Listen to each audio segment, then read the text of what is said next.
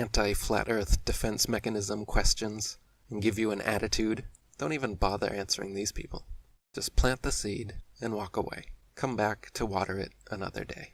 Or let somebody else water it along the way. It's not your responsibility to hold these people's hand. Just plant your seed and go on to more fertile ground. Because even if you do answer their question, then they'll just ask you the next defense mechanism query. Why does it matter? How does it change my life? I still have to go to work in the morning. So why does it even matter? I don't really care either way. So now suddenly, it doesn't matter to their life if the entire world has been lied to about something as fundamental as where we are for the entirety of humanity for centuries, duped about literally the most fundamental truth possible. And these people are like, yeah, but why does it matter? What does it even matter? How does that change my life at all? If the fact that you and everyone you know has believed the biggest lie in history doesn't matter to you or change your life, what does that say about you and your life? What is important to you then? How could the truth not be important? I got so annoyed with this stupid question, I even wrote a song about it. Hey Eric, why does it even matter if the world is round or flat, or we revolve around the sun, or if the sun revolves around us? I still have to go to work tomorrow, and it hurts regardless. I still have to pay my bills, and so I fail to see your logic. Please stop adding to the list of things in life that make me suffer. I don't want to be empowered, I just want to be a martyr. I would rather ask you why you think it matters than be honest and admit the simple truth is that I haven't thought about it. And refuse to do my research. I don't even click your links, and when you ask me what I thought about them, I don't even think. I just want to pop some mollies, dance around and get my jollies, in a club or off in Bali. I don't want to contemplate about the shape of where we are now. Human race, mental state, being raped, and I like it. Feels good, slavery is fine with me, and now I've answered my own question, 'cause to people like me, it just doesn't matter, does it? So then the next thing they do, whether you've given them answers to their initial anti-flat earth defense mechanism questions or not, they'll start to get into the, well, then explain this, and explain that questions, with a smirk, a mocking tone of voice, and a narrow-minded impatience that shows they aren't even asking to learn the answer. They're asking to put the onus of unnecessary verbiage onto you, so they can just scoff at whatever you say next, no matter how rational or logical it is. Well, explain sunsets then. Well, explain time zones then. What about the Coriolis effect? What about Foucault's pendulum? And they'll often throw a bunch of them at you all at once like that, again proving it a defense mechanism, not a real question. Because in real conversation, you can only answer one question at a time. And when people throw them all at you like that, it's an attack, not a conversation. And as a skilled conversationalist, you need to understand when you're being attacked and switch up your tactics. This isn't a normal conversation anymore. And it's not your job to explain this and explain that, and what about this, and what about that, to these people. If they actually care, they will do what you did and read books, watch videos, search the internet, perform their own experiments, and figure out the truth for themselves. And at this point, I'll give another piece of advice. When you get to the explain this, explain that stage of questions, it's difficult in impromptu conversation to give perfect answers to these difficult questions. So instead of even trying, you're better off recommending them specific videos that answer the questions. For example, on my channel, I have at least one video for pretty much every single question I've ever heard asked about the flat earth, on purpose, so that people can do this. Instead of trying to give their best version of an answer in a comment or in a conversation, they can send a link to a video that answers the question in a much more complete, well thought out way, than anyone could do when put on the spot. And if they won't watch a video, which many of them will say, "No, just answer it. Just talk to me. Just tell me in a comment. I don't want to watch another video." Well, again, they're showing you they're disingenuous. They're showing you they don't actually care. They're showing you these questions aren't real questions, they're defense mechanisms. And they're asking them to shut you up and to make you look stupid. So the second you recognize someone coming at you with this kind of attitude, I recommend starting to close up shop. You know? You don't have to immediately block them and run away. But I mean, recognize that, okay, we're about done here. And just take their ego down a notch.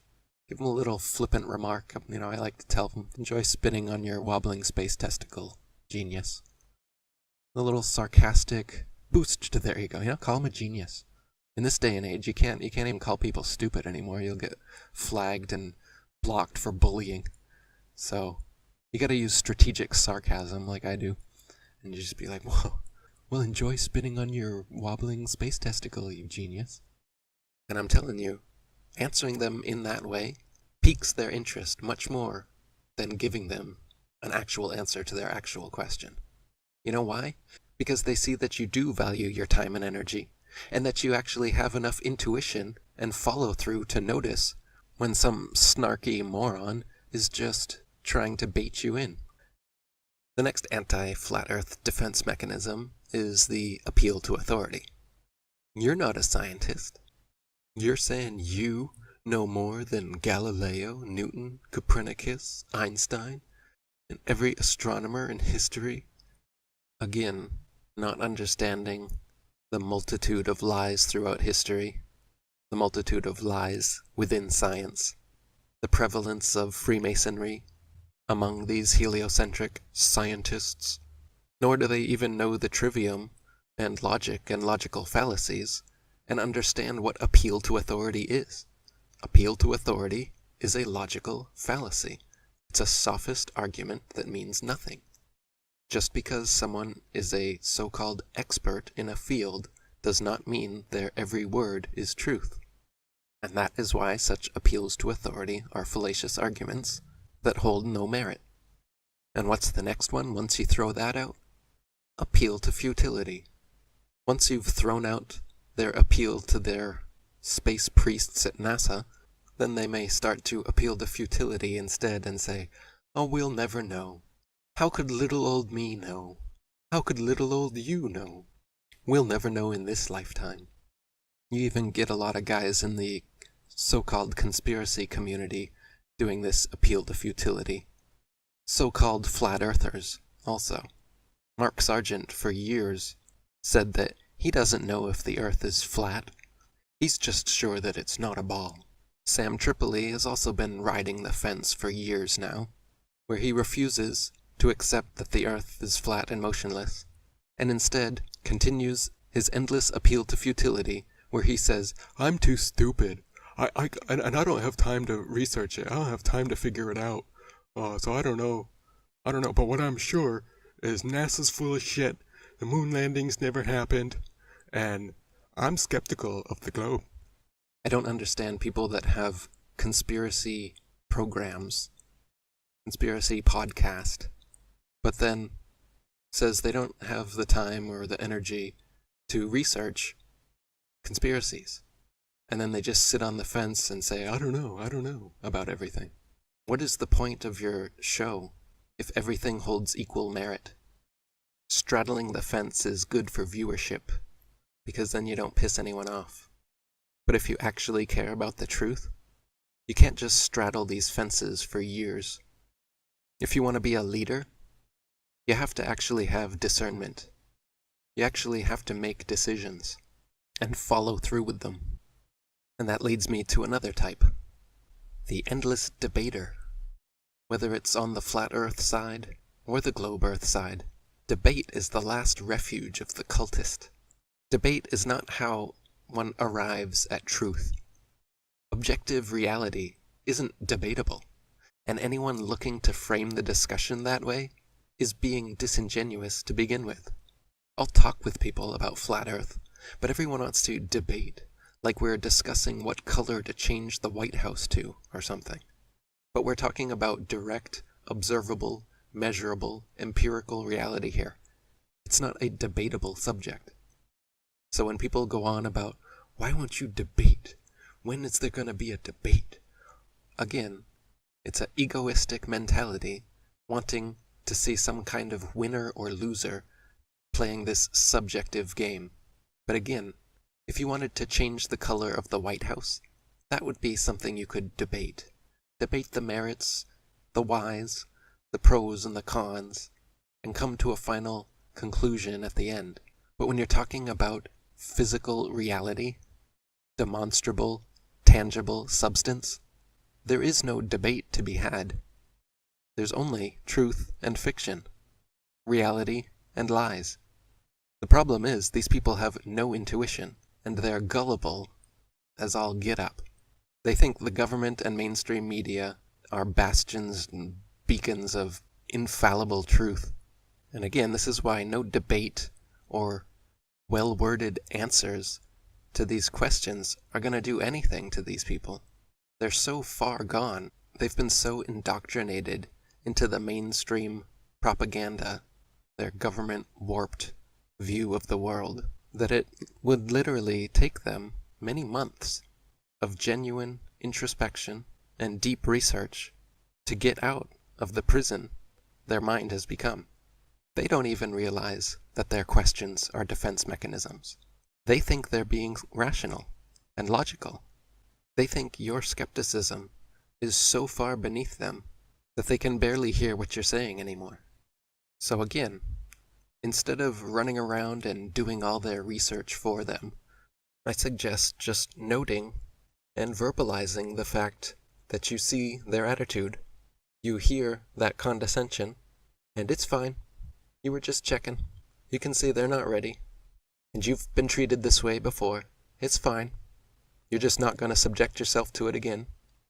And they may even try to reverse then, oh, no, oh, come on. Because they wanted to laugh at you.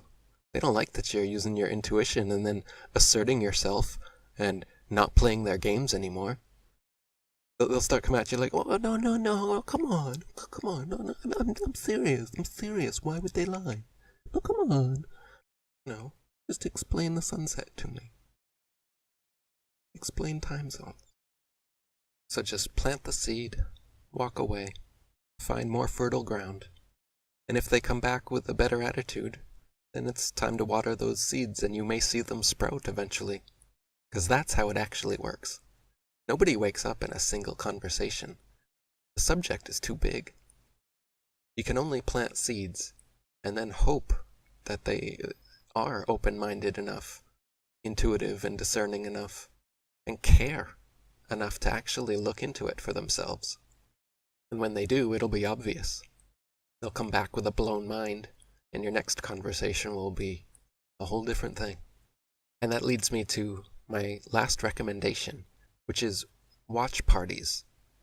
If you really want to wake someone up, get them to agree to sit down with you and watch an informative documentary on the subject, like our new Level movie, or 200 Proofs Earth is Not a Spinning Ball, or The History of Flat Earth, or How Everything Works on Flat Earth, are some examples.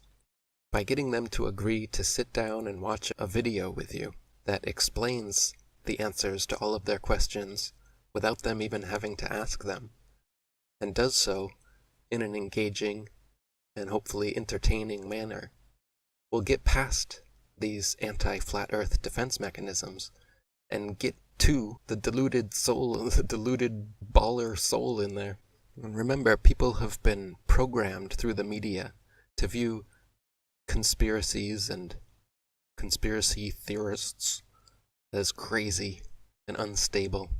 So when they start making you feel this way, with their condescension and scoffing at you, don't retaliate by going all crazy and getting mad at them and raising your voice and all this, but lead by example, by showing them that you're so far above their worldview, and their egos need to stomp on you for presenting something different from what they think they know. Show them that you're confident enough in what you know to be true that you don't have to share it with them. You were trying to do it as a favor, and when they show you that they don't want to hear it, do them the favor of stopping. Put your hands up if you don't want to know about it, if you don't want to talk about it. I have other, more intelligent, more open-minded, less egoistic friends I can talk with about these things. Thanks.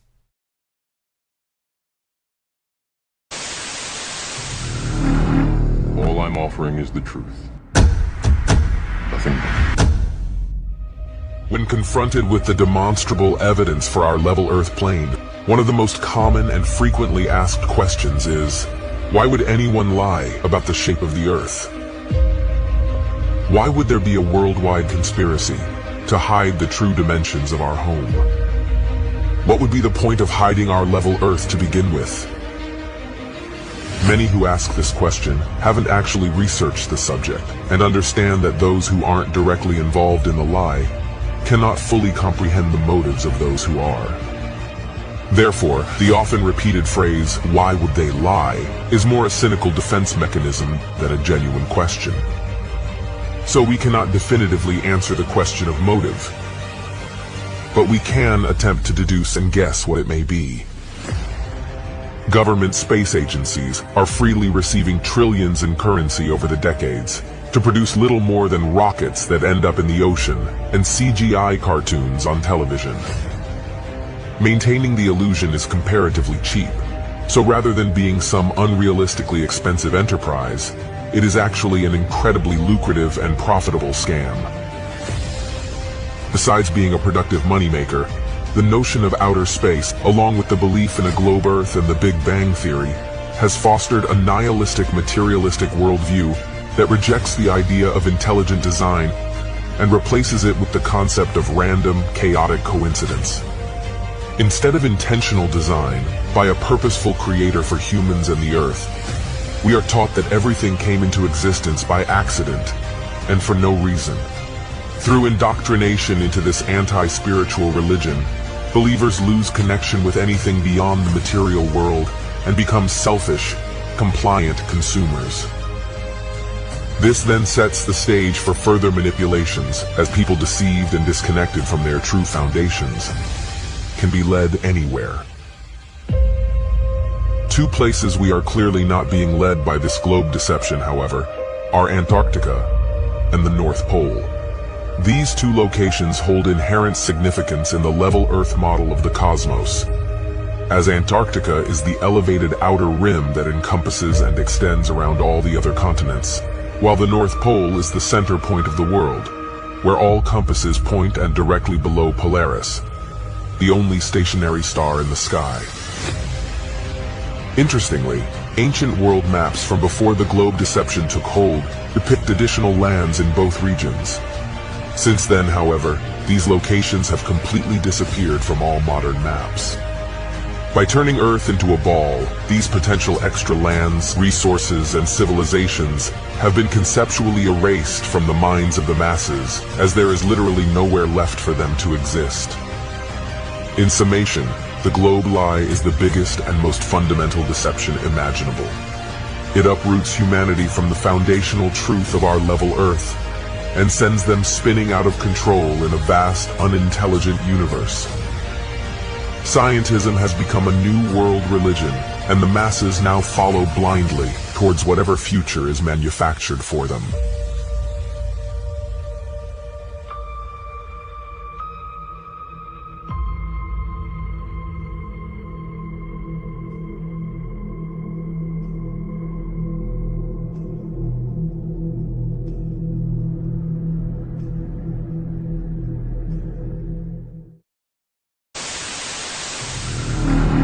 All I'm offering is the truth. Nothing more.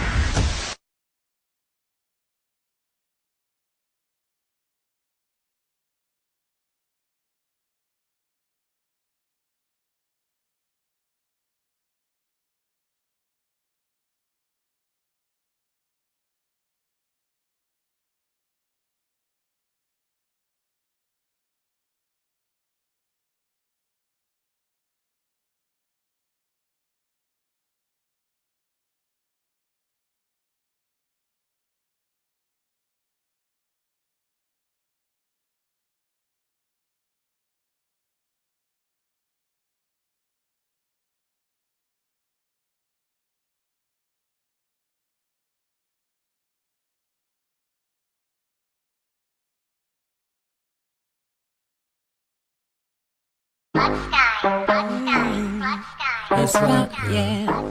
It's fly, yeah. It's fly, yeah. We the best music. It's fly, yeah. Another one. It's fly, yeah. DJ Khaled. You gotta make your mind up. I gotta ask you, bro, just how'd you find us? I got flat earth on my mind, is that a crime, yeah? Don't wanna go back to days when it was a glow.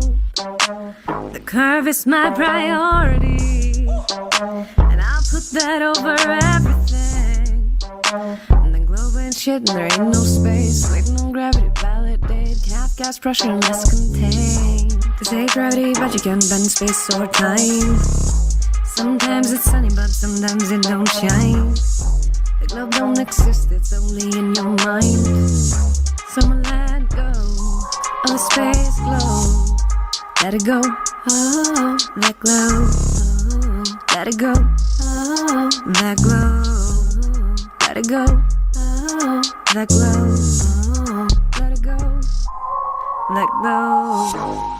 I let it go if you say that this curve, then that shit better show. Don't try to play like I'm slow, cause I've been running the block and I know there's no glow. Ask for proof when I give you some low. And I'm proud of myself cause I used to be glow. Now I just hustle and grind it, flat smack into all of my muscles or so. Asking me say it's a ball, he ain't got no proof at all. Keep asking why did it fall, don't try me, it's gonna end up in a brawl. Branda's clocks like a dog, see tough far less is some fog. Ask for curvature measurements, making go claims without no evidence. Globe's too big, can't see curve. Hopped in a plane, but you still ain't high up. Red Bull jump, no curve, can't see none. Parallel race with some shadows and a stick up. Thinking measure shit, no hiccups. You know what's some bull that they whipped up. This is flat as little baby, it's CB, I ain't got no choice but to tell ya. This ain't gravity, but you can bend space or time. Sometimes it's sunny, but sometimes it don't shine. The globe don't exist, it's only in your mind. So let go of the space glow. Let it go, oh, that glow. Oh, let it go, oh, that glow. Let it go, oh, that glow. Oh, let it go, let go.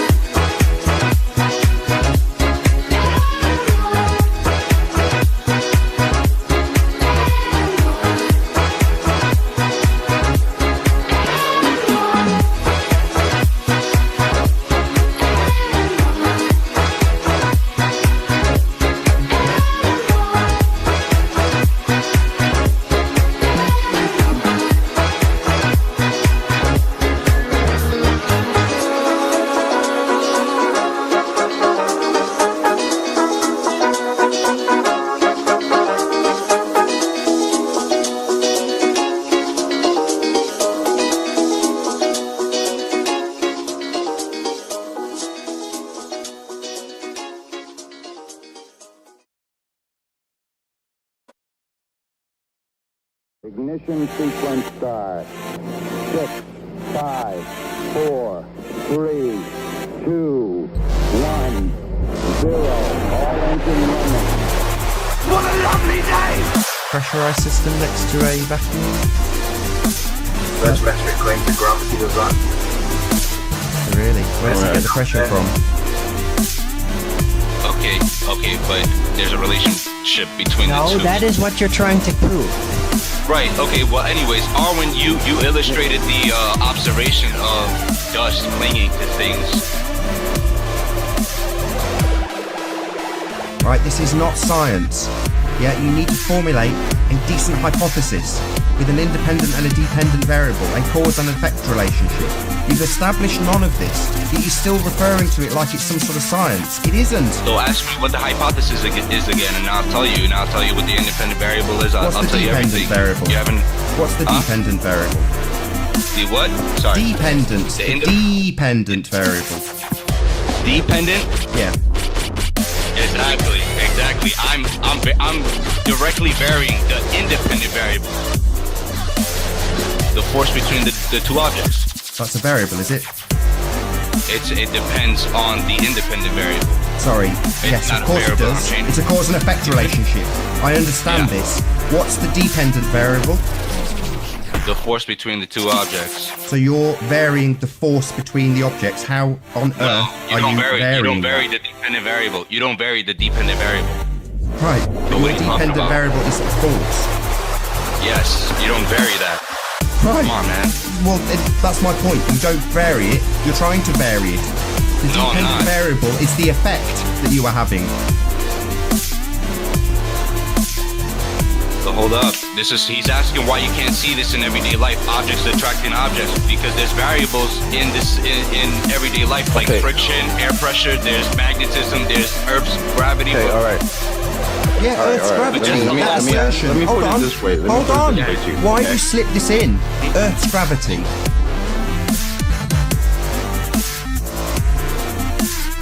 Non-scientific, non-validated, nonsense. Why are you slipping this assertion in like it's a variable that you're not controlling and needs to be controlled when it's non-proven nonsense?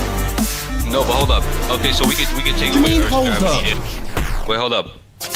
So the way you control for them. So I said friction is not allowing us to see these forces occur in everyday life. So friction, the way you account for friction is by suspending the experiment. There's less of a resistance on the experiment, so they can the objects can act naturally.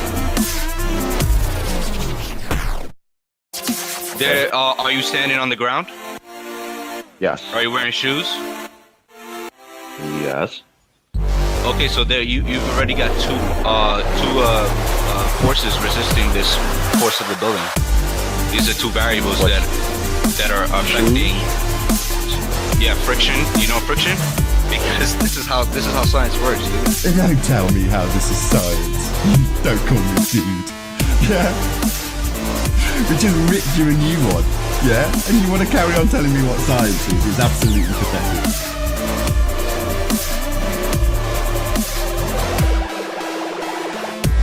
Anyway, with that, I'm going to say first and foremost a huge, massive, enormous thank you to all of the live audience for tuning in and hopefully sharing this debate. And a massive thank you to all of the debating panel for making this debate possible. If you hated the show, well then you know exactly what to do, but if you liked it, consider sharing it, or subscribing if you have not done so already. I've been Nathan Oakley, and I will see you all in the next video.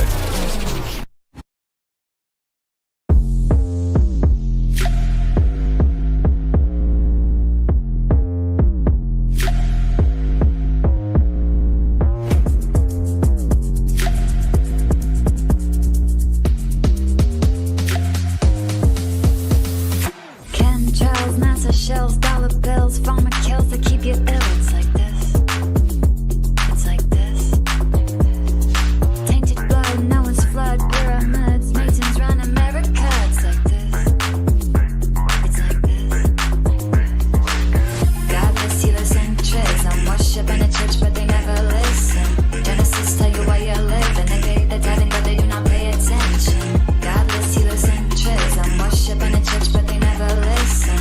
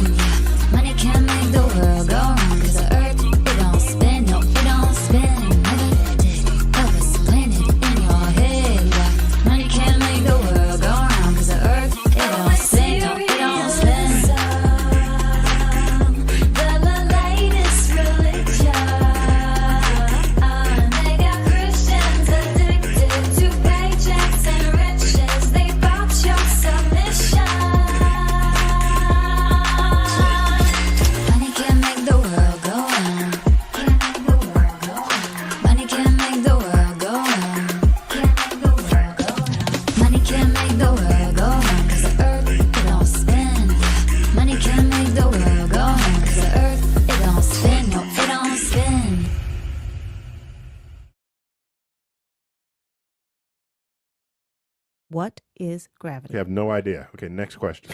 Hey, yo. It's Chocolate saying. It's 2021. Told y'all it's a wrap for this globe. Check it out. Way too many reifications of privations. Secular law, thermodynamics, violations. Fuck all these fake as apparent deviations. Globals always flapping their gums, no demonstrations. The black swan murdered the ball with simplicity. Pretend the clowns aren't they all, no specificity. Get with me, get that geometry. Your model needs nowadays. Mostly I sound like you're on your knees. Copper bleeds, with no ball to ever show for, nevermore. Been a rap for your multi-nine core scientific. All a sticker that they're prolific. Crumble at the thought of flat earth, that's just terrific. My hypothesis, you know, paleo genius. You thought you had it all sewn up like a seamstress. You never see this, you ain't chillin' peeping the Gleasons. The globe model so fucking dead, so many reasons. Mad at me, cause your fairy tale of gravity is rapidly becoming a motherfucking fatality. Independent variable, no physicality. Factually, you're dealing with no type of reality. A tragedy, all of the pseudoscience of fallacy. Sad to see that was surrounded by such banality. Globe charge, step in the court for their arraignment. Gas fucking off all day, and no containment. It's automatic, you sound like a fanatic. Your heart's beating out of your chest, no need to panic. Problematic, anytime there was Socratic. Defining terms for you is like dust to an asthmatic or a crack addict, all tuned up like a mechanic. State you're leaving in when you're done, it's so tragic. You end the sneezing, all snotty nose the wheezing. You globe charts wind up like Sub-Zero freezing. Ain't no reason for you not to remain calm. As my nigga make it hit you with the 3-point palm. Instant exploding paradigm technique. Backslapping your beliefs into enigmatic sweet. You once obliterated, finished, unable to speak. Have you looking like Tom Petty catching a leak? Your whole squad left sounding comatose. I hear Michelle Dollar keeps rocks in the head. She keeps her family close. Some of y'all think y'all the best things since butter toast. When it comes to FB, prepare to catch an overdose of intellectual honesty. The clear lack of thinking of you balls never cease to astonish me. I gotta keep it real and be honest, B. It's quite possibly the dumbest thing I heard since the cosmology is often seen as a philosophy, mythology, but actually it's a prophecy of religiosity. Get all your skills and your weight up. This crunch time, your whack model getting ate up like lunchtime. How in the hell could we establish a baseline? Most of y'all trolls are just here to waste time. I'm not aware of what you're hearing through the grapevine, but you must be out your mind selling space-time. A mathematical construct of imagination with absolutely no experimental validation. Before the story begins, you need a foundation. Curvature of the earth, that's the conversation. And since the shit up and disappeared without a trace, I'd say it's also time for you to say goodbye to space. Tall tales about vacuums and empty place, all the while breathing air. That's just not the case. You best get out my face, cause I can guarantee you that the very air you breathe immediately you fuck off to space. We understand no requirement for your compliance. You understand that you are standing in a room of giants. I admire that you're usual in your defiance, but won't you join us in this funeral of pseudoscience? You in the mood to try us? Go ahead and test your might. These motherfuckers think they're moving at the speed of light. How about the speed of sound? 250 miles above the ground. To say that ISS is going round and round. Please don't even try, son. It's been a rap since you gave up open your geometric horizon. In the trenches hoping and praying we don't get wise and realize you're smoking more of the grass than Neil Tyson.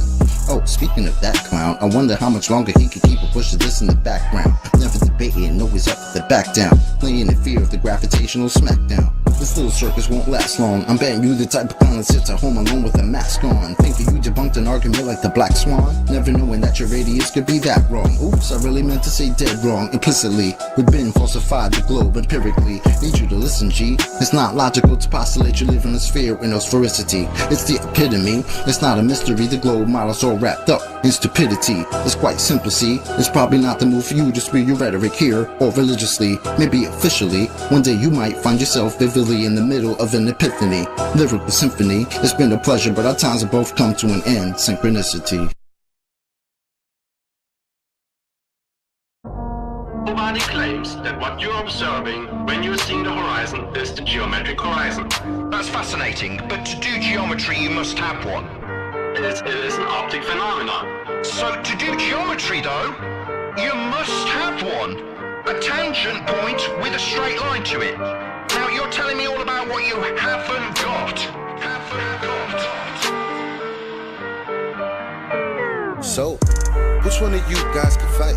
Which one of you thinks you're right? Step up to the mic and see what the people them decide. Who will see his demise when the truth finally come to light? I've been on the globe for my whole life. Something in my nose don't smell right. Meditating, feel a slight breeze in the wind, but I know I ain't moving, this is no ride. How you gonna tell me that the air that I'm breathing, that the PSI I'm feeling, it contain, motherfucker? How you have gas pressure next to a place 10 to the negative 17 to a space, motherfucker? What did Nixon say? One small step for man is one giant leap for mankind. And at the same time, a can of tuna landed on the moon while the Vietnamese died at the same time. I ain't got time for the life MLM.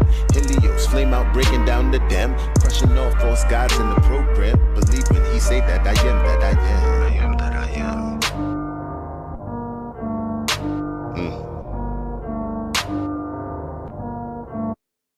So, which one of you guys can fight? Which one of you dies tonight? Step up to the mic and see what the people them decide. Who will see his demise when the truth finally come to light? You should raise them to be free. If not, they might rebel. You are not an educator, you bringing me down like an elevator. Better yet, an escalator. You keep gumming my shoes so that I never make it. I'ma put you down like you a tire levitator. Speaking of the elevation, the black swan, why is the horizon 10 times further than the geometry you predicated? Probably cause you never did it. Never did, never will. Now global, tell me how you really feel. This is not a globe, this is the appeal. This is not a globe, this is just for real. This is for your soul, something you can feel. Saying you won't change, but I know you will. Here's your Dr. Bill.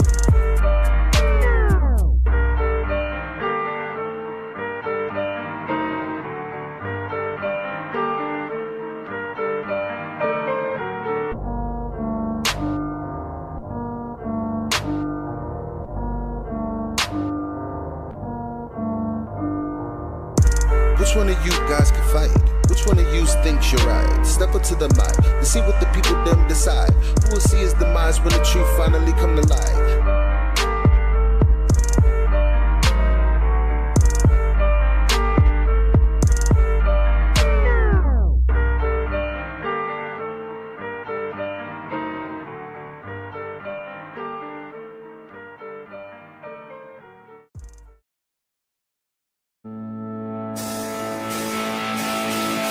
My friend, he's a Glober, he's a Helioa. He's all into rockets and he loves latest projects. My friend, he loves NASA, convinces in curvature. Thinks he lives on a spinning ball. Thinks there's a plethora of globe evidences, but his head's in the sky while mine's still on the floor. And he's made no distinction that the lights above are foreign to the terrain that we walk in, so we can't correlate. So, and that's how we get nowhere. We've been discussing this for years, but he can't seem to comprehend. The sky is foreign to land. I say it's not tangible, and we don't really know what it might be. But he's seen the spectrography, and he correlates them constantly. Correlation is not causation, but the best explanation validates it for you. Anything is better than home about an answer, so you find a speculation rather than being unsure. Correlation is not causation, but the best explanation validates it for you.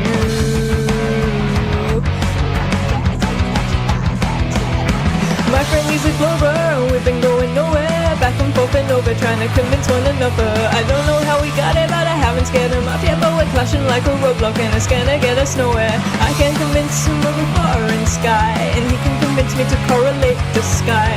My friend, he's a Glober, if he agreed, he'd probably know that he can see there's evidence, all this foreign evidence. My friend, he's a Glober, he's a Helioa. Thinks we met the moon, and I know if we didn't go there. He's a love of NASA, but I know she's a liar. He can't comprehend the line, so the night that she would lie. Yeah, but I can sympathize, cause I was stuck at 2 months. Couldn't comprehend the way that they would lie and make the world of the intent don't really matter, regardless the lie is still there. And now that I'm aware, I think it's time to wake the world up. And that's how we get nowhere. We've been discussing this for years, but he can't seem to comprehend the lie without knowing the intent. The reasons you can speculate, but you don't really know what it might be. But they don't admit it openly, so he dismisses a constant.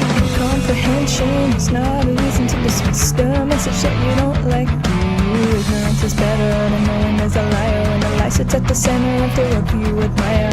Comprehension is not a reason to dismiss the message that you don't like.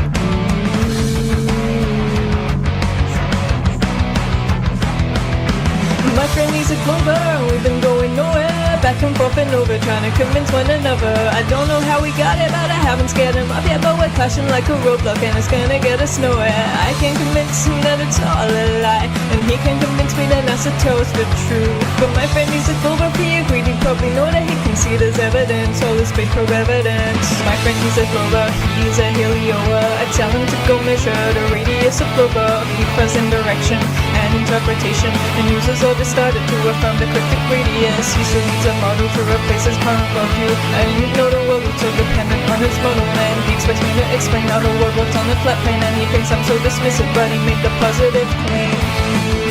And that's how we get nowhere. We've been discussing this for years, but he can't seem to comprehend. Now without a model, the earth still stands. I say you need direct evidence, so you don't really know what form it might be, but you appeal to what's secondary, like it's akin to the primary. Direct evidence is ultimately worthless if it won't hold up to the direct proof. It's what the evidence is subject to, and it'll shatter that which can't be true. Indirect evidence is ultimately worthless if it won't hold up to the direct proof. My friend, he's a Clover, we've been going nowhere, back and forth and over, trying to convince one another. I don't know how we got it, but I haven't scared him up yet. But we're clashing like a roadblock, and it's gonna get us nowhere. I can't convince him a model has no need, and he can't convince me his proof is primary. But my friend, he's a Clover, he agreed. He probably know that he can see this evidence, all this globe of evidence.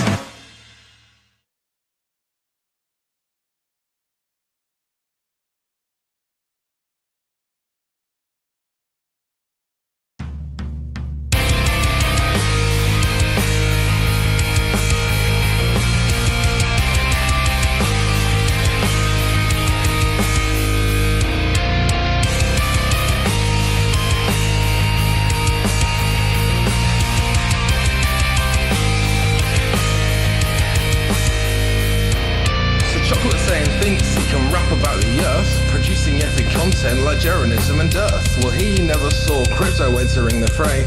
The best white rapper since Eric Dubay. Now I haven't rapped for long, so I don't want to boast, but my rhymes are better than the view at the coast. And right now I'm dropping some pretty sick bars, and I can't help nudges that we see too far. In crypto trading we have different kind of bars. They exist on your screen just like terraform on Mars. You can't really go there, it's just a visage.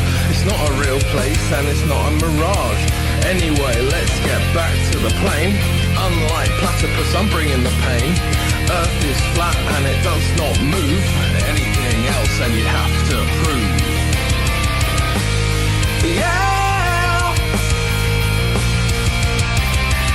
I won't believe their lies no more. Yeah, I won't believe their lies no more. Horizon is where the earth meets the sky.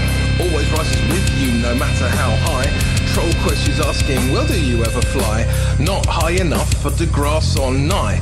Those clown shows running interference. Not even once do they make any sense. While Neil says, guys, that stuff is flat. Bill says the boats disappear over that. Well, it's time to get your story straight. Just like the flat horizon that we observe. You still think that you live on a sphere? You must have a vacuum between your ears. But that can't be true because you live in nature, and vacuums don't form without a container. Which brings me back to what I've learned. Research a flat unmoving earth. Yeah, I won't believe their lies no more.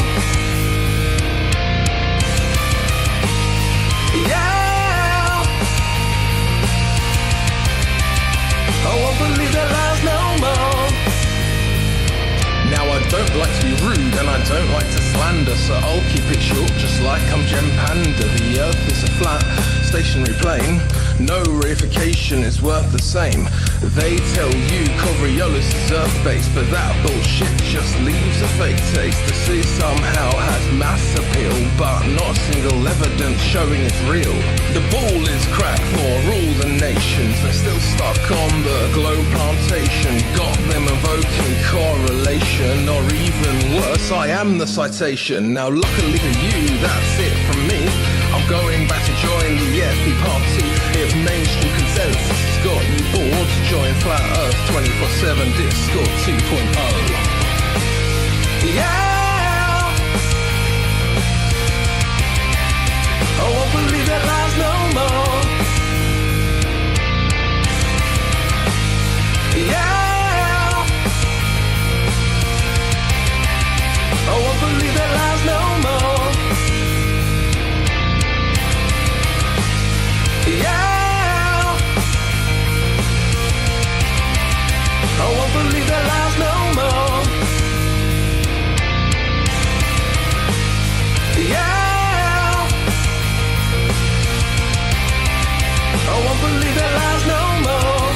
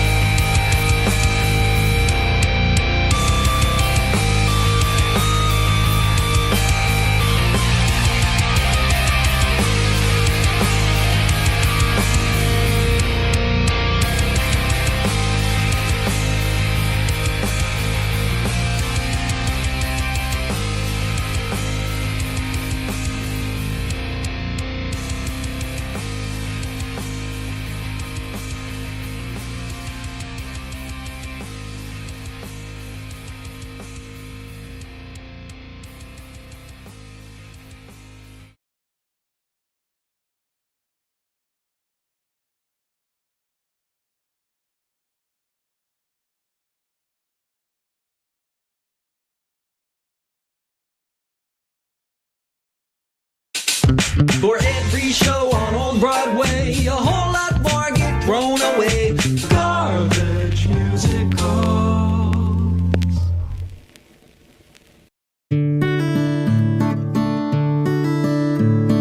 Hello, my dear, thanks for meeting me here in the parking lot of the Jet Propulsion Laboratory. Darling, now please, it gives me unease that you're sitting here picketing my work as a physicist. I know, but darling, you must understand. My people need me, we're taking a stand. You know that I love you, but I stand my ground. You'll never convince us that our earth is round. Your people, darling, are nothing to me. I only love you and I hope that you see. Even though you think the earth is a disc, a small disagreement I'm willing to risk. So take my hand, we'll travel the land, cross oceans and sand, over mountains so grand. Then maybe we'll help each other understand that gravity's a myth, that satellites are real, that our love is not a conspiracy. I'd walk 1,000 miles to the edge of the dome that covers our home to be with you. I'd calculate a trajectory using Earth's curvature if it would ensure we'd be together. But what if my lover's a government spy, hoping to spread more unspeakable lies? I know he's lost touch with reality now, but I think I'll convince her someday, somehow.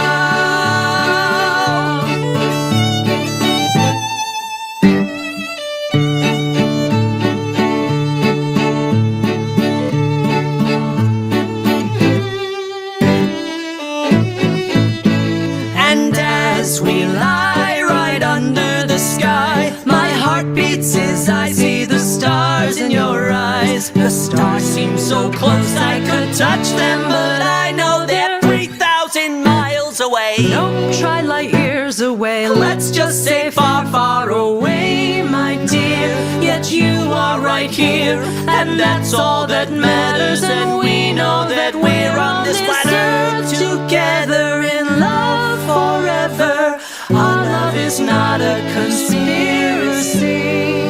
Run away. away with me tonight, my darling? I can't. We're launching a rocket today. The CIA paid you to say that. No, they didn't. Darling, why don't you just come over tonight and we'll watch Great British Baking Show? It's called Great British Bake Off in this dimension. Okay, calm down.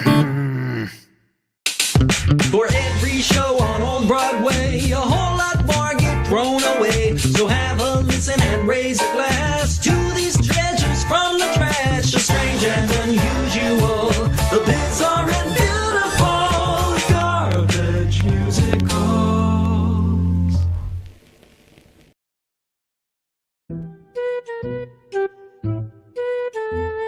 Yeah, make your point. Yeah. So what I was saying is that since we can travel from the North to the South Pole without going over the edge, then both the North and you cannot have a flat plane because you cannot. This baseless assertion. Can you? Have you? Mm-hmm. Have you been there? Have been where? Have you been to both North and South Pole that you're talking about? Oh no, I haven't. Oh. So we're supposed to take your word for it? So that's okay. So when you show me pictures of evidence, citation, evidence, end of story. So okay. So you're making my reasoning invalid because I haven't been to the North Pole. No, because you don't have evidence. Which evidence? That the North Pole exists? No. No. Oh, go on. Who was talking? I'm sorry. How did we get to this point? How do we get to this point that we are all debating about what the shape of the Earth is? The reason is we've been given information that we have never tested for ourselves. So if we're suspicious about everything that people bring here, first thing we do is citation, evidence, let's test it. You're coming here with that assertion that the Earth could be a globe just because it has a North and South Pole? No, I'm saying it's not flat. I'm saying it's not flat because we travel from the North to the South without going over the edge. Oh, so see, this is why I answered you about the circumnavigation. I have answered you even before your mind got to that question. I've never talked about circumnavigate on a flat plane. When you go from the North to If South, you set an object in the center of your floor and you call that north, you can move round about it without going to the edge and be in the south. South is out from any location. I'm not sure what you said, but I don't think you understand me. When you travel north to south, you are not circumnavigating anything. How do you know? How do you know what you're doing? I'm telling you that you're not going. You're not ending up in the same place.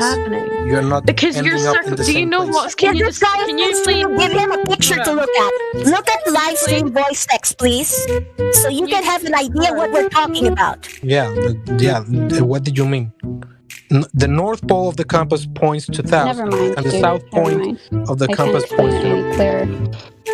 If anybody else wants to take this, go ahead. Can you just look in the voice the compass. I just said I'm not gonna let you take my friend on a wild goose chase here. It doesn't work in real life what you're thinking. It works on paper, in your mind, but when you go out and you travel, go south, let's see if you ever get there. You will be going in circles, buddy. I never mentioned anything about papers, on anything on paper. The compass doesn't point north because the north is more powerful than south. It points north because it's the south end. What? What did he say? I'm done. You just said a compass doesn't point north. I'm done here. Jesus, I'm not gonna waste any more minute with you. I said That's the it. compass doesn't. You are muted for me. Because Don't talk to idiots, buddy.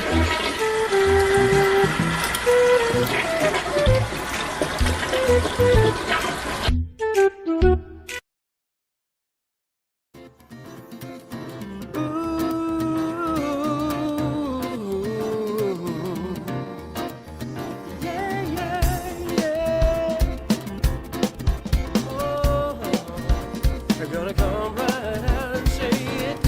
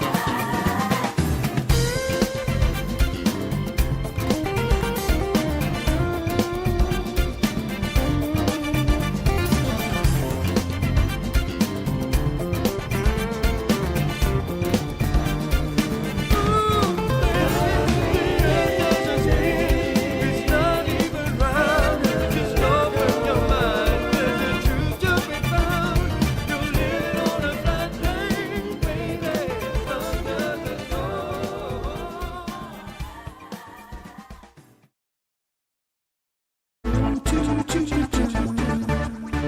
Gonna go to Jupiter. You know, it's been a long night, you know what I mean? Yeah, so I've got a feeling with these funny flat earthers, you know. We're gonna go to Jupiter. Gonna go to Mars. Yeah, but hold on, have a little bit of me energy drink. And then, you know, cause last night I was out partying really hard, you know what I mean? So today, what I'm gonna do is I'm gonna go online and like, try to like, you know, talk to these like flat earthers, you know, because we're gonna have a party on Jupiter. Who's coming, man? Alright, hold on, I need to have a little bit of me energy drink.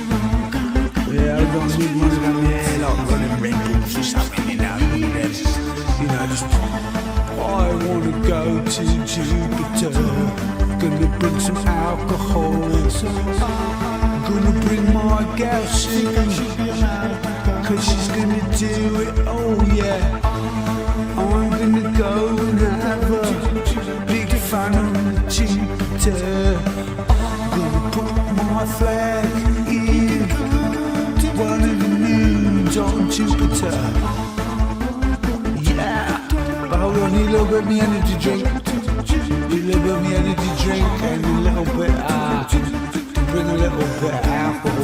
Bring something for eating too, because I don't know, just bring barbecue, maybe. Bring barbecue, got, yeah, we got the bar. Alright lads, alright, we decided we all want to go to Jupiter to show these stupid flat earthers that you can't really, you know, you can't just say that the earth is flat, you know what I mean? Like, hold on, I need some of me energy drink. Hold on, need me energy drink. A long night last night, now partying with my girlfriend, you know. Now I'm gonna get online. I'm gonna tell these flat earthers, you know, you can't just criticise anything, you know. You can totally just get a rocket. Just get a rocket. Let's get our own rocket. Right, fuck it, you know what I mean? You know what I mean? I mean, yeah, we just got together and just, you know, decided, you know, like, if we could do a meeting like at the UN or something, we could just decide that we was going to go to the moon, you know, and again we could launch pad party on the moon. Hold on, need some of me energy drink. Hold on, need a little bit of me energy drink. Yeah, need a little bit of me energy drink. Hold up. Some Red Bull or something. Yeah.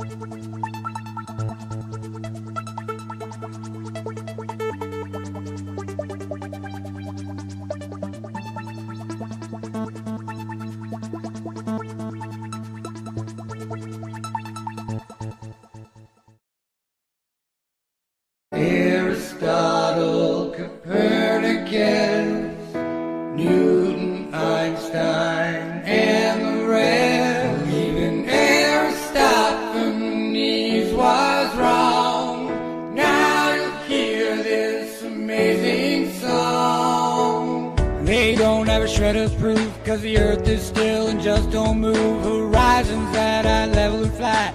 Stars show no stellar parallax. Michelson, Morley, Sagdat, and Gale. The famous series experiment failed. The Earth is the center of the universe. Bury the truth and the things get worse. NASA's Neely takes the lead. Bill, that science guy, shares his creed. Groaning's left a magic crew. Be sure they're Satan's children too. Jesuits and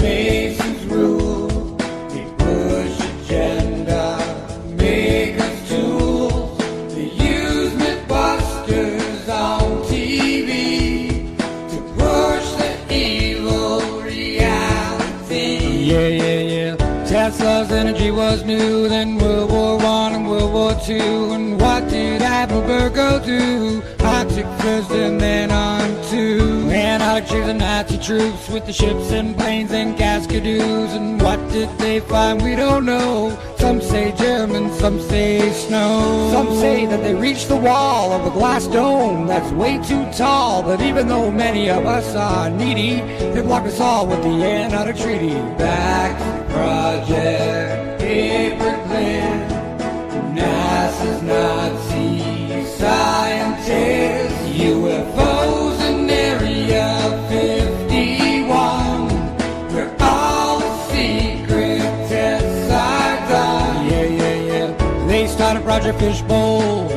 They try to make a great big hole in the firmament that's way up high. Planes and bombs, they try and try. False flags, pretend terrorists or actors that just don't exist. And fake Cold Wars and nuclear woes. TV tells us how it goes. Duck and cover, take your little pill. NASA's proven exactly nil. No Russia-US space race. Debunkers make too good of a case. How come I can see way past the curve? Eh? I mean way past. Incoming asteroids, could it be Earth? We'd be destroyed, we'd be destroyed. One big sun flare, that's all she wrote. We'd be destroyed, we'd be destroyed. Clinton and Obama, they just both went on Jimmy Kimmel's late night TV show. They mentioned secret files and make a note. The flat earth changed, aliens explode. Yeah. Now aliens will have to wait. Sphere versus flat debate. The more of us who know the earth isn't round will make this house of cards fall down. Careful what you wish for, friend. The flat earth, the real is not the M. This system, it just has to crash. New world order from the ass. The next step of the evil plan is to make you take the mark in your head or your hand. I know that it's a real low blow. They got the money in your mind and now they want your soul. Big Bang, random life everywhere, evolution. Where's God? Where's God? Aristotle, Copernicus, Newton, Einstein, and the rest. Even Aristophanes was wrong. Now you've heard this amazing song. We can't see curvature anywhere. Can you see? So, Earth is flat. This is true. Go! 배운 대로만 믿고 외운 대로만 말하면 되는 사람에게는 새로운 것은 받아들이기 힘들어. 때론 생각의 전환이 필요해. 그대로 믿는 습관들에서 벗어날 때, 잠에서 깨어날 때, 우리는 날 때부터 선택을 강요받아왔어. 둥근 지구본을 봤어. 우리가 무엇인가를 생각하는 것보다 앞서 이제는 가로막은 거대한 거짓들에 맞서 숲에서 너머로 사라졌던 배를 들지 그 예로 지구의 공률에 의해 안 보인다고 그게 말이 돼. 만경줌을 땡겨보니 배가 다시 보이네. 원근법을 모르네. 우리 시력의 한계로 인해 보이지 않는 것이 분졌던 해가 다시 뜬 것도 다시금 볼 수 있어. 절세들은 돌아갈 이유 없어. 플랫 어스의 재단 경로와 일치하는 곳으로 이동하고 있어. 절세들도 주의하고 있어. 사람들은 거짓말을 해도 동물들의 안에 웃기고 있어. Earth is a flat, Earth is a flat, Earth is a flat, Earth is a flat, Earth is a flat, Earth is a flat, Earth is a flat, Earth is a flat, Earth is a flat, Earth is a flat, Earth is a flat, Earth is a flat, Earth is a flat, Earth is a flat, Earth is a flat, Earth is a flat.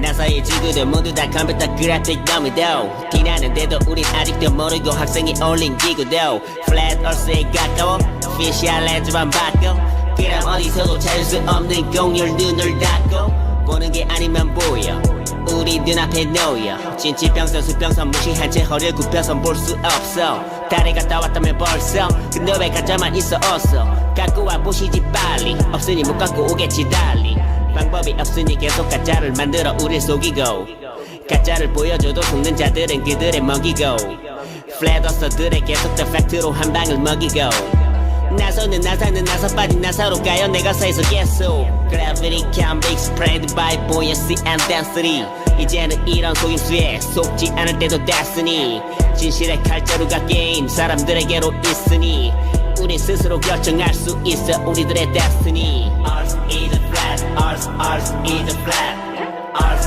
is a flat Ours is a flat Ours is a flat Ours is a flat Ours is a flat Ours is a flat Ours is a flat Ours is a flat Ours is a flat Ours is a flat Ours is a flat Ours is a flat Ours is a flat Ours is a flat 그럼에도 무덤에도 가져갈 거짓을 그놈의 돈 이러겠어 꾸며대도 믿는데도 진실들은 점점 드러나는 때도 우린 먼저 이 하루를 살아야 할 걱정 모든 얘기들은 원점 하지만 이 사실들이 지금 삶보다 훨씬 더 많이 중요하다면 수백 년에 걸쳐 쏟아왔던 것들이 하찮을 것이고 과연 모두 고민해봐 올인할 필요 없고 이놈의 돈에 감옥에서 잠시 벗어나 생각해볼 수는 없을까 만약 지구가 둥글고 정말 일로 계속 돌고 있다면 왜 못 느낄까 정말로 지구가 너무나 거대해서라면 더 빠르게 돌아야 할 텐데 중력이 잡아준대 왜 근데 그러면 더 이상 못 잡아 끄는 것들이 전지야 이 모두를 현대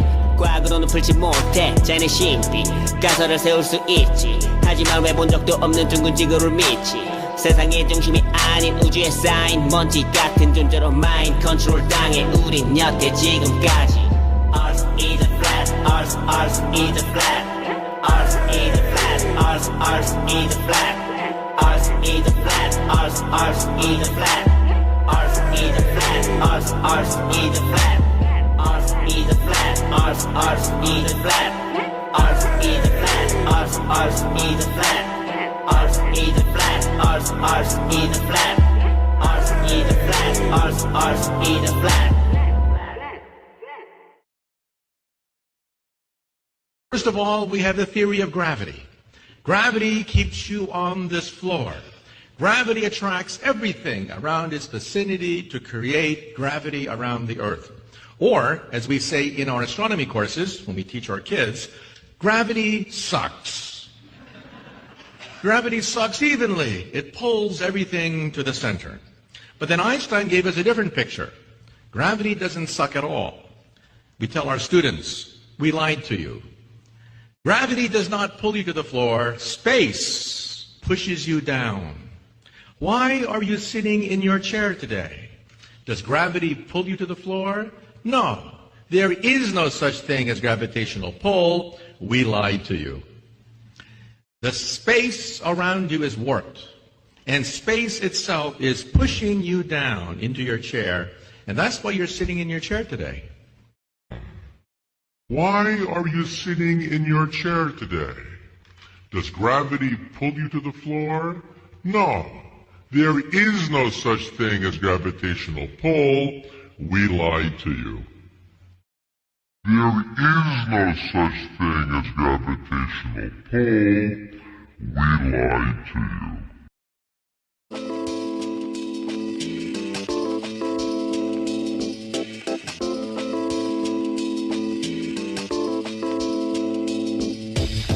Doesn't matter who you are.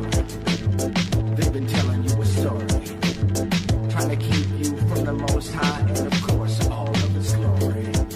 They locked you away from the start and told you 1 + 1 is 2. It's true. Then they tell you this globe right here is your home, and this young ones, what can you do? Listen to me. In high hopes, they hope that your mind never learns to question their authority. They teach you to fear critical thinking is crazy because it goes against the majority. So let's cross-examine a few known facts about this thing that we call perspective. And let's be humble and truthful and real and not like politicians during elections. Now the tale of the tape stands me on the shore of this beautiful place called Michigan. And looking to the west 50 miles, we see Chicago. No, I'm not kidding. See, the water is flat, and that is that, and science is telling me that Chicago isn't where it's really at. And that's just a big confusing mess. So we did our own tests. 8 inches times the mileage squared. That's right, 8 inches times the mileage squared. 8 inches times the mileage squared gives you the curvature of the Earth. Now to find out the curvature in feet, just divide by 12, because, well, that's how it works. Now remember, we were 50 miles away from Chicago going all the way back over the water of Lake Michigan. Break it down! So we take 50 times 50 times 8 inches, it gives us 20,000 inches. You divide by 12, it gives you 1,667 feet below the horizon that Chicago should be. But it isn't. It isn't a ball. It isn't at all.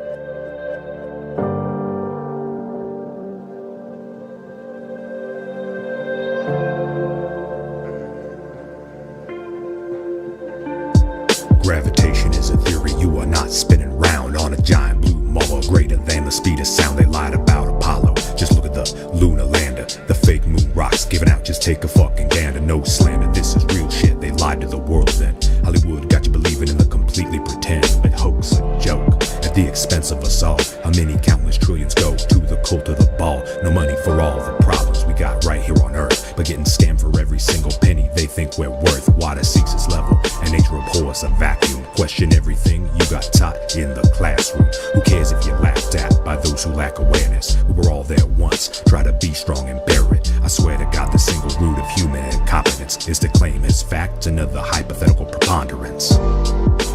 What do you believe? Where does this life lead? What does it mean to be alive in a dream? And not everything is something you can conceive. Take a minute to breathe and tell me, what do you believe?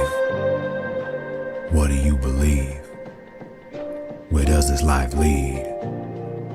And what does it mean to be alive in a dream? And not everything is something you can conceive. Take a moment to breathe and tell me, what do you believe? Incredulous postulates got you acting obstinate. It's monstrous, the overconfidence you have in flatulence, and blasphemous, the adamance behind your haughty arrogance. Belief is the polar opposite of true cognizance. It's perilous, believing what you want without evidence, and decadent, thinking that your eminence is heaven sent. It's evident for betterment, your time would be better spent pondering possible parallels for parables. Rather than assuming that your ass is an arable, it's terrible. Conversation has become unbearable, and soon your whole thought process will be narrable, cause every word out of your mouth is infallible. From a literal interpretation of the biblical, it's critical, and at the very minimal divisional, claiming that your miracles are anything but mythical and fictional. Walking on water's not empirical, it's mystical. Talking snakes are meant to be cryptical, you imbecile. It's pitiful and bordering on criminal, episcopal, rabbinical, pontifical, subliminals, inimical, despicable, while taxing all that's tittable. Dominical domination of the archetypical, You hypocrites know that the book is metaphysical, but still you will claim a staff changes to a snake just as readily as Moses to the Pharaoh. Dot's fake. In reality, this fallacy was known before Christ, that the snake is Kundalini and the staff is your spine. Even though you know damn well oceans can't bend, you believe Jesus walked on them straight to the end. Yeah, I got a big beef with belief, let me tell ya. The lie in the middle of the words, what they tell ya. Believing's what you do when you really don't know. Lying to yourself in order to bestow truth on the things that you really can't show. Stunting your thoughts so your mind can't grow. Believing's what you do when you really don't know.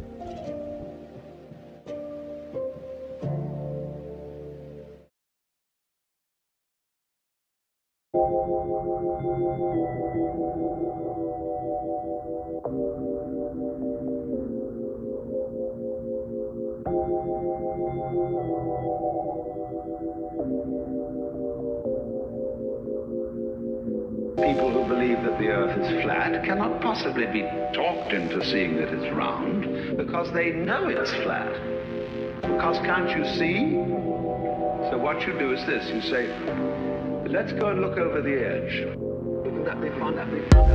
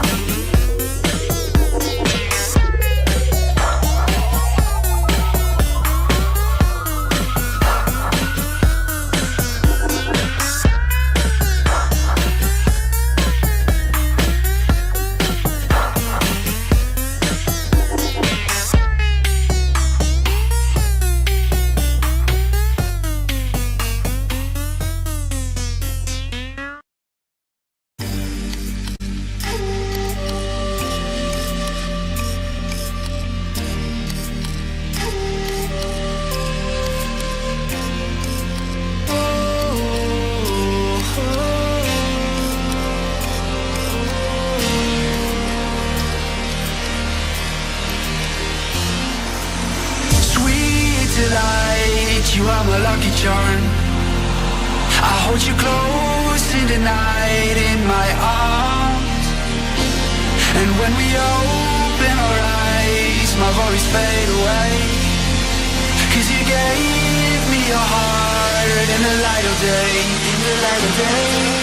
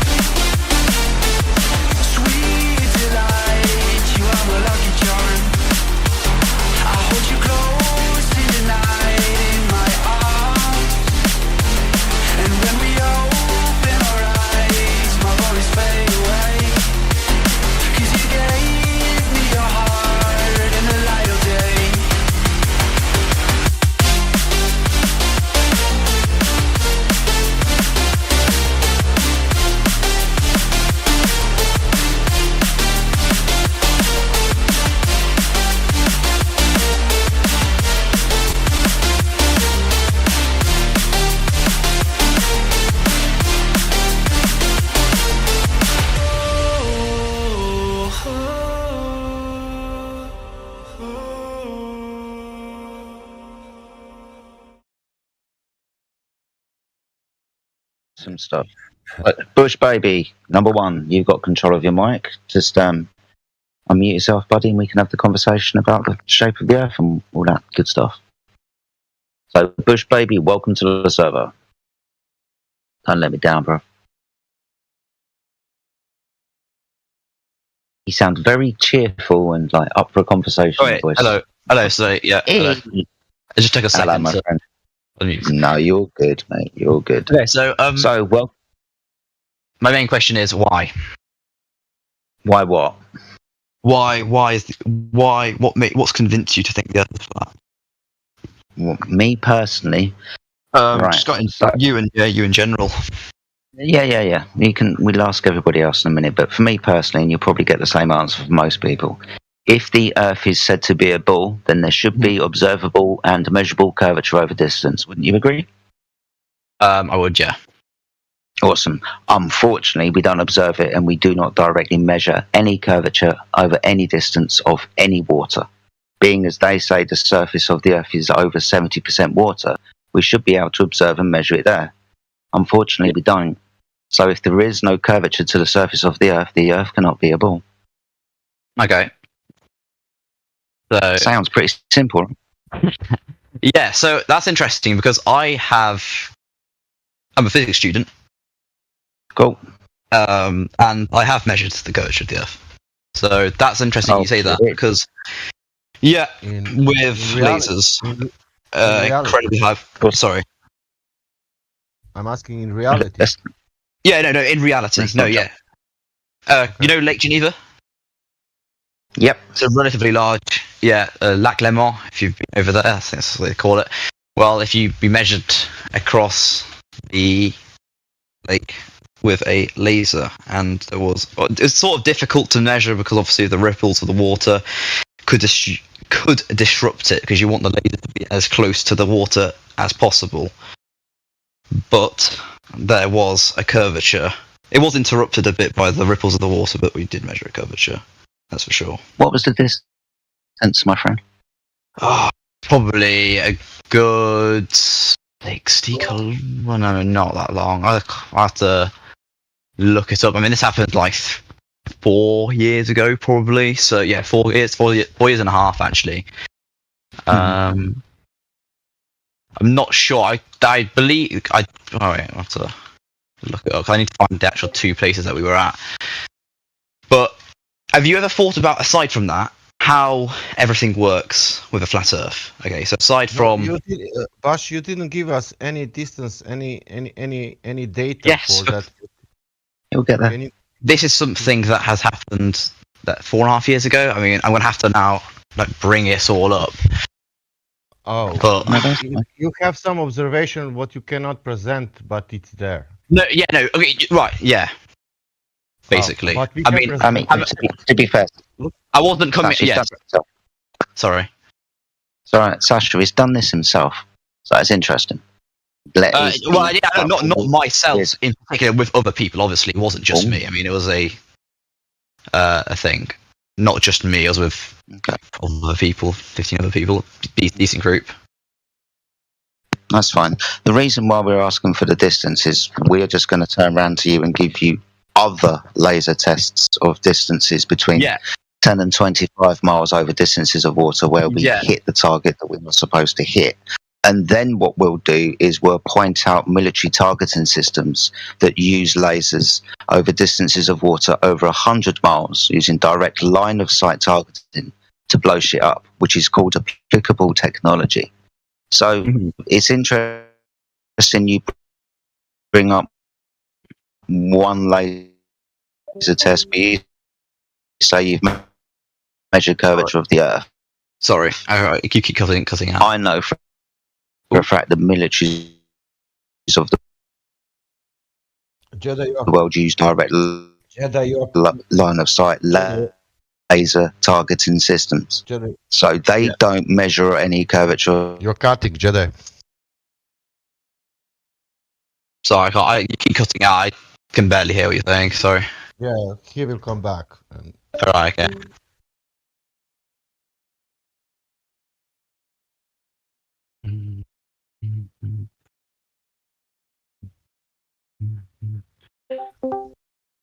Hello?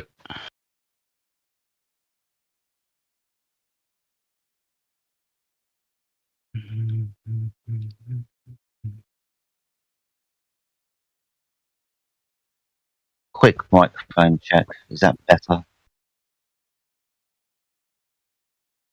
Yeah, that is better. Awesome stuff. So just to recap on what I said, it's interesting that you bring a laser test. We could give you up laser tests, 10 miles, 25 miles. And then what we would do is we would compound the issue by bringing the Navy into the argument and point out their laser targeting systems that target ground-based targets of over 100 miles.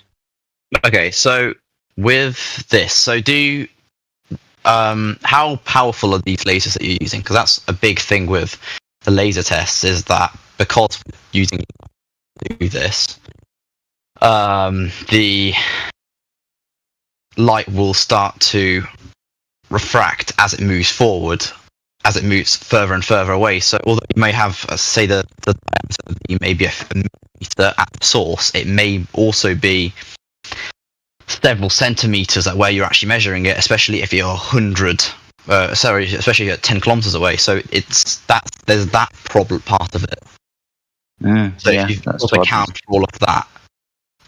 So when you say measure, when you do a measurement like that, often you have to use if the laser isn't that powerful, you can use how strongly is your mathematics?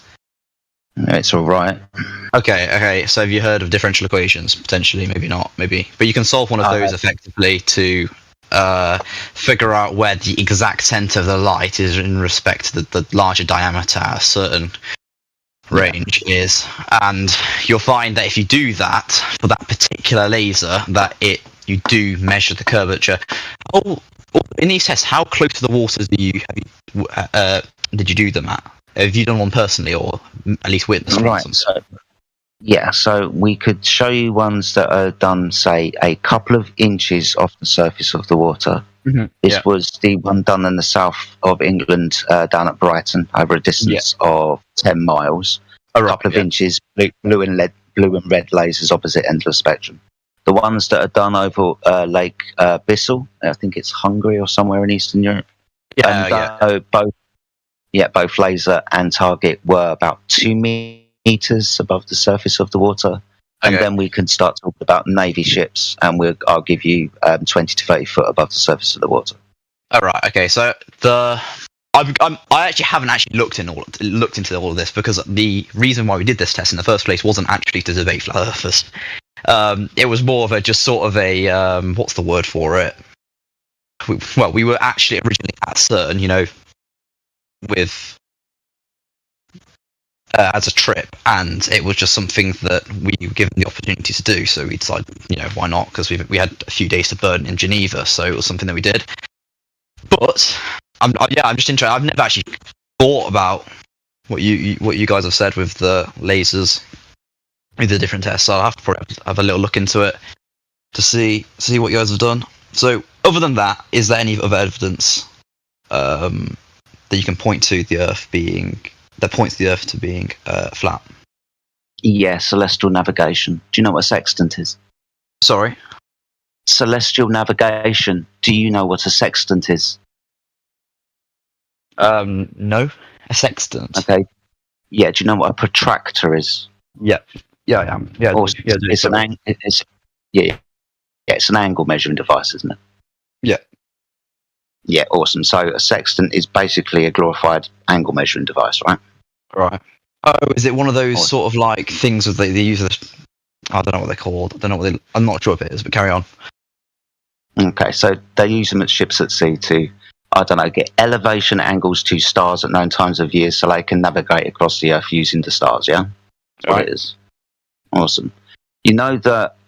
You know what a triangle is, right? You sound like an intelligent man. You know what a triangle is, yeah? Yeah. Carry on. Yeah. No, that's fine. Can you measure an angle with a curved line? No, you can't. Awesome stuff. So understanding that a sextant is a glorified angle measuring device, and it's used on the surface of the Earth to measure elevation angles to stars, you will understand that, being as you just said, you can't measure an angle if one of those lines is curved.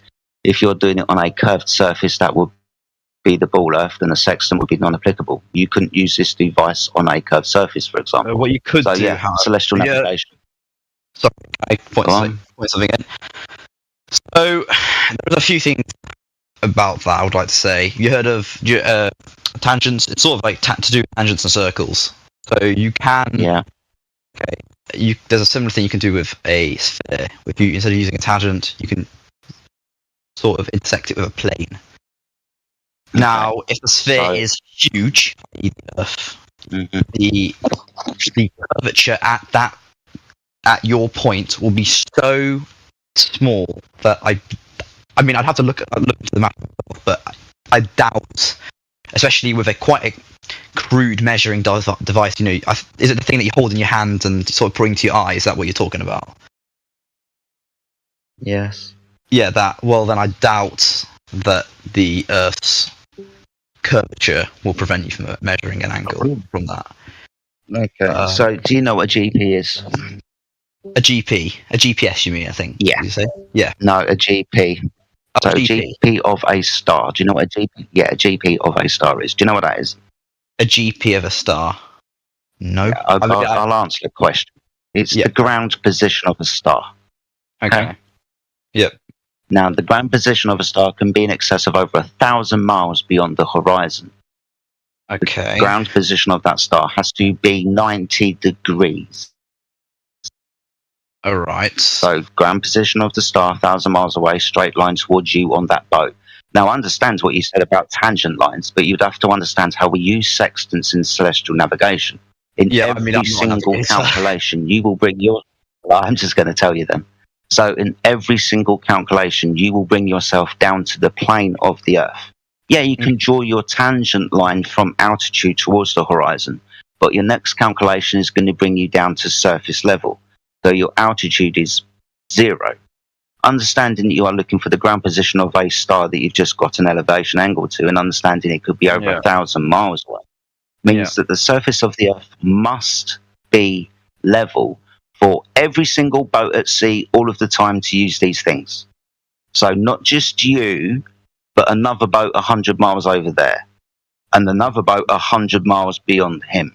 Every single angle is done on a flat surface. Every single calculation will take you back down to that flat surface after you've drawn your tangent line. Now, you also have to understand as well that they were using these devices well before the Earth was a ball. Yeah. So they weren't doing ad hoc calculations because they thought they were on a ball. But the crux of the matter is you could only use this device on a flat Earth. You couldn't use it on a ball. And if you did use it on the ball, you would have to take yourself down to a flat plane. So laser transits and celestial navigation. Do you want some more? I'm going. Yeah. I'm just carry on because I'm afterwards. I'm just gonna have a look at it myself and see if I can get the hang of it. But yeah, carry on. I'm just willing to listen. That's fine. Yeah, no, that's fine. I'm still waiting for your evidence as well. Yeah, no, I know a few. You carry on and then talk, and then we'll see. I mean, that's fine. We're just going to be talking about direct line of sight transits of signals as well. You know what a radar is, right? Yep. Awesome stuff. So you understand that was 2 journeys from the radar to the object and a ping back again, yes? Yep. Awesome stuff. Now you understand this is also direct line of sight technology used from boats at sea to other boats at sea up to a distance of, as far as I found, 450 miles. Mm-hmm. So that would be a 900-mile transit from the boat to the object and ping back again. Now, this would be impossible over a curved surface because the curved surface would get in the way not once but twice. Yeah, but the thing is that waves diffract as they move through a medium. So, again, that's fine. They will... Hold on. Sorry. Hold on. And that's fine. You said you wanted me to talk, so I'll talk. Mm-hmm. So I'm just going to be pointing out all of the technology that the navies use.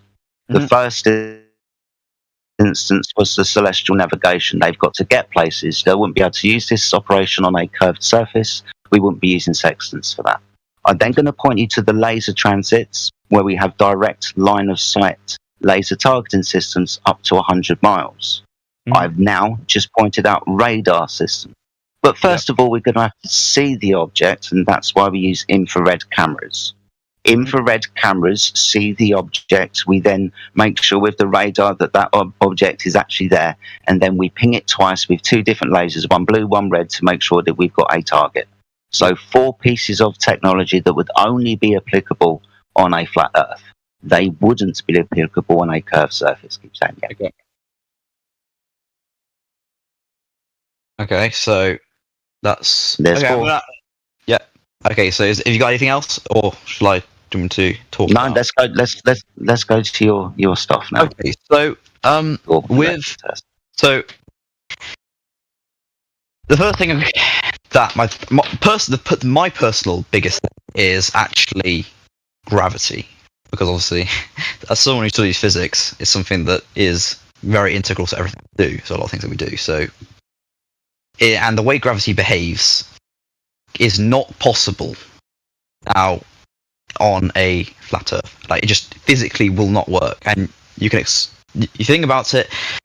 If a gravity, you understand that the vectors to the force weight, which is the force that is applied on an object due to it being in a gravitational field, point directly towards the center of gravity, as they call it, center of mass, I guess you can also call it, of the object. Sorry, mate. Sorry. What's gravity? Gravity is, well, what is gravity? That's an interesting question. Well, the force that object experiences is weight, and that is because it is in a gravitational field. Because I'm talking about Newton's explanation of gravity, not general relativity, which is beyond. Well, I understand it at a reasonable level, but not enough to explain it to someone else. But Bush, baby, real quick, yeah. you know that those two are entirely incompatible on a conceptual level, right? Maybe they give the same outcomes, but they're incompatible. You do know that, right? Universal gravitation, though, or Newton's laws of universal gravitation, help us. But sure, the explanation. But Newton's laws of laws. But if you say they are laws, then Einstein was kind of, wrong. No. You got to listen. Universal gravitation doesn't explain why gravity happens and why we're seeing this. That's what general relativity does. Universal gravitation. No, they're incompatible. But sure, go ahead. You need to look it up, mate, because you said it was beyond your scope, right? I guarantee you, it's entirely incompatible because they're conceptually different. It's not a force. It's not a force in Einsteinian gravity. No. Yeah, I do get you, but that's the explanation.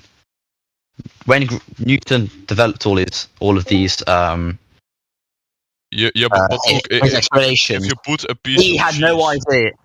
Okay, no, mate, it's entirely different. If you put a piece of cheese on the floor every single day, right, and when you wake up, it gets taken away. There are 2 different theories. Either like a person takes it away, like your sister, or it's a mouse which eats it, right? Now, both of those theories would offer reasonable explanations to why the cheese vanishes, right? But they're incompatible. Newton's. I don't know how to explain it. Newton's and Einstein's are incompatible. A force is incompatible with Einstein's, where there is literally no force. It's just space and time curving. The whole point of Einstein was that Newton was wrong. That's what he said himself. So don't go saying that they're compatible, because they're not. I never said they're compatible. Okay, that's great. I never did. So I never said they're incompatible then, right? Yes. Well, at a conceptual level, like you said, yes, they are. Okay, nice. Yeah, sure. I never claimed that. Newton's laws of universal gravitation explained what. I don't know how to explain it. They modeled how objects moved in gravitational fields, not why they move. That's Einstein's part, the why. The how, or not, how's a bad word, but what they're doing in the gravitational field at at our level. I don't know, it's very difficult to explain, but how they move, if you see what I mean, can be modelled by Newton's laws of universal gravitation. Why they move, that's Einstein.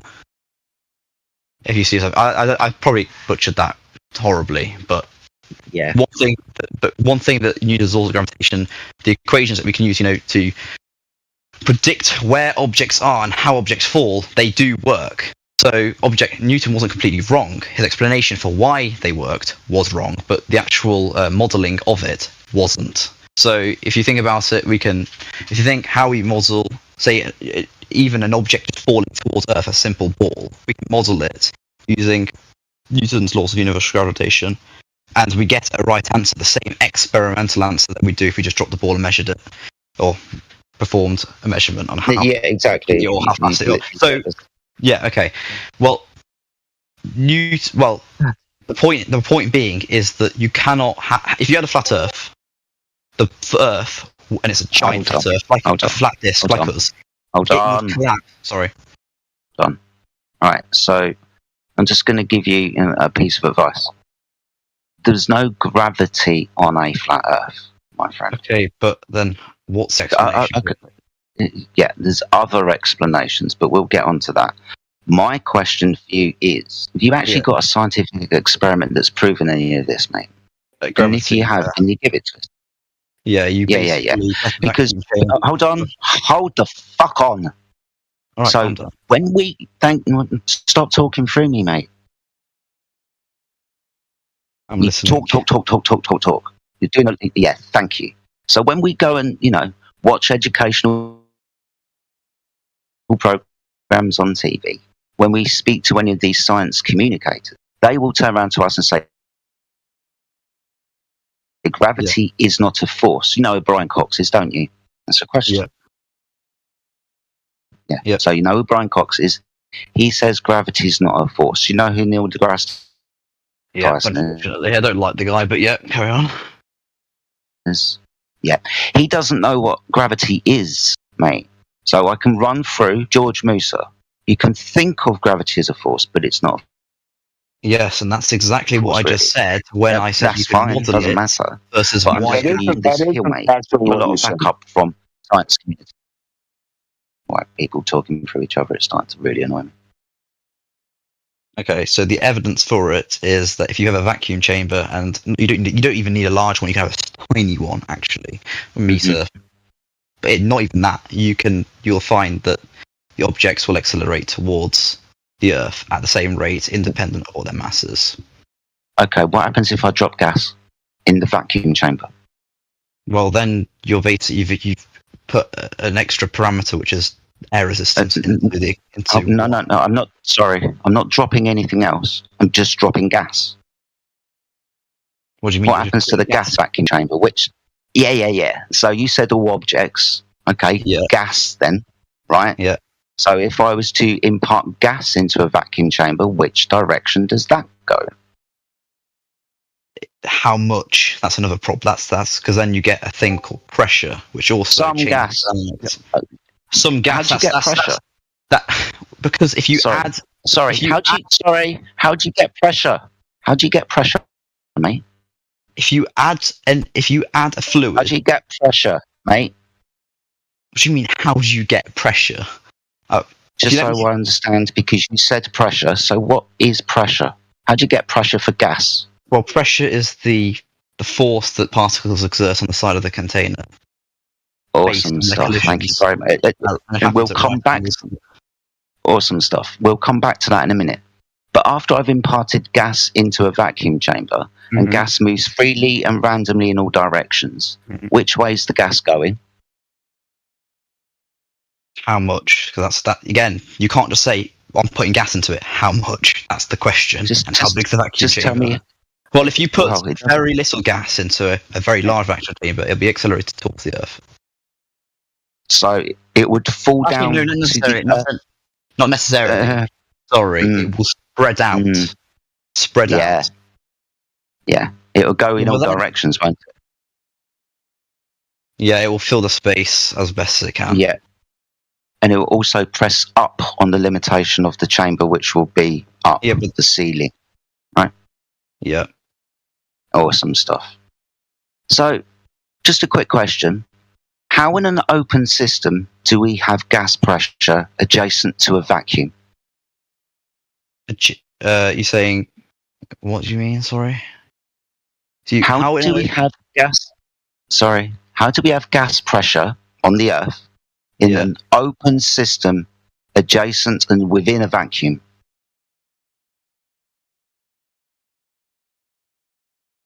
That is a good question. There will be, well, I cannot answer that question. No. See, this is the problem. So we can talk about gravity all day, and I'll tell you what, I'll give it to you. But at the moment, it is observably not affecting gas because gas goes in all directions.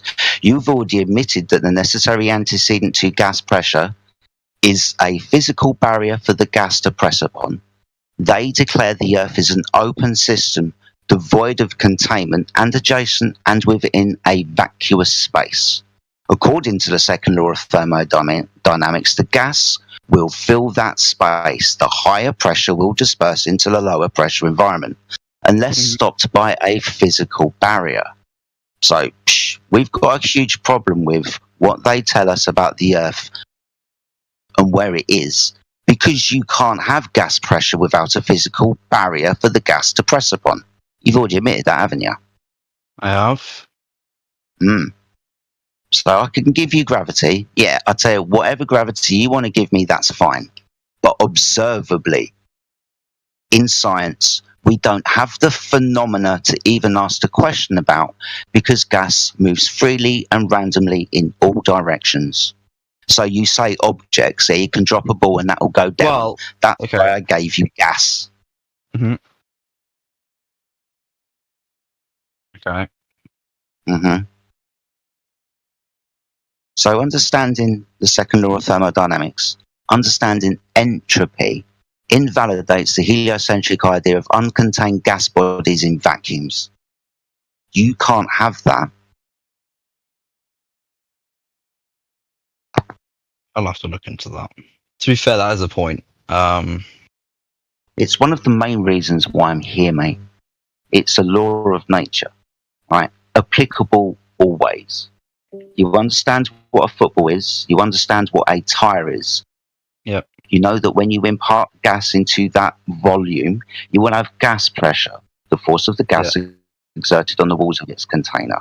Now, you know what an open and a closed system is. In relation to thermodynamics and matter transfer, they declare the Earth is an open system, rockets to the moon and remote control cars on Mars. But that would also mean the gas, Jupiter, a giant ball of gas, uncontained from a vacuous space. That situation could not happen. Laws of nature trump unvalidated pseudoscience, gravity.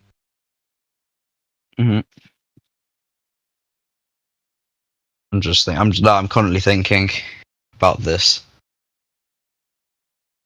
That's fine, mate. I urge you to think. Yeah, that's what I'm doing. Just for me and for everybody else, just slow down a little bit, mate. It's not a race. Enjoy the conversation, all right? Yep. I just wanted to add a little something on top of what you were saying. Keep in mind, in the heliocentric model, they're claiming that it's an expanding volume, that the universe, the edge of the universe, is expanding outwards faster than the speed of light. So keep in mind, they're not just claiming that there's a vacuum of space above our heads. They're claiming that there's above our heads an expanding volume while we have consistent gas pressure here on the surface of the Earth.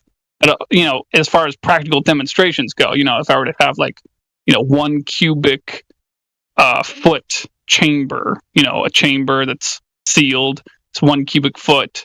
On the inside, we have ordinary 14.7 psi, like at sea level. And if we were to somehow change around this container so that while it still keeps enough of a pressure seal, expanding the volume of it, it would be 7 psi. It'd be much less than 14.7 psi. So this is a practical demonstration of how volume and changing the volume has an effect on gas pressure. And so it's just think about this practical demonstration when you hear them and their story, their fairy tale, like, oh yeah, the universe is expanding, but still have consistent gas pressure. Okay. How?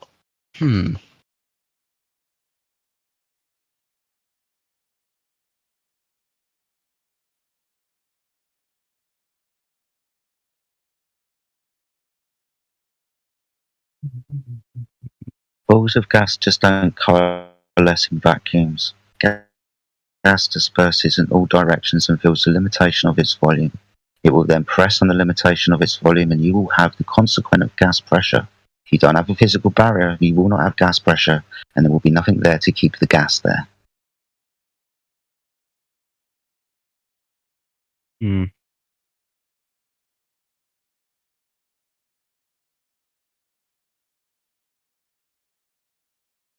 I'm just thinking, well,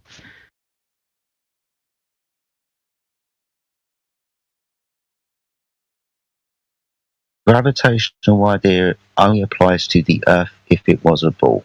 Whether it is mass of the Earth attracting other masses to it, or the mass of the Earth bending and warping, a reification of concrete nouns, space and time, and that's not scientific, that's mathematical equations. But both instances do not have a fully verified scientific method experiment that's validated any of them. You can't do it with Einstein shit because that's maths, that's not science. And Newton's idea, you can go to Cavendish, but that's not an experiment either, not according to the scientific method. But gravity only exists on a ball. Doesn't exist on the flat Earth. There are other reasons why things go up and things go down. Scientifically, being as the only thing we very manipulate would be the density of the medium the object is in, then it's relative density in science. Explain like I how said, relative density works in your, because there's a term that's thrown around the flat Earth community. How's that? What's the how? Let's just put it. Let me put it like this, right? In science, the only thing that we ever vary manipulate is the medium the object is in. Yeah. For example, if I was to have a boiled egg and I was to put it in a solution of water, the boiled egg would sit at the bottom, right? I add salt to the water, make the solution more dense, and the egg rises. Now, what have I varied and manipulated? Well, that would be the medium. I've made it more dense. So scientifically, that would be the density. We can have an anvil sitting on the top of liquid mercury, for example. Why is the anvil not falling through the liquid? Well, the liquid mercury is more dense than the anvil still. Yeah. Again, it will only be the thing that I can physically manipulate within a scientific experiment, which will be the cause. Now, there are laws of nature, things that are outside the scientific method experiments, that we literally get down to the one last thing and we just do not know. Like the cause of entropy, for example. Fuck knows why it is. It just is. Now, mate, I do not know why we have a directionality to our world. Don't understand that. But all I can do is very manipulate things within our reality, and they will go up, they will go down, or like gas, they will go everywhere. And gravity only applies to a spinning ball in space. Just think about it. I can drop a ball, and it will go down. Calculate the rate of fall. And within my mathematics, I can then say, I'll tell you what, there's a force that's pulling the ball down, and I can say that that force is the mass of the Earth. There you go. I have the phenomena. I have the rate of fall. I can just do some mathematics, and there you go. I've just made up a force. I could equally say the sky was pushing things down. Just do some mathematics. There you are. Because the phenomena will still be the same. And then I can make predictions with it. But the phenomena is still the same because the ball will always go down.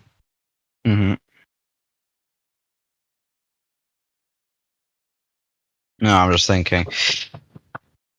Sorry, you can keep talking if you want. You're fine, buddy. Just notice your speed has kind of slowed down as well in the last 5 minutes. We get this a lot sometimes. People come in here with a shitload of stuff to talk about and they keep talking and they won't listen to anybody else. They got 1 question, 2 question, 3 question, 4. Yeah. It's always nice when people slow down a little bit and listen to what he said. So I'm glad that bit got you.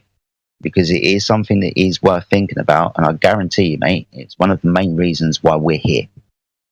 I've been in the flat Earth, for example, for the last 8 years. This argument, gas pressure without a container, is one of the main ones.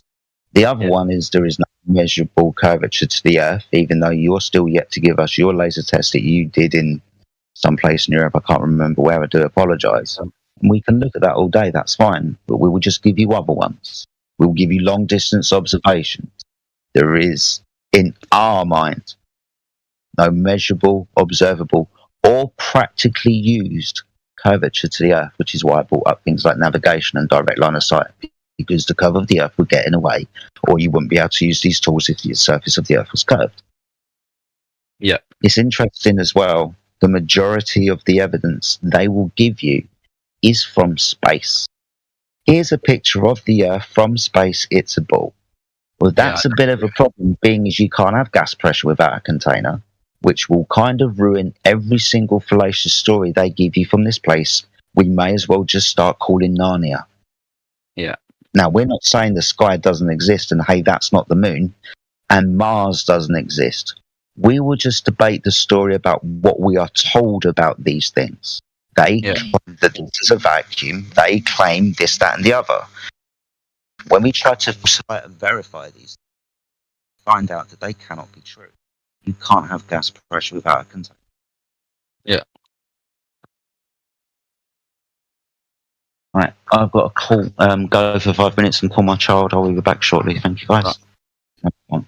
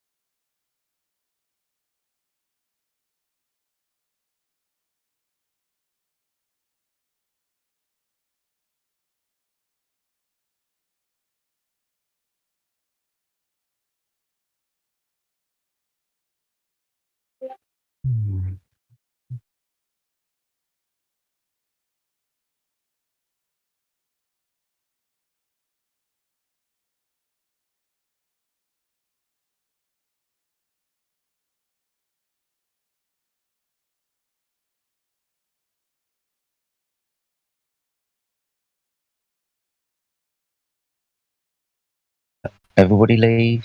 What's happened?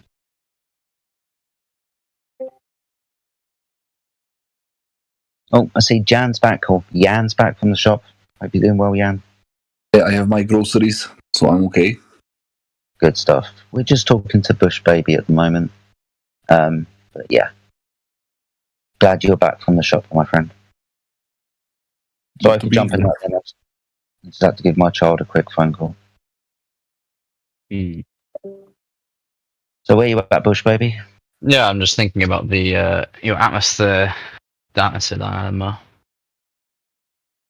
I mean, I urge you to think about it, mate. For sure, but are you trying to come up with an idea of how you can have gas pressure without a physical boundary for the gas to press upon? Yeah, that's what I'm doing. Okay, good luck with that.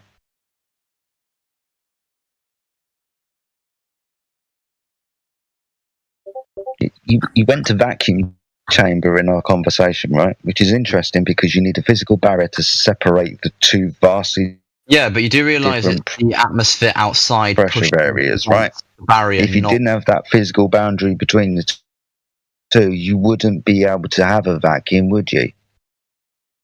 No, because the air from the outside of the vacuum would push into it. Yeah, exactly. So the open system of the Earth, the gas would disperse into the vacuum, wouldn't it?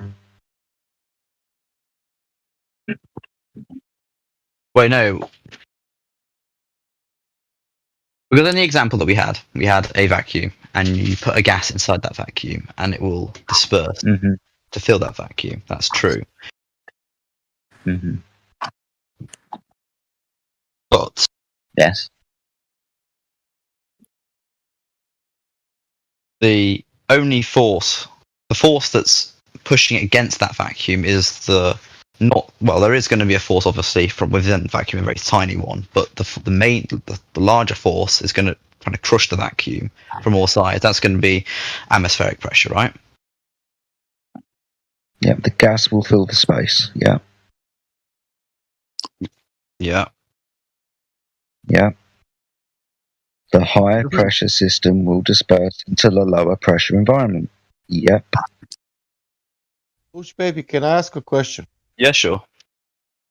Can you now compare the size of our atmosphere? That's the paradox, but doesn't matter. With all this out of space vacuum. Yeah. What do you think? What is stronger, our atmosphere or that? You know how big is that vacuum space comparing our atmosphere? Evidently huge. Yeah, I cannot even imagine that. I cannot put that in my mind. Mm-hmm.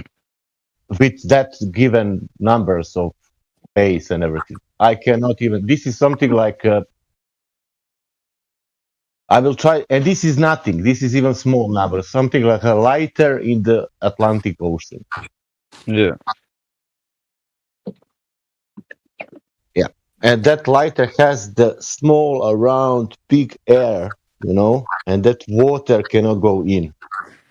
Mm-hmm. Yeah, that's the comparison.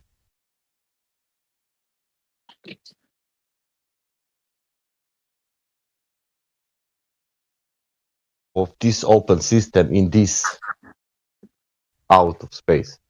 Mm-hmm. And plus that open system it's going together with the Earth in orbital speed 66,000 miles per hour. Not only static, you know.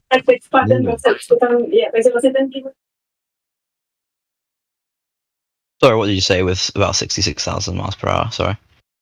I'm saying that all this gas, it's also moving together with the air because it's going around this. Yeah. That's also interesting. Yeah, but you're not going to feel a force because of that. The speed is constant, velocity is constant. Even. Sorry, and I'm telling you that open system is going through that. What Jedi explained it to you. What is that vacuum, and what the gas will do in. Let's say in some, if you put a little bit, do you remember when you said if you put a little bit in gas in some vacuum chamber? Now imagine how much atmosphere, how much that is gas for this vacuum of the space. Yeah, I told you, compare that and we are there. That's ridiculously small. Even if it's big, doesn't matter. You will still fill the space.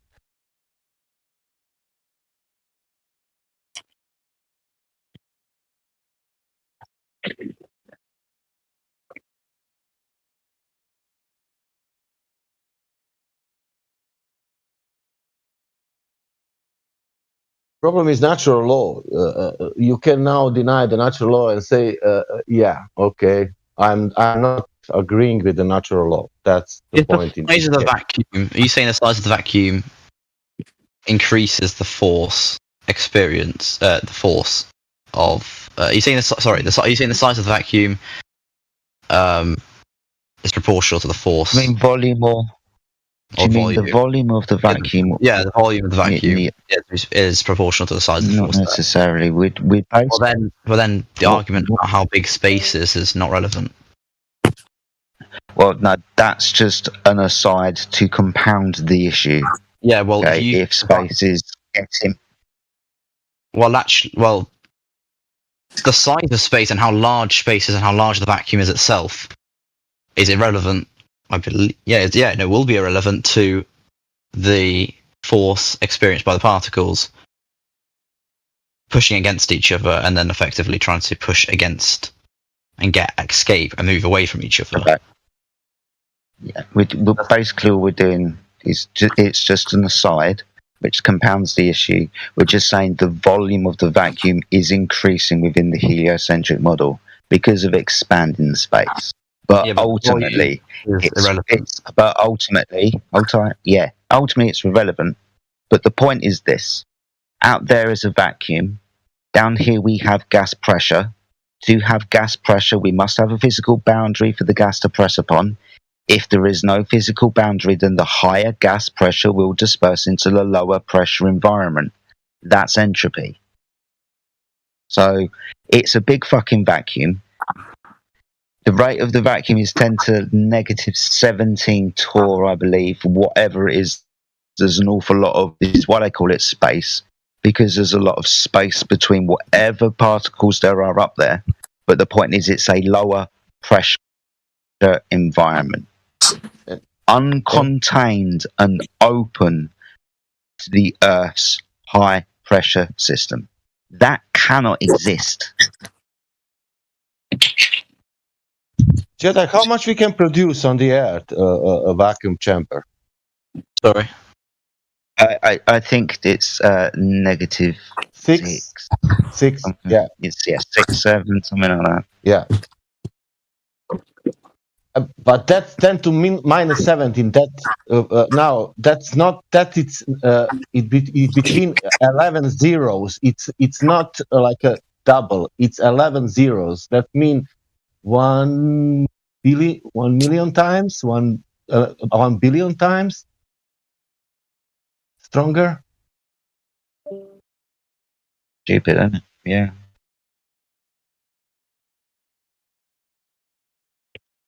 Okay. Container. So I'm trying.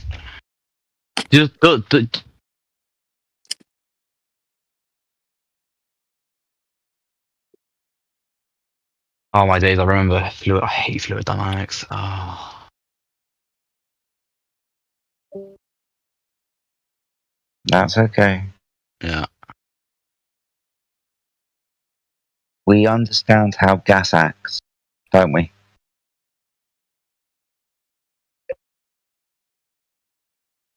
We understand that when we contain gas with a physical boundary, the consequence of that is gas pressure. To have gas pressure, you must have a physical boundary. To keep gas in a space, you must have containment. Gas will disperse high to low. This is why it's in the law of thermodynamics, because hot goes to cold. Yep. It doesn't happen the other way around. My coffee's not going to spontaneously get hot. Yeah, exactly. Yeah. And exactly the same in this situation. High pressure goes to low pressure every single goddamn motherfucking time. So when they tell us there's a space vacuum out there and the Earth is an open system, for those who have critical thought, you must understand that that situation can't be true. I don't care who says it, how many badges they've got, how big their institution is, and how many of them are jumping up and down on their bandstand saying this bollocks. If you critically think about it, you will understand that you can't have gas pressure without a container. Every single demonstration of gas pressure is with containment. You can't demonstrate this in any other way. Therefore, that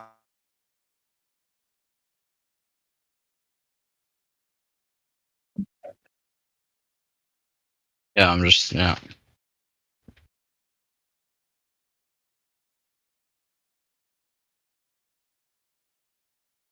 probably at work or something, knowing him. If you're busy, my friend, good to see you.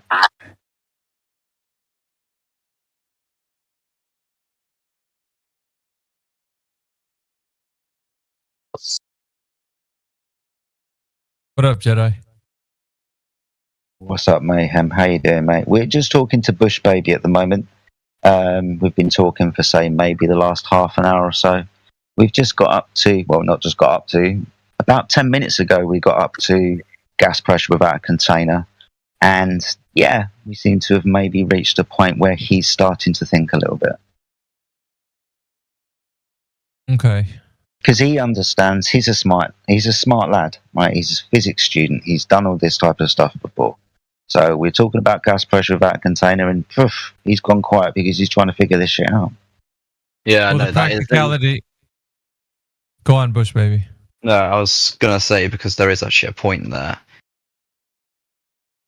The practicality should strike you, as in, it should cause you to pause a little bit, because if there's a narrative that says one thing and reality says another, then you should go with what reality is telling you, because it doesn't matter what anyone says, it only matters what the truth is, right? So that's like the fundamental laws of our nature is what's going to govern. You should govern what your understanding should be, not what people are saying.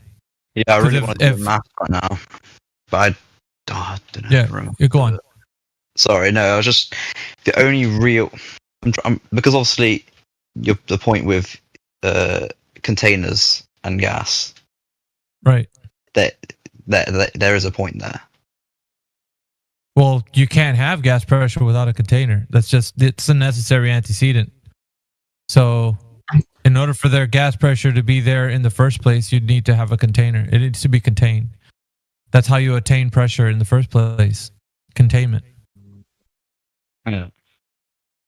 And that's natural law. And of course, entropy would dictate that if you release the pressure from that container, gas will disperse into any and all available volumes and fill the space. Mm-hmm. Yeah. But it's almost common sense. Everybody on Earth can know that. Or it should be anyway. But it also, demonstration-wise, that can also be shown as well. So what we're saying can be followed up by demonstration. It can be falsified. It could be proven empirically. So there's no need for whether you and I believe in something or not. It just matters that it's true. Have you heard of bromine? Or bromine, as in the BR2, the gas, heavy gas, very heavy gas. It's man-made gas. Well, it's an element. It's how bromine exists elementally. Oh, bromine. But yeah, you meant like. Go on. Well, it's a gas, and if you open a container, it will stay at the bottom of the container. It will sink to the bottom of the container. How long will it stay there for? Will you be able to have an open container of bromine forever? Or will entropy still take? Yeah, entropy will still take control. Yeah. The gradient. So we have the same kind. We have the same kind of thing with sulfur hexafluoride. You understand that one? Yeah. So it will stay in an environment that is open to the atmospheric pressure for a short amount of time, but ultimately, in the end, entropy will take effect, and it will disperse. Yeah. Again, all we're doing is demonstrating that one dense gas, in relation to the atmospheric pressure, will do something. Will sink because it is of a higher density. Whoop-de-fucking-do. Let's put that bromine or that sulfur hexafluoride adjacent to a vacuum without a physical barrier and see what happens. Oh, it will disperse into that available space until it reaches the... Yeah, that's the limitation of its environment. Going to have the same result. Mm-hmm. Yeah, I know. I know, mate. I know. You're gonna. Oh, this is actually really annoying now. This is what? I said it's really annoying now. Oh, why? Why is it annoying? Mm-hmm. I can feel it. I haven't ever thought about but like, hats off to you, mate. Usually at this time we're having massive arguments with people. Well, you got a beat on this because if you're in physics, then you literally work with these elements. Yep. Fluid dynamics. Well, that's the thing, though. Nothing that we're saying is like it's something that you could say. No, you guys are going against like the laws of nature. You're just that's not what happens.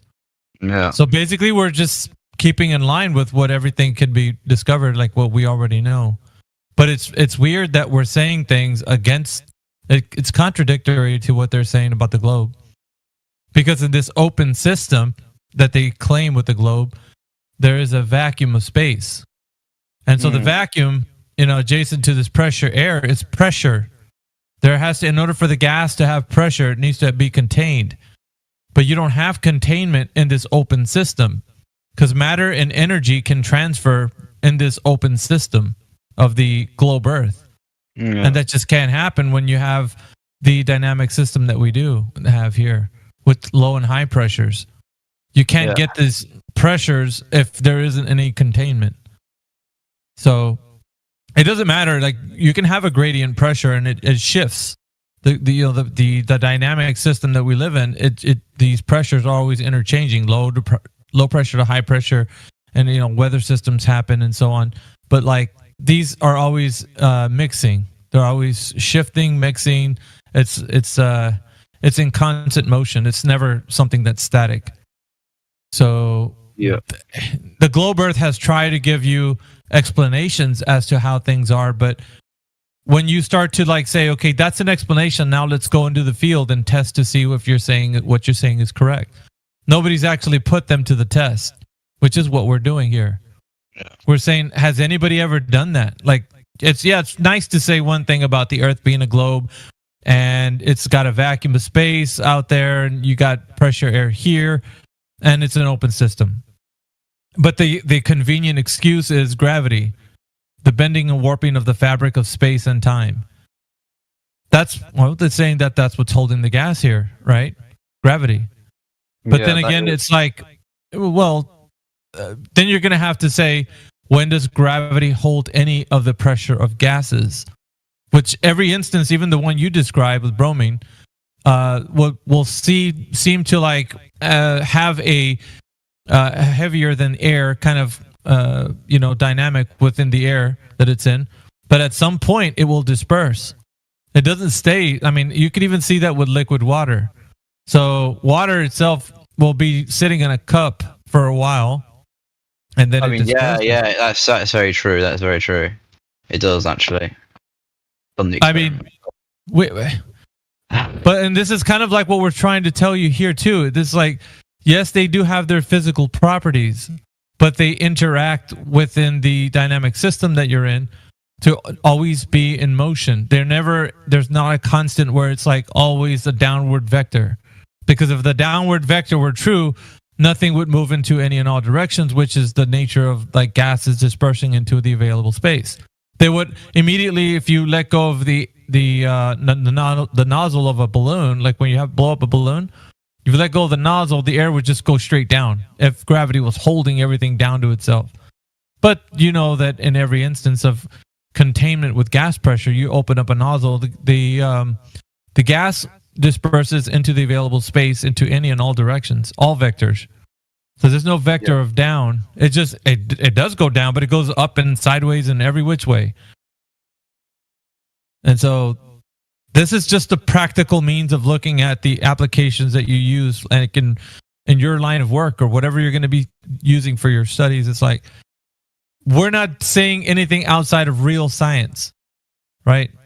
So if we are, then there's an issue with what we're saying, but there isn't. We're in line with everything that natural laws dictate. Yeah. So hopefully that, like what Chris was saying, Jedi is kind of helping you along. But it's not that you didn't know. It's just it's the indoctrination. It's what it is. You have this like educated idea of what people have been saying all along about the globe Earth. We all have, and it seems kind of like very strange that somebody would go against that narrative. And the reason why we stand against it is because it's not what reality dictates. Reality is that it's a flat and stationary Earth that presents itself to you, me, and everybody else. Yeah. And to say otherwise would be a grand claim that is unsubstantiated. And we're always asking, okay, if you have the evidence that the Earth is physically a globe by way of demonstration, go ahead and provide the evidence to us. I mean, if you're standing on a geometric shape, then that needs to be proven. If gas pressure is held down by gravity without containment, that needs to be proven. If the Earth is in motion some way and we can detect it, that needs to be proven. Yeah.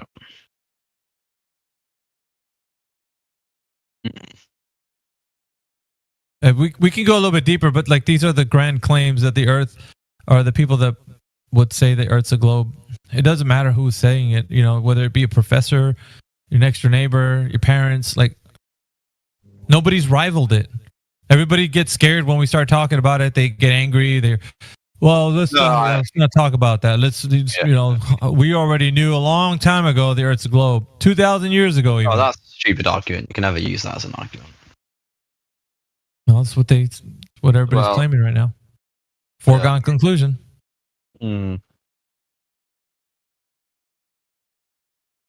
Yeah. And you can look into that, Bush, if you don't believe us. If somebody proved that any time in human history, and you can look into that, and you will find out that nobody proved that anytime. Yeah. But it's hard because if you're in academia right now, you're going to find out really quickly, Bush baby, that you can't stray away from the paradigm that's already created. If you want to play ball with them, if you want to have a career, if you want to continue to work within the scope of the realm of like what they want you to be in, like that's what you're choosing is your passion. If you stray away and you say anything outside of that, the thing that maybe you don't know at the moment, but perhaps you do, I don't know, is that if you start to think critically, then you're going to be outside of the curriculum, outside of the paradigm. And they're not going to like that very much. So this is why we're saying this is something you should weigh considerably if you're going to be staying in the field that you are. Because, I mean, a lot of people, a lot of good scientists might lose their jobs if they would say the truth. They would speak truth, which is like what it should be, right? Like you guys should stand up for truth, working in the fields that you do. But, I mean, if you want a livelihood, count the cost, I guess. I don't know. Like, it's a tough deal, man, I guess. Because it's like, well, stay in a really great career or speak the truth, you know? Like, I mean, I wish it could be both, but I don't know if that's the world we live in. Yeah, pretty hard to get that research grant renewed if you're going against the status quo. Yeah. Yeah, no, you raised some good points. Definitely. Either that or just stay a closet flat earther for the rest of your life. You know? Don't be flat earther ever. Let's see if we. One thing is that you can be very respectful. That's for sure. I was actually surprised. Try our best. No, I was surprised that you, because the representation that you guys get online is that you're angry, delusional. We can be. But not delusional. Gotcha. Well, we can be angry. It's more of a zeal, a passion for what we're talking about. Because imagine speaking to somebody about, your field, physics, right? Something that can be demonstrably true. That there is no, like, if you say that you're wrong by proving something that you're actually doing, then people are just batshit crazy because you're demonstrating to them in reality what's going on with physics, right? Like you're not just, there's not a theory that you're working with tangible things. So if you're speaking about something that you've done with demonstration of, and you've maybe written a paper on it or something, you can demonstrate to someone how something works. That's the lunacy of somebody denying that is probably the same as what is happening in here, which is probably why we get the rep we do, because the delusion is actually on their side. They want to stay to the delusion of the globe. It's like it's a lot more fantasy than it is reality. So, and that's kind of the zeal that we have. But go ahead, Sasha. We are grow up like that. I grow up like that. I grow up like this. It's obvious. It's a fact that Earth is sphere. That's my position. Without any knowledge about that, that was my position. I'll tell you what, guys. Let's try and move this on a little bit further. I mean, I don't have much time here. I've got to go in 5 minutes, 5 minutes. But I mean, yeah, not a problem.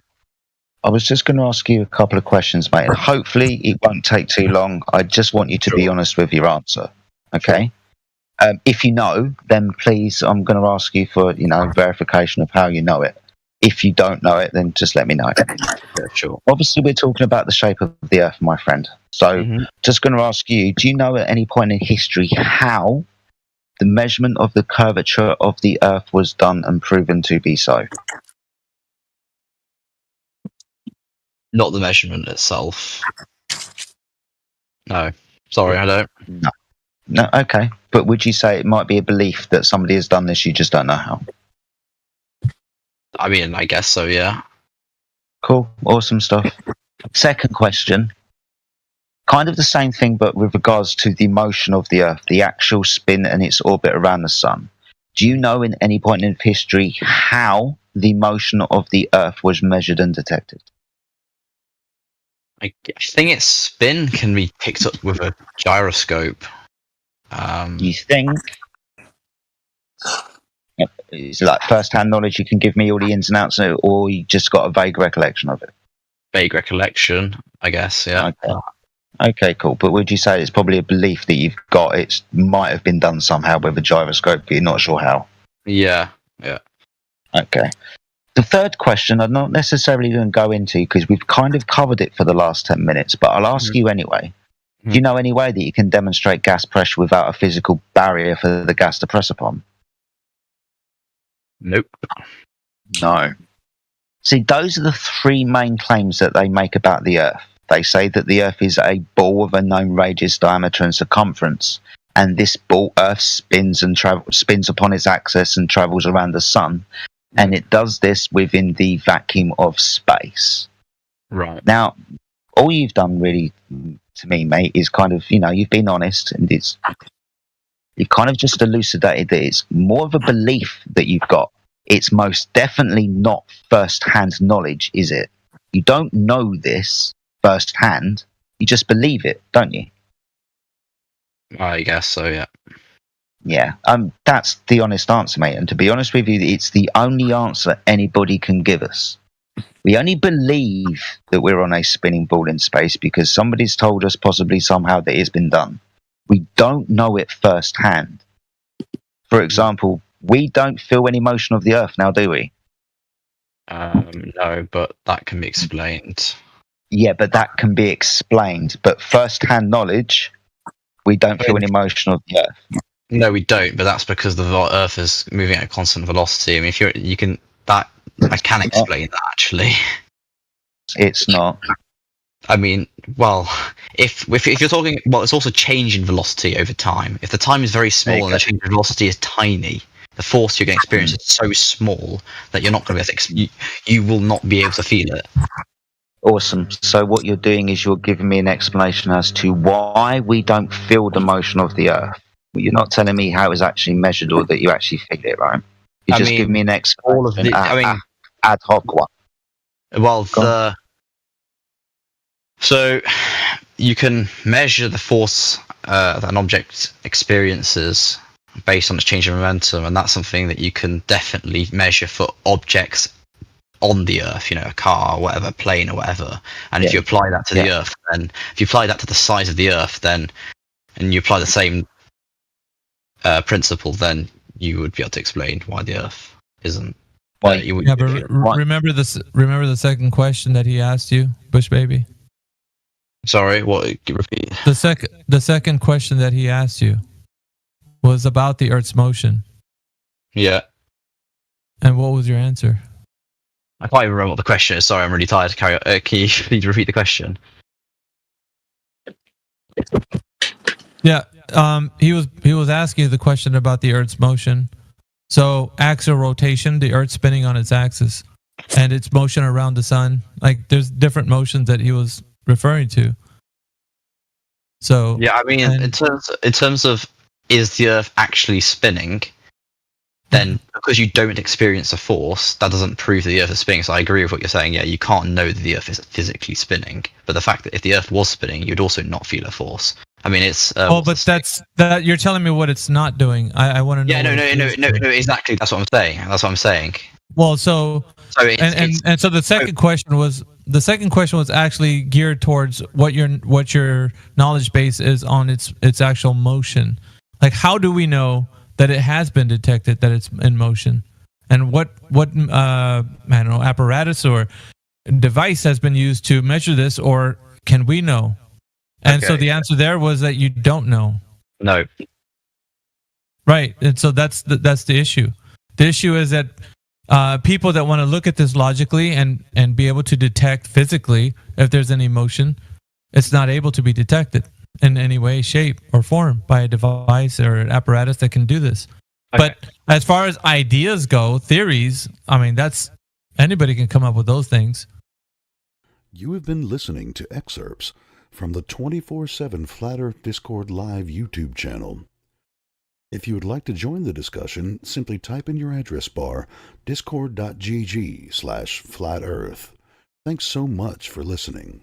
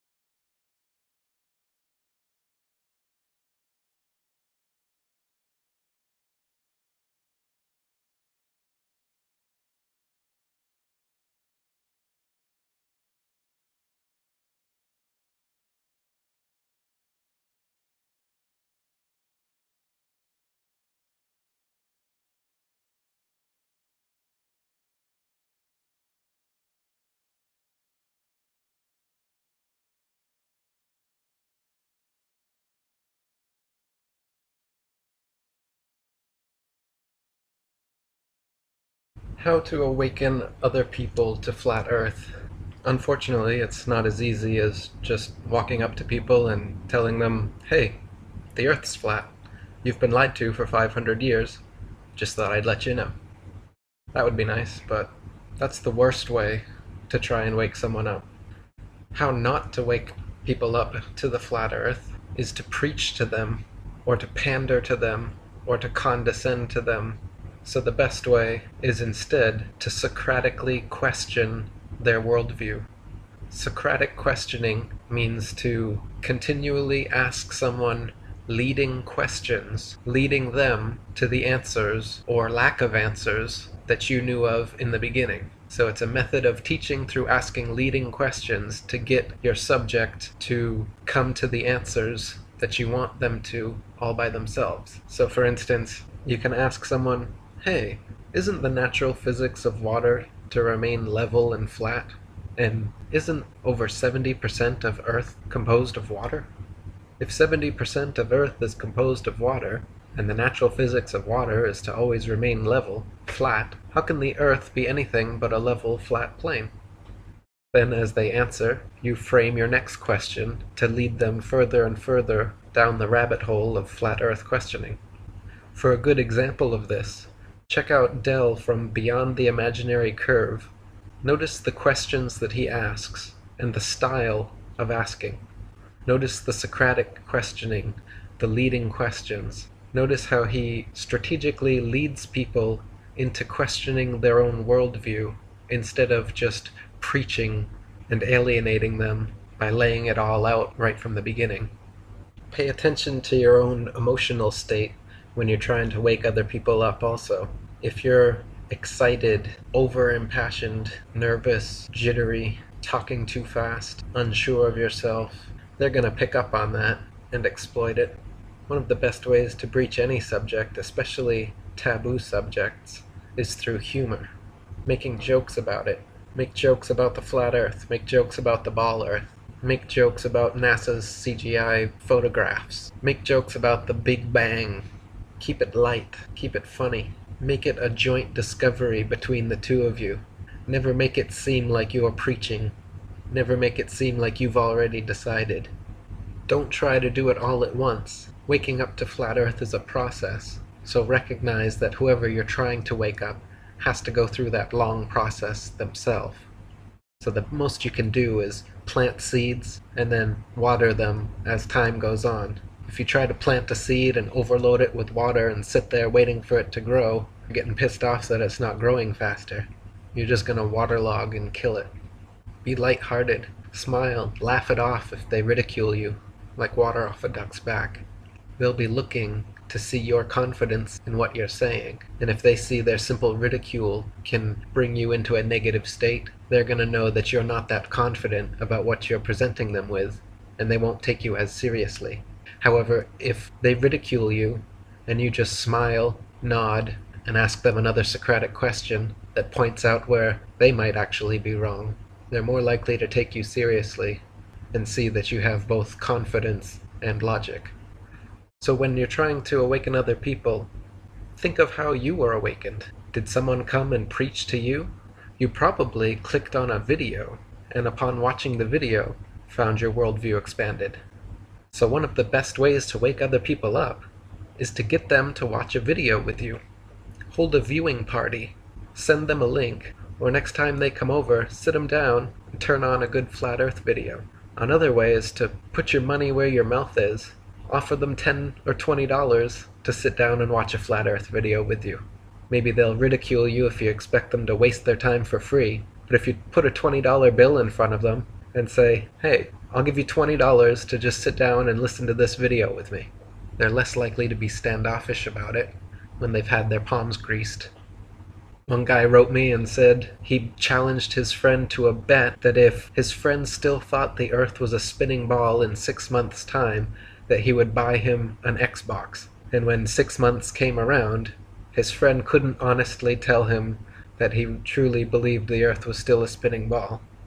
So if you can get people to sit down and watch a video with you, that takes the pressure off of you. As you're watching, feel free to pause it as they ask questions to help them along with answers if you know them, or pause it yourself if you think they don't understand something.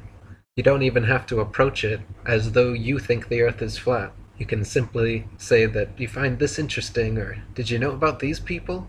Or what do you think of this? And when they tell you, so you believe this? You can throw your hands up and say, no, I didn't say I believe it.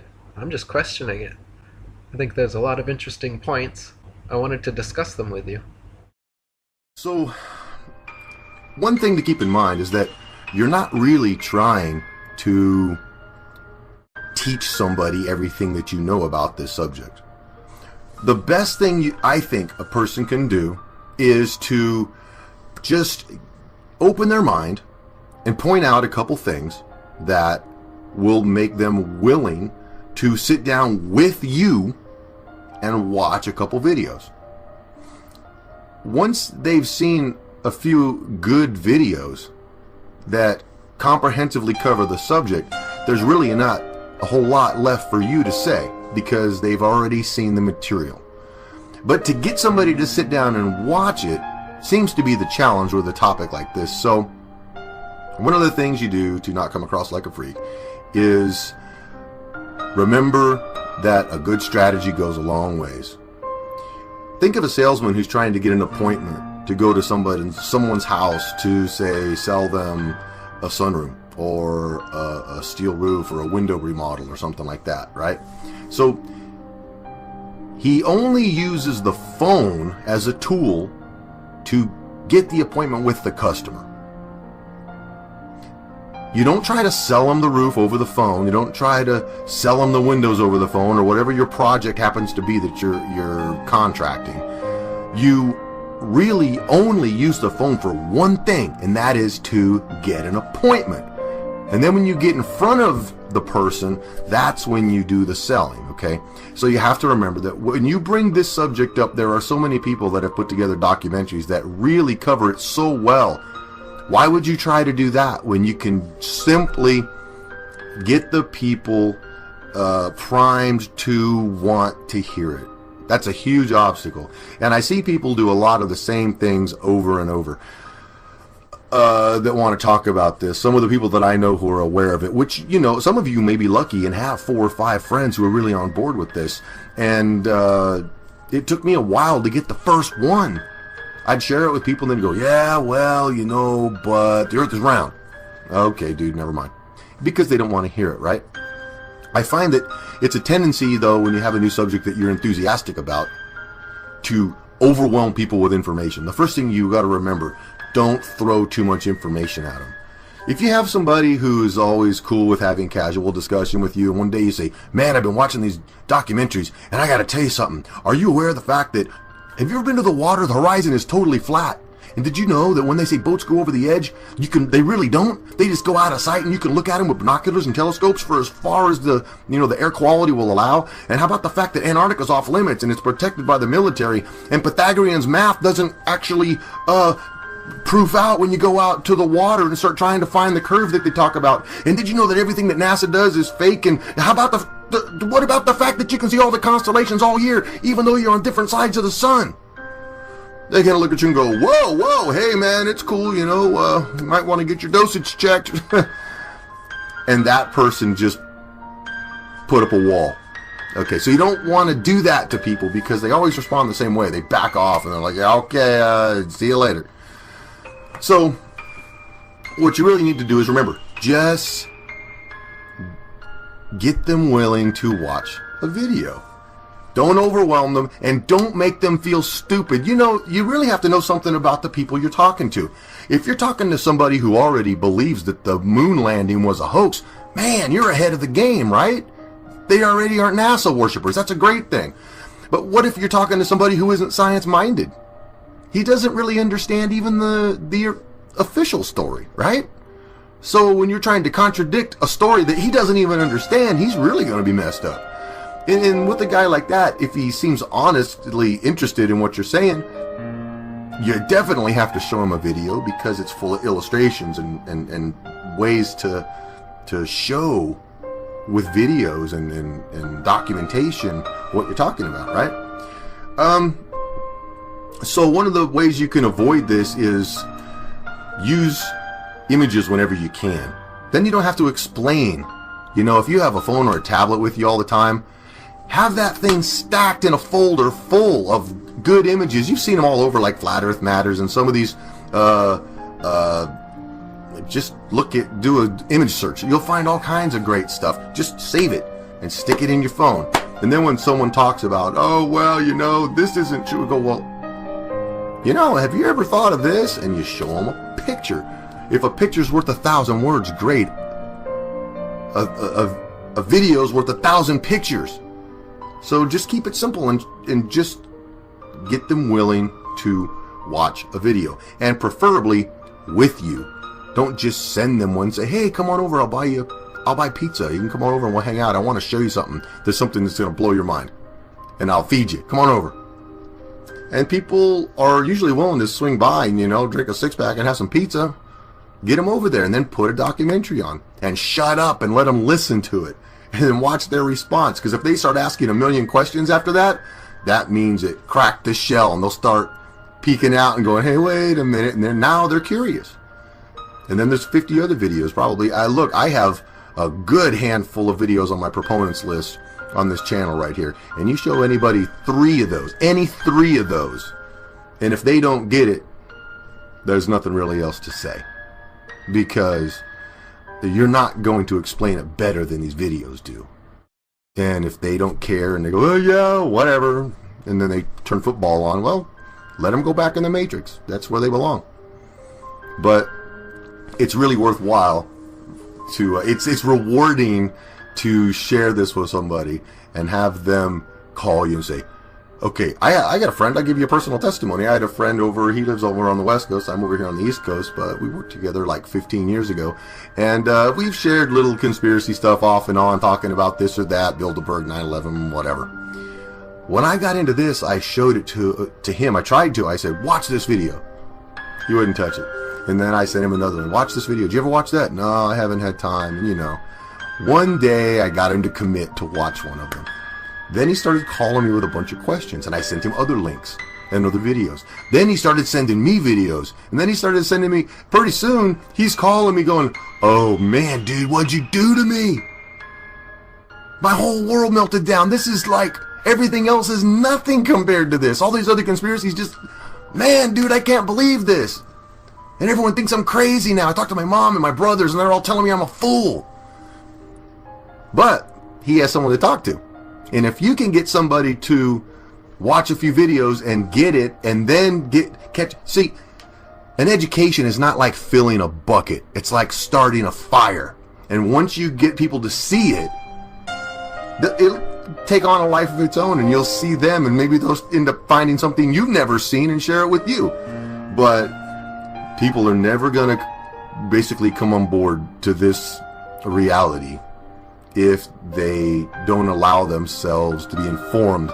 And so the real art in this, because of the subject and the depth of the indoctrination, is just get them interested enough that you can sit down with them and watch a video and then watch them try to digest it. And if they say no, fine. But you'll avoid a lot of headaches if you don't overwhelm them, you don't make them feel stupid, and don't try to teach them everything. You're not trying to be the encyclopedia.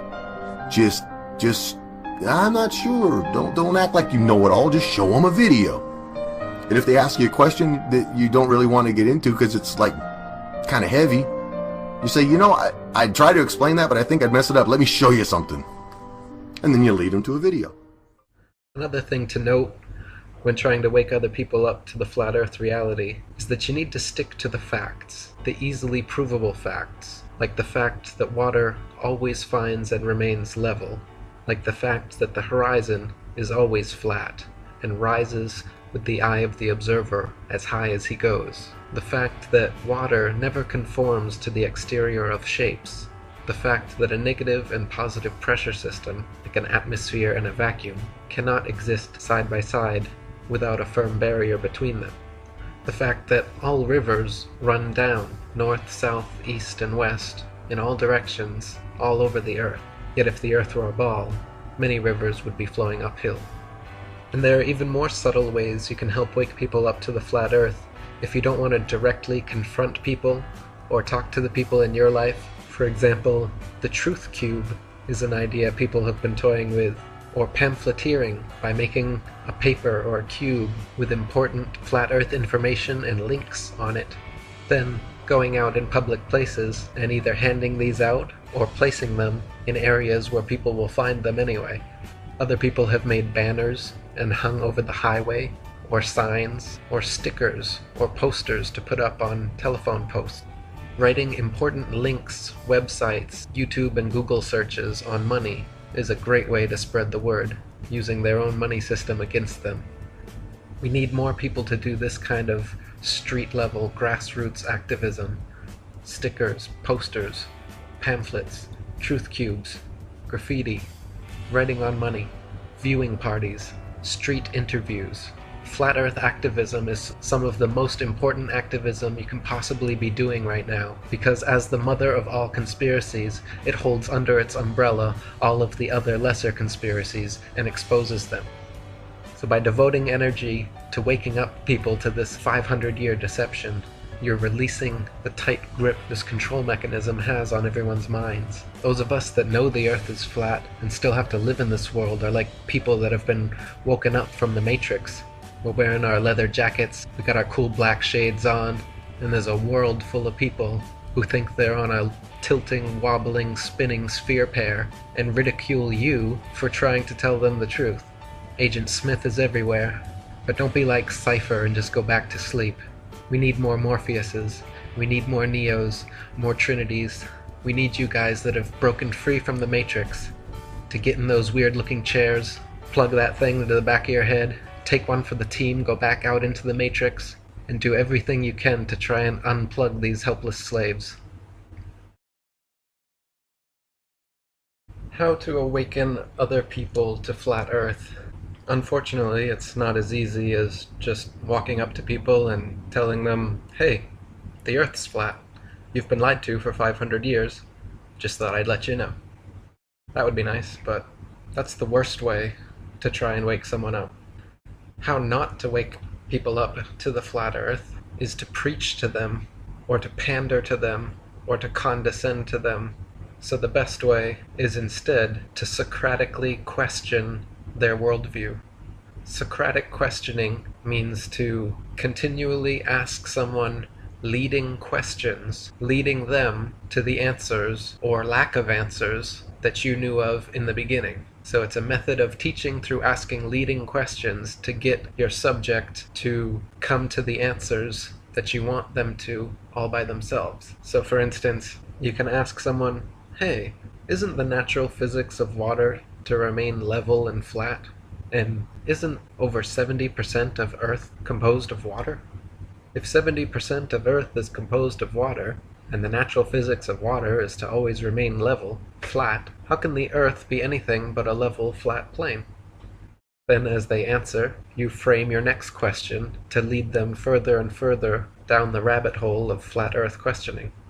For a good example of this, check out Del from Beyond the Imaginary Curve.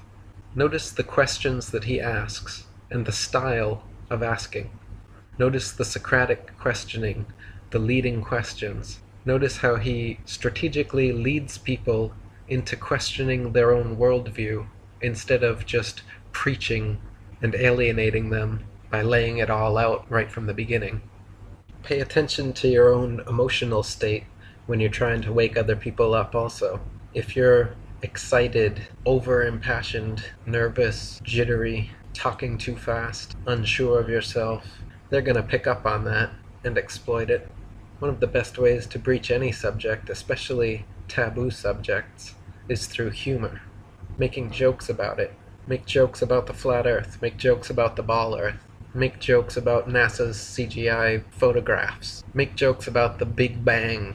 Keep it light. Keep it funny. Make it a joint discovery between the two of you.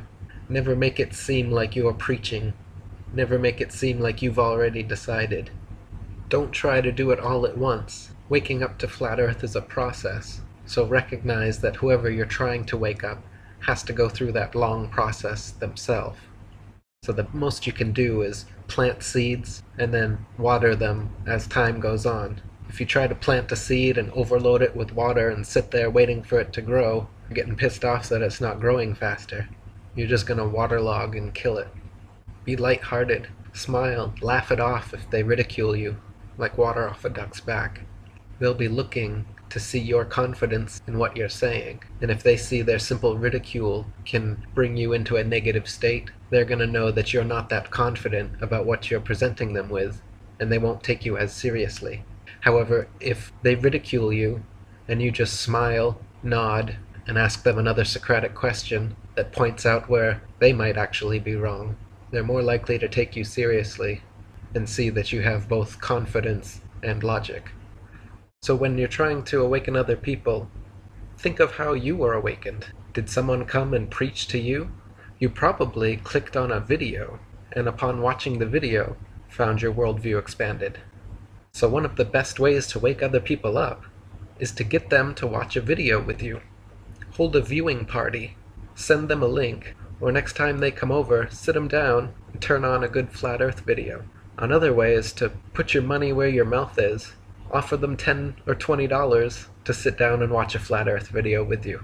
Maybe they'll ridicule you if you expect them to waste their time for free, but if you put a $20 bill in front of them and say, hey, I'll give you $20 to just sit down and listen to this video with me, they're less likely to be standoffish about it when they've had their palms greased.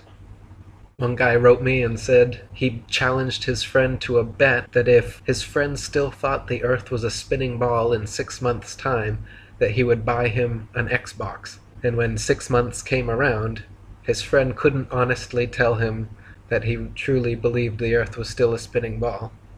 So if you can get people to sit down and watch a video with you, that takes the pressure off of you. As you're watching, feel free to pause it as they ask questions to help them along with answers if you know them, or pause it yourself if you think they don't understand something. You don't even have to approach it as though you think the Earth is flat. You can simply say that you find this interesting, or did you know about these people? Or what do you think of this? And when they tell you, so you believe this? You can throw your hands up and say, no, I didn't say I believe it. I'm just questioning it. I think there's a lot of interesting points. I wanted to discuss them with you. So, one thing to keep in mind is that you're not really trying to teach somebody everything that you know about this subject. The best thing I think a person can do is to just open their mind and point out a couple things that will make them willing to sit down with you and watch a couple videos. Once they've seen a few good videos that comprehensively cover the subject, there's really not a whole lot left for you to say because they've already seen the material. But to get somebody to sit down and watch it seems to be the challenge with a topic like this. So one of the things you do to not come across like a freak is remember that a good strategy goes a long ways. Think of a salesman who's trying to get an appointment to go to someone's house to, say, sell them a sunroom or a steel roof or a window remodel or something like that, right? So he only uses the phone as a tool to get the appointment with the customer. You don't try to sell them the roof over the phone. You don't try to sell them the windows over the phone or whatever your project happens to be that you're contracting. You really only use the phone for one thing, and that is to get an appointment. And then when you get in front of the person, that's when you do the selling, okay? So you have to remember that when you bring this subject up, there are so many people that have put together documentaries that really cover it so well. Why would you try to do that when you can simply get the people primed to want to hear it? That's a huge obstacle. And I see people do a lot of the same things over and over that want to talk about this. Some of the people that I know who are aware of it, which, you know, some of you may be lucky and have 4 or 5 friends who are really on board with this. And it took me a while to get the first one. I'd share it with people and they'd go, yeah, well, you know, but the Earth is round. Okay, dude, never mind. Because they don't want to hear it, right? I find that it's a tendency, though, when you have a new subject that you're enthusiastic about, to overwhelm people with information. The first thing you got to remember, don't throw too much information at them. If you have somebody who's always cool with having casual discussion with you, and one day you say, man, I've been watching these documentaries, and I got to tell you something. Are you aware of the fact that, have you ever been to the water? The horizon is totally flat. And did you know that when they say boats go over the edge, they really don't? They just go out of sight and you can look at them with binoculars and telescopes for as far as the air quality will allow. And how about the fact that Antarctica's off limits and it's protected by the military, and Pythagorean's math doesn't actually proof out when you go out to the water and start trying to find the curve that they talk about. And did you know that everything that NASA does is fake? And how about what about the fact that you can see all the constellations all year, even though you're on different sides of the sun? They kind of look at you and go, whoa, hey man, it's cool, you might want to get your dosage checked. And that person just put up a wall. Okay, so you don't want to do that to people because they always respond the same way. They back off and they're like, yeah, okay, see you later. So what you really need to do is remember, just get them willing to watch a video. Don't overwhelm them and don't make them feel stupid. You really have to know something about the people you're talking to. If you're talking to somebody who already believes that the moon landing was a hoax, man, you're ahead of the game, right? They already aren't NASA worshipers. That's a great thing. But what if you're talking to somebody who isn't science-minded? He doesn't really understand even the official story, right? So when you're trying to contradict a story that he doesn't even understand, he's really going to be messed up. And with a guy like that, if he seems honestly interested in what you're saying, you definitely have to show him a video because it's full of illustrations and ways to to show with videos and documentation what you're talking about, right? So one of the ways you can avoid this is use images whenever you can. Then you don't have to explain. You know, if you have a phone or a tablet with you all the time, have that thing stacked in a folder full of good images. You've seen them all over, like Flat Earth Matters and some of these.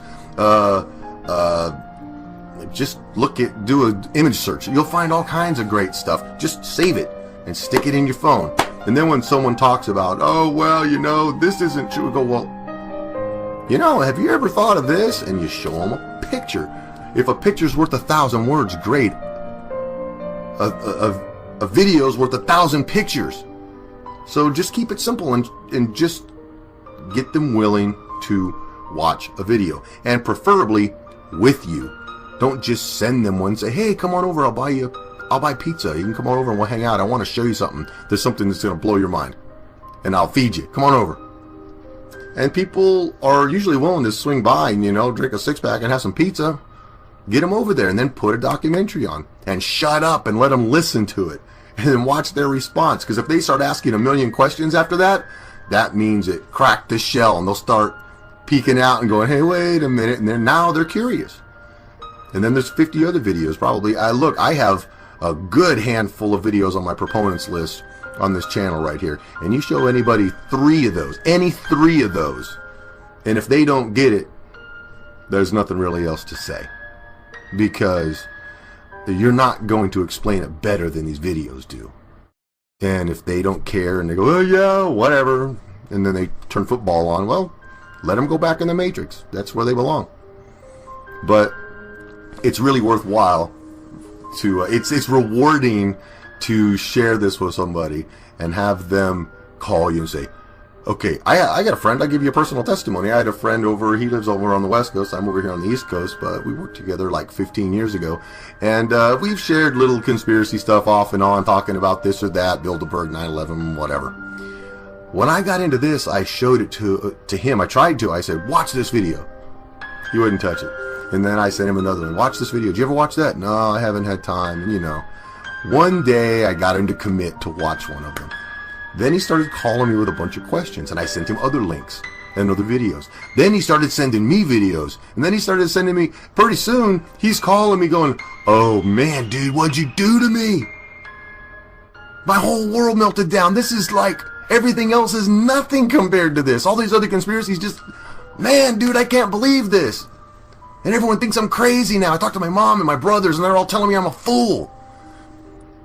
But he has someone to talk to. And if you can get somebody to watch a few videos and get it, and then see, an education is not like filling a bucket. It's like starting a fire. And once you get people to see it, it'll take on a life of its own, and you'll see them, and maybe they'll end up finding something you've never seen and share it with you. But people are never going to basically come on board to this reality if they don't allow themselves to be informed. And so the real art in this, because of the subject and the depth of the indoctrination, is just get them interested enough that you can sit down with them and watch a video and then watch them try to digest it. And if they say no, fine. But you'll avoid a lot of headaches if you don't overwhelm them, you don't make them feel stupid, and don't try to teach them everything. You're not trying to be the encyclopedia. Just, I'm not sure. Don't act like you know it all. Just show them a video. And if they ask you a question that you don't really want to get into because it's like kind of heavy, you say, you know, I try to explain that, but I think I'd mess it up. Let me show you something. And then you lead them to a video. Another thing to note when trying to wake other people up to the flat earth reality is that you need to stick to the facts, the easily provable facts, like the fact that water always finds and remains level, like the fact that the horizon is always flat and rises with the eye of the observer as high as he goes, the fact that water never conforms to the exterior of shapes, the fact that a negative and positive pressure system, like an atmosphere and a vacuum, cannot exist side by side without a firm barrier between them, The fact that all rivers run down, north, south, east, and west, in all directions, all over the Earth. Yet if the Earth were a ball, many rivers would be flowing uphill. And there are even more subtle ways you can help wake people up to the flat Earth if you don't want to directly confront people or talk to the people in your life. For example, the truth cube is an idea people have been toying with, or pamphleteering by making a paper or a cube with important flat Earth information and links on it, then going out in public places and either handing these out or placing them in areas where people will find them anyway. Other people have made banners and hung over the highway, or signs, or stickers, or posters to put up on telephone posts. Writing important links, websites, YouTube and Google searches on money is a great way to spread the word, using their own money system against them. We need more people to do this kind of street-level grassroots activism. Stickers, posters, pamphlets, truth cubes, graffiti, writing on money, viewing parties, street interviews.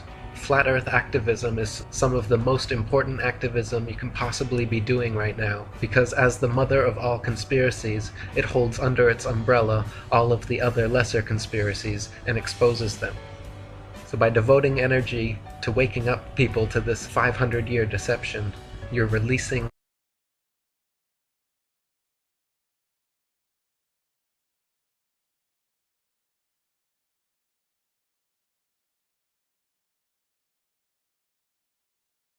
Right, I paused the bot there. It sounded like it was kind of repeating, but anyway, I thought I would pause the bot here. Sunny, 24/7 Flat Earth Discord.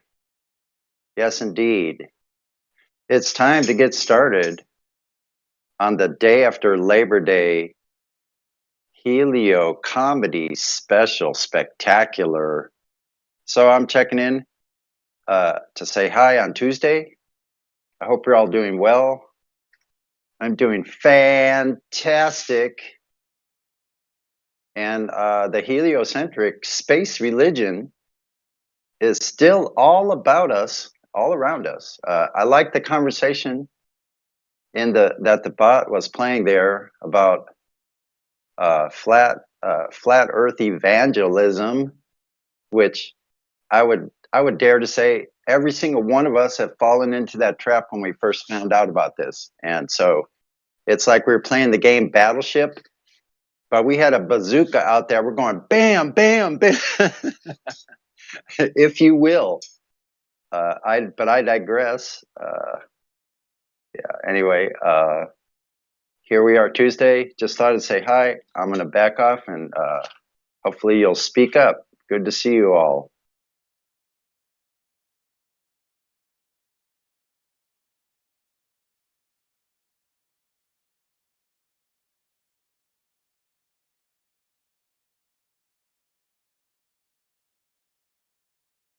Or I can just restart the bot again if no one speaks up. See Adam Unsalted on here. F.E. Batman. Grim. Morvis. Quetzalcoatl. Teos UK. I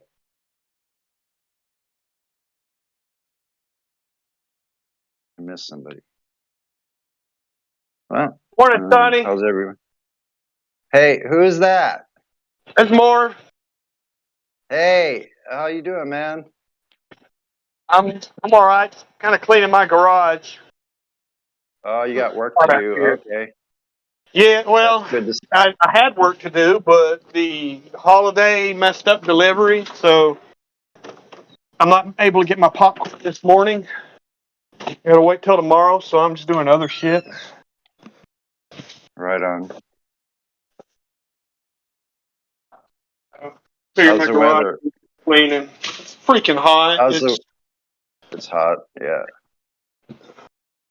Yeah, it was like 85 by 8 o'clock in the morning. Aren't you like way the heck up in the Dakotas somewhere or something like No, that? I'm in Or are Texas. you in you're in Texas, okay. Yeah, it's Tejas. 97. Are you like in the upper panhandle of Texas, or are you way down in the middle plains? Hang on a minute. Across the room. Near the ocean. You're near the ocean. I'm in the center north. I thought I heard you say that you were up north. Yeah, so that's what I kind of hear. Central north. Yeah. I'm kind of by Dallas. From where? A little northwest of Dallas. Oh, okay, gotcha. Okay, I've driven through parts of those. I've driven through like half of Texas, which by myself that was a pretty incredible drive all the way from San Diego all the way over to like where did I go to? Fredericksburg. I don't know if you know where that is. It's just a little bit before, up in the mountains, just before you get to where's everybody? The musicians all go. It's like the new hippie spot. Austin. Yeah, Austin's down south. Not that far. South, yeah. So, down in the hill country. That's what they call that. Yeah. Down the hill country, a bunch of boulders and stuff. I remember, like that was huge, all over the place. All these boulders. There's places like that too here, where you get to these areas, and there's nothing but all these huge boulders. You wonder, like, how did they all get cracked up and then all spewed all the way down these hillsides, and just be sitting there like that, like they were put together, like like it was a house of blocks and it just fell apart, but monolithic sized blocks. There's a small mountain range up in Oklahoma, just north of me a little bit. But it's just like they're in the middle of nowhere. You know, big old boulders. Outrageous. It's a small one.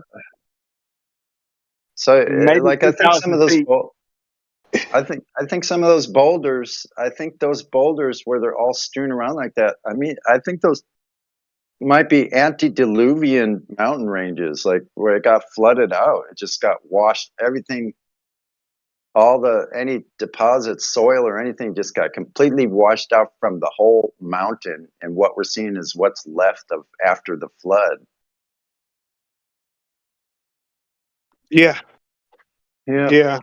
So I think we see people don't talk about this. It's very interesting now because I think we see evidences of this flood all around us. I mean, we don't have to go very far to see like these rocks and stones. Now, the ages that they give us for all the stuff, okay, you could just throw that away with the bath, we're going to pull the babies out of the bathwater. So get rid of most of the junk. So anyway, the timing is all off, but if you look at the rocks themselves, they are definitely a lot older than us. They're ancient. So how old are the rocks, and what are the different ages of these stones and rock? Like some of that, we have an idea, let's say, in a ratio kind of sense, which types of rocks are older. So we got some information there about rocks. Sedimentary, that would probably be a little less old. I mean, so I think there's ways we can find these things out. I think it's very a super interesting topic, though. Mm-hmm. And I hope this mic is coming across okay. I'm using my Bluetooth headset, but I can't speak through it if I have both ears plugged up, because I sound like I'm in a box or a jar or something, and it's really weird to my own. I feel like I have to modulate my voice. I can't hear myself quite properly. You're coming through loud and clear, Sonny. On this end, you come in loud and clear with no reverb or anything. Great. No background noise? We were just talking about rocks just now, Sonny, and you're rocking it, brother. Oh, yeah. Oh, thanks. I'm rocking it.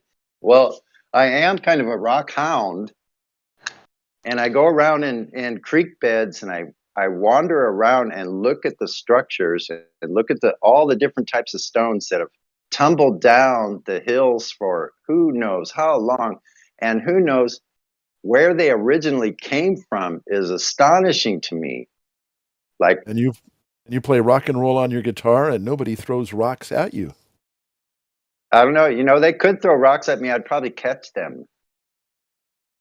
You could, You but know, I think you like play too good for them to want to throw rocks at you. No beer bottles, no, well, so but see, chicken wire cage needed. but here's the thing. Like, I think I prefer things being thrown at me because, like I said, you didn't quite catch it.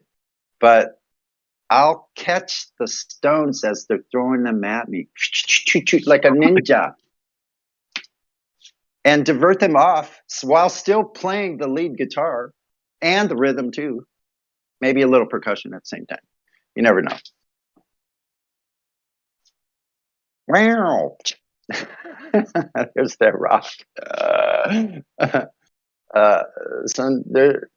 Walking down this rocky road, wondering where my life is leading, rolling on to the bitter end. Anyway, Sonny, do you know what the Yeah. sushi said to the bee? no. What did the sushi say to the bee? Wasabi. What's up, bee? What up, bee? Wasabi. The green stuff. Wasabi. Wasabi. You're funny, man. Wave Mixer's feeble attempt at humor for Tuesday morning. No, but you know what? We're both born in the year NASA was created. Do your own research. We don't need to give it away. Anyway, so like us born in that era, yeah, and make it over to this side. We have some great comedy to share. I mean, we don't give it away all at once because it'd literally be too much fundamentally for someone to take. If they're not quite like strong minded, if you know what I mean, they might just flip out. So here we are back at the day after Labor Day, Tuesday, heliocentric space religion comedy spectacular. Try to say that real fast. Checking back in with Wade. I used to answer my phone. Habernacles Pickle Factory, Joe the Barber speaking, filling in for Seymour on the Rubber Baby Buggy Bumper Repossessing Department. May I take your order, please? Oh, shoot. Oh, that's a great. See, you can do that yourselves, folks. You can actually learn this at home. You know how they say, don't do this at home? I say, try doing it at home with your family. Those that throw rocks together, stay together. Just thought I'd tie that in somehow. It worked pretty well. So this is what you call riffing, right? Yeah. So I like riffing, flat Earth riffing. It's a great day here in the western, next to the chasm they call the Pacific Ocean. If you can imagine how deep that sucker is, if you're standing next to it, it would just be awe-inspiring. It would make the Grand Canyon look like a puddle. Anyway, I digress again.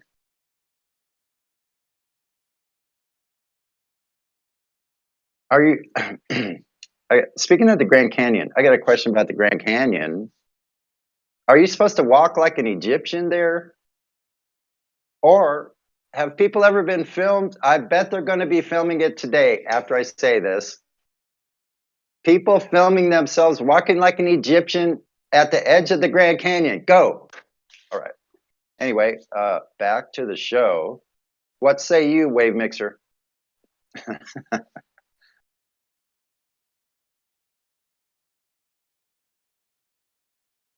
Uh-oh. Either Wave Mixer, I can't hear you. You're went into a blind spot, maybe a tunnel on the freeway. Or you're at work by now. It's 10 a.m. What the hell has Sonny been doing?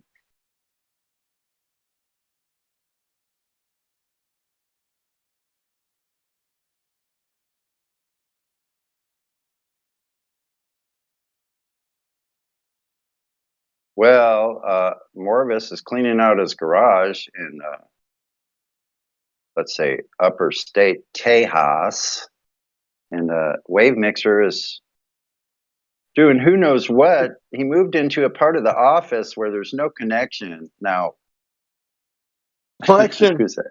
I'm currently sitting on the couch drinking some tea and smoking a bowl.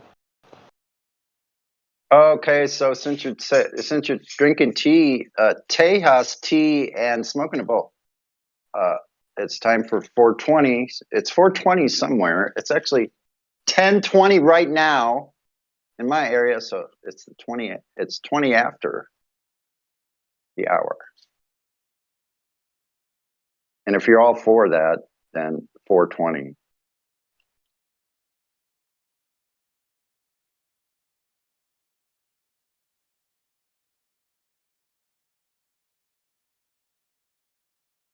Okay, so you're going to have to slow down, Morvis, because you had a head start. So you got everybody else in the lore. You have to give them time for their ritual to get started. So that's an interesting topic. We could go back to that. Setting the appointment. I think I'll just share my personal experience since no one is talking but me. In flat smacking, I have a lot of experience with blowing people out of the water with too much information. Yeah, that's a common mistake. We all do it too. I think it's just a rite of passage. I think we all have to go through this period of embarrassment when we look back on it later, like now, and we go like, oh my God, I must have looked like a nut bag. Like what? So anyway, yeah, so I like what Eric DeBay was saying, and also was that Mark Sargent or Bob Nadell? Or I don't know, I might have my personalities wrong. It's early for me. So yeah, I've given people way too much, been too excited, been kind of nervous, kind of explaining it, getting kind of like lost. Too much information makes you look like the Mad Hatter. So in order to not look like the Mad Hatter, calm the hell down. You're actually, when you're talking to these people, I think it's good to be outside near some water. And so talking about the water. Hey, look at that. You can see the bridge way over there. Some crazy friend of mine, he thinks the earth is flat, but he gave me these numbers and he said in 5 miles there should be 16 feet of drop. Isn't that seashore over there at least 5 miles away? I'm confused. Do you know anything about that? See? Get couples talking about it near the water. Isn't that a beautiful moon set? Look at that. Look how low the moon is to the horizon. Wow, look at the light from the moon shining on the water, and then that light going it's going directly to my feet. What about you? Do you see the light going across the water to my feet or to your own feet as well? It's sunny. Sorry, it gets people thinking. Yeah, go ahead. Sorry, I blanked out on you there. I had a call, so I had to mute up the headphones and mic and stuff here. I just put a picture up on the live stream. When did I do it? Oh, I sent it in the wrong place. Wait a minute. A picture, and this was taken from some family members in Nicaragua during the super blue moon. And it looks like there's actually 2 moons in the sky. There's the one that looks like it's illuminated. In the background, there's kind of like a sphere. And I posted this here the other night. Someone said, oh, that's probably just a reflection of the moon coming off the camera lens. The reason they took the picture, is because they could see like a shadow behind the moon. So they used their camera to go ahead and zoom in, and that's what they saw. I don't know what the heck it was. I didn't see it with my own eyes, but this is family members in Nicaragua that saw this and took this picture a couple days ago. I can't wait to. I can't wait to go there anyway. But that in Nicaragua, that's awesome. So I've seen these images before, and you can see the lens flare on this camera. Now, the lens flare, it almost looks like it's a ray coming from at about 1 o'clock to 7 o'clock from the sun's diameter or center of the sun disk. That's not the going up sun. and down. That's the moon. It's not the sun. Hold That's on. the moon. Okay, the moon. Okay, so the moon. So yeah, the moon. So check it out. So from the moon disk, you see the lens flare. It primarily looks like it's going from 1 o'clock to 7 o'clock on the moon itself, on this image, right? Correct. So that's what I'm seeing, the lens flare. You also see some lens flare surrounding the disk of the moon, going outward, of course, as it would normally do. Now, when you follow how it's light right at the around the disk of this image of the moon, going out towards that other disk, you see there's a lit area as you're going towards this unknown disk. About 10, 11 o'clock. Whatever it area. is. At about 9 or 10 o'clock, you go out that you see an aberration in the light going closer to this thing. And it's almost clear all the way around it when you get close to that secondary disk. It's separated. Like in the aberration of the medium around it, and namely the light, the way it is around it, it has its own structure. It's got a clear area all the way around it at the closest, if I'm describing this correctly, the closer you get right to that secondary disk off at 10 o'clock, it looks like it's definitely a separate something. It's not part of a lens flare, because if it was, you wouldn't see any kind of perspective as far as what's further away or closer. And you definitely wouldn't see a clear area around something that was just simply a light flare. It would be connected to the rest of the light flare. Boom. Thank you for letting me share. I was thinking this also might be like a satelloon, but I would think that the reflection wouldn't be at the 10 o'clock right there. It would be more facing towards the moon itself. So that is if it was in front of the moon. And if yeah. Well, listen, if it was a satelloon, it wouldn't have that shape unless you were looking straight directly up. That looks like it's close to the trees. I imagine they're looking at some angle from the horizontal, maybe 30 degrees, 40 degrees. They were looking east as it was 50 coming degrees. up over the trees. Mm-hmm. So they're probably looking up no higher than about 20 to 50 degrees, I would say.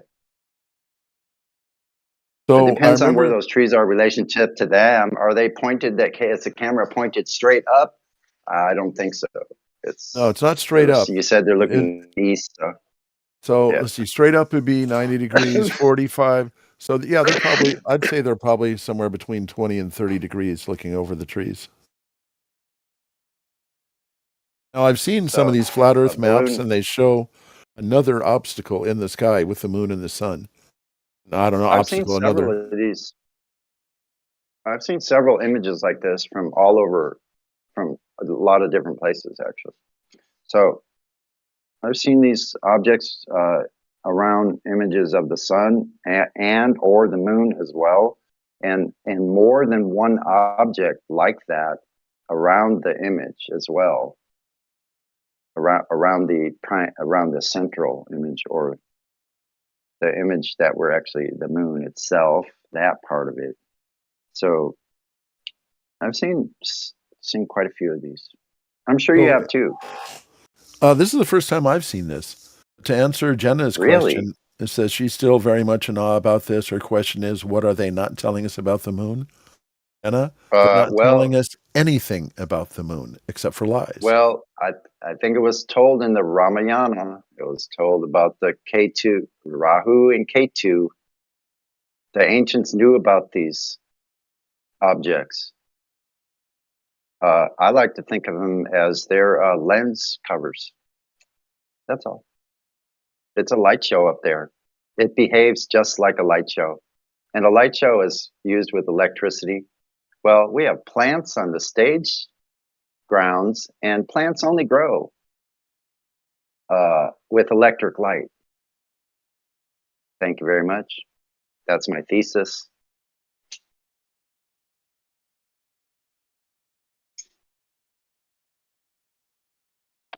You could perform an actual experiment with what I just said, an actual scientific, natural science experiment.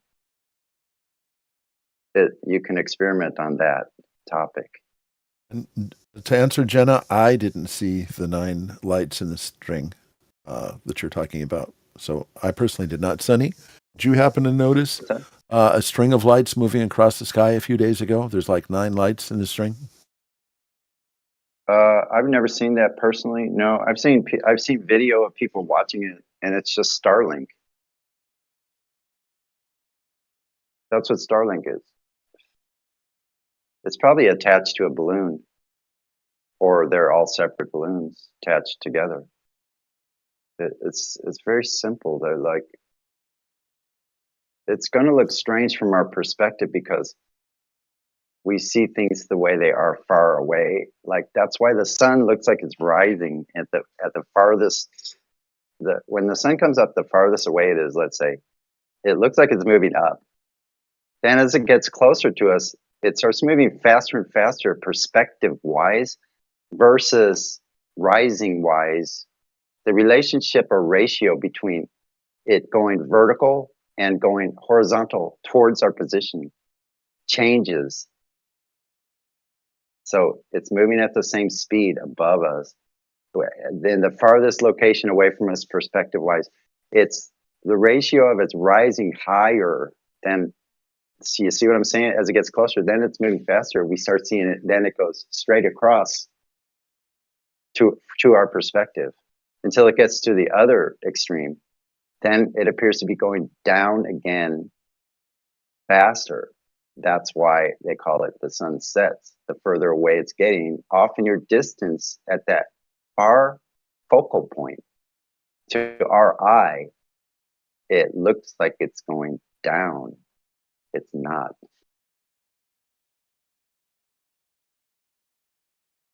So I don't know. That was a long rant about something that wasn't really about this image, but Well, and to go ahead and quote Jen again, she said she's in Ohio, and that's where she saw it this past Friday. And she believes they're gearing up for Project Bluebeam. yeah, they could be. Keep us posted. I want to make sure I want to get a good seat.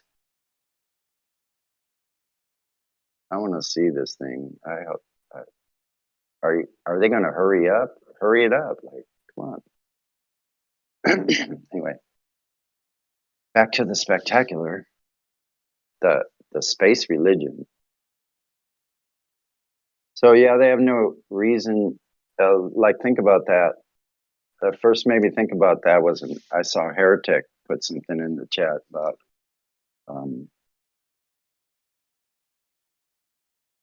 or was it? No, it was something else about the moon disappearing. So where in the helio religion do they make room for this thing they're saying is a rock that men supposedly landed on? Where does it go for 3 days? Really? Yeah. Where does it go for 3 days? Exactly. I know what you're thinking. It probably went the same place those moon rocks went when they went to give that petrified wood to them and told them it was moon rocks. That's where they disappeared to. In the same drawer. Yeah, that's it. That's where the part about it, the moon disappearing, went into some back drawer. Literally and figuratively. There's a time where you could do that. You could say literally and figuratively, and it would still be true of this particular idea.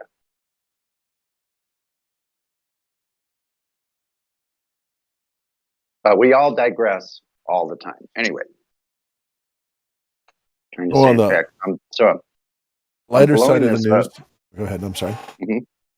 I'm sorry. Yeah, I'm just I'm zooming in on this, and I was correct. There's an area of aberration around this thing, as if it's an actual object itself. That optically, to me, just to my eye, okay. Like if I can blow that thing up and see that difference, that's something else itself. And notice how I like this when you blow it all the way up as large as you can. The background media looks like a curtain. It truly does. It looks like we're looking at the outside, that we're looking at the inside out through to the outside of the surface of an aquarium.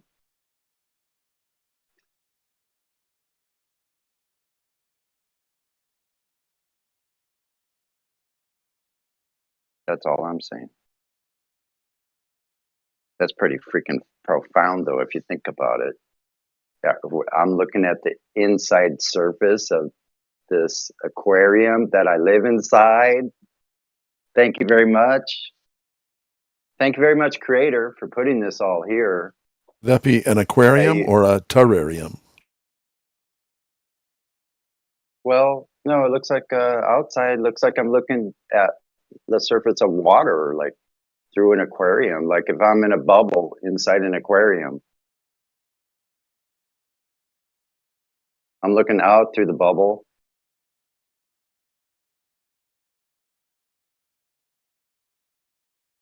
So on the lighter side of the news today, if anybody's familiar with Burning Man, I've got a friend that's been part of putting that event on for several years.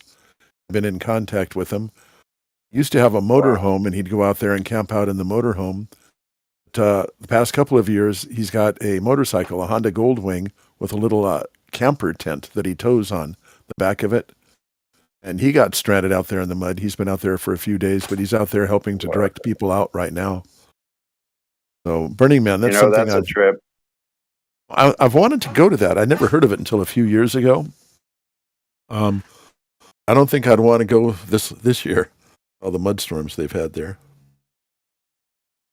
Really, I would love to go there some year and just have the whole thing, the stage, all the music. There's more than one stage. Blast out Coachella. Sunny blasting out Coachella. Yes. Burning Man is in Nevada. Burning Man's in Nevada. It's not in California. I know. Coachella Valley is in California.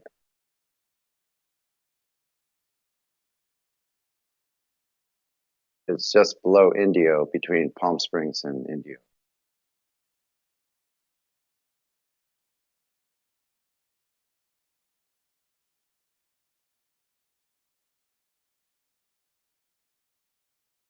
Check. Going to a dead So spot. I gotta go. I gotta call. All right.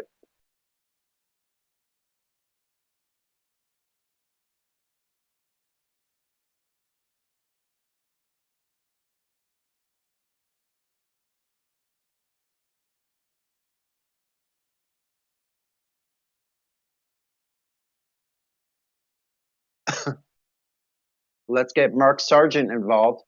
And shoot, like if I have my shit together, it's just I'm not like a producer and a promoter and like all those hats all in one, but I can do my part. My part is playing the 6th string right here.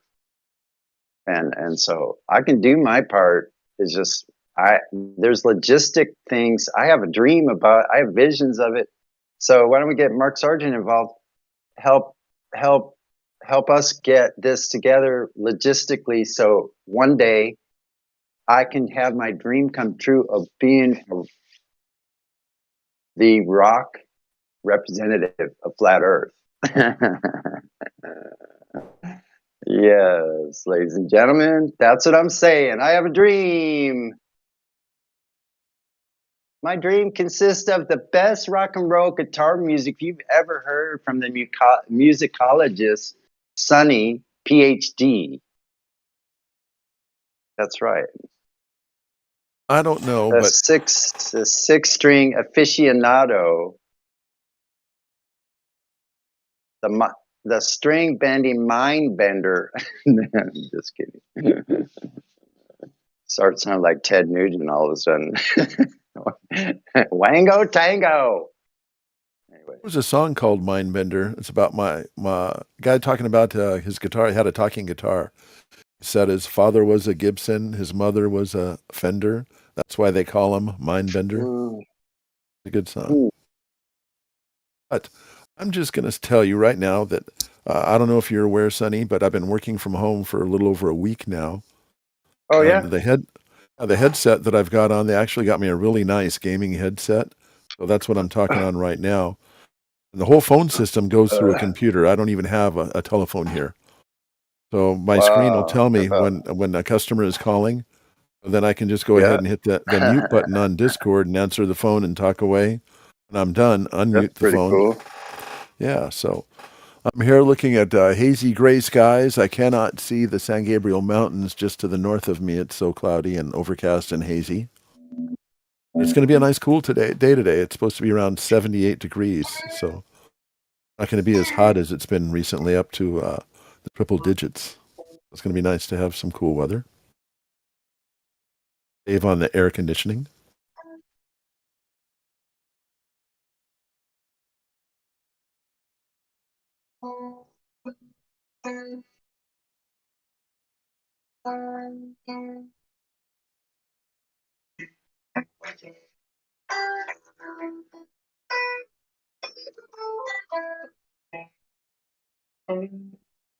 So yesterday was not only Labor Day, but it was also my daughter-in-law's birthday.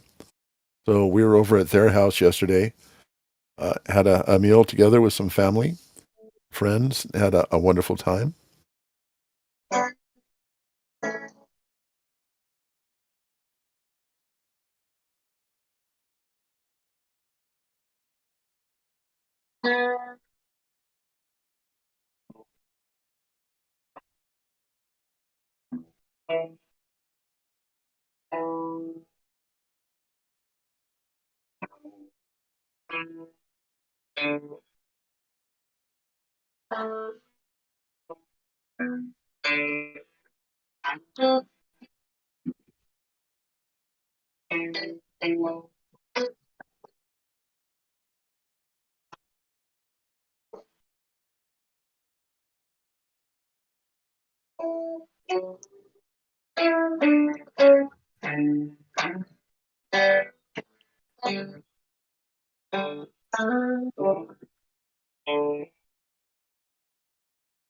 So this isn't an FE song, but I posted a link to Roger Dale. Roger Dale posted this, but of Stillwater, Mindbender from 1977.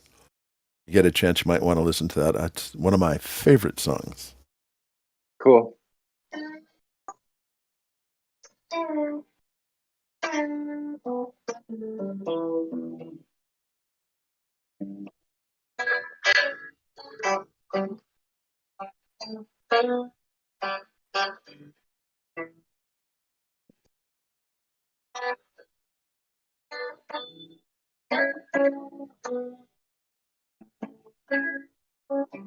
Well, I really enjoy the fact that I can bring up the YouTube live stream, and because it's on a slight delay, after I say something, I can come in here and go on to the live stream and give myself a mic check.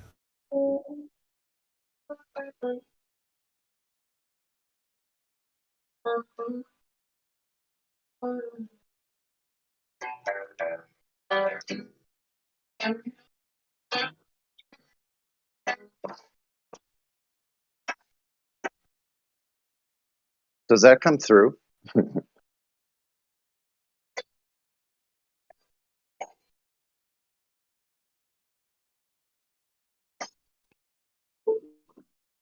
Sonny, I hear the guitar in the background. Are you taking requests? Sure. All right. I want to hear Inagata de Vida.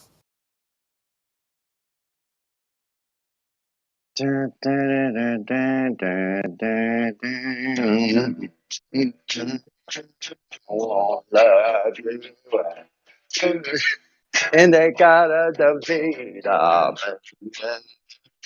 Don't you know that my heart is true?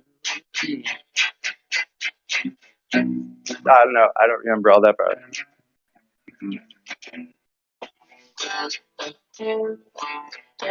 It's something really simple. Anyway, there you go. There's my rendition. Any others? Okay, how about my all-time favorite Beatles hits off of the movie Let It Be? The song is called Get Back.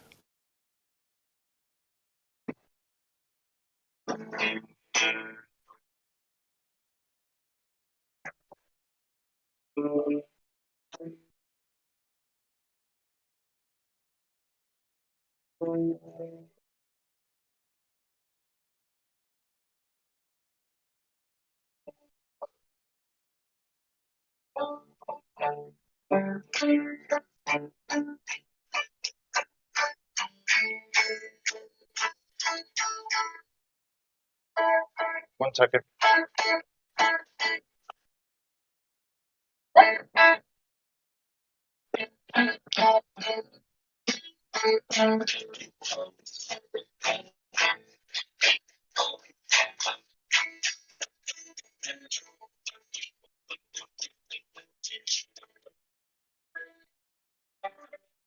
Jojo was a bad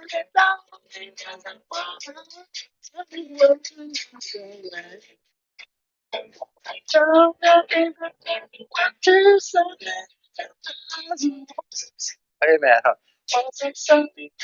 California grass.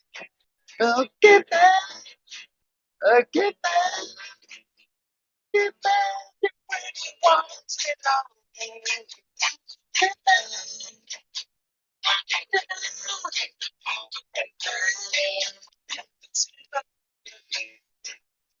How's it go, Loretta? Okay, there's my rendition. Thanks.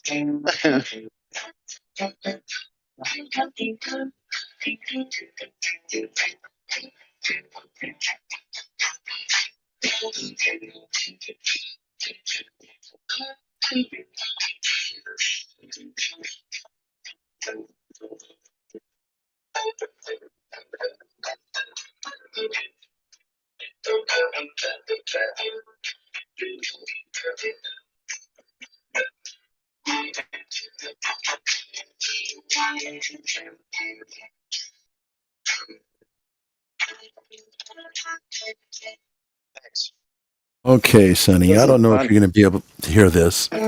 I just pulled my trusty old SG out of the case. I'm plugged in, but wait a minute. I can hear it. Yeah.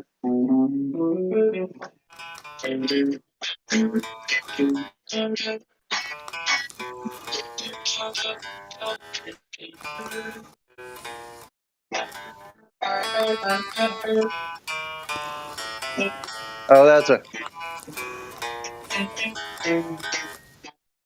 See, I didn't even remember it. It's been so that long ago. What you're asking me to bring up 50-year-old songs? Well, that's all I know is 50-year-old songs. Let's see.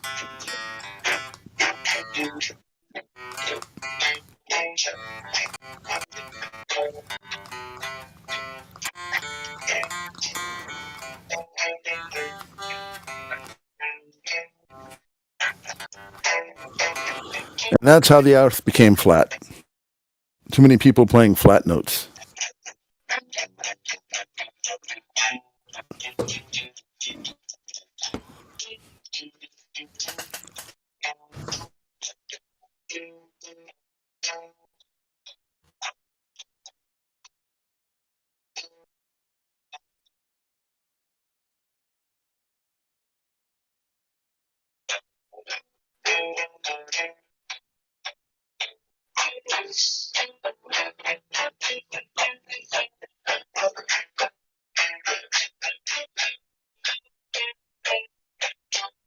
See that? Sunshine of your love. That's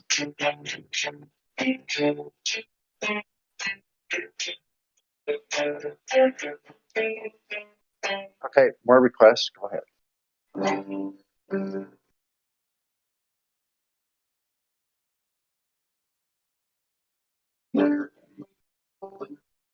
Take a moment for a G tuning, G string tuning, and get the rest of it in line.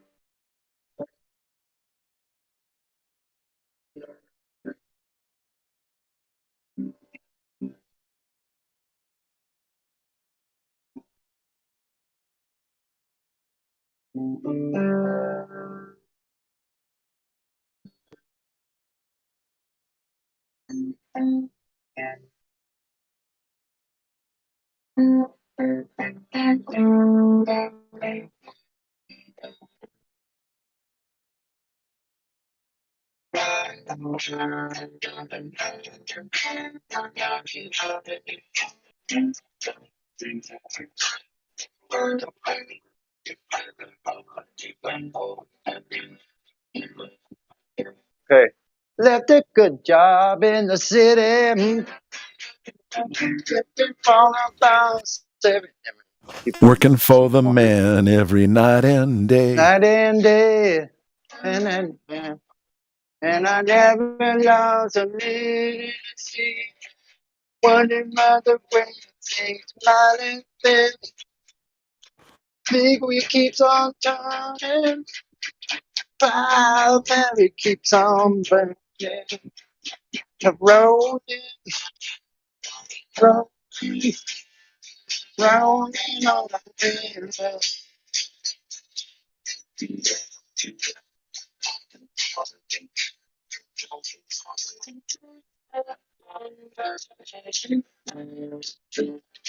All right. Shout out to CCR. Okay.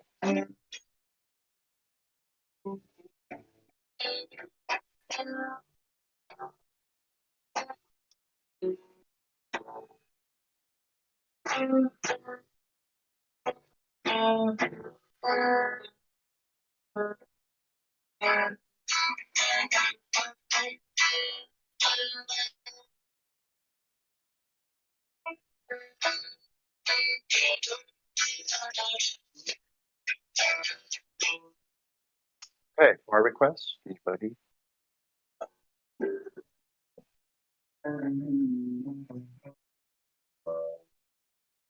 Oh, I don't know, but I got about 7 minutes left to go before my lunch break starts. I'm not even sure what I want to make for lunch. I know it's not going to be Burger King. That's about the closest thing to my job where I used to eat regularly. I believe we have some nice keto bread here, which will not aggravate my diabetes, and sandwich meat and sliced cheese. So I think I'll have a sandwich for lunch today. Anybody that's interested?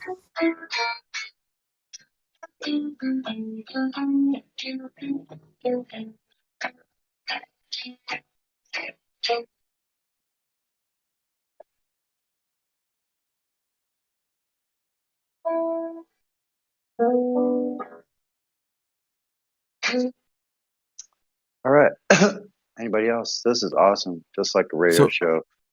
So, Sonny, I don't know if you're aware, but we've got the equinox, it is, coming up in about 2 weeks. And it's going to be the fall equinox on September the 21st. I don't know the 21st again. That's the year.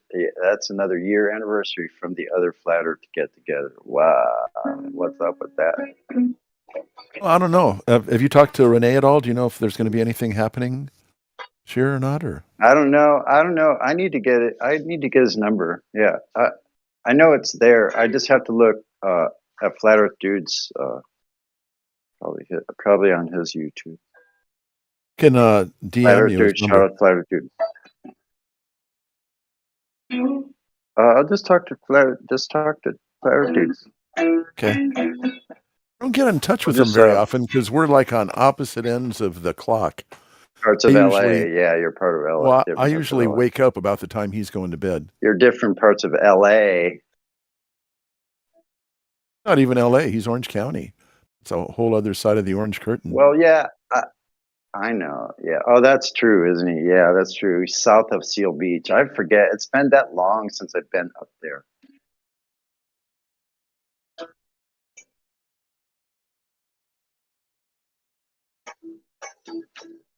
In fact, I'm going to text Renee right now and ask him. I'll just go straight to the horse's mouth.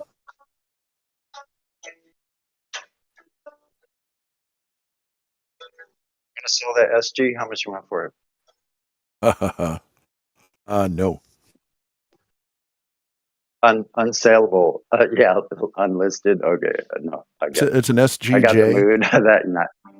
It's an SGJ. I think so I've seen it, pictures of. oh, that's the one. I've got the one that's custom made. It's a carved top like a Les Paul. It has the F holes on it, so it's a semi-hollow body, the spalted maple, but it's cut like an SG. I know. That's a badass guitar. Oh man,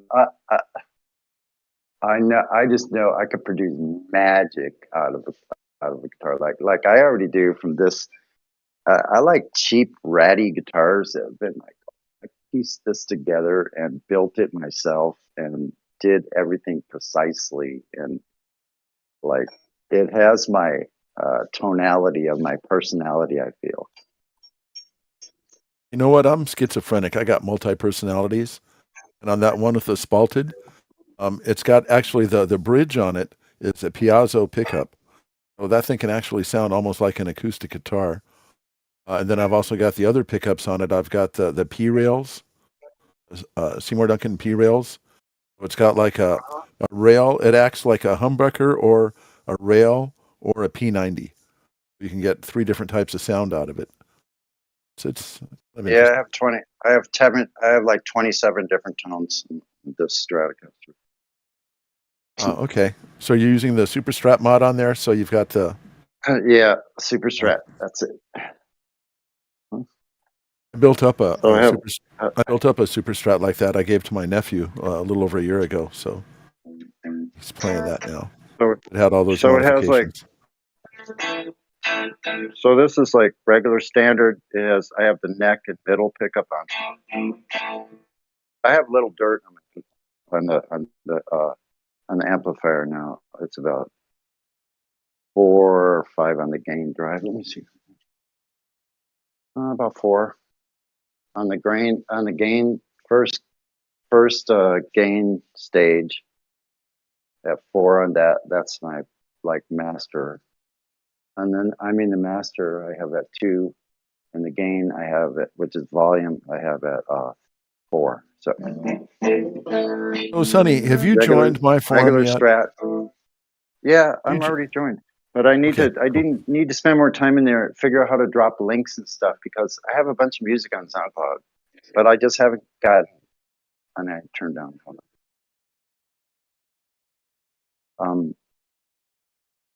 No, what I was going to say is, when you get good potentiometers, I can control so much of the tone of this guitar, make it sound like an acoustic guitar just by turning it down. It doesn't lose. CTS pots.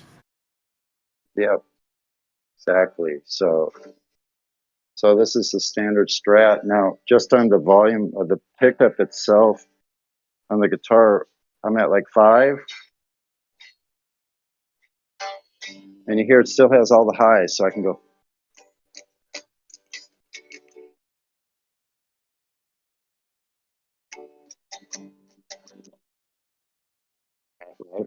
Now I can turn up, and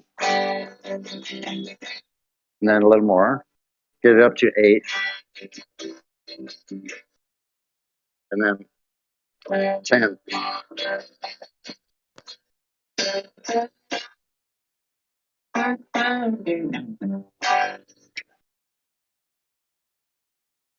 So all that from the volume of the guitar. And now I'll switch on the treble pickup.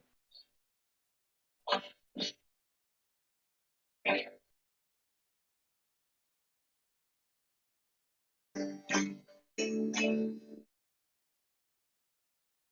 about the treble pair pickup, the bridge and the middle?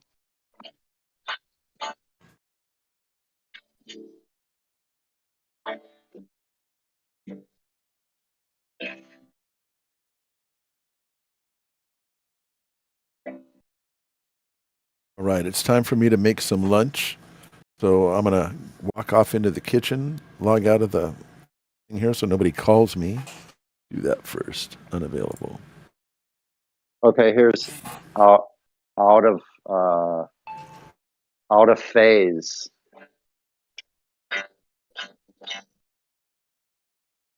Make it sound like a wah-wah pedal. The guitar has wah-wah pedal abilities.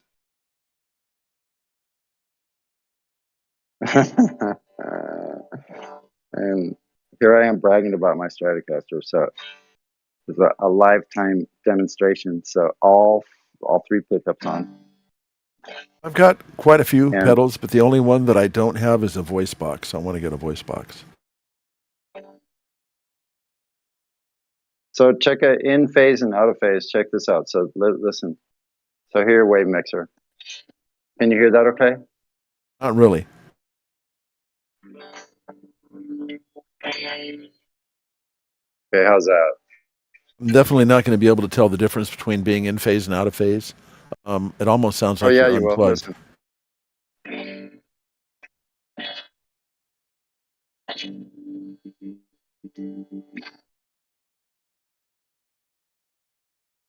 Hear a difference? I really can't tell over Wow, Discord. wow. Oh really? I'm gonna. Yeah, it's okay, over 'cause- Discord. It's not picking up real good. But listen, I got to go ahead and make a sandwich here real quick. So I'll be listening Okay, in well just a minute. that's cool. I probably just need to turn up so you can hear it as well as my ear does.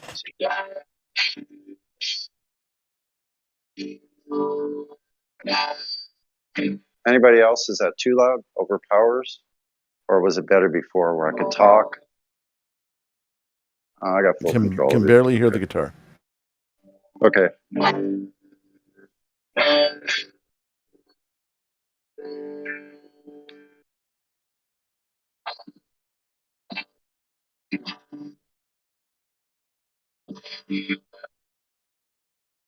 You hear me doing this, Rich? Wow, wow, wow. Oh, I don't know if you could pick that up, but it should be loud enough to hear.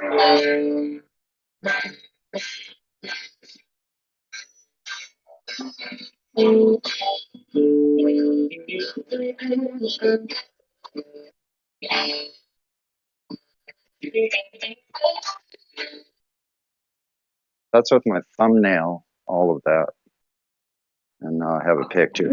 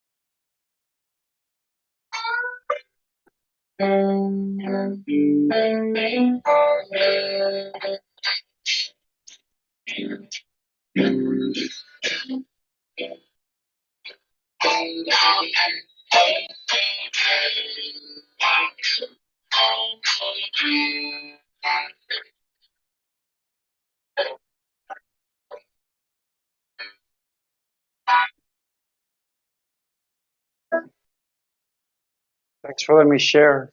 It's always a pleasure. I don't know if you could hear or get anything out of that, but I sure did.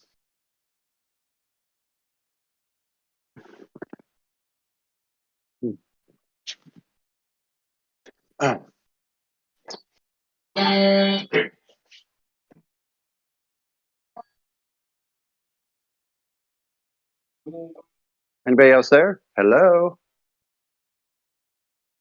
Well, I'm here at the aircraft carrier Midway. The streets are abandoned. No one's left.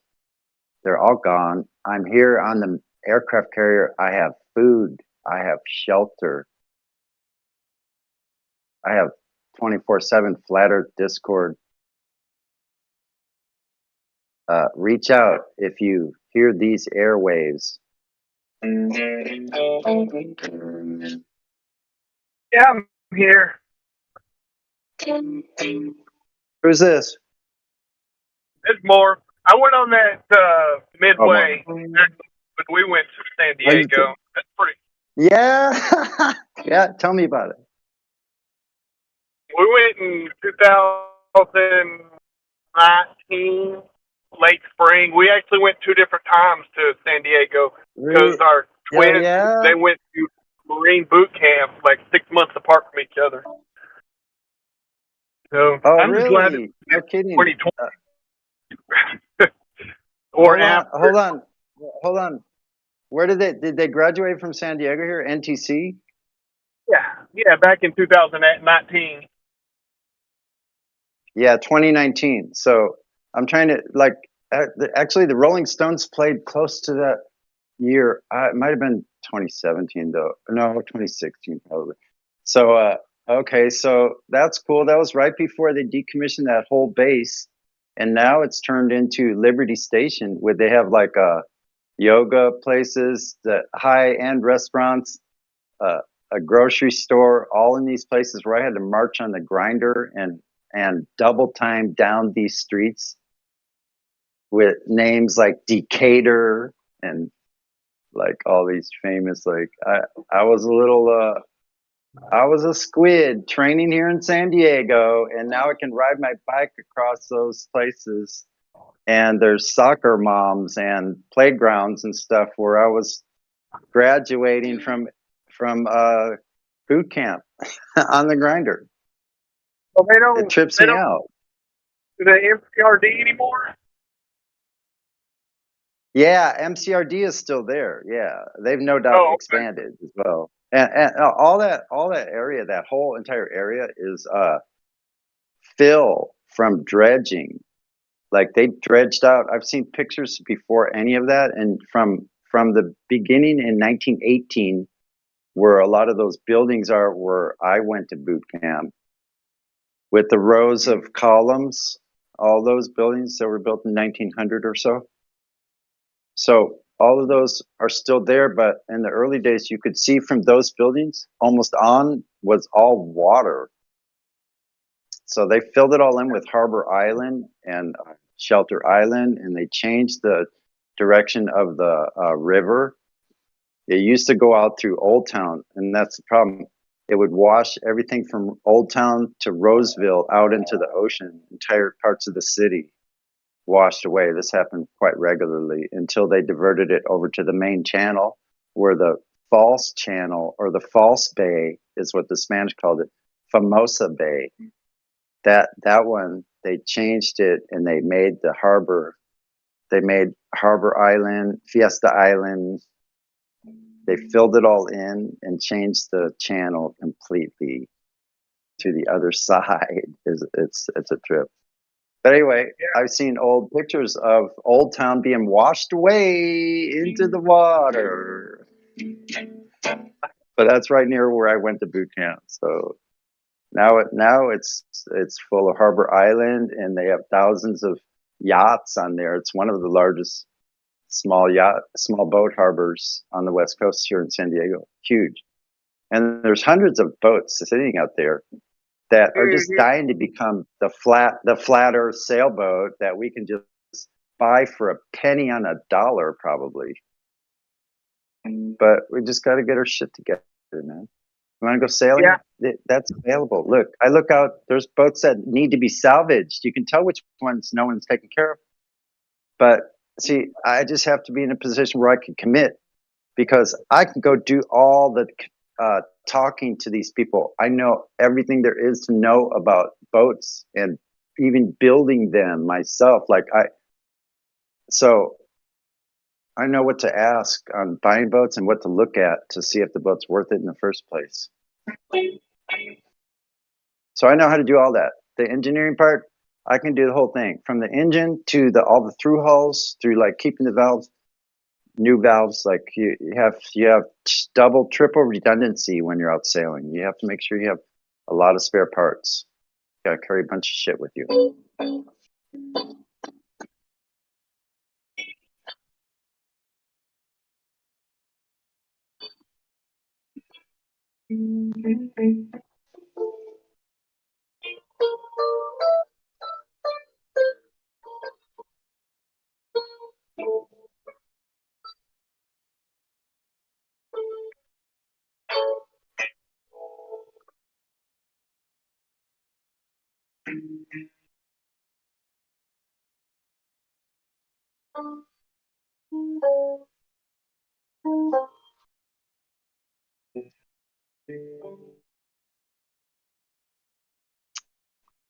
Cha cha cha.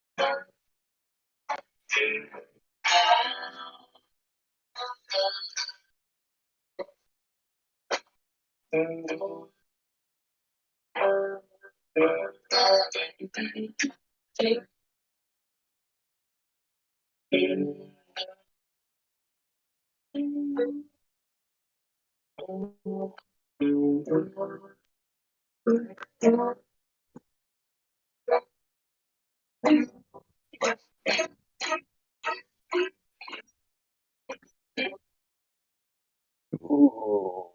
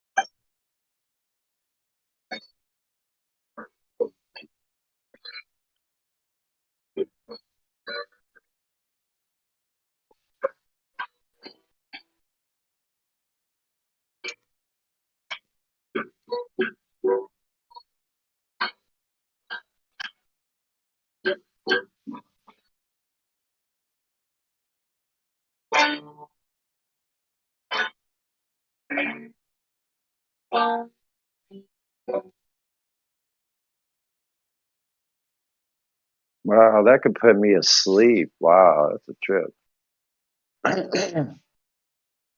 I'm not be sorry. I don't mean to. I'm not. I think I have it a volume that's reasonable. If you can still hear my voice, like I said, I'm lost here. Oh, Morvis did. Morvis did speak up, so that means we're not completely destroyed. Apparently, there's small pockets of consciousness popping up everywhere.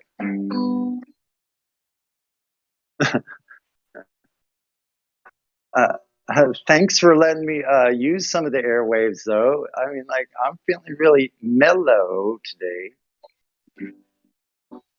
No, but you had me worried there when you started to say there's smallpox, then pockets Small of consciousness. pockets. I thought you were going to say there's smallpox. I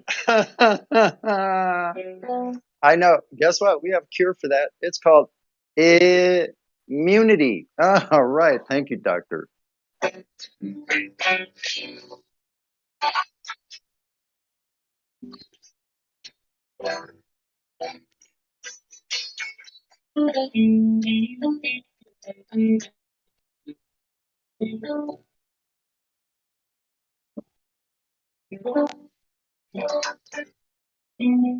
All right, change of tune. Any other request? No, I'm just enjoying the music to eat lunch by. Turkey, all right, cheese, pickle, this tomato sandwich on keto bread. Trying to eat healthy.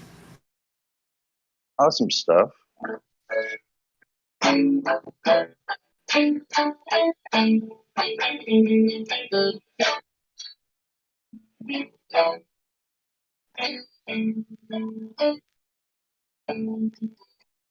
Johnny was a schoolboy when he heard his first Beatles song. Love me do, I think it was then it didn't take too long. Got himself a guitar and played every night.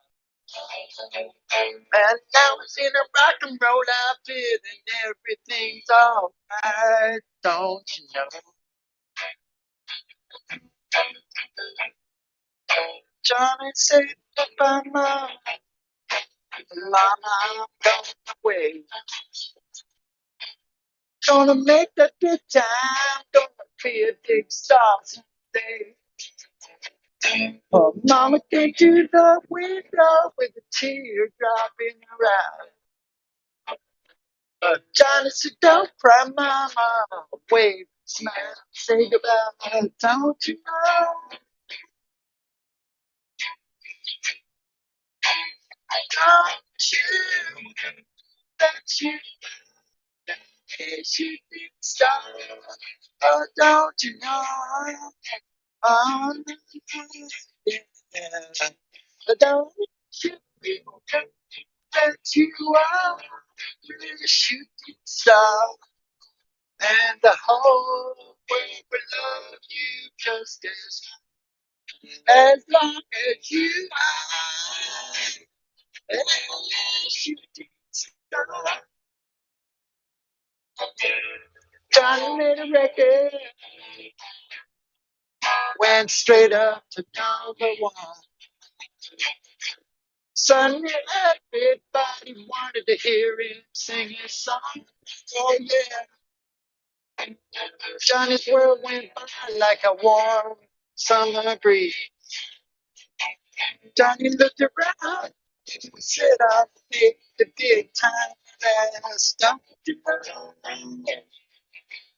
Don't you know that you are a shooting star? And the whole world will love you just as long as you are a shooting star. Johnny died one day, died in his bed,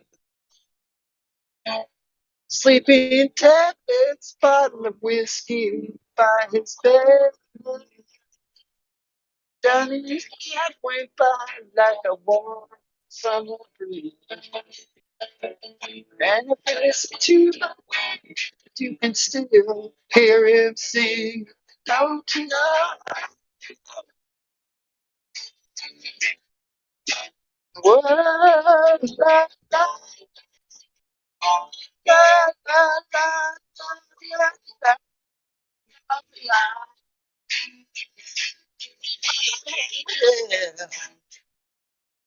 La,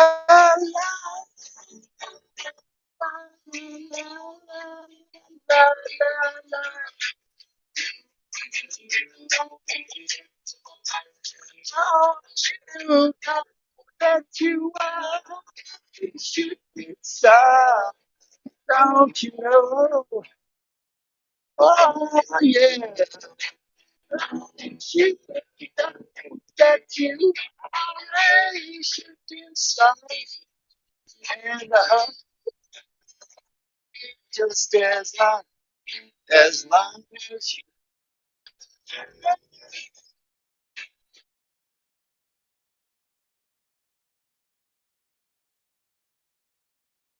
Wow, wow, wow, wow.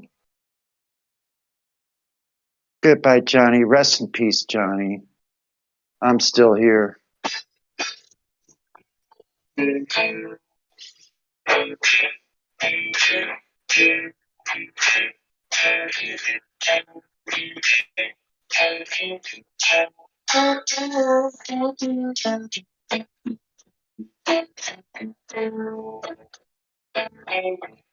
I like that slow lumbering blues sometimes, right? Like you're riding on the carriage on a bumpy road, maybe better cushions on the seat.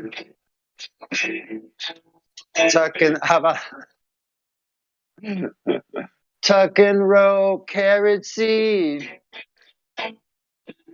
I want the best in town. Can you make me a wheel that's absolutely brown? How's it going, Sonny? Uh, You just chilling, passing the time, bro. Absolutely. Yeah, drinking my coffee. I'm like having a great time. I have tears coming down my face singing that song. But I actually pull it off. My voice isn't the best. I don't care. It's gravelly like if it is, good.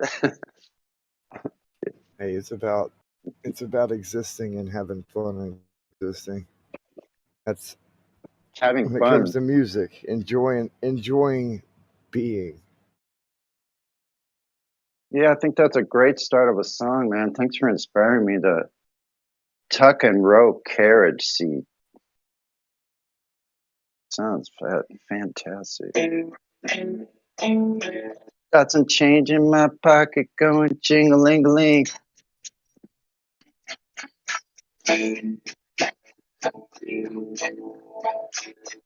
It's my baby on the telephone. Said, give me a ring. How's it go?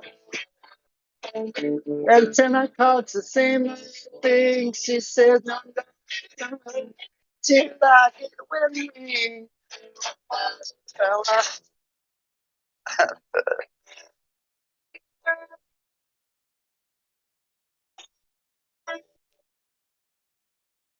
Don't worry, honey.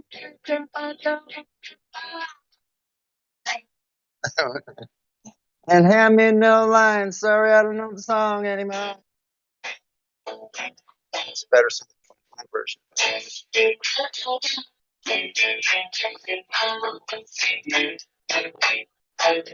Don't treat me this way. A stitch.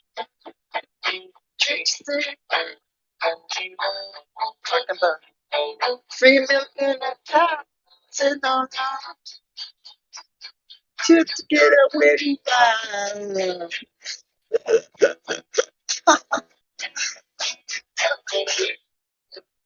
I can't do it. I'm laughing too hard. I can't finish. All right.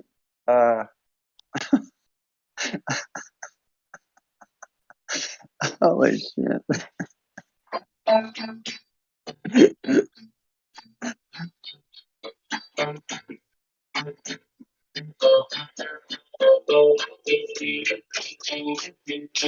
shit. I think that's what you get when you eat Swiss cheese.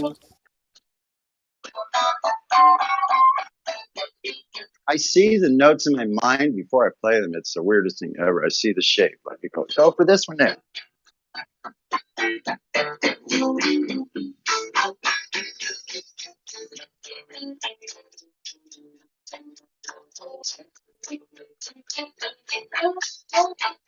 So, Sonny, in honesty, I think that must sound better where you're playing live than it does coming over the live stream here. We're not picking up all of it. Okay, I just turned it up, so what's this? Like, to my ear, it sounds better. And if you get a chance, like Sonny, that you might want to sometimes. take a look into the comments in here. The live stream voice Too text. overpowering? Is the guitar overpowering? Not enough volume? Well, you can't really hear it clearly. Difficult to even hear anything. Sometimes, like we can hear your voice, but we can't really hear Oh, I so much see. of the background thing. Also, Okay, hold on.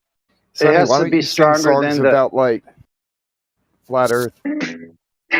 Come in singing about they play a no flat Earth pressure song. without containment or something.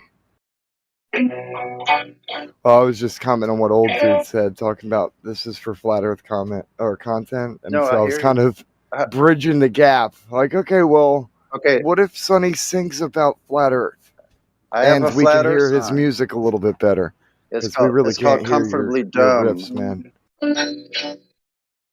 Oh, I But need to produce. I need to also, start I'm making. too tired to talk much. I'll be back to actually chat in a minute. I know it's like 3:00 or whatever, but I actually just woke up.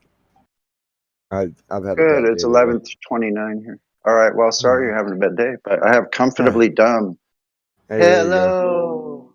Hello. Is anybody in there? Is our home a spinning globe?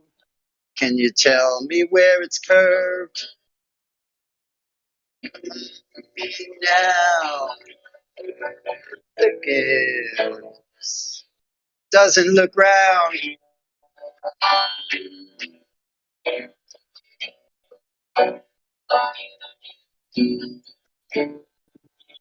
The earth spinning globe is eternity. I've been seeing it be like it.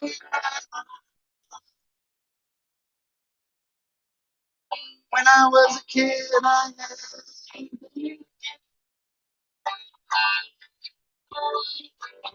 had to call.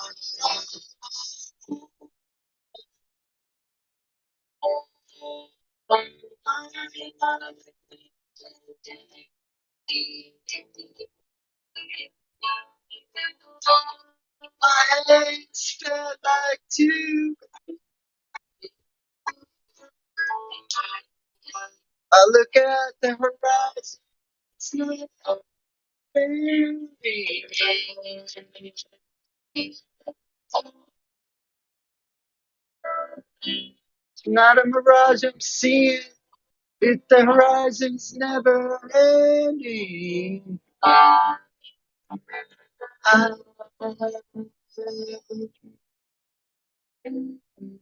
no longer comfortably dumb.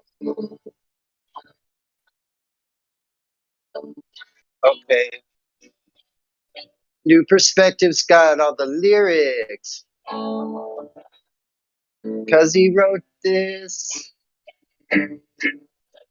himself. I'm just helping with what I have left.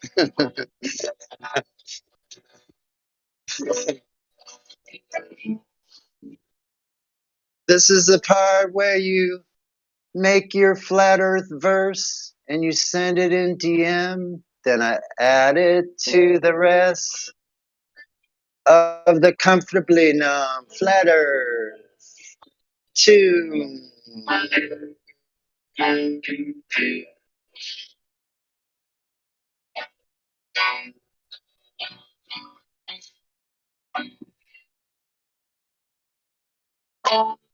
When you look at the horizon, what do you see? Rig habitats too far for you to see. But there it is, nonetheless. Your refraction doesn't make up all the rest. When I was a child, I think I knew the freaking difference. If you would have let me have a chance to speak with you, then I wouldn't have flunked out of all your induction, your whatever mind control system. Maybe I wouldn't have been so fucked up.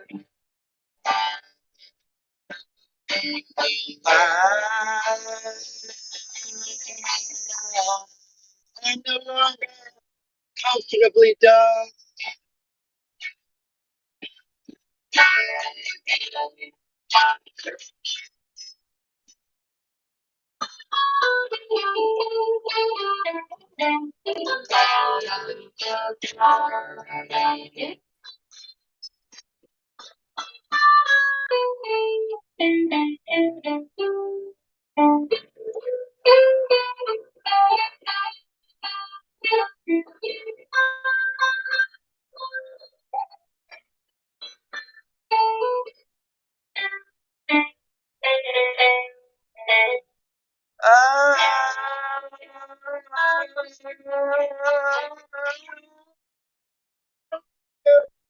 Comfortably dumb.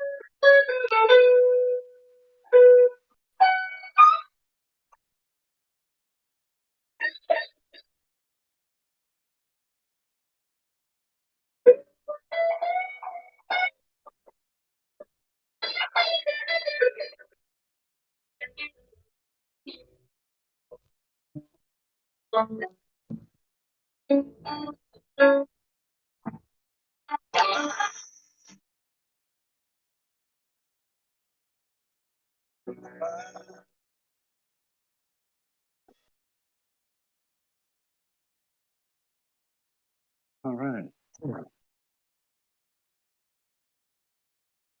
Yeah. What do you think of that oil rig habitat? What do you think of that? See, write your lyrics. Send me your whole idea of a lyric. Write the whole song. Give me all your flat Earth lyrics. I'll sing them, or have Helio sing them. Get off your ass, Helio. Just kidding. Helio, hardest working man in flat Earth. Thanks for giving us this opportunity, this platform. All those years that you put into this, Helio. Shout out to Helio. Everyone, yeah.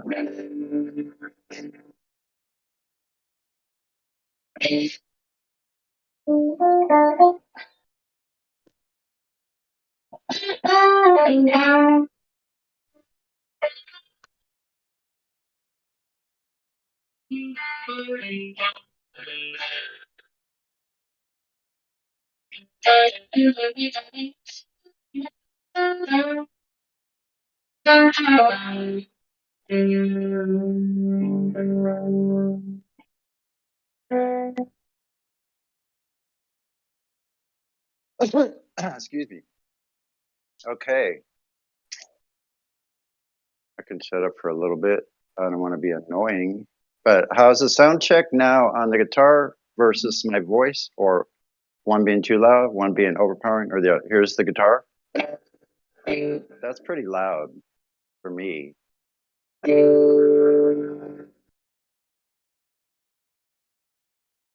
Can you hear it follow through? I can't tell. Okay.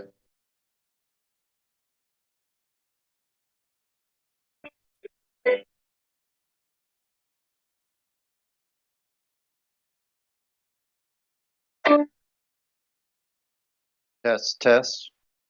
Mic check. Mic check. Mic check. Did I get muted? I've been muted before. Okay. I'm just saying.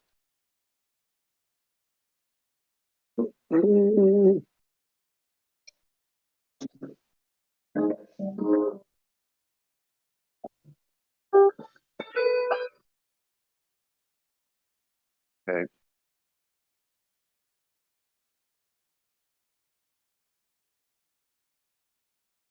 Honestly, don't know if my mic is still on, if it's working. It's showing Discord is active and mic is on. Okay, let me look at the. I'm probably missing the whole vote. I'm not looking at the chat. Ethergrass.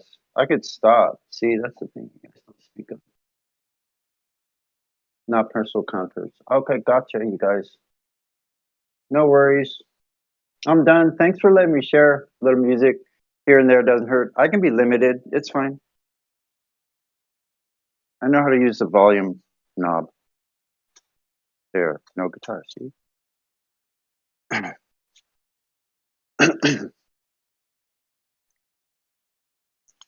I appreciate it, like I said, as always. But Ethergrass, come on back in if you're nearby.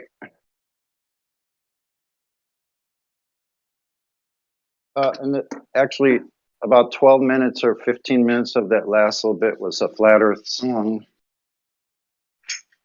written by New Perspective. Shout out to Dave.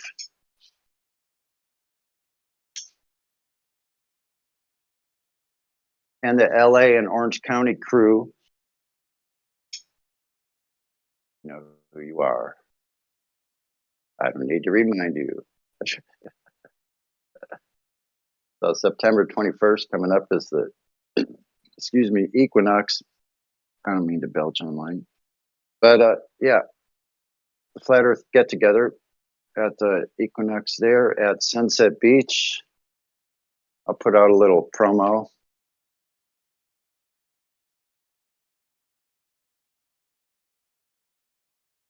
Hello? Hold on 1 second. I got a call.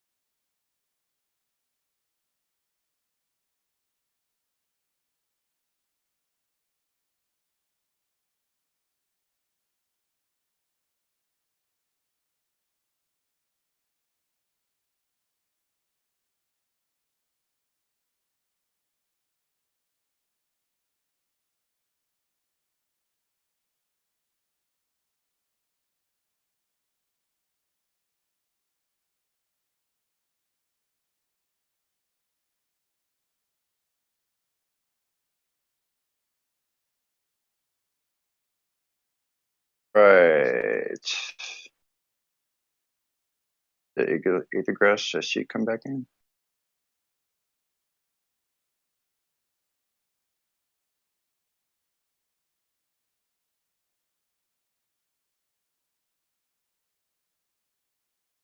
How you doing, man? Haven't talked to you in a while.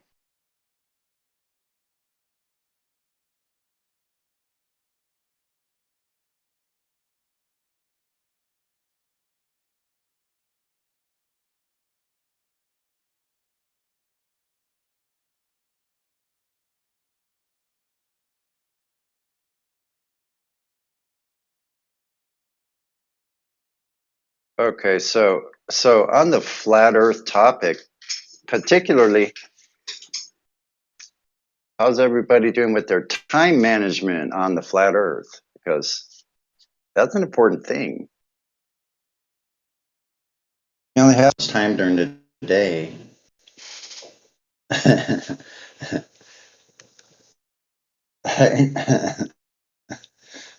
funny when the soundboard comes across the first time you haven't heard it in a while. Anyway, I digress. It's great day here in the west. It's clouded over. It's warm and cloudy. It's like in the 70s. It's been like 70. It doesn't even change overnight. It just stays 70 degrees all night. Gets like 72 or 75 during the day.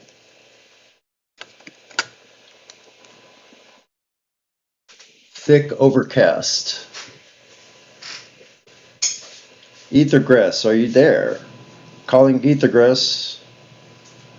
We're calling from 24/7 Flat Earth Discord. We're doing a welfare check on Ethergress. Just checking. That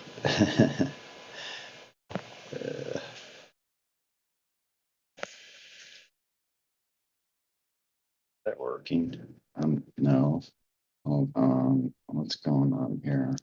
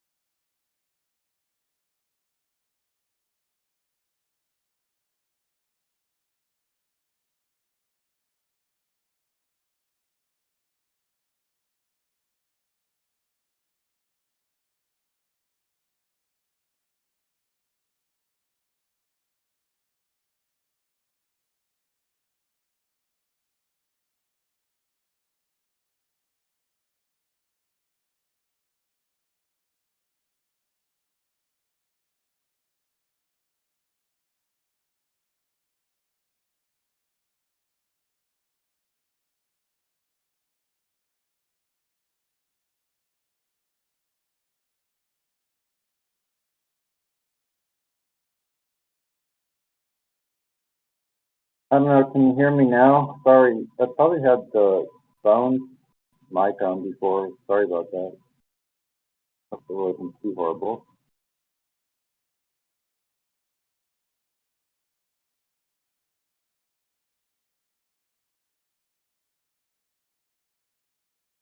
Mic check.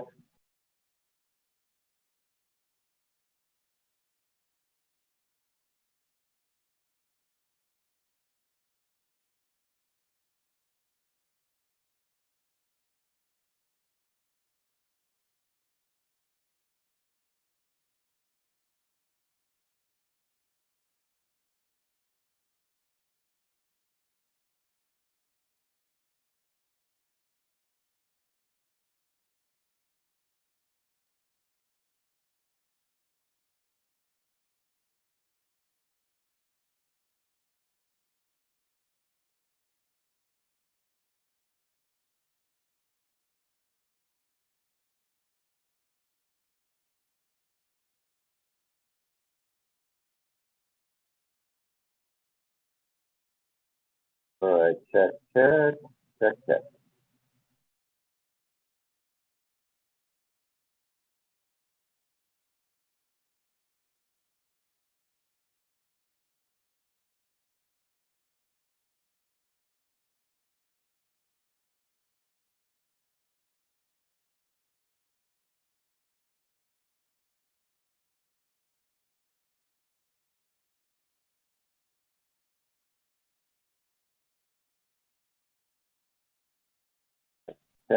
Check, mic check.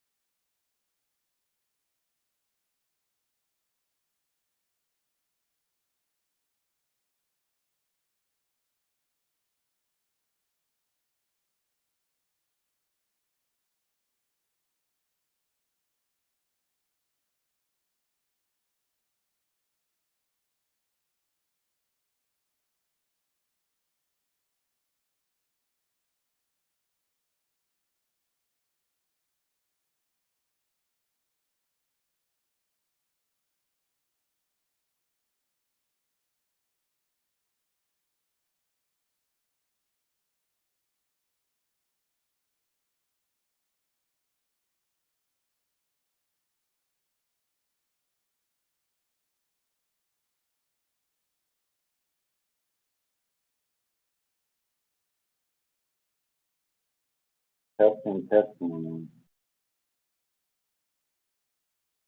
It's funny, testing everyone's nose, not just kidding. I see paraplegic there.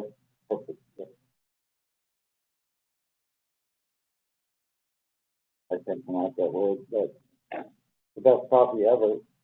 Hey, guess what, Bear? I still have your coffee. You can take it. It lasts me that long. More than a month.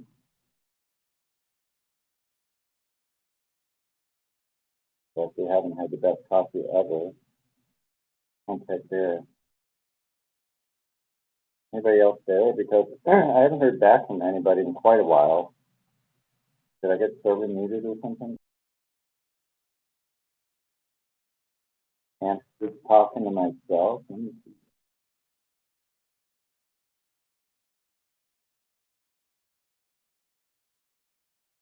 No, I'm actually here, man. I'm here. Can you hear me?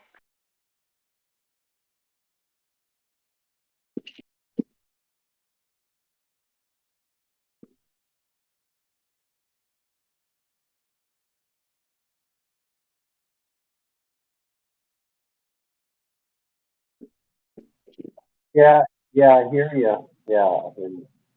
But see, I just had a phone call and I heard everything fine, but like I haven't heard back from anybody since I guess I pissed everyone off and they all ran off. But listen, if I'm ever playing music, I'm not going to do it for more than about 10 minutes, so people just got to be patient. I think it's a long time, but 20 minutes. It's the YouTube stream. I usually listen on YouTube because it's just easier for me to listen on there. But I still don't even know how to use Discord too good. But anyway, I don't know. Yeah, I'll just listen to the pages. I'm learning pretty good on the mobile now, but just to get back to the mic, I had to like put through quite a few pages. But I'm getting quicker at it, and it's pretty intuitive. The screen, but anyway, I'm sorry, got off track. I'm Discord retarded, man. I'm lucky to even like find my way, like even so you can even hear me on here. Like half the time I'm stuck in the lobby instead of the live voice text or something. I'm off in some other room, don't even know I'm in the right, not in the right place. I get that part of it. So we learned that part. I'm not having a problem with. The only problem was, like, I thought I was playing through my Beat Flex, my sound piece, my Bluetooth, and the whole time I think it was only on the phone mic, like that. So that must have been horrible. So if it was horrible, that's the reason. And I went back into my voice settings, and I realized, so my trouble is making sure of my audio input output selection, because I have quite a few choices, and I'm using the mobile, and so I even have an interface.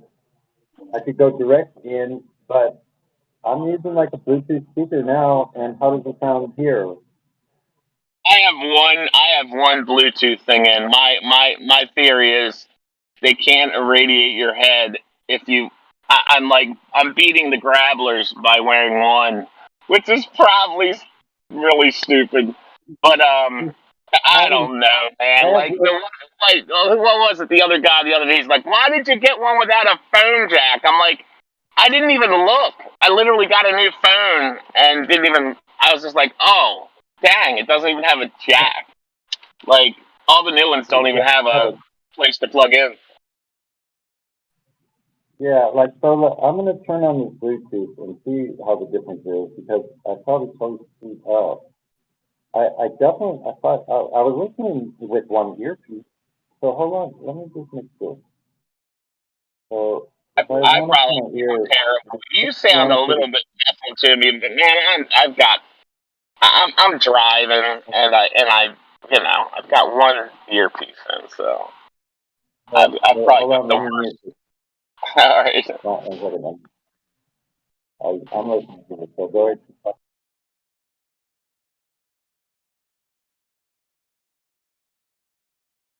But I'm listening, so hold on.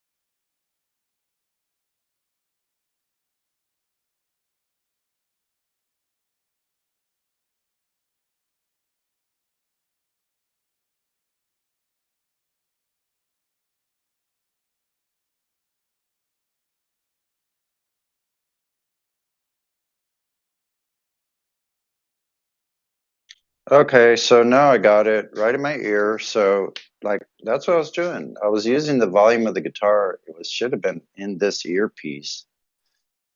But anyway, can you hear me now?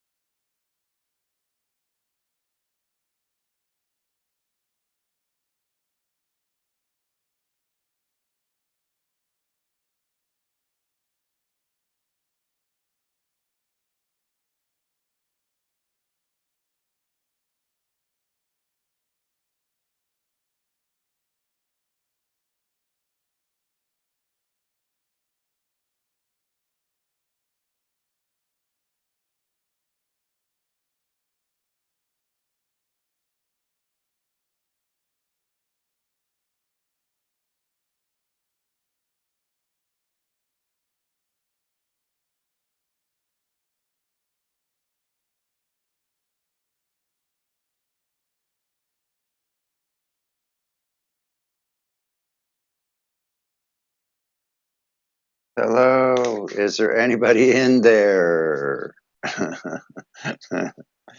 I'm sure you are.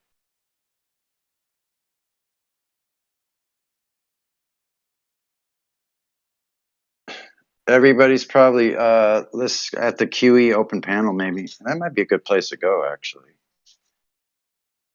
Guessing that's where they are. 1 p.m. Yep, it's past 1 p.m. Okay, is my mic working now? Test 1, 2. Yeah, I hear you. You hear me okay? Yeah, I can. No, what happened? I muted this side and I went to go take a phone call, and when I came back here, my mic was muted. But I'm here. Is there anybody out there? I'm out looking for the dark side of the moon. Out in the curve, trying to find them both. Well, my suggestion is don't go looking at things that have never ever been seen by anyone ever in all of human history, and you'll do just fine. You could look for anything else you want. Okay, so I'm going to give up looking for my Did you feeble get all attempted humor. That is my feeble attempt at humor. Go ahead. Hey, Let's and hear I yours. did get a reply back from Sunny. From Renee, and it's going to Oh be at yeah, the yeah. Okay. So the Golden Road Brewing Company is where the meetup's going to be. Oh, that sounds freaking awesome, man. I could ride there in probably about 6 hours. No, longer. It would take longer. I'd say it'd probably take me 12 hours maybe of riding. So I could do that in 2 days. Huh. I don't know if I'm going to make it to this one. Seeing as how I don't really drink much alcohol, and I definitely wouldn't drive all the way down to Huntington Beach, drink alcohol, and drive back home. And I find that the It's probably beach about events. 100 miles. It's probably about 100 miles. it's probably at least 100 miles for me. But I think I could ride all the way along the coast on bike paths for at least about 50 miles. Along the coast. What a beautiful ride that would be. All with my powered burp. I'm That's not a long surprised trip, that though. this is going to be at the Nice. brewery. Oh, I'm not surprised this is at the brewery this time. Seemed like the last time Trudy was a little bit unhappy with the guest turnout and Oh, really? having her home invaded. I meant, oh, okay. She's a blue Yeah, pill. okay. I didn't realize. I didn't realize like that it was that serious. But anyway, I don't have any business commenting on that at all. But I had a great time, and the piano sounded beautiful. Shout out to Flat Earth Dude that like tuned and rebuilt that piano. It's like something like a 1880 or 1890s, like in my opinion, like one of the top notch, like Steinway or something. Unless I'm incorrect. It's some beautiful instrument. Well, I man. I'm didn't just I like, didn't look at the brand. doesn't matter. Yeah, I think it's like a Hammond or a Steinway or something, like a beautiful piano. Big difference between a Steinway, which would it- be the Rolls Royce, and a Hammond, which would be like a Volkswagen. I know, but listen, I know, but so what? So some like I'm telling you, I don't strive for like as far as perfection in an instrument. Yes, the setup is crucial. It has to be set up correctly, or if you don't have the right alignment, you can never correct that without an alignment change. So that's the key. So it has to be straight, and it has to have enough bow in the neck that you can have comfortably across all the frets, which I did a fantastic job. The last fret job I did on this Stratocaster, I build my own equipment with a 4-foot level and emery cloth, and I actually honed the level to as flat as I could get it by human hand. And if you're wanting someone to do that, that would be that guy over there, that MR2 over there. MR2, I'm not going to say my last name. But anyway, yeah, I'll just say MR2 Sunny. That's right. They sent me to do all the hand things because I could go in there and do magic with my hands with a piece of metal. Sonny, did you? I can't believe I was on the phone, wasn't I, on live? I got a call. I don't know if you were, if I didn't hear. I was. I know. No, you got a call. You said, didn't you say you had a call? I think you said you had a call. I'm not sure, but I thought maybe everybody just hear me talking to everybody. Hey, that's hilarious, dude. Because I forget that you can't hang. I mean, you have to literally hang up. Hang up. Yeah, I know. Yeah, that's what sucks, dude. Think about this for a second. Hilarious. Just to interrupt. No, it is hilarious. And listen, think about this. I'm trying to do this on a bicycle. Like I've gotten very far as my technology. Like I have a holder and everything that's built with suspension on it for my phone and everything. And I've gone like I've had that bike screaming down hills at 30 miles an hour, and my phone stayed on, and I'm connected with. It's like a rechargeable, like a rechargeable bike, right? Isn't that what you did? Yeah, exactly. I've ridden it. Listen, I've ridden it. Let me turn it on. I just charged it. Wait, how good are the batteries? Are the batteries as good as power drills have got? Like power drills. Oh my god, dude! You could sink 3.5 inch deckmate screws like all day long with like one battery in my Makita drill. No, listen, dude. Listen. Let me tell you, it's like I want to make sure my voice isn't too loud, but you can hear me, okay, right? Yeah. Okay, good. So my bike is like I have the motor on the front, right? Because I pull a trailer on the back. I have a special axle in the back. Oh my Now lord! this back, Wait, you got one of them ones that turns the front wheel with a little. Wait. Okay, let me rant for a couple minutes without you speaking. Okay, so let me rant for just a few seconds. So now I have a special rear axle that is a easy clip off and on axle, right? In the rear, I've repacked that axle myself from the very beginning. I've had this bike about 3 years, 2.5 years ago, or approximately 2 years and 8 months ago, in December, I built this bike. So almost 3 years ago, I've ridden it 4,771.4 miles. 4,000 miles. I'm 4,800 miles almost. I'm less than 300 miles shy of 5,000 miles on this bike alone. So I have a front wheel though. See, the thing is, it's a little misleading because that front wheel I can spin when I go up gravel hills and things like that. But I do quite a bit of walking with the bike on some steep hills that I just decided I don't want to endo going down anymore. So I walk down those ones. I can ride up that one, but it's been a long time, so it's challenging. So this wheel in the front with the motor in the front, it's 4,800. It's 48 volts, 1,200 watts. I beat Teslas offline the first few feet. Trying to sell somebody, I can beat them off the line. The guy's like saying no, no, no, no. But there's contrarians in here all about Come us. on, Don't worry about Tesla. That's hilarious. that. It is, and also I've beaten Ferraris. I've beaten Ferraris on a block like full on red Ferrari. This cool looking black dude with his white girlfriend or wife, whatever. And they were there, and it was hilarious, dude.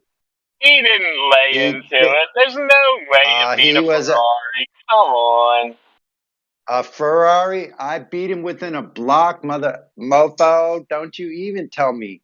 Yes, I did. The guy goes, because I remember the conversation. Listen, wait. It doesn't matter. My front end, all I have to do is lean in over those handlebars, and the thing's like a rocket. It would jerk you out of your hands. Oh. This motor is so powerful. Electric motors are apparently like really, like there's no, there's no lag apparently. There's no lag apparently like a gasoline motor, I can get to 30 miles an hour in 3 seconds. That's slow. But some of the e-bikes now go 60 seconds. In 3 seconds. Well, wait, 60, you're talking 60, a block, dude. wait, That's a freaking. 60 How miles can you an hour. how can you beat a Ferrari to quarter I can go 30. Like that's just stupid. Because I'll tell you how. Listen, because on my first pedal, I'm doing like 20 miles an hour on my first half a stroke. Dude, I can almost be doing 20 with my half a stroke on my pedal. Yes, and I only ride with pedal assist. The motor doesn't ever do what I don't tell it to do with my legs. So I'm a cyclist one, and on my first full funny car. I beat the Ferrari, and within this block that I'm looking directly south out my window, down this block from light to light, I beat the Ferrari by half the block. We had hold on, you don't let me finish. By half a block. I had an entire half a block over him. He didn't even try. We had the conversation before the light. I said, red slip, your pink slip. Your pink slip for the race, this block. And he goes, okay, but I want the shoes. But he goes, I want the shoes, the helmet, the gloves, and the bike. I said, deal. And I went, and he goes, okay, 1, 2, 3, the light changed. I was off. I beat him within the block, bro. Oh my gosh. I had a big audience. It was like freaking I'm a daredevil. I'm a race car driver. Like on a bike, like I can ride this thing like a rocket machine. Like it's like going over a race course when I'm on. I jumped 6 girls in my driveway with my Rampart BMX in 1983. Okay, he's got the Sears BMX bike, right? Como I jumped número. 6 girls on my Kia número, Kia número de penalidades. That's interesting, man. It's got the 6, número 6, yay. Yeah, Simone, all right, I got you. Intent implied, all right. So I like his fun stuff for me. Like I know I beat a Lamborghini downtown within 2 blocks. He was not, he had his foot on it, but it had already been too late. That's the problem. By the time their recognition timing goes from their brain, their eye, the brain, and then to their pedal from their foot, I'm off the line faster. It's their whole cognition time that I beat him. Because all I have to do is reflex, boom, that wrist down and lean forward, and this bike would just. You would not believe how fast. You whole shot at him. You know what a whole shot is, right? Yeah. You That's know all what I mean? do. I can beat them off the line. It doesn't matter if they're a Tesla. Listen, it doesn't matter if they're a Tesla or not, because I'm right at the reflex point where I'm leaning forward already, and that wrist is ready to go down on the right and pedal at the same time. And all I have to do is do a couple of cycles on a couple of strokes. I have really strong legs. Like I can sprint on that bike. I can sprint it. Listen, Sonny's beating Ferraris. Sonny's beating Ferraris. I am. Yeah, and they don't fucking believe me. So come here and film me then. Do a spectacle on me. Film me. I'm wide open. Film me beating Ferraris and Lamborghinis. Okay, I already got a Lamborghini, a couple of Teslas. Yeah, that Lamborghini downtown. Yeah, wait a minute. Mongoose. You didn't say you did it on a Mongoose pedal bike. It's actually an electric bike. Yeah, but I pedal. I only ride pedal though. I don't give the power all to the motor. I pedal it, and it's that fast still with me pedaling. Boom, one stroke, literally. If I'm leaning into it on the front, 1 or 2 strokes, and I'm going like almost pretty close to 30 miles an hour. It'd probably take me like 3 blocks, like I said though, but 30 miles an hour in 3 seconds. I could do that. I could pull that easy in 3 seconds. A block. I bet I do better than that. But that's going too fast. It's frightening. Listen. It's hilarious because look, it's a freaking sleeper, dude. It looks just like a regular city Schwinn. It is. It's perfect. It's perfect. And the motors on front, it looks like an old motorcycle with a big fat rim, like a big hub. So it looks like it's a sleeper, man. But this thing is so fast.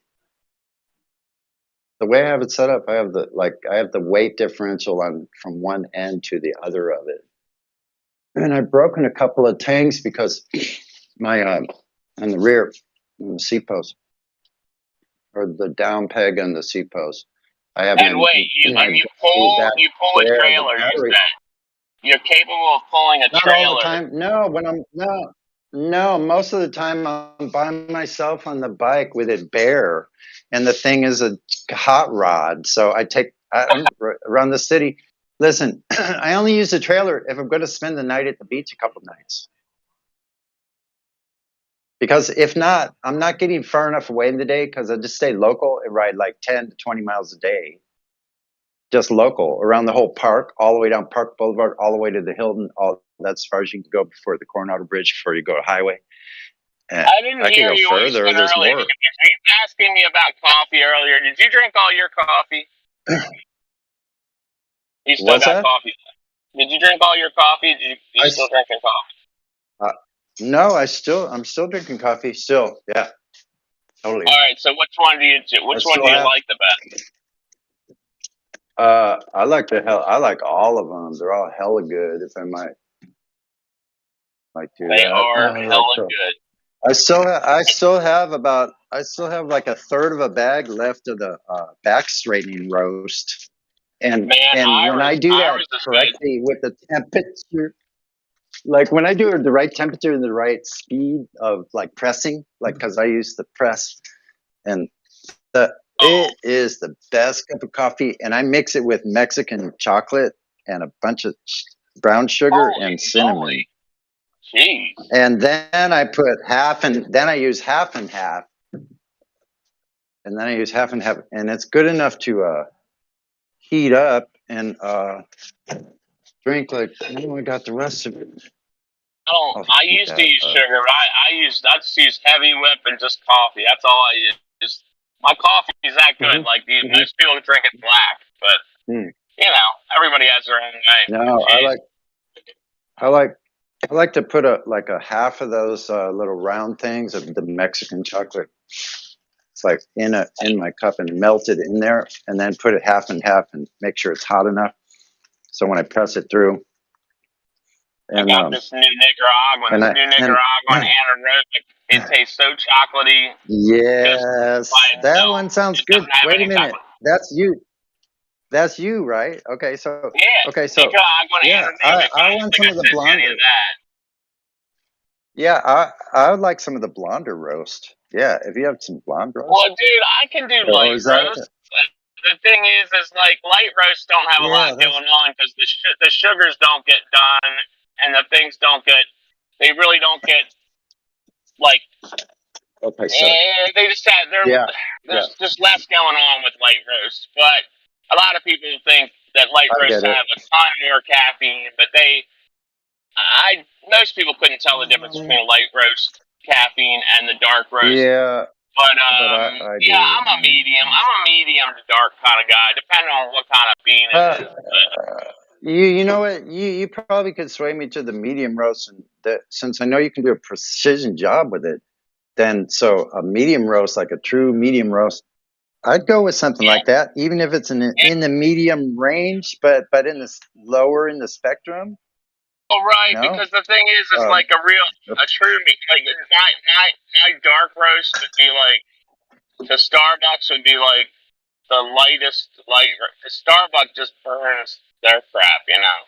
Yeah, so if you think of that like a spectrum, so if you think of that like a spectrum of how dark, so I'm talking about just towards the lighter, maybe a third of the way from the medium. Well, we're doing a lot of flat earth talk, aren't we? Yeah, well, on the flat earth, because look. I've got a question about some flat earth coffee. Okay. Okay. First of all, let me say, paraplegic, it's a pleasure talking to you. I've seen your name up here and I've heard about your coffee. Yeah. I've never tried any, but everybody I've talked to says it's great. Where are you at? Awesome. I'm in Los Angeles. Oh, hey, I've got to go. I got a customer call. I'll be back in a minute. Well, just, okay, no problem. My number's everywhere. I would love to send anybody coffee. Just let me know. You know? Yeah, let me know again, and I'll just set up like a payment because this coffee, then I can look at even putting some in the stores, and so that way I know that when I go camping, for which my plan is to go camping for 2 weeks, and then store my stuff somewhere. I don't know. I plan on someday having a hot rod. I could travel anywhere from coast to coast by road. Like I like going fast, and like I could see. I've loved the sound of an engine that I've done myself. There's something special to that. I want to say, and so I know a lot about mechanics. Gas engine, like I don't have it. Doesn't listen. It doesn't matter to me because if I get my hands on it and do the proper job on the engine, it won't matter if it's a hot rodded Volkswagen motor or whatever it is. Like that kind of appeals to me because I like the idea. You know that rotaries are neat. Rotaries are wild. You ever looked at a rotary? A rotary, man. The dude who made a rotary it's just wild, man. The way that it spins in the it's like a oval, but it's a pyramid in there spinning around, and it compresses as it spins, and then are you talking about a horizontal motor? Are you talking about a horizontal motor? Like a Mazda rotary. It's called a Wankel. I think it's a Wankel. It's called a Wankel, isn't it? Yeah. The rotary is Wankel. It's a Wankel motor. Apparently, they have like no top end. Like they say, you could just because they're spinning. And like a piston, it goes up and down, right? So there's a time where it can only go up and down so fast before it's just going to fail. But the Wankel, they say, I don't know. The thing is, you know, it doesn't get great gas mileage, but they're neat. They're neat because they're just interesting. Just the design of them are just insane. You know.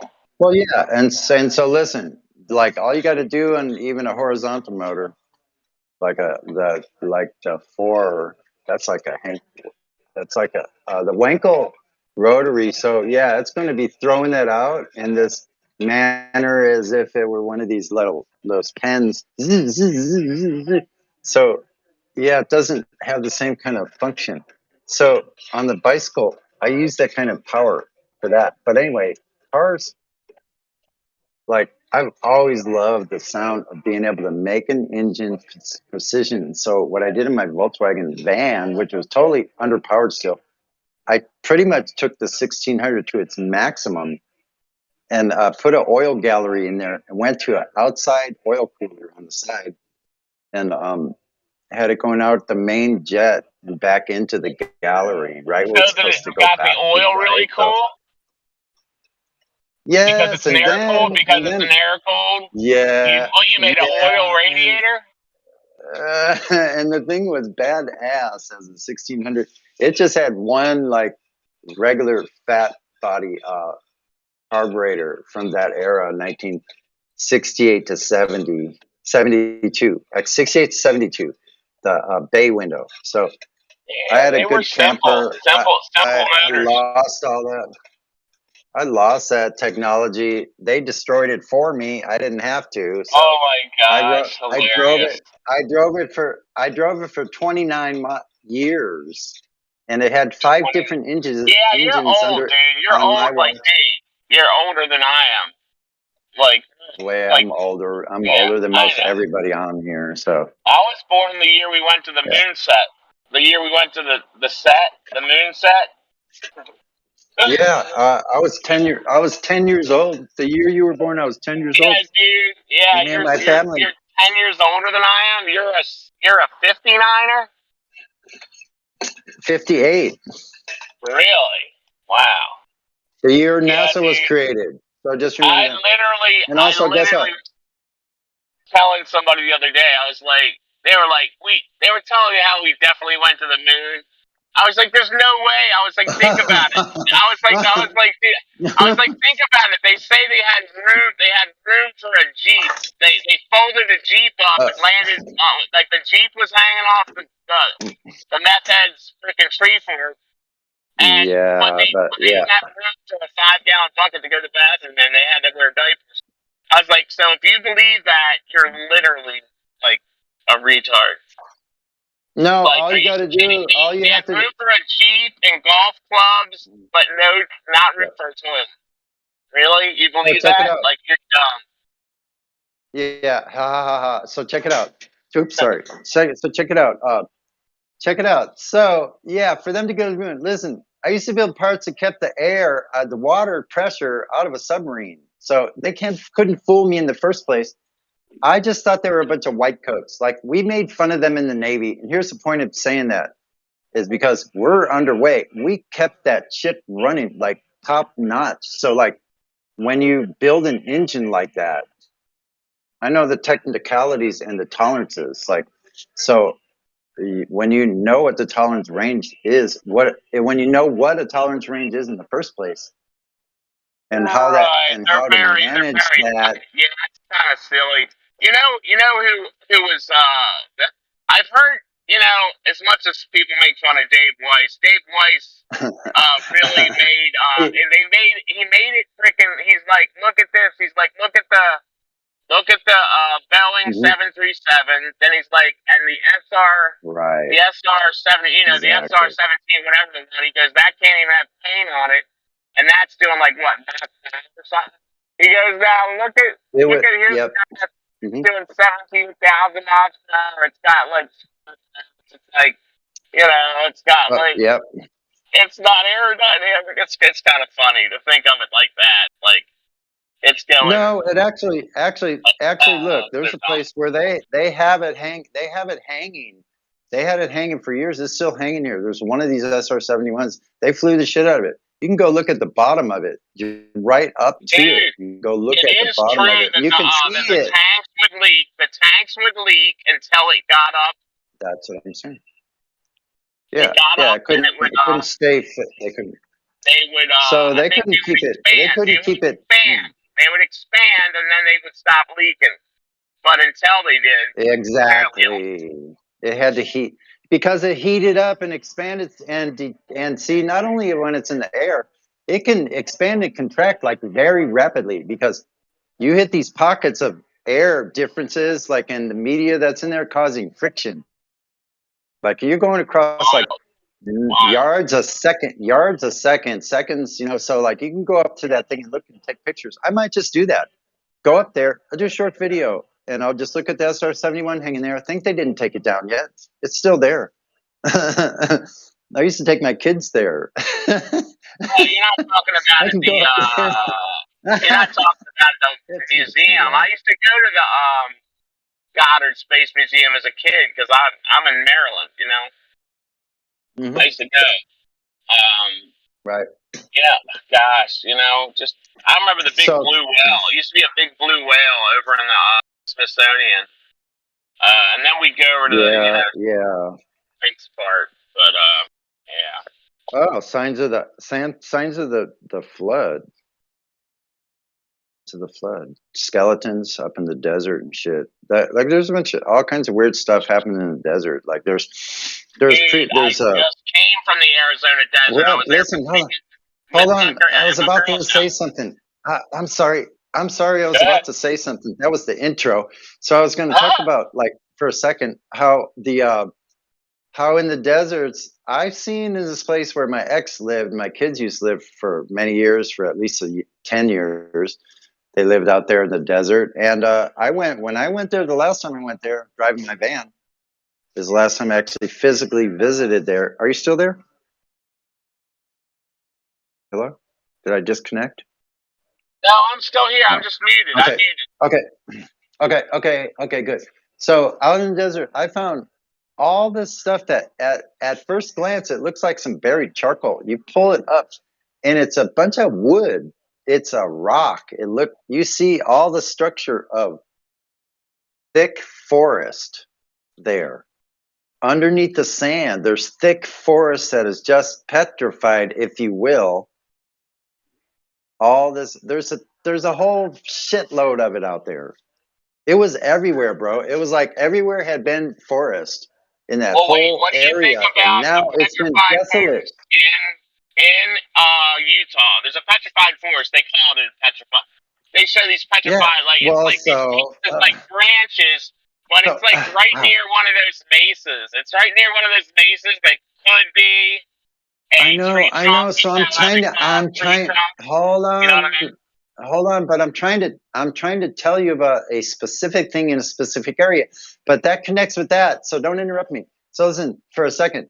So in Nevada, think of that connecting all the way down and then across these deserts, these barren deserts that looks like it's blown out by something that got super hot, turned it all to sand.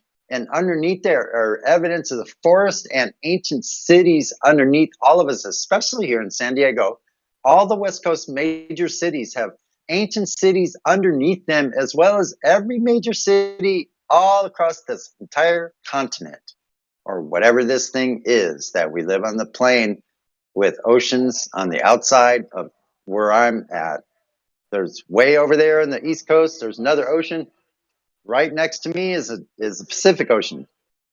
So there's ocean all around. So in this place, that's totally amazing. Think about that. Ancient cities underneath everything. That where you would really least in Tennessee, in Kentucky, in Virginia, and further on up, West Virginia, further on up in the valley of the Ohio, up to the falls, there's and up the Mississippi Valley, there's things unimaginable that were covered up and hidden from us that we will never know unless you dig deep into the primary sources. There's a couple books where the guys talk about the miners that busted through to like Egyptian type stuff, and different things like Exactly. that. So what that all means? Washington, they said they raised the streets 30 feet, and it was like 5 years after they settled Seattle or something. They said they raised the In streets by Seattle, 30 feet.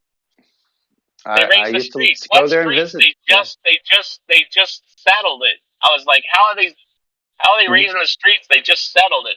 Yeah, they At were least all two they were floors, all 2-3 they floors. were all inhabited. It's probably That's my raised. It's raised up. It's raised up at the bottom as much as like 4 stories down at the bottom, right near the water. It's like 4 stories raised up. They totally covered up the entire old city. At least 2 blocks they raised up the rest of it. But some areas they raise it. Can you imagine how much deeper they probably raised it? They lied and said it was a plumbing problem. That's fucking stupid. They weren't even using plumbing. Like what? They were using the system that we're using now. They had something better. That's why they covered it all up, because it couldn't be hidden. Yeah, Like what the old world was doing, they hid it. They hid it as far as like even back in the technology. The technology that listen. Listen. Let me speak for a second. Let me speak for a second as an elder. Let me speak for a second as an elder, just for a second. Give me 5 minutes. I won't be too long, but I'll be 5 minutes. I'll be concise. So I grew up, I saw the technology in the buildings, in the elevator shafts, where they have these galleries of brass and arm rails and these majestic sweeping stairways and like plush carpeted, like tuck and roll cinema seating.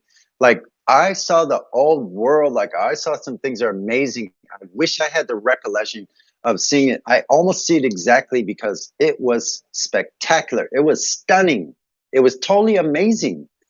So I saw some of the old world, some old skyscrapers from Chicago. When I was a little kid, my mother would take me on the Lakeshore Drive. These are like the Drake, these epic places. Like that was where Playboy was for like 50 years. Up in the Drake. Like I remember some of the old world. So all this technology, that I saw some of it. I know I did. I went in like spectacular basements too, and these were below like any kind of level. So they had to cover up all of this old world. That's how they did it, and systematically through all these cities, they covered it all up and started a new level.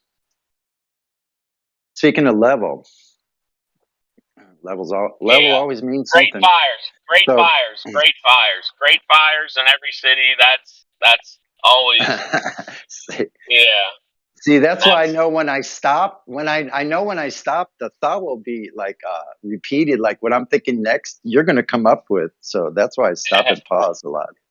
But I like to rant for a few minutes, and I know there's a little bit of a lag. So I think we've got like quite a big lag. It might be as much as 10 seconds. Dude, I blab. I freaking interrupt people all the time. I'm terrible at it. So and there is a delay. Yeah. So I think if we blab and then stop like and then I let you speak, and then I try to continue. Like it kind of works. If you know what the lag is, that's information is knowledge. So knowledge, you can get knowledge from information. So if I know how to stop, then and pause. Dude. I went on a flight the other day, and I took my P1000, and then I realized I didn't have a memory card in the P1000. I couldn't take any video. What an idiot! Ugh, you couldn't keep any of them. You just got to look at it. Oh, drooling all the way. He's drooling and can't take the picture. Oh well, that's aggravating. Well, such are the trials and tribulations of the truth. And the truth is what matters. I hear they're going to start asking us to wear masks on the plane again or something. I'm like, oh my lord, are you kidding me? Please don't do that. Don't do that. Oh, really? So Sonny's going to have to. So as the decades go on, Sonny's going to have to get something that goes faster and faster. Okay, that's good to know. So I'm going to plan for the future. Can you imagine what I'll be writing? Like can you imagine what I imagine myself being able to write that I'm not able to because it doesn't exist my entire life? wanting something I could write that I built myself because none of it's right for me. I'd figure out what was right for me that You know what like would be good for suited you? my body. Wouldn't it be perfect for you? Suited my body. Yeah, go ahead. Go ahead. Go ahead. All right, dude, have you seen one of them guys do the jet thing where they start it with a leaf blower on like a 10 speed and they get going like on a 10 speed Yes. with a leaf blower jet motor, like dude, that's cool And a as shit. propeller on the back. I've seen that paramotor. It's called paramotoring. Those guys are badass. This guy flies like 80, 90 miles over this place, and it's a totally different world. Like when you watch somebody that's actually go watch a video of some of these guys are flying with that one of those paramotors. He's like outside a 7-Eleven somewhere, far off, way beyond like where there's a truck stop or something. Talking about just way out there. And he's got it parked out. Yeah, wait a minute. He's got it parked outside. He goes outside. He straps it on and he starts it and he starts walking off into this field. And then he just goes burp, burp, burp, burp, burp, burp, burp, and then big ass and fan he's on just your back. flying the. He's just flying the sucker like it's nothing. You just get up over the high wires, all over the voltage wire, the high voltage. You get up over all of that in the trees, and then it's like where I would see myself dreaming if I could fly. Like so, I've always dreamt of flying. Like I know I could do it with the right apparatus, and I do as best I can because I'm pretty close to flying what I do on the cycle. It's just like I'm flying my body. The bike isn't directing me anywhere. I'm flying where my You need body hang fits glider. through. You need a hang glider wing so you can take off. No, look, dude, I don't want anything. Listen, I'll tell you what it is I want. I don't want anything but a personal dirigible. That's a solid body tank that's above the bike. And it's going to have some kind of wings, but it has to have a propeller. That has to be a separate power unit. And I could also use pedal assist for the propeller as well. Think about that if it's regenerative. So I want regenerative dirigible that I can compress the gas and I can release it into the dirigible. All that energy could be used for multiple different travels. I could just travel as a bike, maybe even with an outrigger or something, like on the side to keep it more stable, like with a sidecar. Now I have a triangle source that I can hold the dirigible. It could be super light. Think how light that could be. Yeah, they got those new ones you can drive in that are like they look like a motorcycle, but inside like a bubble. And then like when you turn the corners, they got those things that come out to like keep flipping. Yeah. I would just have elevators and ailerons on the front, and I would be able to control those controls for flying.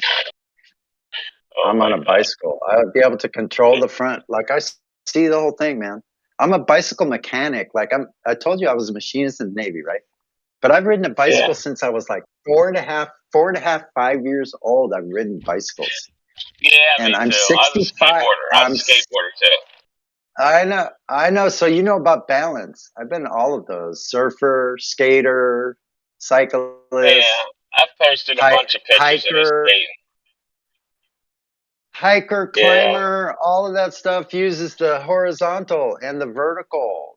That's how you know where you're at, because the horizontal and vertical. Otherwise, you wouldn't know what was happening because it wouldn't relate to reality outside the window that I'm looking at. It goes perfectly perpendicular out. The street gets down. It gets narrower and narrower, and the buildings look like they're converging into this. It's really weird here because I'm looking in between buildings down a narrow corridor of one block, one street.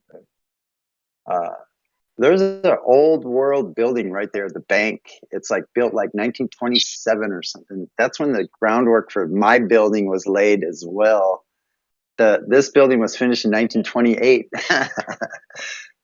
Asylums, I'm up on asylums and government buildings. Usually, a lot of the Capitol buildings, Asylums, jails, Yeah. a lot of jails are old. If you look at Baltimore City Jail, they call it Castle Grayskull. Dude, that shit's old. I'm talking like I probably like 1600s see. old. Like it's crazy. The Rock. You saw The Rock. See, I live in a kind of a. Let me see here 1 second. I should make sure I don't mess up this headset.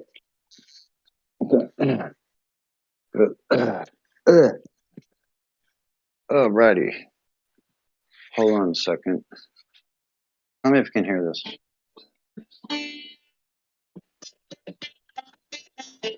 And you carry your guitar on your bike. Where does that go? I'm not carrying the guitar while I'm on the bike. I'm not doing that. Okay. I can't do that. You got a No. place to keep. Okay. All right. I'm sitting here at home in my kitchen right now.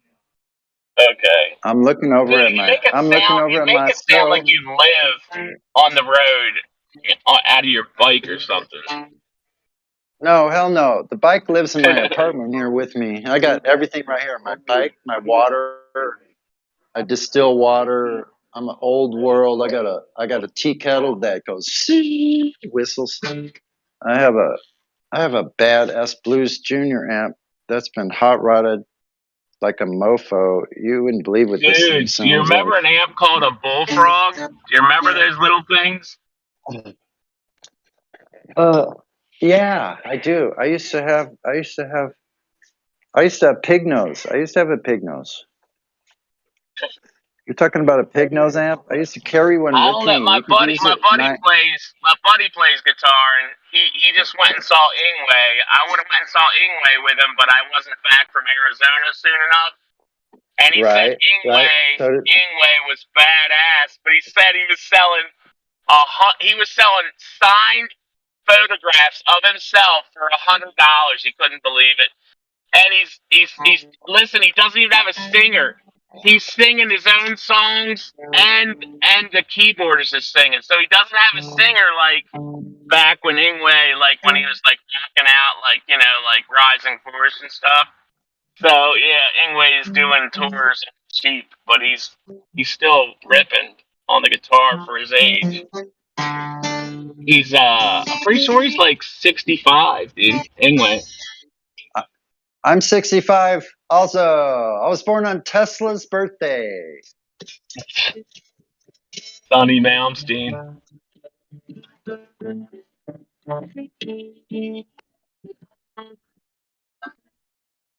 Well, Sonny, I've taken up enough of Flat Earth's time, dude. I'm gonna go. I gotta go to the bank. It was good talking to you, brother. All right. I'm gonna listen. I'm gonna listen now. All right. And you got my number. You got my number. You got my number, dude. I do, So, bro. Dude, all right. thank you. You know what? I think of you Call every me. time I drink a cup of coffee. I'm making the Anytime, bomb brother. coffee. I don't need Yeah. even go out for the. Sometimes I do for Flatsy. good coffee, but for $6, I can make Oh the no, best yeah, you got way Mexican better mocha. coffee. Like it tastes Yeah. so good. It tastes so good. Flatsy likes the pink Bourbon.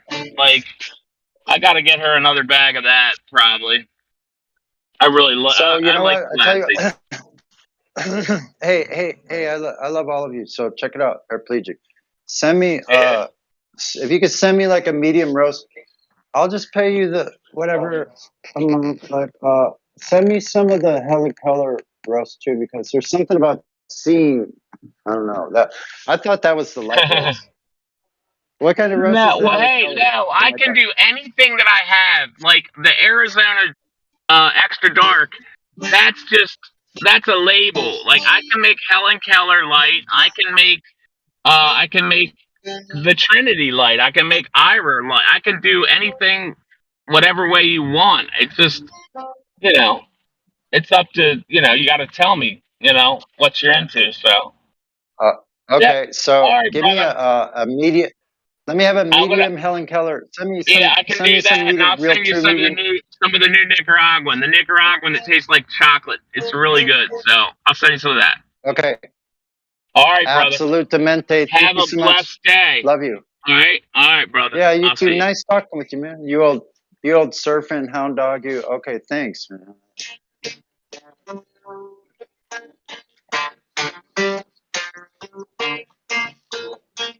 on the flat Earth. Now think about how frequencies travel, right? How do frequencies travel? Hello, anybody there?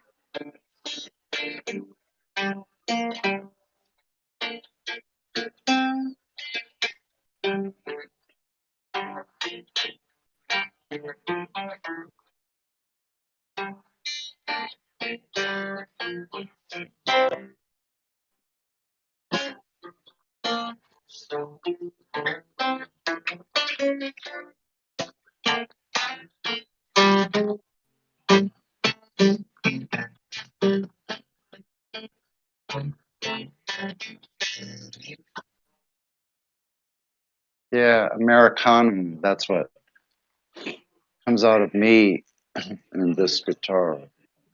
Pure American music.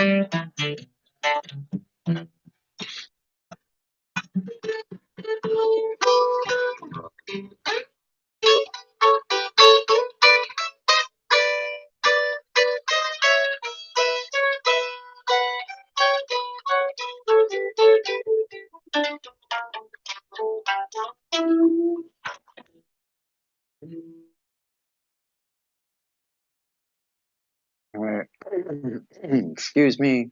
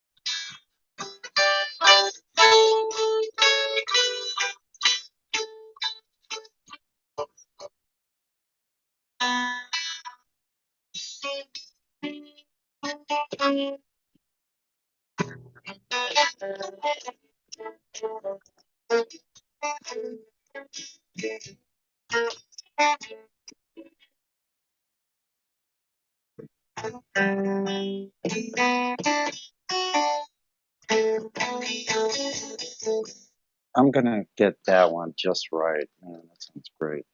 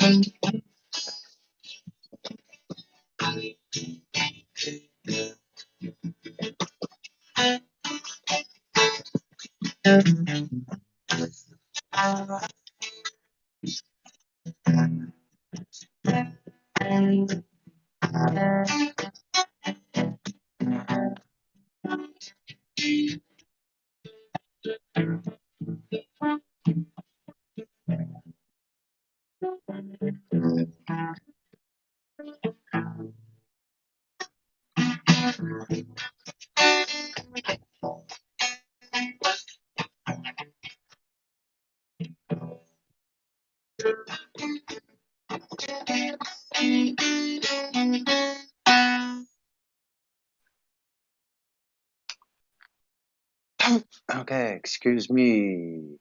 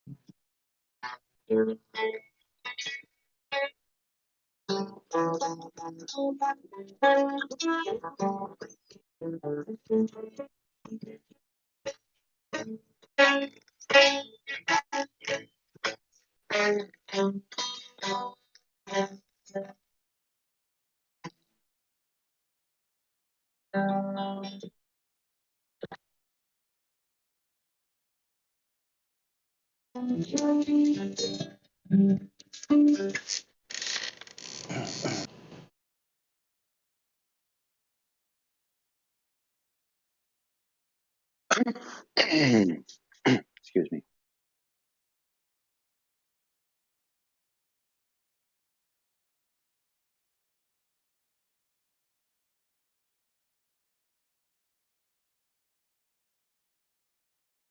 There you are.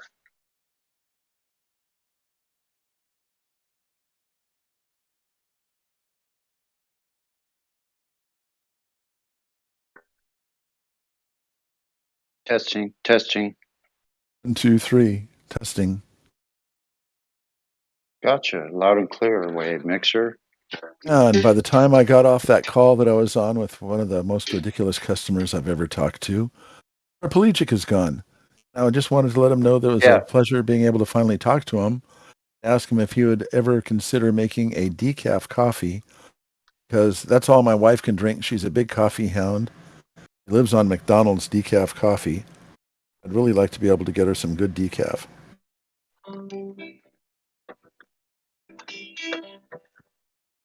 Probably thinking, why would anybody drink coffee and have decaf? Okay, tell me what you think about this. Listen. So I have this idea about this song, like that has been like reoccurring, like where it keeps staying there in its position. Excuse me, as like a beginning of a theme to a composition, not just a song, an idea, or so this could have implications, like with, if you know what I mean by theme music, like let's say a music score or a movie score, like the soundtrack music of our lives. So now listen to this haunting melody for a second. Now, I might not do it perfect the first time off, but can you hear these first notes? Not very well. Can you hear that? You need to get Really? the mic. You need to get the mic closer to the guitar. I can hear something. I hear ding, ding, Okay, hold on. ding. All right, let me try this then.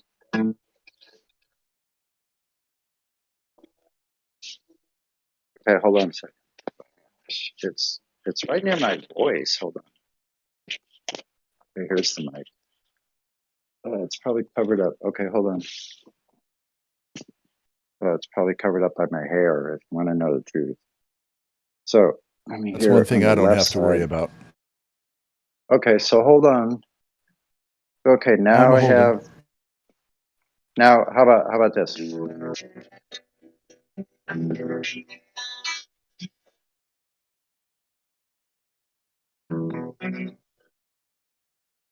It sounds like an arpeggio, but I can't hear all the notes. Okay, hold on. Let me go back for a second. Look at my settings for one moment.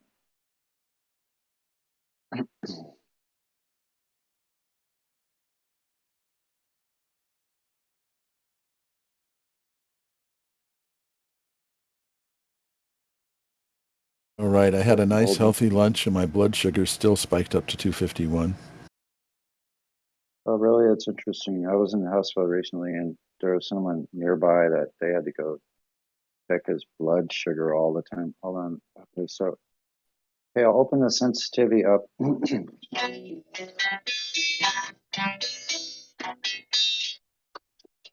Oh, how's that? Can you hear me still? Well, I could hear it. I could hear an arpeggio.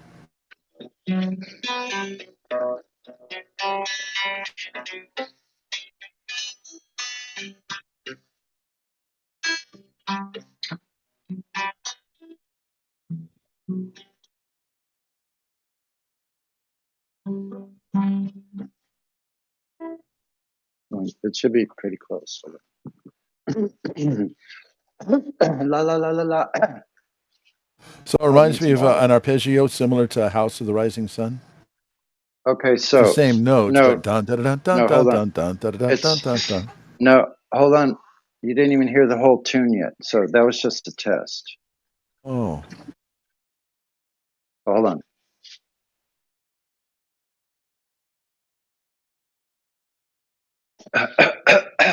No, I had to get some fresh breath, so hold on one second. don't So be now, doing none of that stale breath. okay, now, so here you go. 2, 3, 4.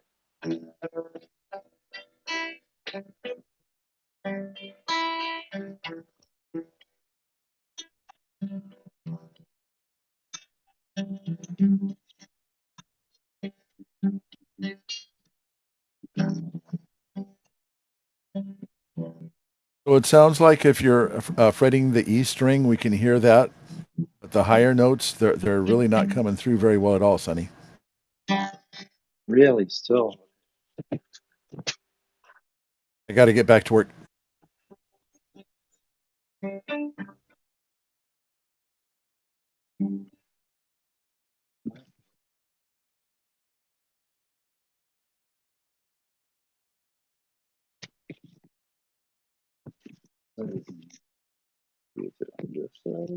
Oh yeah. Okay, hold on. Okay. Have to get the hair out of my face before it drives me crazy. Okay, hold on one second. Okay. No.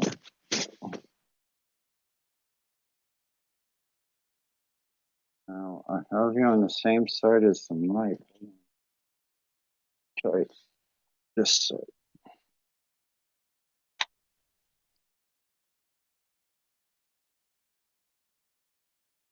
Are you still there?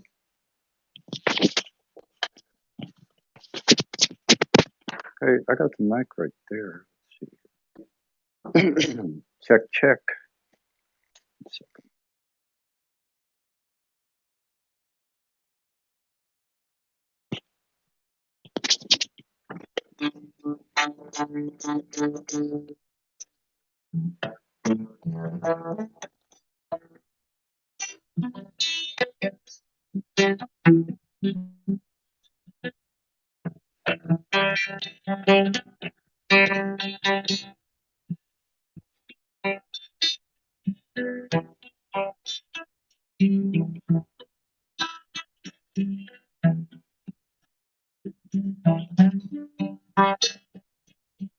Okay, hold on.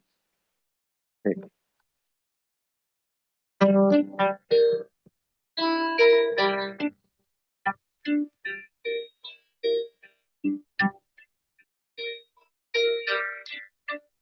Can you hear all the? You should be able to hear all of them now. Can you hear all the notes?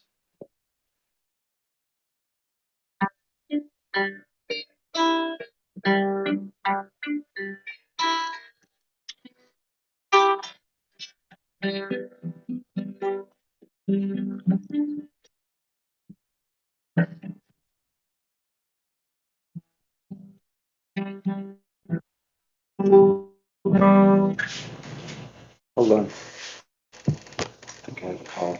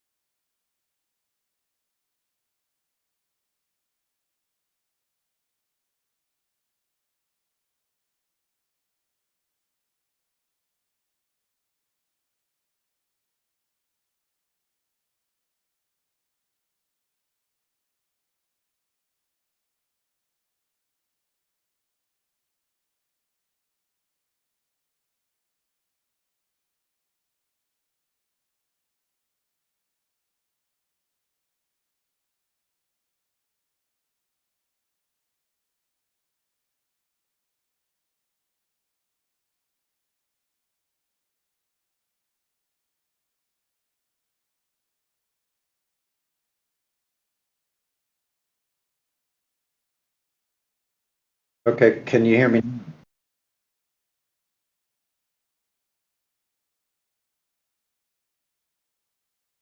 Okay, I hear Discord sounds, so okay, I think we're on. Yeah, Sunny, we can hear you. The sound is not coming through with that music though, whatever you're playing. Oh, it doesn't. No, it Okay. sounds really iffy. Like, yeah, weird. Oh, it sounds strange. Okay, so now that's the phone, so it can't handle it. So before I had the Bluetooth on, 1 second. Let me go back to Bluetooth.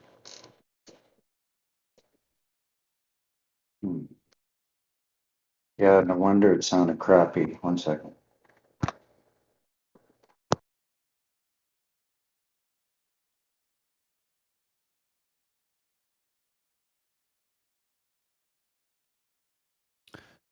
John Welsh, if you would like to be visa verified, hop up to the check-in one. Oh, never mind, he left.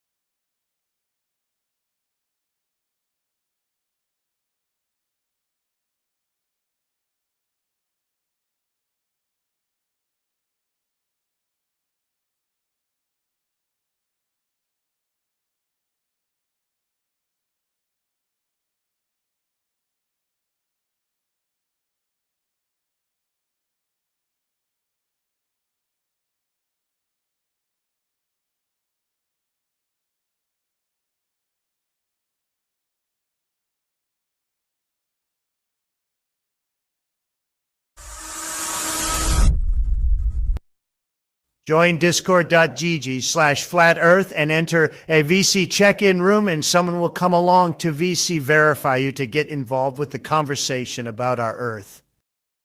Enemy spotted. Outdoors Claimer, St. Caleb of Axum, and Soviet Soldier.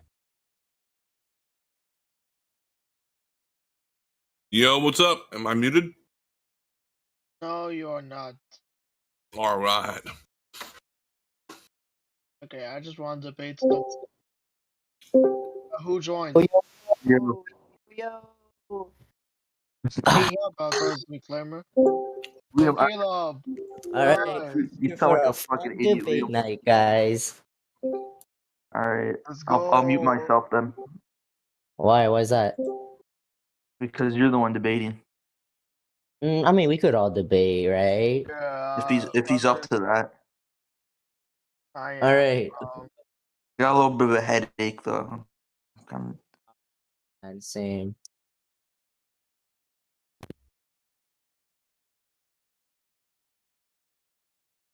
Well, welcome in, Outdoors Claimer. St. Caleb of Axum. Soviet Soldier. If I missed anybody. Yo, what's up, man? Erwin Rommel. What it be? What it be? Erwin, thank you. Yes, thanks for joining us. Oh, where is Erwin? Oh, there he is. Erwin. Erwin, speak to us.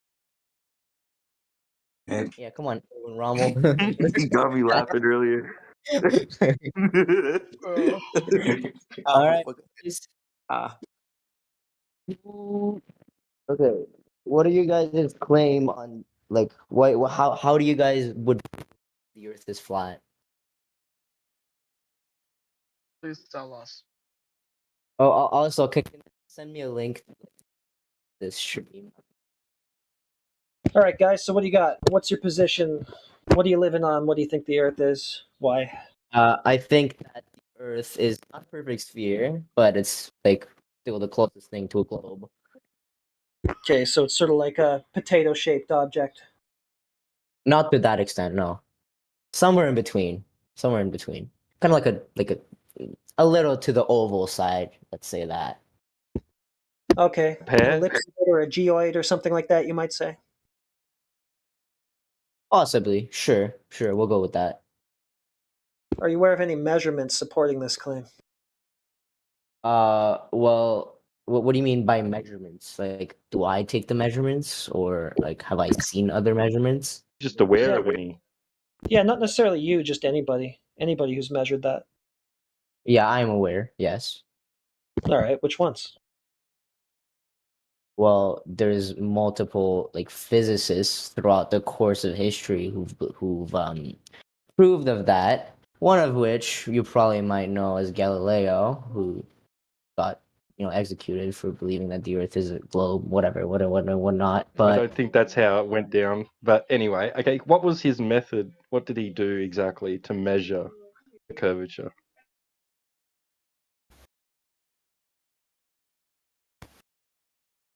so, like, do you mean like by the instrument? Yeah, like Or, what was the like, method? Like what did he actually do to come up with this conclusion that the Earth is a ball? Well, he used multiple instruments such as a telescope.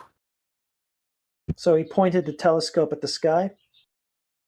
Well, yeah, and then you measure the trajectory of other planets and your own planet. Well, you can't really measure that, but you can calculate them. You can calculate the measurement. Not the So measurement. that's the trajectory. thing that we'd be looking for a measurement of, though, right? And so A that would be trajectory, very, right? that would, A that would be- trajectory of other planets around you, and the sun and other stars. That would be begging the question. Yeah.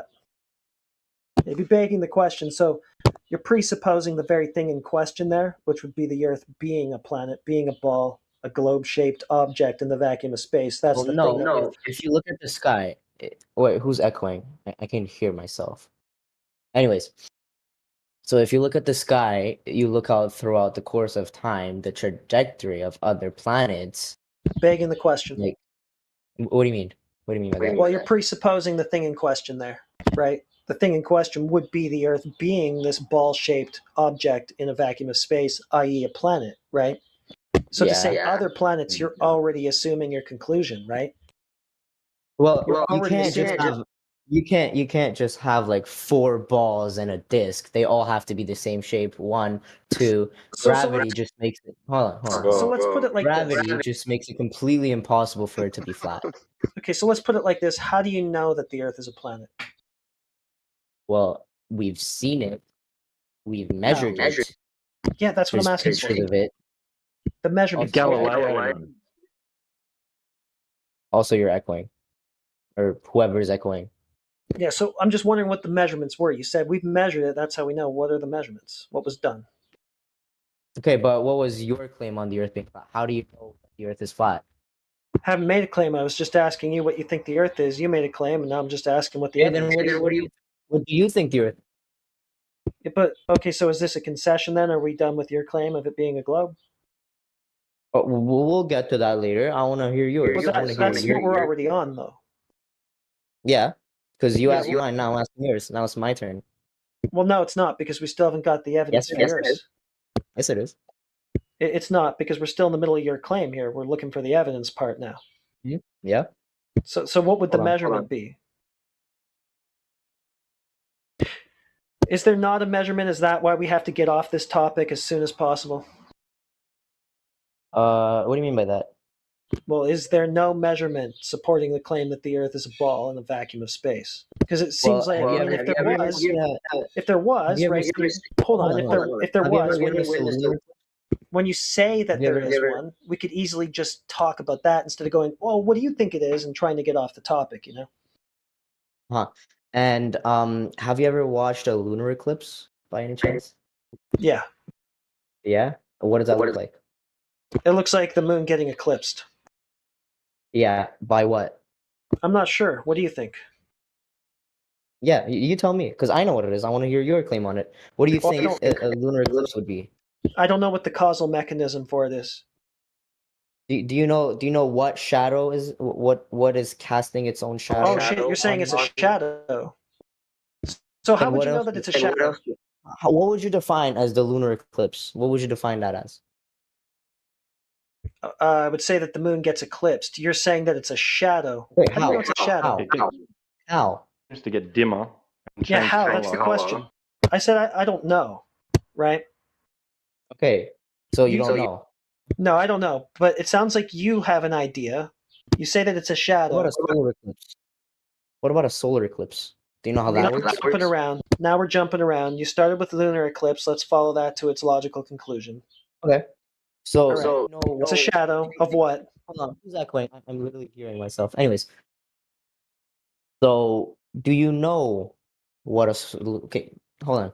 Because that's part of my claim on the Earth being a globe. the We lunar eclipse. understand. Yeah, I'll just pull you up there. Yes, we understand what a lunar eclipse is claimed what is to it? be and what a solar eclipse is claimed to be Yeah, within Einstein. the heliocentric Claimed, idea. and what is what? Okay, if it's claimed to be, then what's the real meaning of a lunar eclipse? Oh, brother. Falsification is independent of replacement. We don't need to provide you with an alternative fantasy once we've ruled out the one that you've claimed. What? We don't need to replace your story. Okay, so what's the real story? We can just stop there. Like, there's no burden on us to come up with an alternative story, right? And say, no, it's actually this. It's Rahu or Ketu that is so now you're just refusing to elaborate. No. You're just refusing to elaborate. No, I am elaborating on what I've already told you, which is that we don't have a claim about what causes it, but you do, so we're trying to get to the evidence of that claim. Yeah, it's the Earth. Yeah, and the claim is, I will detail what the claim is, right? The claim is that there's 3 physical bodies in outer space: the sun, the Earth, and the moon. The Earth passes in between the sun and the moon, and it occults the moon, causing a shadow, a penumbra and an umbra, a penumbra and umbra. There's a 3-bodied alignment. Yeah, go on. Is that pretty much it? Is that pretty much it? That's the claim? That's the claimed cause of a lunar eclipse? Do you know what a umbra and a penumbra is? So you've got the sun casting convergent sun rays at the Earth, causing two kinds of shadows, right? Well, You- there's one kind of shadow and there's two types. So one shadow with two like subdivisions, you could say. There's one type of Right, shadow you've and got- two types of shadow. No, there's one shadow. You've got a more intense, shadow of one object. shadow, and on the outer on the outer, you've got your less intense shadow. Is that correct? Right. Yeah, it's the shadow of one object. It's a Right, so subdivision. what's the evidence for this claim? So what's the evidence for this claim? That object, when there's a shadow casted on it, there's another penumbra. Object. Okay, I'm tracking with you. It's the shadow of an object, that object being the globe Earth? Yes. Okay, who measured it to know that that object exists and is thus capable of casting a shadow in outer space? What do you mean, who measured? It's the Earth. We are on it. Right, so who measured it to know that it's a ball capable of casting the type of shadow that you claim it is during a lunar eclipse? Multiple people. Okay, Multiple. let's start with any. Let's start with any. Okay. I'll start with one person I know, Khwarizmi. Do you know who that is? No, enlighten me. Okay, so Khwarizmi, he was a physicist during like the 13th century, around then, and he proved that the Earth was a globe. Also, ancient peoples, the Mayans, the ancient Mayans, they Wait, don't jump around. Don't jump. We're on Khwarizmi, right?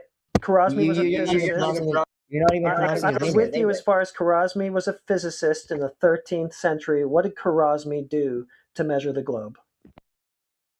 He measured the trajectory of the Earth, the trajectory of the Moon, the trajectory of the Sun, the trajectory of Saturn, the trajectory of Jupiter. He put them all together, and when you put all those together, the only logical result, the only logical solution is that the Earth is a globe. Well, that's not true. How is that not true? How is that not true? So that's not a measurement of the globe. Cosmologists would disagree. That's a bare assertion. It seems like you're forgetting about Ptolemy and epicycles and all that sort of stuff, which work fine. Okay. That would just be an interpretation of the motions of heavenly bodies. Listen, outdoors claimer. It's not what I asked you for. What you're giving me is a guy from the 13th century's interpretation of the motions of heavenly bodies. That's cool and all. Interpretations are cool and all, but they're not what we asked for. Hold on. They're reports. Hold on. They're I'm not asking for some. They're not interpretations. I'm not asking for it's concrete evidence. Hold on, outdoor, whatever. I'm not asking for a 13th century physicist's interpretation of what he saw in the sky. I'm just asking for direct measurements of the globe, which you say must exist if the things in the sky do what they're observed to do. So who done that? And I'm going to ask you for direct measurements of the Earth being a disk or whatever you believe in. That would be a burden reversal, and plus you're also reversing the burden. Okay, you did the same to me. Hold on. You did the same to me. You did the same to me. No, you did the same to me. Hold on. You're reversing the burden onto me for a claim that I haven't even made. And I told you this up front, that we're not saying it's a disk, right? So why would I be here trying to prove one? Okay, okay, let's go to another one. Listen to this guy. Okay, you guys take over for a sec. I gotta go get my dinner. You're denying. You're completely Outdoors, denying this is what all my happens. This is what evidence. happens when you screw around in the DC. You're blatantly refusing to listen to me, so I'm gonna blatantly refuse to listen to you. We've heard you, pal. I'm giving you a taste of your own medicine. You said that a guy Get a looked at bigger some motion of some celestial body, what he presumes are bodies, right? Physical bodies. He witnessed the trajectory, so-called, right, of motion of stars, right? And then he presupposed that he was also standing on a body in some void, right? That's like things that he imagines the things in the sky are. And then extrapolated from that, using mathematics, to determine that he's on a ball. We're asking for just a direct measurement of the physical. With all the reports you get, with all the reports you get, with all the trajectories, the only logical solution is that no, the sun is not revolving around you. You are revolving around the sun. furthermore proving. modern And cosmologists. a few centuries later, you got Einstein coming along with his theory of relativity, right? Or Newton. You don't want to go there. You don't want to go there because Einstein actually said that there is no optical way to determine whether it's the Earth moving or the things in the sky. Okay, what moving, about space station? What about photos from the space station? Is that also we're not gonna hop, skip, and jump one thing, 10 miles. dude. Okay, yeah, we're gonna stay on the one thing. All right. So the natural consequence of what you're saying, your 13th century friend determined, right, would be a curvature to the Earth, a drop over distance, right? We're told that the Earth has specific dimensions, right? Specific radius, diameter, circumference. We've measured it. How?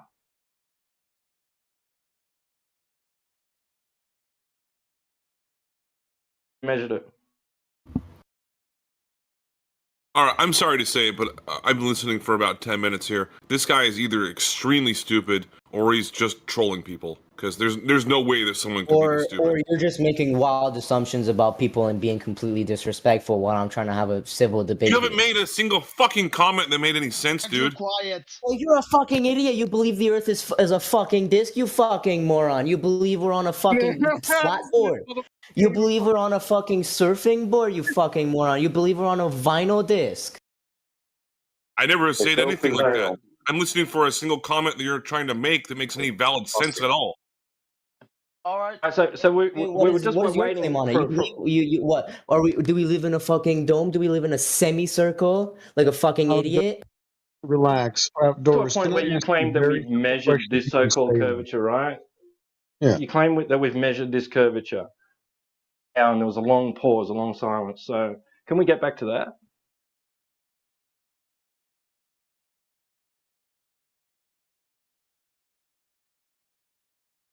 Do you know of any way that we can go out and do the same thing and measure it so that we can know? But if the Earth was flat, you wouldn't have mountains, would you? You wouldn't have hills, would you? What happened to this measurement? Would you? Drop the cap. You said we've If measured the Earth is flat, if the Earth is flat, how does the water not fall off? Flat means no. If the Earth is flat, Are the you Earth is flat, then insert stupid straw man here is not a direct measurement of Earth curvature. You said we've measured this Earth curvature. I'm asking you how we've measured it. Well, we have measuring instruments. We can measure shit, kilometers. Wow. That people use that. Anyone or else? you Americans use miles. Hey, it's St. Caleb. You ready? This guy's derailed himself. You guys are all crazy out Yeah, there. this is turning into a dumpster someone say fire my real name? fast. What happened? I don't know. Someone called you saying Your friend is coping. Sounds like all you've got is some flat earther, ideas man. about. Hey, What the fuck are you on, buddy? I haven't been listening, I'll be honest. What about this, Dub? What about this? You know the North and South Pole, right? We measured it from there. How about that, dumbass? No, bro. The did South we do Pole is a that? fucking wall. It's a fucking wall around us. You didn't know that? Oh yeah. It just doesn't exist anymore. It doesn't exist according to these guys. Fellas, relax. Hey, Just Ron. tell us how it was measured. It's not a big deal. Go ahead. Just let us know. How?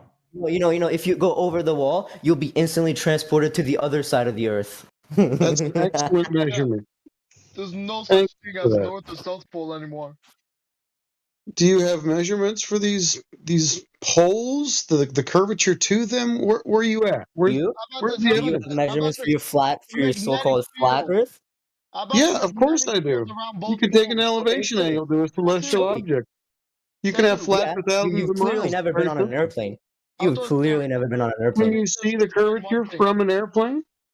Sensu, Yes, I What the- have. I travel a lot. I have. No, you have not. You've never seen the curvature because I at know 30 plenty to of planes 40,000 as well, feet, and there's you no can't. curvature I've to seen be it with my seen. own eyes, dude. let me I've seen it with my speak. own. No, you didn't. No, you don't. Military aircraft can't see it at 65,000 feet, and at 120,000 feet is where the Red Bull Stratus reach. It's flat there, and at 300,000 feet, it's fucking flat. No, you did not. You're a liar. You imagined it. Excuse me, gentlemen. I'll clarify it for this guy right now. I jump out of the fucking things. There is no curve from an airplane. Thank you. Let me just speak, okay? Let me just speak for 1 second. The North and South Pole, they have the magnetic field around them. Scientists have created devices to measure the distance from each side, indicating there is a curve between both poles. And You just told us a fairy tale. Can you prove any of what you just said, or is that just a story you made up? really, Yeah, just give us some evidence for the claim that you just made. It just sounds like a story. have you heard of a compass before? Of course, you have to hold them flat for them to work. Isn't that interesting? Yes, you hold them flat in your hand. Then, of course, the little arrows inside it, they go north and south. Yeah, because the north is where the magnetic attraction is at. So for thousands of miles, you have to hold the compass flat to find the north. Isn't that interesting? Yes, so that means North Pole and South Pole are real, which indicate a magnetic field between them, indicating a curve which scientists have finally found out. So you You ever hold seen the a ring compass magnet? flat, and that tells you that it's curved? Is that what you're telling me? Yeah, have you ever seen a ring magnet? Magnetic field around them. That's how you can tell. You're making up a story, bro. You don't have evidence for your claim. So you would say indicate curvature. So that would be an inference of curvature, right? So do you have a direct measurement of that curvature to confirm that inference? Almost every time. Because you're inferring it, you're thinking, well, you're interpreting, you say, from magnetic field lines that there must be curvature of the Earth. Well, has somebody directly measured it to confirm that inference? Yes. Almost Who? everyone. Okay, give me anybody then. Should be easy to just pick. Yeah. Sorry, what was that? Let's see, we got NASA, satellites. What about NASA?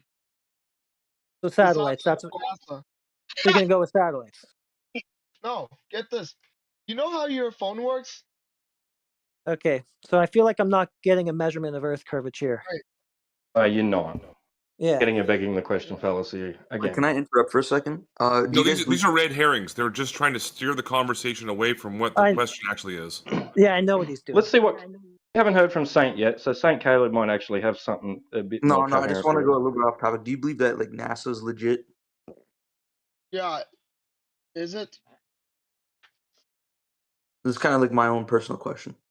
Well, we know they exist as a so-called agency. Like, do you believe what they like the information they put out is like accurate?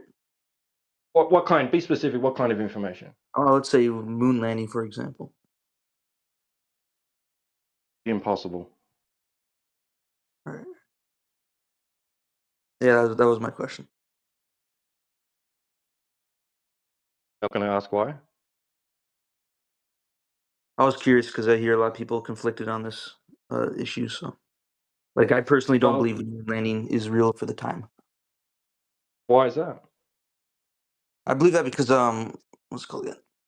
Technology was bad. My Like, opinion. I believe that the Americans just said that because of they want to win the what's it called again, the space race against the Soviet Union. Soviet Union, yeah. Portray like an image of dominance and Yeah, I guess superiority. you could say. I have a video that does a better justice at explaining it. I'm not the best in explaining it, but I would just want to hear you guys' point of view.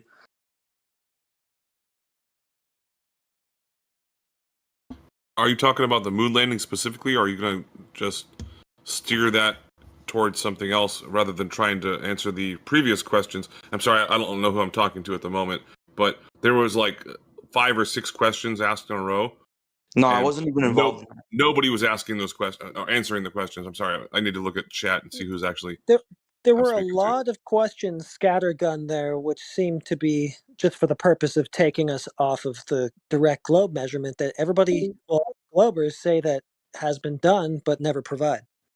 Right, and something that's been happening that I've been listening to right now is like, if I ask someone just sort of an arbitrary question like, oh, what is your favorite kind of pie? And he's like, well, what's your favorite kind of pasta?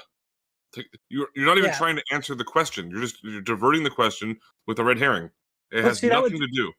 that would be a simple, easy question to answer that most people would just give you a straight answer to. They wouldn't be diverting like this constantly, which shows us that your claim is kind of sus, don't you think, Glovers? Hey, Well, Outdoors Claimer claimed that there was a direct measurement done. Then gave us, when I asked for the method, he just gave us instruments and stuff. Soviet Soldier was just asked by you, and he couldn't give us any method. I was wondering if St. Caleb has an I idea of didn't. that. No, I didn't. I gave you God proven. What does that mean? Wait, did someone What? say my name? God proven? Did you say God proven? No. I kept saying that scientists from NASA and all the space agencies from around the world use the satellite How? What was the method? What's the method? around the globe to go up What in globe? space. What globe? Measured how? How did they measure it in the first place to know that there was a globe to put The satellites in orbit of? the magnetic field around the Earth. That would be an inference on your part, right? South Pole. Yeah, okay, so then- you're okay, but that's not a Everyone direct is the measurement. North We and already South did this. You already tried this though. That wouldn't be a direct All right, measurement. how about this? No North and South Pole. That means no magnetic field. That means we would not have any planes. We would not have any compasses. You would be lost in a forest, and then Okay. forest flat. Okay. Earth So would if be the Earth isn't a ball, I'm going to be lost in a forest. I wouldn't be able to navigate the No. Earth. Is that what you're saying? compass. Yeah, you wouldn't. Okay. How many straw so- mans did he just make in a row? Was it like 3 or 4?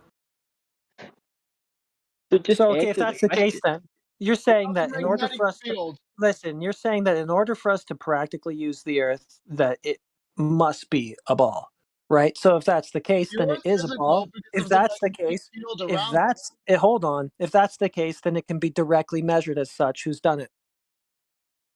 The magnetic field around the globe. Yeah, you've been saying this on loop. I'm asking for the direct measurement now.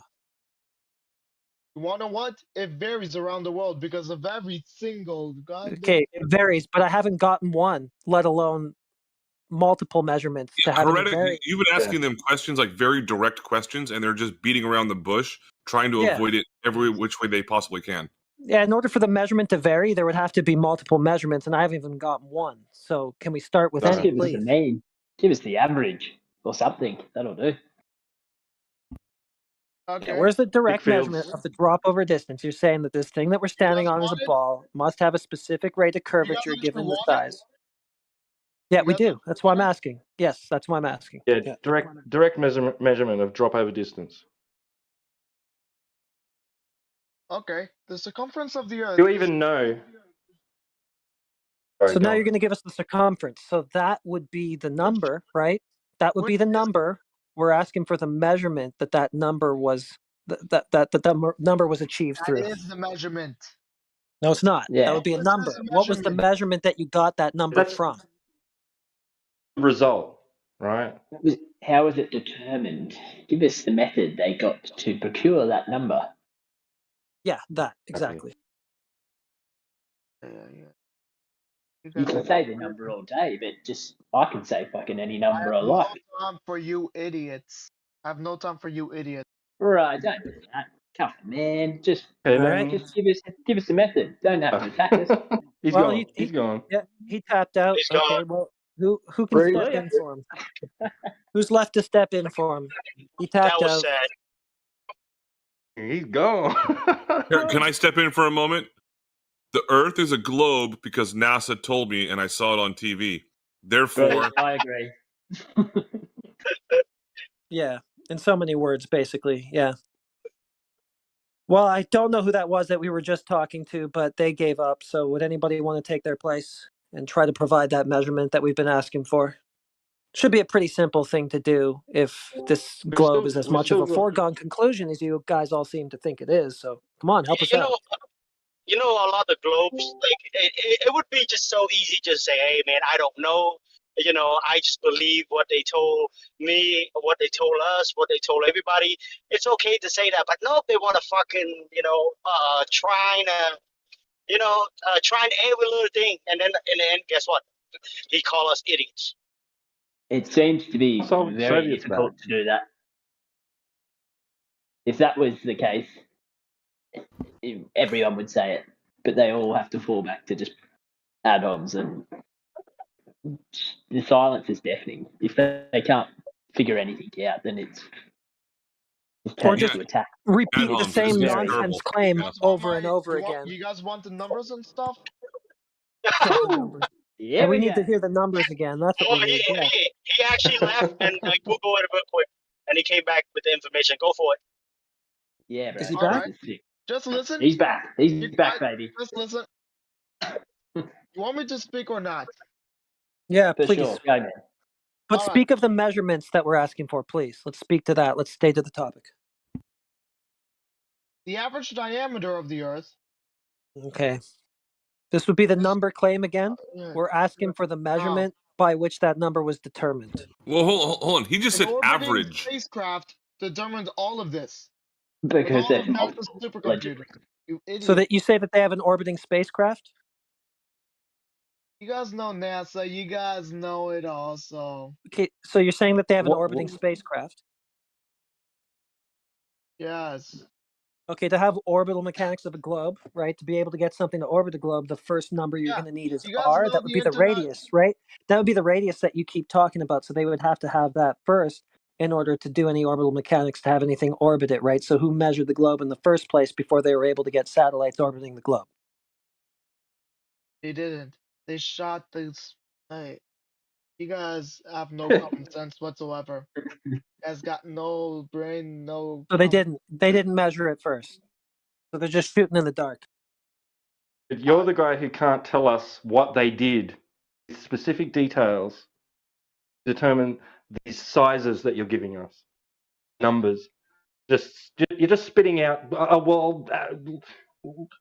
Satellites, orbits. You don't have anything. You're calling us dumb. Soviet soldier, explain this. I'm gonna post the live stream. Explain it. Is that How thing can in I when space? you guys keep Is talking that over me? stop it? Is that thing in space? Yes. Yes. What are those olds there at the top doing there? You trust NASA? You trust NASA? What is those at the top? Can you see? This was made inside a building. Okay, you just trust NASA. Trust fake. So all you were saying Bet is you- that NASA's No, fake. stop your NASA bullshit. Okay.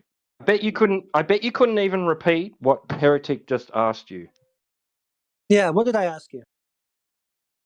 I couldn't hear it because Miguel, the Russian Before guy, Miguel started speaking, Heretic asked you something. Your answer was, "Yous how are they just got it dumb." up there? How the NASA got it up there? Sort of, but not I don't quite. know. I don't know. Maybe they strapped it to a rocket and just shot it up there, saying, "Let's go up in space." How about that? Think with Hell your yeah, brain baby. for once. Yeah. Prove space. Can you have gas pressure without a container? Prove it.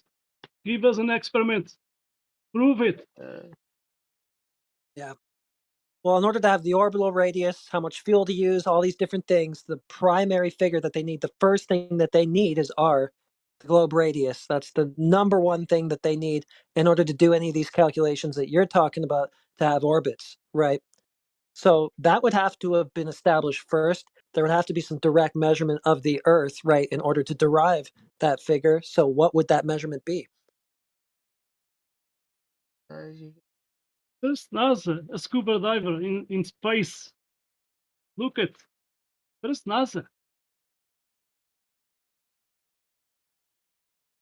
Just fairy tales. Bubbles in space. Yeah. And that would be the other thing that we would need is confirmation of the near perfect outer space vacuum in the first place as well. So we need proof of the globe. We need proof of the near perfect vacuum medium that they say that they're having orbits in. All sorts of claims on the table, but we'll just start with the globe because that's number one. All right. How about this? To get the radius measurement you guys so wanted, They shot the orbit, the little spacecraft up there, just to get the radius.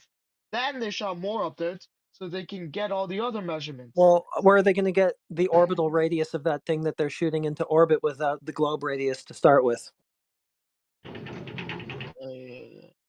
They shot it up first without. You guys are just idiots. Without knowing? Oh, there it goes. So they just Adhom. they There we just go. Another one. sprayed and prayed. Just So shot it you're up there and calling hoped that it was, they had things right. That is what is that is what he ended up claiming. Yeah. You flat earthers are so such Fucking idiots. idiot. There's 3 rovers and a chopper on Mars. I am a dum-dum. I'll take that one. They just shot it up there to know how far they needed to shoot it up there in order for it to be in orbit. I'm Makes actually kind of sense. curious. Like, if the next Glober comes in, I've written hundreds and hundreds of flat Earth, NASA, fake space trivia questions. I'd be interested if I can ask them with like a multiple choice to see if they can get them right. Perfect. Do that. Oh, we've lost him. That's kind of Probably a lot of them I already sent to Dave Weiss, and they're on his app for his trivia section. But I mean, you can just pull up the app and go on there and check out a lot of those questions. But I mean, I have them pulled up right now. I can look at them and just read them out loud. Is there like D, you're an idiot in all of them? What? So, I think that would be just the only good one that we require.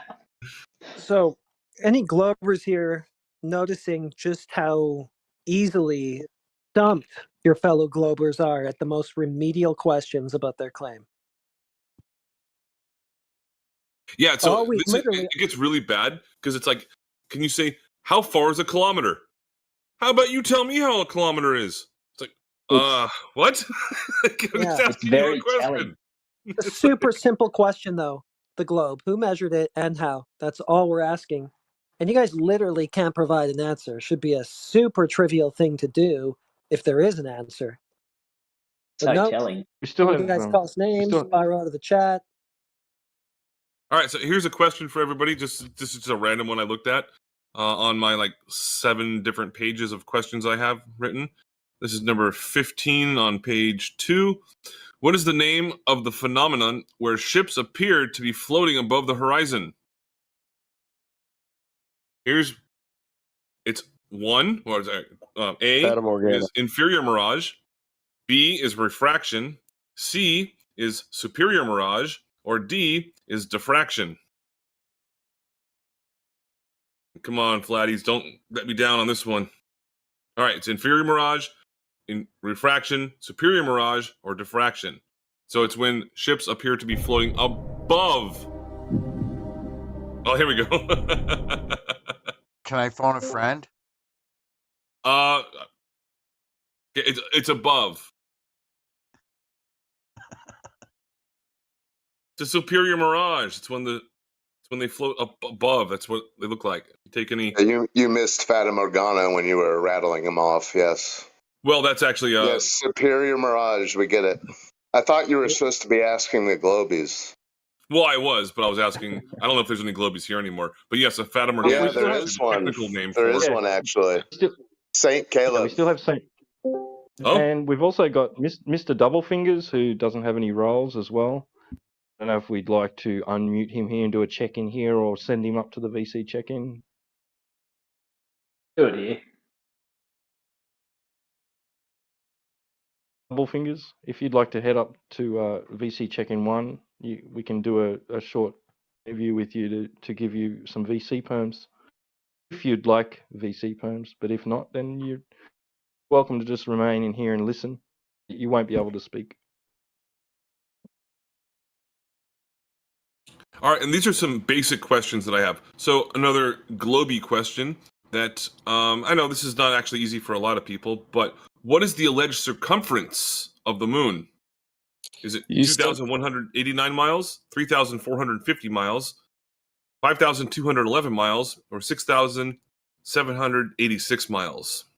Circumference, not diameter, not radius. It's supposedly a quarter the size of the Earth. Which would be? Well, the one that begins with 6,000, I guess. 6,786 is correct. There you go. This is how you can learn about this yourself, is to write trivia questions and then challenge people on the information that they don't have a fucking clue about. Just make sure you get them right, because the last one you gave multiple choice, and Fata Morgana was not one of your options, which would technically be a correct answer. Well, I mean, if you look it up, a Superior Mirage is a Fata Morgana. It's just Fata Morgana is a version of the. So they would have got bonus points. Well, that's a question like on a different page that I have. So, Any Glober left? St. Caleb is still here. They all tapped out that easily. Come on. Pathetic showing, guys. Step it up. Yeah. St. Caleb he didn't come across as, quite as arrogant and staunch. Yeah. So I think we could actually have a decent conversation with Caleb. Forgive me if I'm wrong. Say you, St. Caleb. Yeah, mention my name. Yeah. Can anyone hear me? You Loud and clear. You 5 by seem 5. less the triggered type than the two other guys that were in here. So Honestly, I don't even debate about this topic too much. Like, I was just here because they wanted me to listen to the debate, so I just came here. What's your prognosis of the conversation? Do you think they presented anything logical? To be honest, I wasn't really listening too much. I just heard a bunch of people. Was it a 1v1? I wasn't really paying attention too much. I heard a lot of people talking. Yeah, what happened? Are you in the same room with your friends, or are they? No. Okay. You've hung around, so yeah. obviously, like, it piqued your interest or your curiosity or something.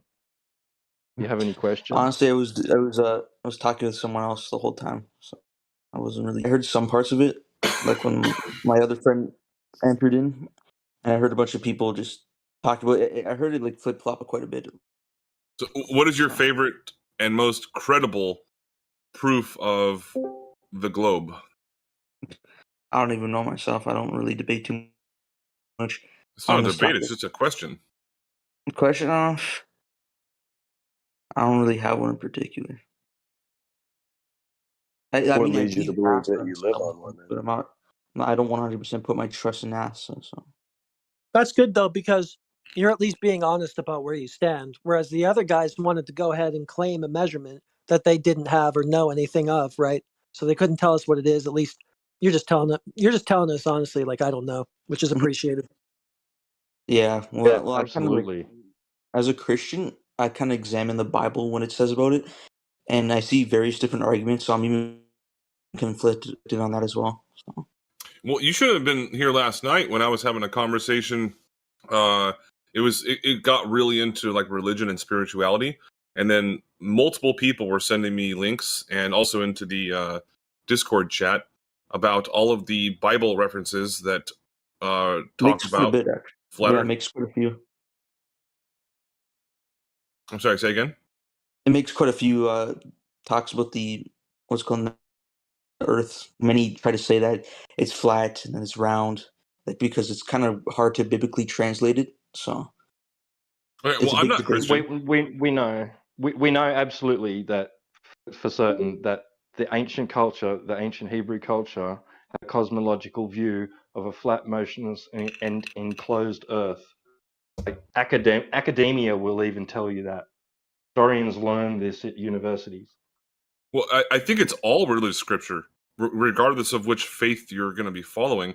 They all say it. But we're particularly, in one way or the other. Absolutely, but we're just particularly talking about the one culture at the moment. But yeah, absolutely, ancient cultures all across the plane all had that cosmological view.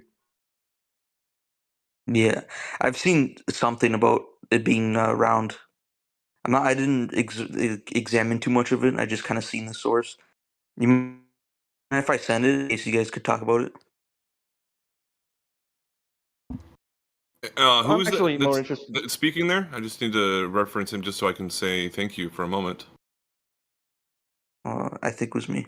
Oh, Caleb. Okay. Well, at least you're being honest with your convictions in a certain type of a sense, and you're not just coming out making blanket statements that have no validation whatsoever or measurements or anything like that. So, at least I think you're open-minded enough to the point where you can at least change your mind and understand why you're here, questioning the physical shape of where we're living. Yeah, absolutely. Like, those other guys? Are those your gaming friends or something? No, they actually do debates a lot, but I don't think they really debated too much on the. It's more against like religions and history. With you about the moon landing? Sounds Sorry, like say they that like to, you know what I mean? That's not really what debating is. Debating, you know what you're talking about. They didn't really seem to know what they were talking about. So some people just like to No, argue. they didn't. To be honest, I'm gonna make a claim. We that- appreciate you, Caleb, man. You checking out the live stream text as well, right? Yeah, I think so. I was talking to a Christian guy. He was pretty nice. Do those friends of yours do they debate? Do they debate with you about the moon landing? Because you said you don't believe the moon landing was real. No, they kind of. I think they agree with that. Like I said, we don't know too much about that topic in particular. It's usually about like religion, history. Yeah, sorry, go on. I just find it strange. Well, your stance was, I'm not really too trusting of NASA anyway to be able to use them as a proof. But they were too. They were all too happy to throw NASA in there. Well, NASA measured it with their satellites. Oh, but they didn't go to the moon, but they did. You know, they did measure Earth with satellites, right? I just found that a bit hypocritical. Is that what they were saying? Yeah. They were using NASA as a proof. And Caleb, if you've never seen it before, just to help validify a little bit of what your belief is with NASA, there are astronauts like Buzz Aldrin, for example, who is on camera saying, "We didn't go there." Yeah, I know. I saw those. Yeah. Right. So. Yeah, he said we didn't go there. He said that quite a few times, I believe. It does take a lot of research and a lot of patience to actually get into this, because people go through cognitive dissonance, and it's like a psychological disorder that people have to deal with when they find out they've been lied to about something that is as significant as where we are actually currently living. So I will say, hey, fist bump to you, but I think you're probably on the way to joining the team. Maybe. But I'm gonna be honest. When they joined here, I'm gonna make an assumption here.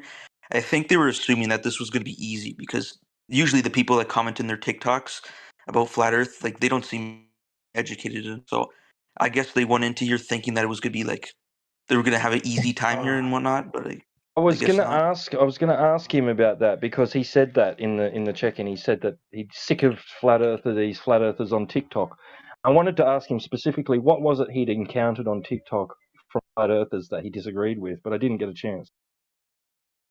Honestly, I haven't been checking his videos and I haven't seen any flat earthers, but I assume it probably was there was like a disc, like it was just flat disc, and there was like probably has something to do maybe with Australia. I'm not 100% sure. Well, that's the problem. But Is I there's was- a preconceived notion from what we were told, like when we were 10 years old, from looking at like early science books, that the Earth is still floating in space and that there's an edge to it. But in reality, there's never been any proof of that whatsoever. And before I have to mute and get back to class, there's another guy. Well, there's two of them that are on TikTok. One of them's name is also Caleb, and it's Caleb and Derek, and they do a lot of really great streams in regards to this, and they debate everybody in regards to Globe Earth. And I might, kind of steer you towards that because I'm outside of the age range, and I'm 40 now, so I've never actually been on TikTok except for like once or twice. But might want to check them out. Caleb and Derek. Caleb and Derek, all right. We've got a few Caleb, members here that have just started up on TikTok as well. So have a look at our social media page. Social media links. Is it? What's it called? Yeah, social media links channel. Have a look in there. I'm not sure if They've been posting their TikTok accounts in there, but worth looking at. All right, I'll take a look.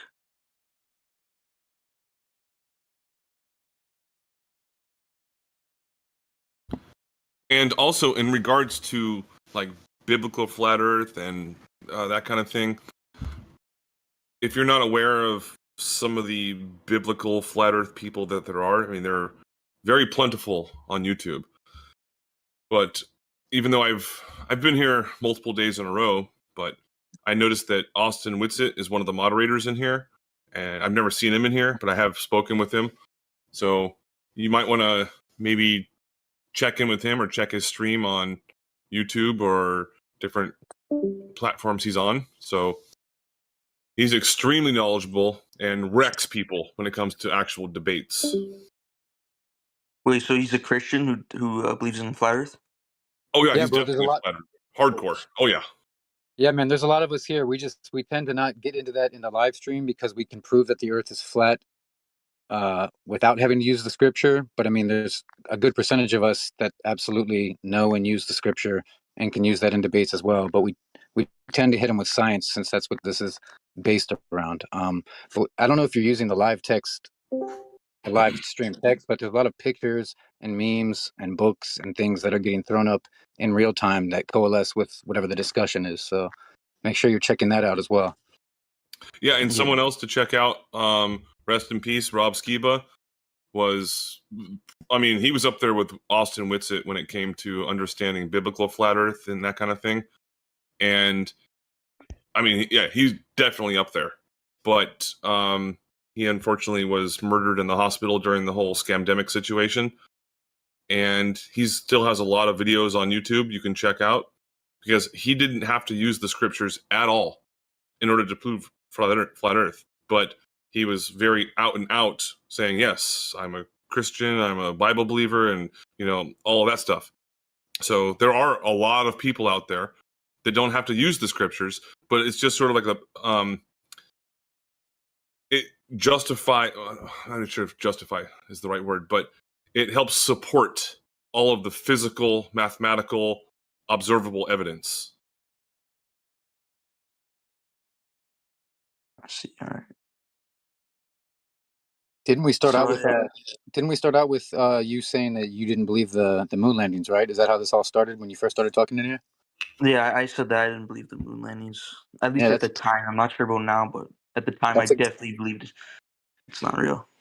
That's a good foot in the door, man. That's how a lot of us started, was distrusting what we've been shown because we can't prove them wrong or right. We have to trust them, you know what I'm saying? We have to have faith in these men that they're going to where they said they've gone and they're doing what they said they've done. But we can't confirm it. So that's kind of like a religion, you know what I'm saying? We have faith from what they've shown us, but what they've shown us is really bad video evidence, CGI, cartoons, and paintings. And they get $60 million a day. So, if that's not enough reason to lie. But anyways, you're already there. So I'm glad, man. Welcome. 60+ million. So that's over $1 million a day from each state gone. I think it's close to 80 million a day now. You could literally fix the earth. You could fix all of our problems with that much money. But, if you wonder why some of us are a little militant or angry, that's one of the reasons. Yeah, and I heard, Eric Dubay a long time ago when I first got into this, every American was having to pay like 7 cents a day or something like that towards NASA. And he's like, oh, it's just 7 cents a day? He's like, that's fine. I'll take my 7 cents a day back. And I was like, yep, me too. I have a question. So the Christian guy in the server, do you know what branch of Christianity he follows? There's not one Christian guy. There's literally thousands. I mean, we got 30. We got 30,000 the one that you mentioned people. earlier. The one you mentioned earlier. Yeah, Christianity isn't a branch. It's an understanding of the biblical branch he scripture. follows, like Catholicism, Protestantism, Orthodox Christianity. Like, do you know which one he follows in particular? He follows just the Bible, I think. It's as far as he kind of takes it. He doesn't go to church. He doesn't wear a crucifix. He doesn't call himself even religious. He just says... Non-denominational. Scripture and discerning it and understanding it. All right. Okay. You son of a buck. Yeah, ironically, it was the Catholic Church that brought us this whole space fairy tale. You know, they're supposed to be based around the Bible, but they're the ones who, them along with the Jesuits, brought us this entire heliocentric model that was taught to us as fact, even though You it's guys are anti-Jesuit too? Well, explain to him what you mean by that. The theory of the Big Bang was presented by a Catholic priest. Mm-hmm. All right, guys. I'll be back in a little bit. I want to definitely listen in, but I got to get back to my students right now. So I will. right, I'll be back. Later, bro. And I want to say something at that time. Yeah, it's rewind time. Possibly. Sure. Wow. Sure. We'll go with that. Are you aware of any measurements supporting this claim? Well, what do you mean by measurements? Like, do I take the measurements, or like, have I seen other measurements? Just aware of any. Okay, who measured it to know that that object exists and is thus capable of casting a shadow in outer space? What do you mean, who measure? It's the Earth. We are on it. Right. So who measured it to know that it's a ball capable of casting the type of shadow that you claim it is during a lunar eclipse? Multiple people. Okay, Multiple. let's start with any. Let's start with any. Okay.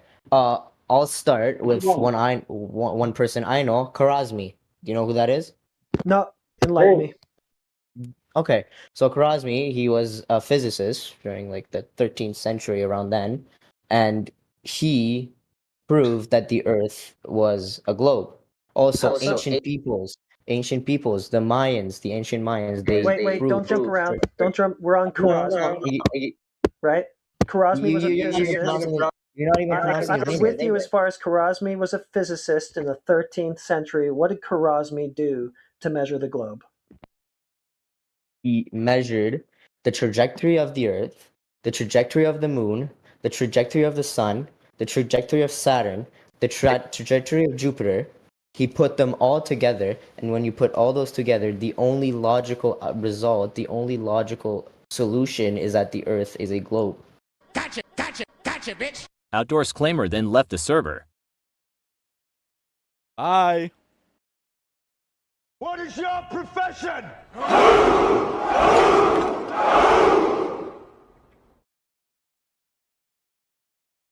Old friend, I brought more soldiers.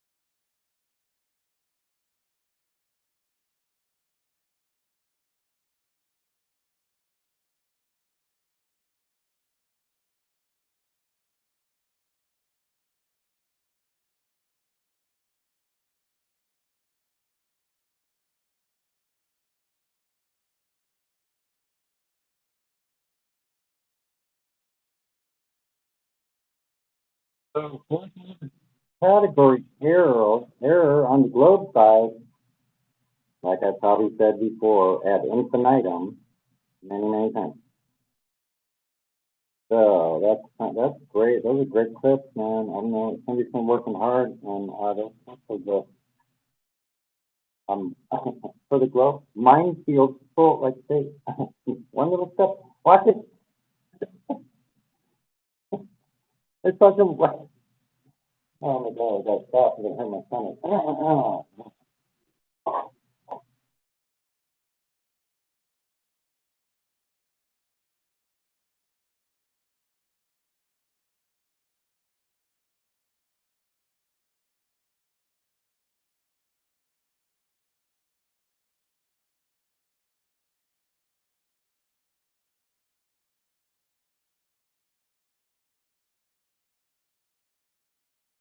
Yeah, it's time for more paraplegic coffee. Yeah, I got some ground up already from a couple days ago. Perfect. Trying to press. Makes all the difference in the world. But I'm stressed. get my, I have the Earth's freshest water, distilled vapor, distilled water. In stainless containers. What comes out is perfectly pure water.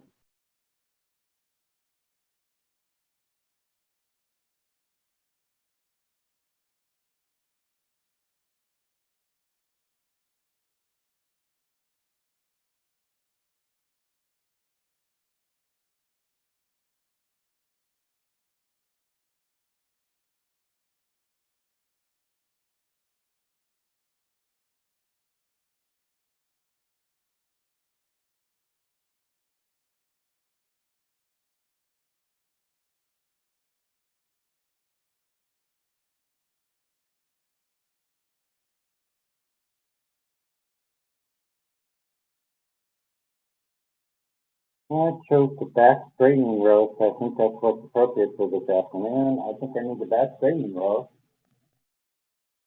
Perfect.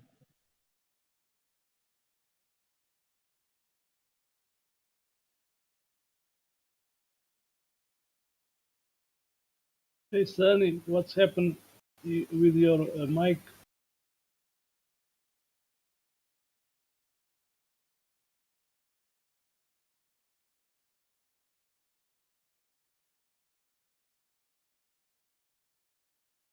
The sound, it appears that you are talking from a tunnel, something like that.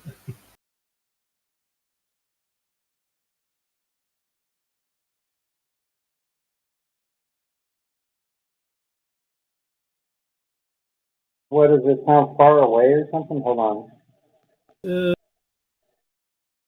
Yeah. Okay, hold on. How does it sound now? Okay, different thing. No, hold on.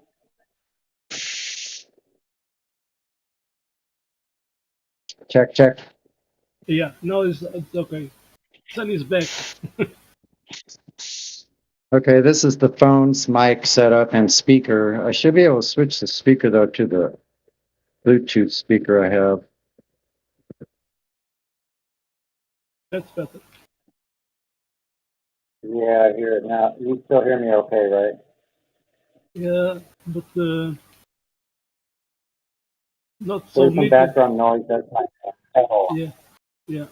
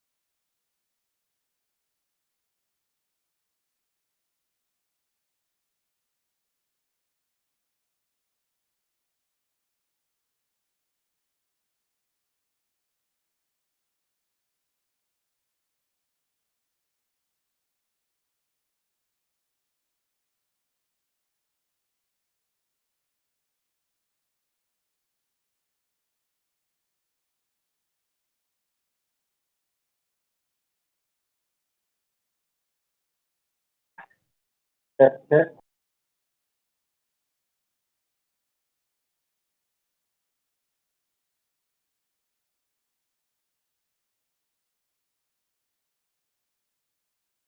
Still low.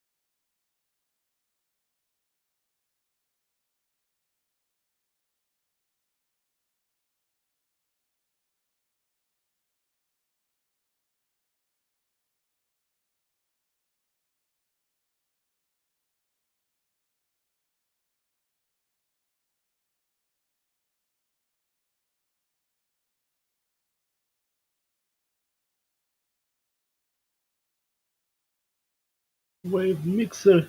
If you want to play something, if you want. Oh, not that.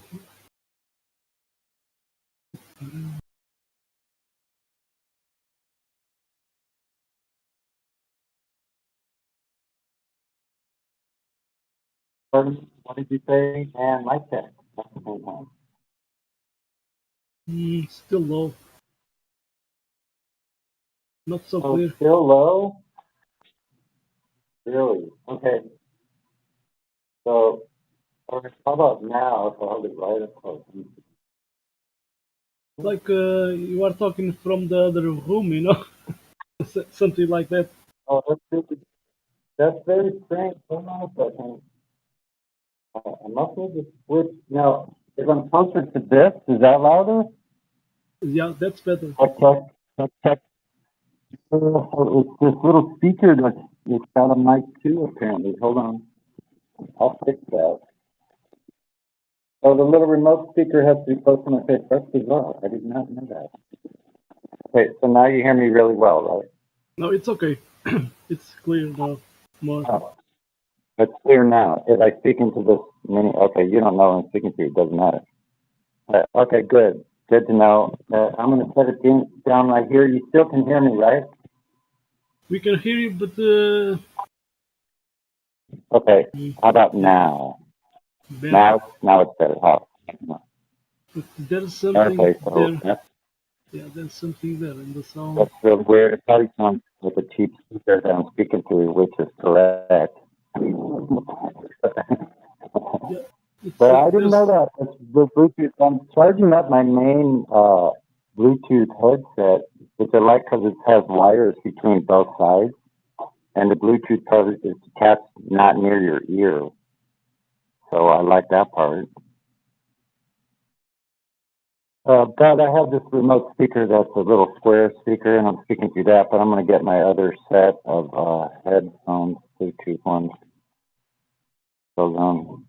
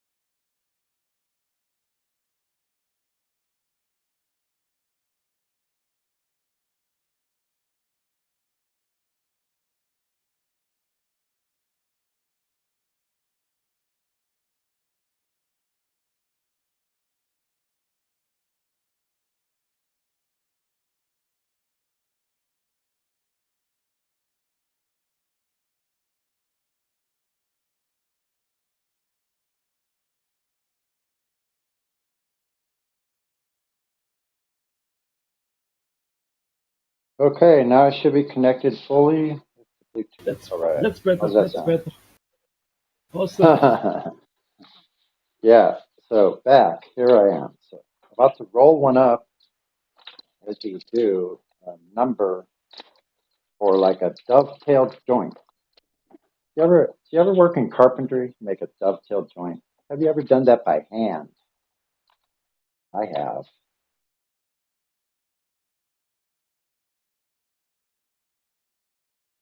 Very skilled with the Japanese handsaw.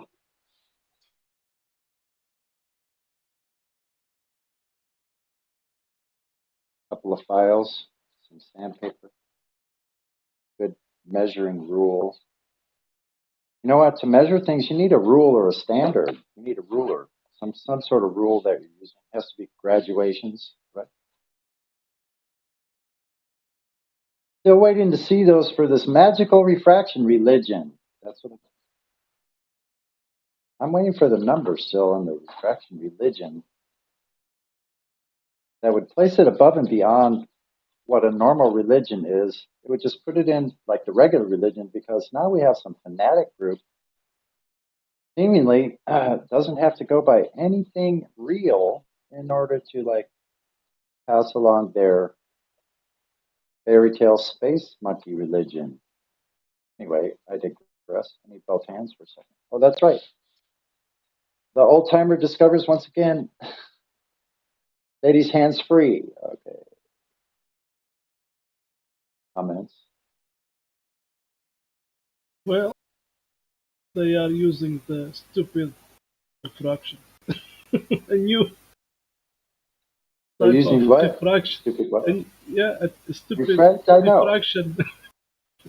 A new kind of Did diffraction. I know. So did they think this out at all? Is my question. Did they think who was doing the thinking behind this operation? It's the cognitive dissonance, you know, because they don't That's like you know when they see the supposed geometric horizon is not there, you know, it's so they have to hold something, you know.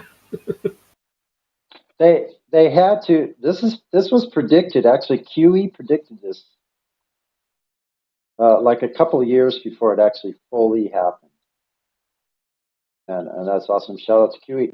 So, yeah, I mean, I think they would have like done a little research first, in order like, so now they're backing away from the geometric horizon completely. They've already done it. It happened a couple of years ago, and that was correctly speculated on previous to that. Yeah, I would say they screwed the pooch. Screwed the pooch. That's a naval term, actually.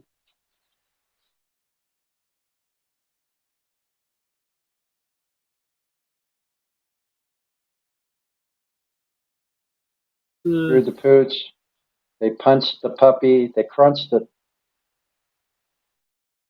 El Cruncho, El Gato. I mean, that's a cat.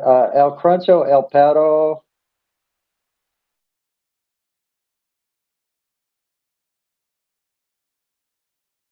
Burrito, El Perro, or Taco del Gato.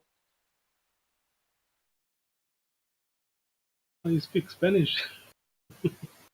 Oh, see, I've had a couple of cat tacos probably in my time with that. Bit volunteer. I'd put freaking money on it. But anyway, whatever it was, tastes pretty good on roadside. I'm telling you, well, especially when you're traveling thousands of miles away from home.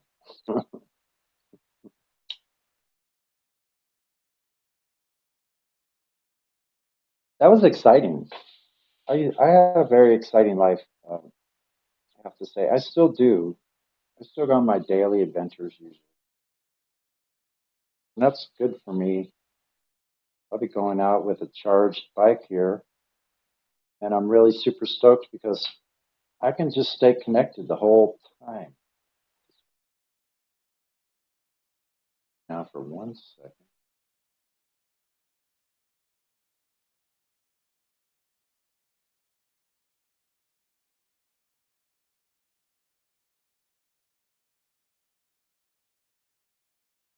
In the Quantum Eraser Discord, but I was listening to people roboting. So I don't know, maybe some problem of Discord there. Because I went here and it's okay here. But I went to the live stream at YouTube and it was clear, so Discord. I don't see what everybody has against robots. Robot lives matter. So Discord, curious because in one server it does something, and in another server, yeah, something is going on. I went to my computer if it was too much CPU uses or memory, but it was okay. Then I went to the live stream at YouTube and it was okay, clear. So it's a Discord problem. That's a Discord, huh? Really? So they're probably trying to shut Sunny up. I'm just guessing, but my premonitions have been pretty correct. If I were them, I would try to shut me up too. I'm wondering when they're going to come knocking because I'm awful lonely over here. I mean, I could use some visitors. I think they're just jealous of your guitar playing skills. Oh, thank you, man. I'm glad it comes through at least as well as that. You need That's some good. visitors. We can invite some Mexicans. They call it aliens coming to America. Mexicans. They call it aliens. You mean those are my neighbors. So I never understood why they call it them aliens. yeah, I don't either.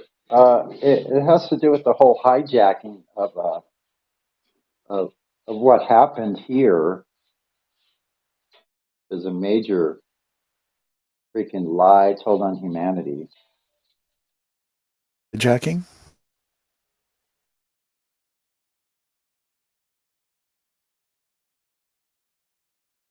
So I just saw a really interesting YouTube video over the weekend. It was about the history of Los Angeles. One of the things that they talk about is how Los Angeles used to be just orange fields and stuff like that, and they made a city here. They started building it in the main city. I think it was the late 1800s, early 1900s. Just the architecture that they have there, and what happened with all the trees that they cleared out? How come they didn't make the buildings out of wood and they made them out of concrete instead? Where did they have all these concrete factories before they built anything here? Anybody that's interested, I could send them a link to it, but found it to be very interesting. There wasn't much of any trees here. Yeah, it was supposed to be all a desert, and then they made it orange trees. They said Pasadena is supposed to be full of orange trees. They've got a street there called Orange Grove. But But how did they build all these tall concrete buildings that were several stories tall? The architecture on there is just fantabulous. I mean, nowadays the stuff that they build is just straight walls with windows, no design to it whatsoever.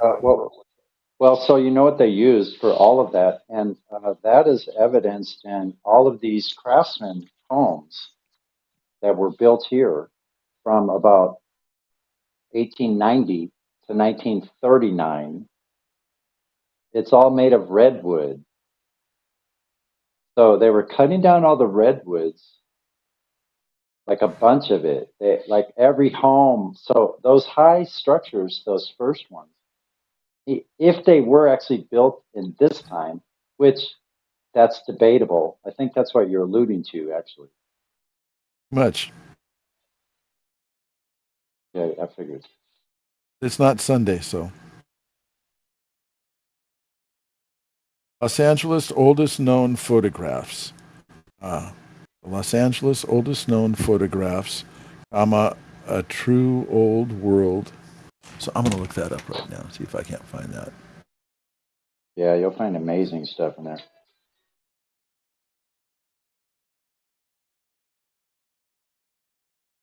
Okay, Los Angeles. What's this say? So, I shined up a composition of a movie theme song so I worked on my movie theme song, and then I found some other parts to that song that go along with it in a different fashion, like with acoustic guitar or country sounding, and that has the same theme in it. And so I'm working on this theme album actually. So it's going to be part of like a composition of, like, let's say, a play. So I just posted a link up here for Los Angeles oldest known photographs, a true old world compilation. So maybe anybody that's ever been to Los Angeles, seen it on TV or whatever, you might be interested in looking at some of this. Maybe not, but I found it very interesting since I've lived here pretty much all my life. And I didn't mean to interrupt you, Sonny. No, not at all. No, don't worry about it. I got plenty of things to do to keep me occupied anyway, so I'm gonna actually get ready to go out on the bike. And let me mute myself.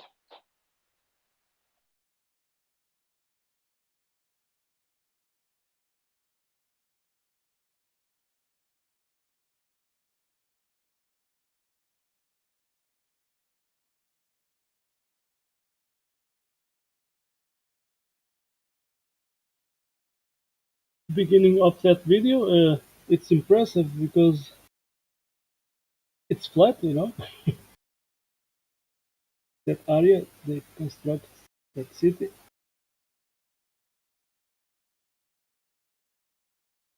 So flat.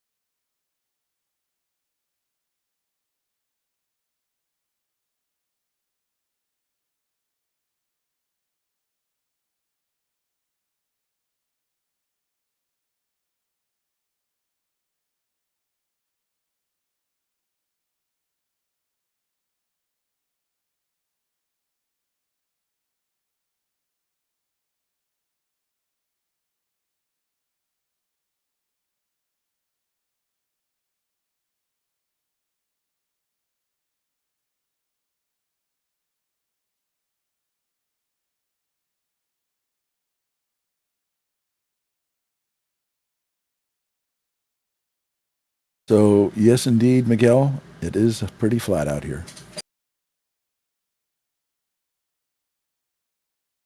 So plumb bobs and level, it works on flat earth.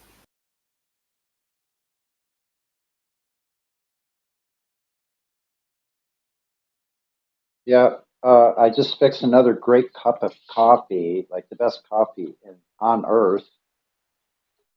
So, yeah, it's really flat around here. I agree. If I'm going to by the water, it is so flat by the water. Unbelievable, really, if you think about it. Realistically, what we really have here is a flat plain. That water would sit on level at every location at its edges. In other words, the shoreline. Sonny? SHORE, shoreline, LINE. Okay, yes? So not to change the subject or anything, but next time you talk to Baraplegic Coffee, Would you mind asking me if you would ever consider making a decaf? Because I think I could become a loyal He already customer has. for my wife. He already has Already, it, and all you have to do is go to his profile on Discord, and he's got his phone number, or contact him through a DM, and he'll send you a DM his phone number. He wants you to call him. cool. You know, I And he want to will. do that, but he's not online right now. How the heck could I find him? You know how to Does he do a go to user direct? search? Just go to search. Search for user. Put in from, and then from colon, then BEAR, and his name will pop up. Click on his name, and you'll show his profile. Then you can I got DM it him. right here. Okay, so Got it. Good. let's see, lobby. I've got his phone number here too. There you go. You know what? I am going to give him a call. I'm not going to read out his phone number here, but it's Barefoot and Pregnant Decaf. Bam. That is exactly what I was looking for. Okay. There you go. Oh, man. Told you. Okay. So there you Right. go. There you go. Oh, wow. How much does that stuff sell for? Does it sell by the pound in a bag or by And a he 10-pound bag? listen, he sold me like 4 pounds for like $50. It's the best deal ever. Oh, is that already ground or do you need to have a bean grinder? Whatever way you want it. You want it ground, he'll Okay. grind it for you. Or if you want to grind it yourself, you can grind it yourself. If you want half of it ground and half of it not, he'll probably do that too. All right. Well, I'm going to talk to my wife about this, and I'm sure we're going to have to get a coffee pot out someplace. All ours are in storage. So most of our stuff. I'll tell you what. I have a Coleman camping stainless steel French press. It's the best thing ever. Because I think the French press, because you get the beans pressed at the right temperature and then you drink it, that time lapse between the time it's pressed and the time you drink it and the temperature and the speed at which you press it, all of these things, the consistency of the grind, all of these things play into a part. It's taken me years to like perfect for my own taste. And now I've got it to where I make a perfect cup of coffee. It tastes way better than even if I went and bought a mocha somewhere that costs like $6, $7. I'll tell you what. I'm going to go ahead and show this to my wife, and I think that she may be interested. So I'm going to mute up and show her this and talk to her. I'll be back in a bit. There you go. See, that's cool. We crowdfund each other. Like there's more businesses yet to be started. There's lots of work to do. I'll use I statements.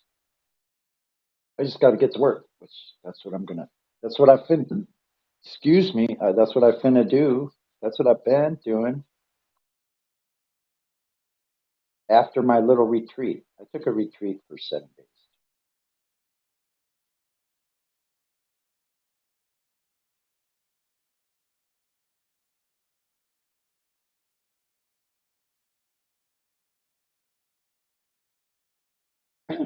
And tomorrow I start with another full schedule for this rest of this week. Because at least 2 hours a day of bike riding is necessary. I took a day off yesterday. I'm ready to get back on ride again today.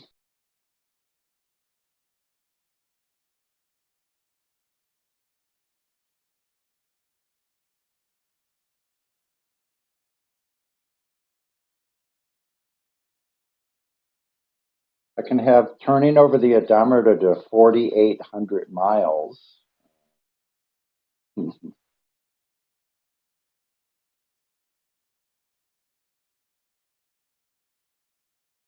less than 30 miles, 23 miles, I'll be at 4,800 miles.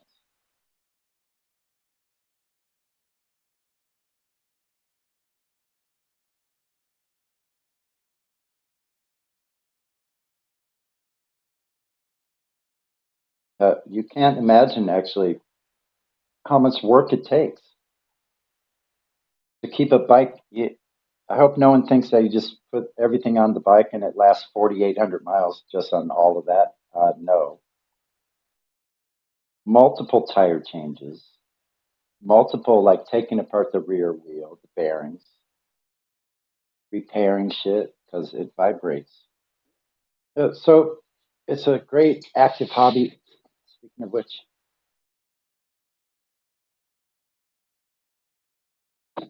on my shorts, I'm going shorts, shoes.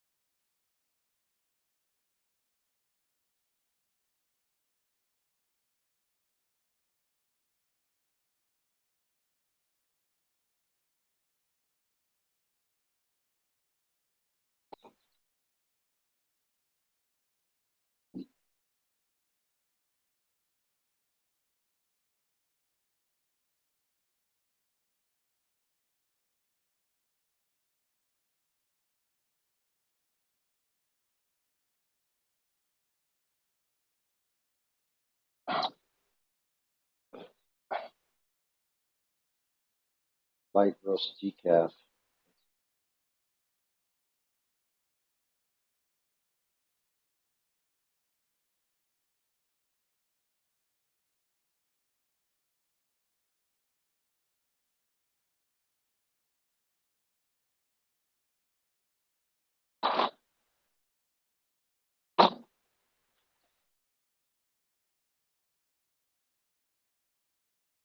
All right.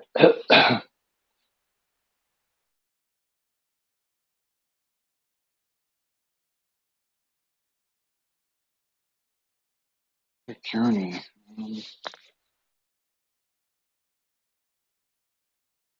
Gotta start setting some goals here.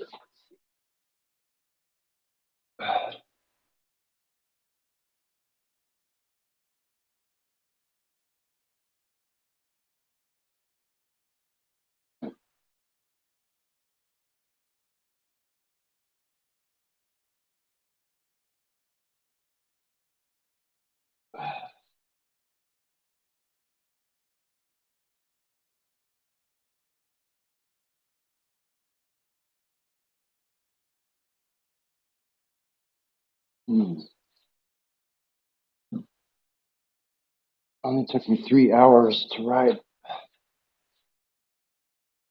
15 miles. Not freaking bad. Hey, hold on. I'm gonna put on the other headset. I'll shut up for a second.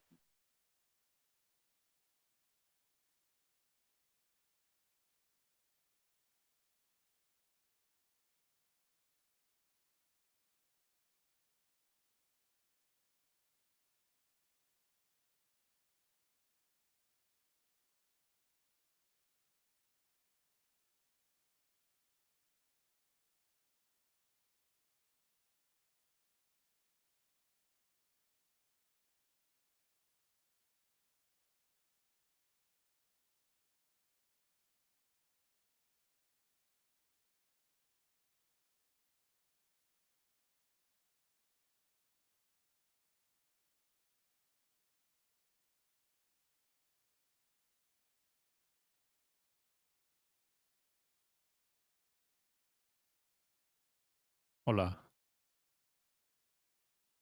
Hola. Viva Los Ángeles. Los Ángeles. Angels.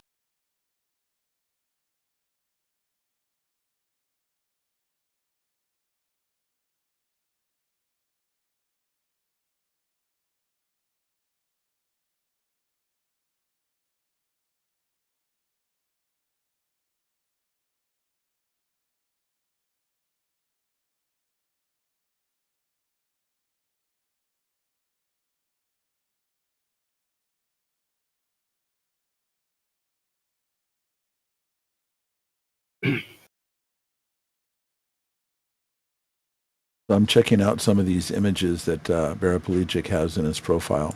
He's got some cards here. Paraplegic's coffee, roasted on a flat, stationary, non-rotating realm with his phone number. Very cool. Awesome.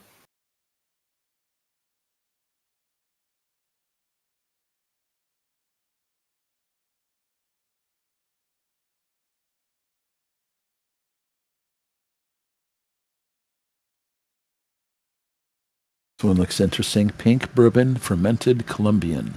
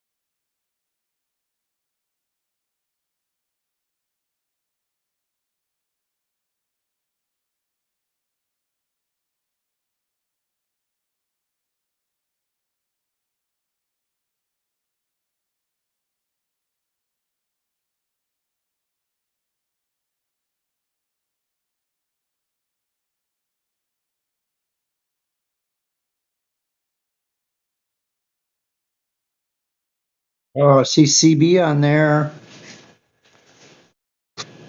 Who the fuck is that guy? Who the fuck is that? That's right. That's right. That's what I'm saying. CC Beer. There's a CC Cleaner. It's a program to do the clean at your computer. CC Beer. Let's clean the Globers. Yeah, we know what our profession is. Hoorah!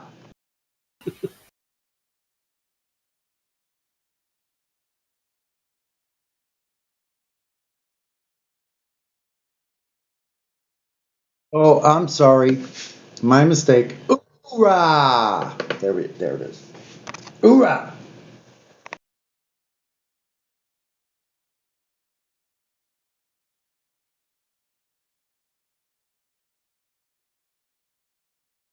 How's it going, CB? How have you been?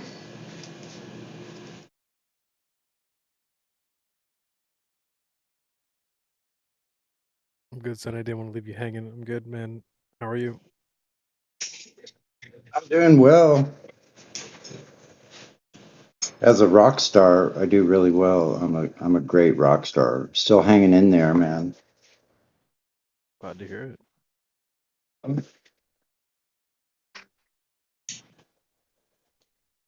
Here in Portugal, CCB means Centro Cultural de Belém. It means Cultural Center of Belém, like something like that. It's a cultural, where the artists.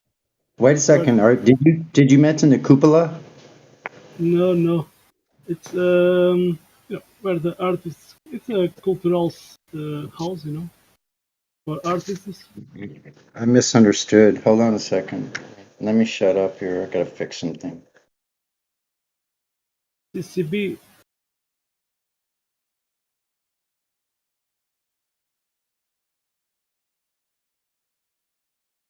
Yeah, I hear you.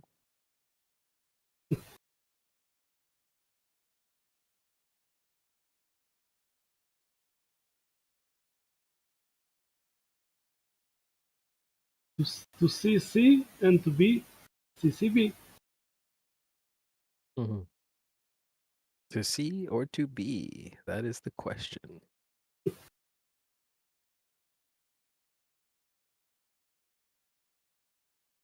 Yeah, I was just watching a show recently where the main character's name is Carmen Bearzado, and they call him the Bear.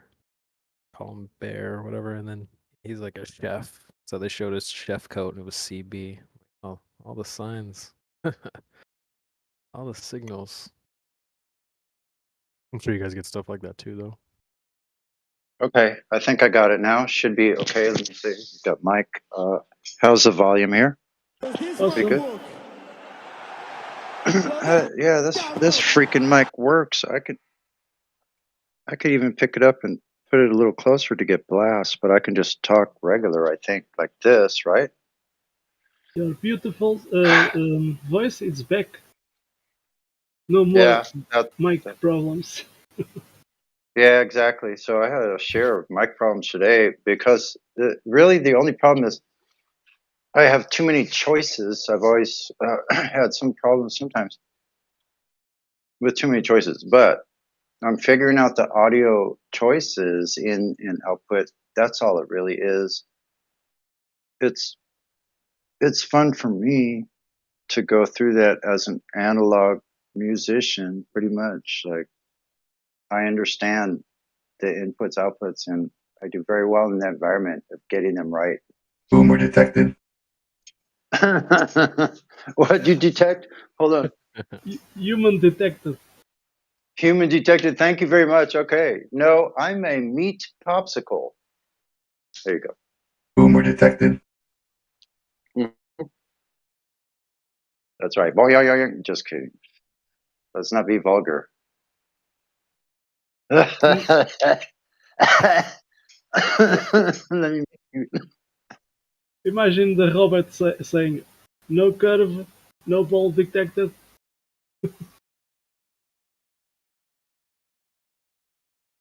Glover comes up. We asked him, "Do you have proof for the globe?" No human detected.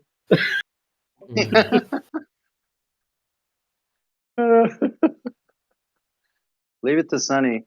I'll think of about like 12 copyrights a day, like if I really tried on it. But I have limited time during the day, so I need to like be conservative in my energy expense.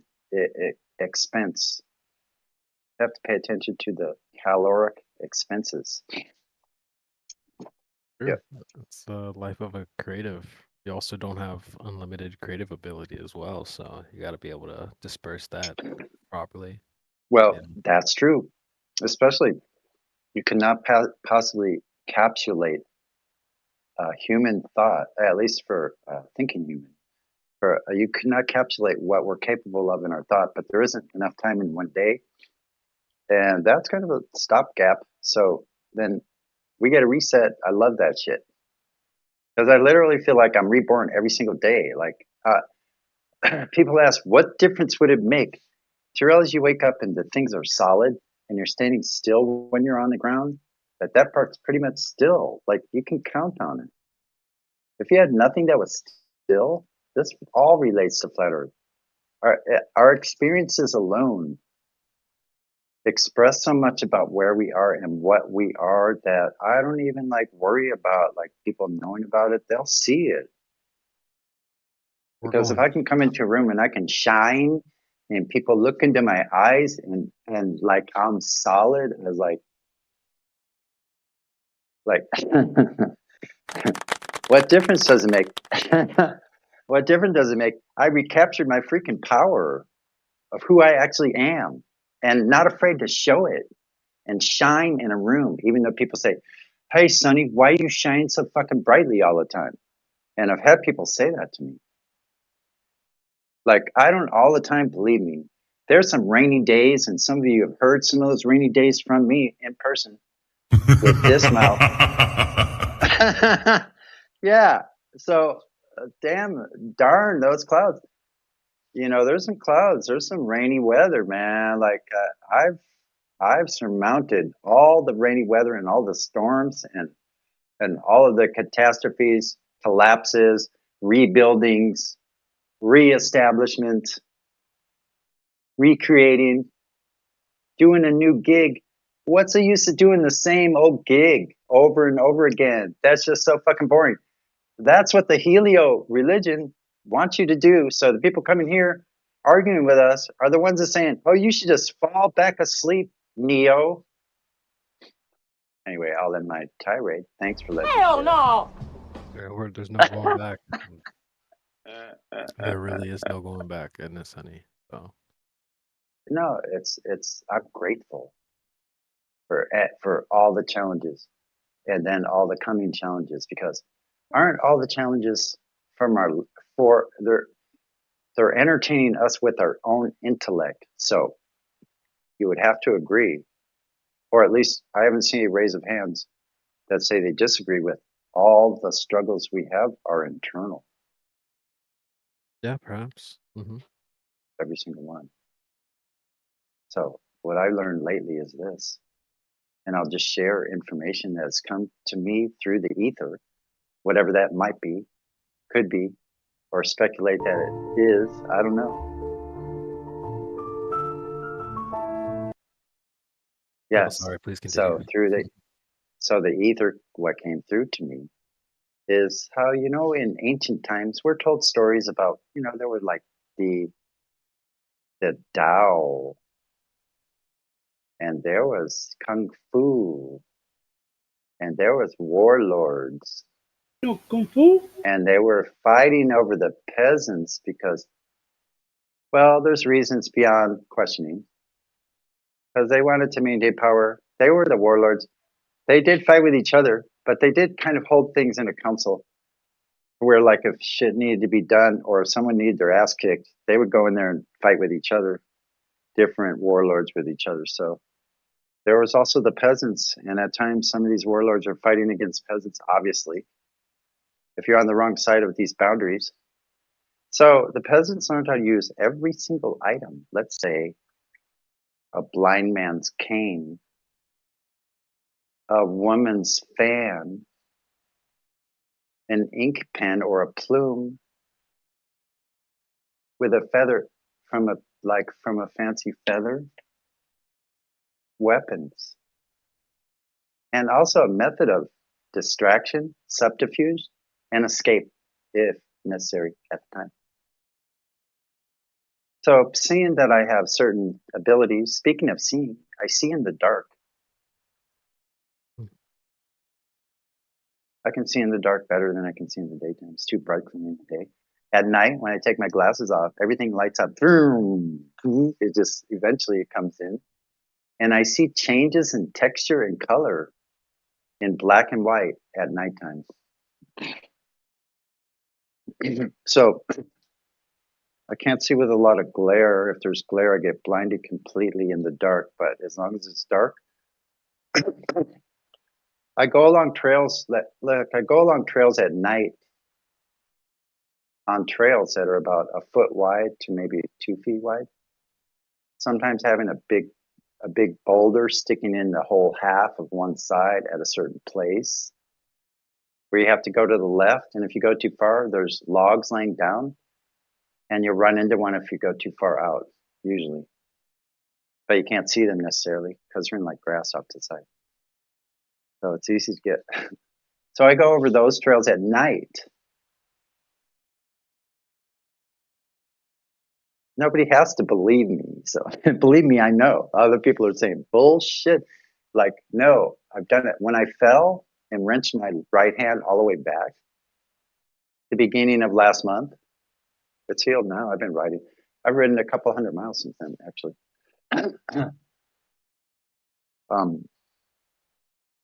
So I ride in those trails at night. I've never fallen at night. I fell in the daytime, broad daylight,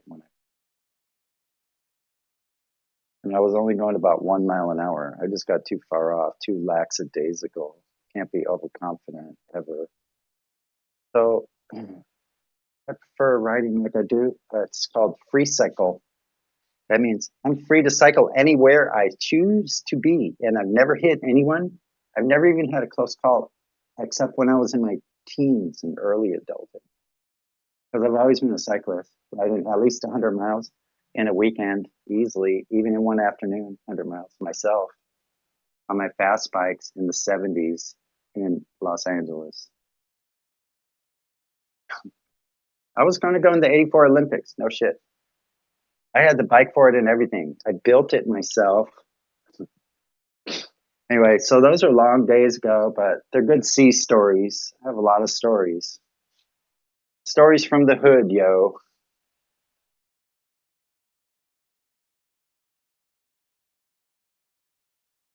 So I'll shut up here. Well, stories happen on flat Earth. Impossible on a small Earth.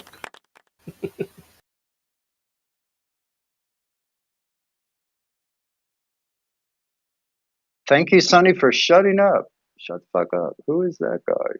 No, not that. Why doesn't he ever shut the fuck up? Please continue. I always love Sunny's Oh, sea really? stories. Oh, yeah, yeah. Okay. So what kind of stories you want to hear from? Seas from the seaside or the shore side? What stories you want to hear? It's the From the farthest you've been inside. out. Oh, What's that? From the inside. Something exciting? From the inside. Wait a minute. Say it again. From the inside of you. More stories. Oh, well, the question I was know, but from the I'm land or from the sea. How's the farthest out from the shore you've been? probably about, well, I'll say as a civilian, probably about at least 300 miles, maybe 200 miles offshore. Damn. 200 miles, yeah. I'd say that's about right. So you're way the heck, you haven't seen shore when you get beyond about 50 miles out at sea, you can't see the shore that far away, no matter what, except you'll see lighthouses at times. There are lights beacon or a radio beacon coming from that direction using your radio direction finder called the RDF finder. Yeah, so you can find out. But so as far as visually though, here's the thing: you're out there visually. That's why you're using your sight to navigate your boat or ship. The sailboat I was on, for instance, was a 51-foot catch, double cabin, like really high off the water, nice, like a big old. You could put like a couple of small cannons on the rear, on the deck back there. That'd be freaking awesome, man. Don't fuck with us, we'll shoot a cannon at your ass. Boom. So listen, when you're at maritime law, so you're under restrictions. You don't go anywhere, as Andahoy found out. You know, you don't go anywhere without them knowing. You have to have a plan, and when you come into ports, you have to let them stamp your passports, and everybody that's on board is under scrutiny and you just got to not break their laws of a different country because you're their guest there. So you don't go run drunken as a fool like I was doing in my adolescence and had a great time. I mean, I know how to survive in foreign countries. I could literally blend in any country. So anyway, that's just a personal thing. I've traveled quite a bit in my life. So anyway, sailing on the sailboat 200 miles offshore, visually, you can't see land anymore. So at times the horizon looks like this. You can't tell where it is. You can't tell where the horizon is. It blends into the sky perfectly. So you lose all sense of where the horizontal is at times. And you're only going by the bubble on your compass, let's say.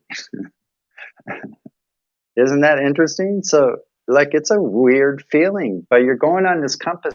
You have a flat chart down on your chart table. Turn the light on, you see the chart. You have a radio, and now people have GPS and they got phones like we have now. But I didn't have any of that. So, imagine we had our radio that you could hear the Coast Guard calls. You were on a certain band frequency, a frequency band that you pick up, like 23. Yeah, X-Ray Scout Eagle 25/7. Yeah, we see it. Like you get calls from like ships and stuff and the shipping lines because when you get near a shipping line, you could do a fix right there and you know like right where you're at. Then you can ask the ships that are going by, like, okay, how close am I on this side of the shipping? I'm just entering the shipping. Like you could on radar, you have them. You show where the ship is. You could see it for a long ways if you're awake. So otherwise, you have it set up so that, like, if you're sailing single-handed, like my father did before he went off and got sick, all the way to Grenada, you have signals, you have alarms and things that.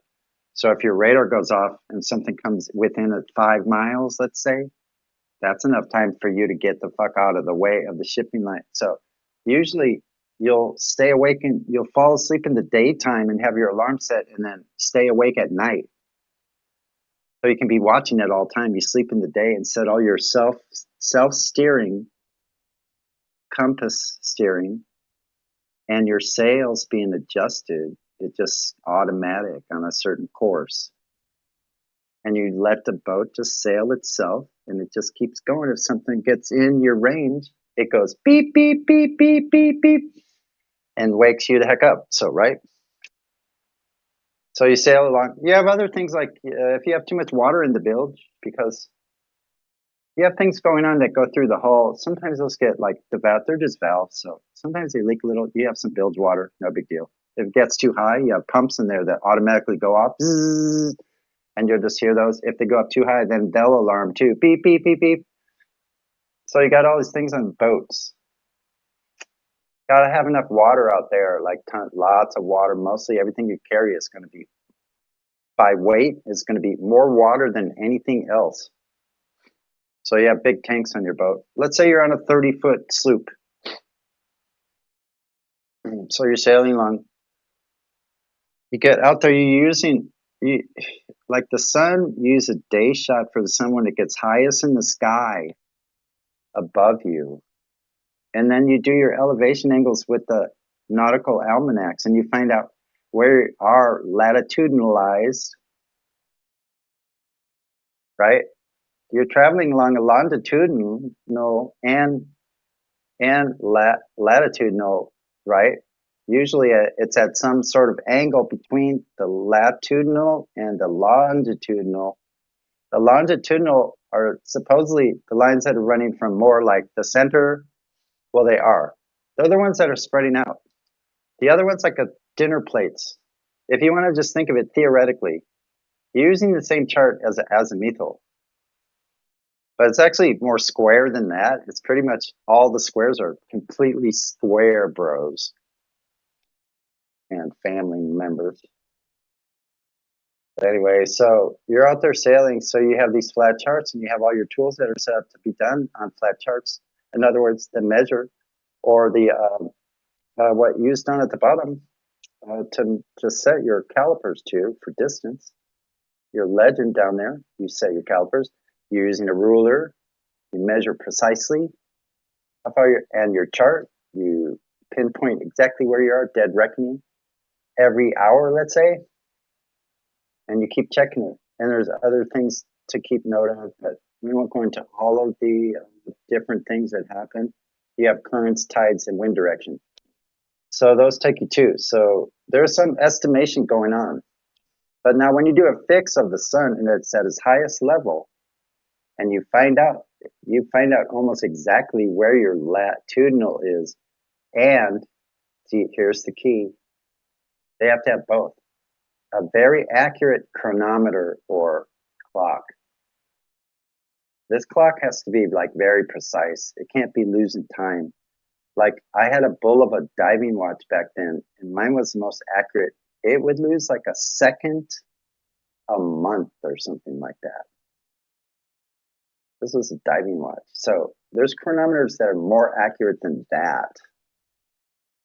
A mechanical clock that can go on boats that even though rocking around, they're so accurate that they just continue to keep time like so precisely. It'll blow your mind because every little tick of that clock, like the sands of an hourglass going through every so often, if you count that, if you measured that, means your distance along the x-axis. You got that part? So you're traveling along the x-axis. So that's the most important thing that you have to remember. If you're ever going to talk about celestial navigation, this can't be mistaken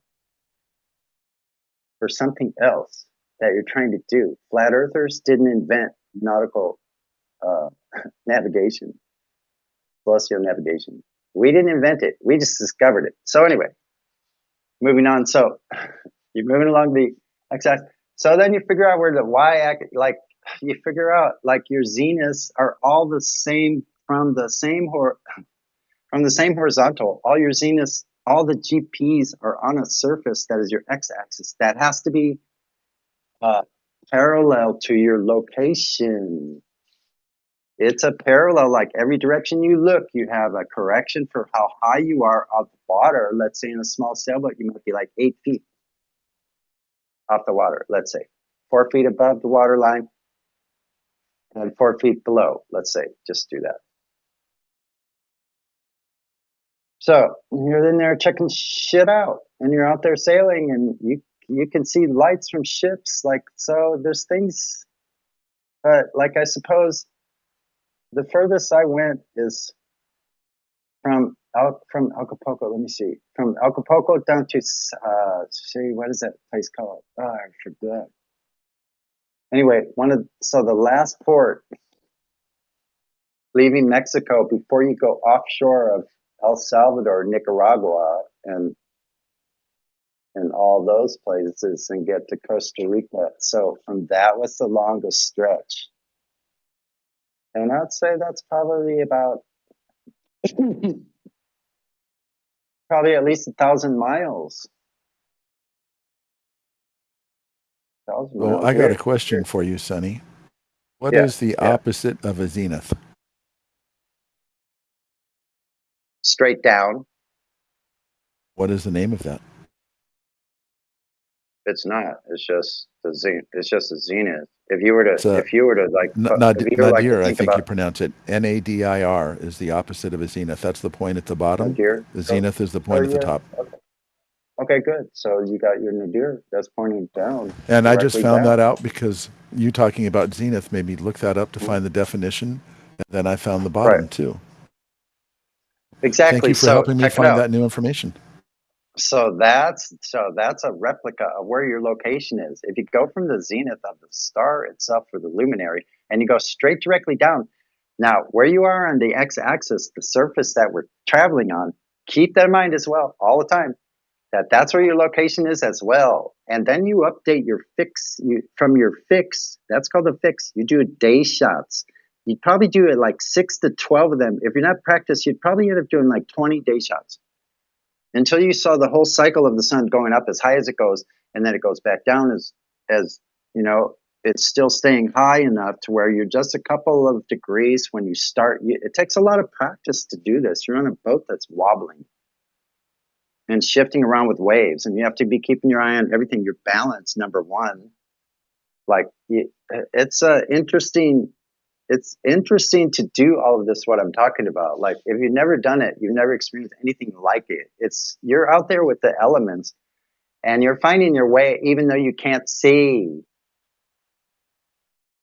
And like what a reward that is when you get to shore, you see the thing, and then you go, there it is. I was only like 2.5 degrees off my reckoning. And you rejoice, and you open up a couple of bottles of Mexican beer, and you do a toast and a little jig. It's and play guitars if you have them.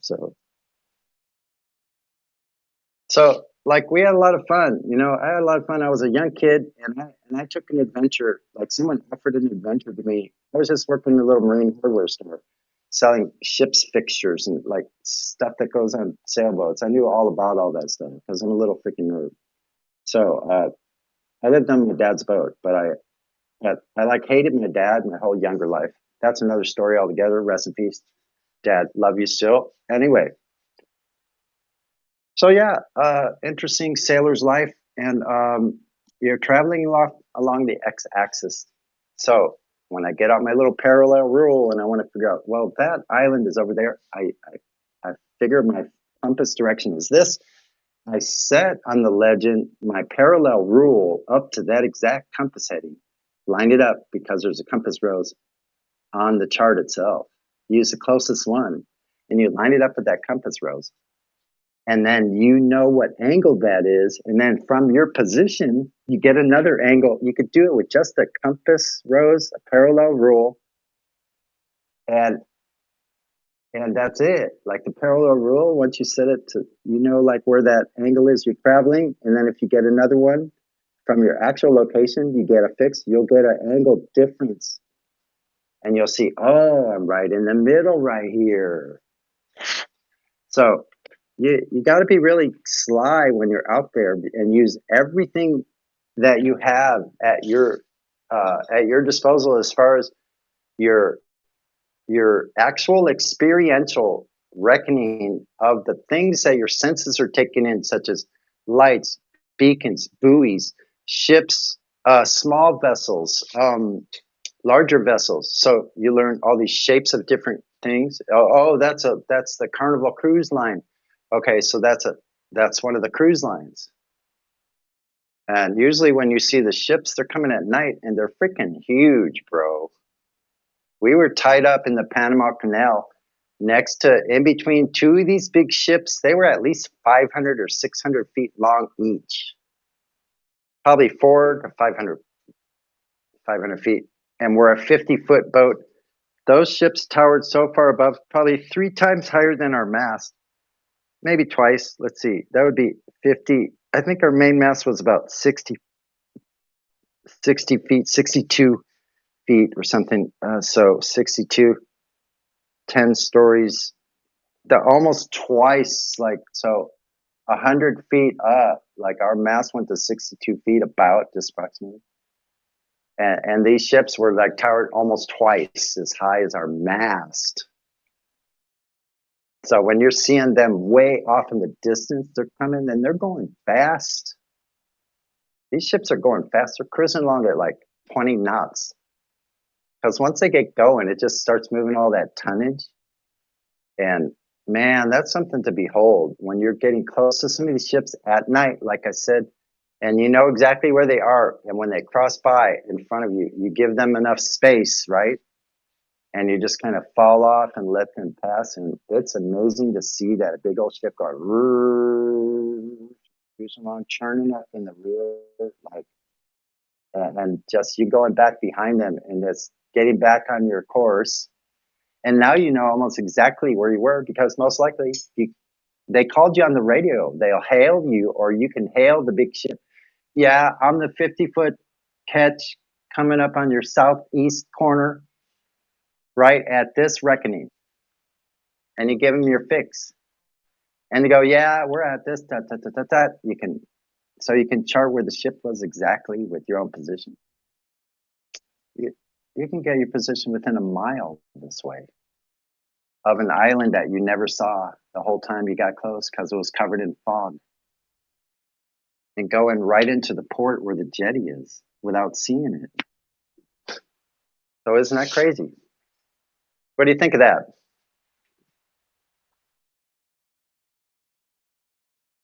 What do you think of all that? Am I still with you? My phone kind of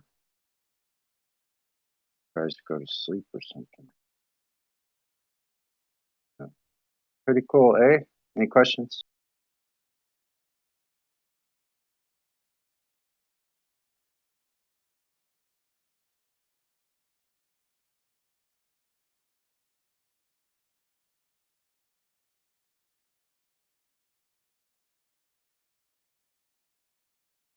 Well, I'm sure you'll have questions that will be coming up, and just try to remember what they are. And if you're not here to respond right now, that's fine. Make a mental note, whatever, like I do. And I'll remember if you remind me to talk about or ask me something specific on celestial navigation. I'll tell you as much as I know. I'll leave out the stuff I don't know because I don't need to know it. If I don't need it to do the job, then I could do it just the same way I did when I was 21 years old and successfully find my way into places that could not possibly use a surface that is curved. Dude, what are you talking about? Celestial navigation. What am I talking about? Good question. It probably sounds like Egyptian to you, eh? Yay? Yeah. It's sunny sea stories. So anyway, I'm going to yield the floor back to CB. Thanks for letting me share. Appreciate it. Questions, comments, leering gestures, all are welcome. Love it. I have fans that hate me all over the globe. That's fun. Okay, I yield the floor. Thanks.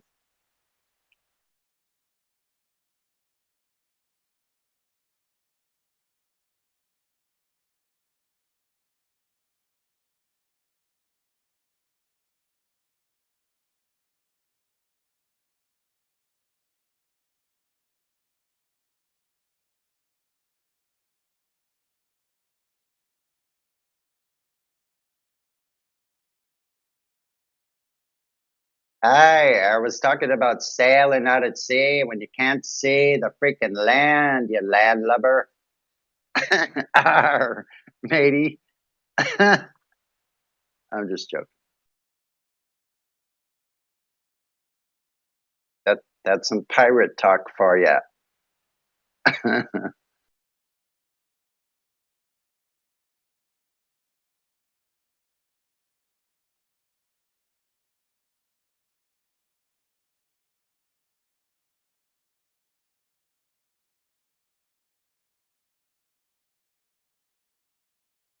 Yeah, so anyway, back to the topic. So what port are you from, silly savage?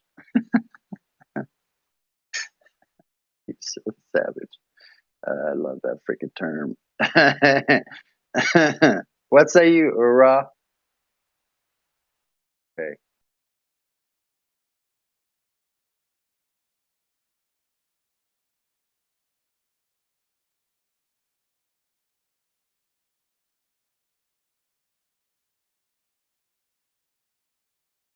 So I don't know if you who've got here a little late.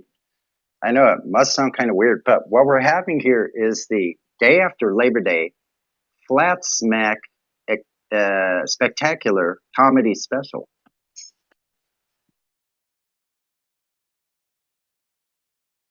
And we're just continuing with the spectacular comedy special for the space religion. It's the comedy spectacular.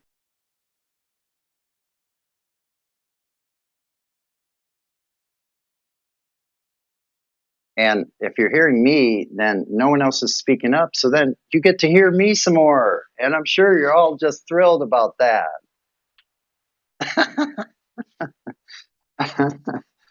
But I appreciate it. Try to be a good steward for the channel. It's the greatest channel on earth to talk about Earth. It's best ever. I think it's the largest server on Discord, 24/7. Shout out to everybody, including ODD, that started or grandfathered in this place. Everybody from in here is to be fined from that group of the chatters that used to only have a place on YouTube Lives. Remember those days? In the rootin' and tootin'-ness 2017-ish. I know CD knows what I'm talking about. Anyway, I digress. Saw someone pop in. Anyone new? Comments, suggestions, complaints?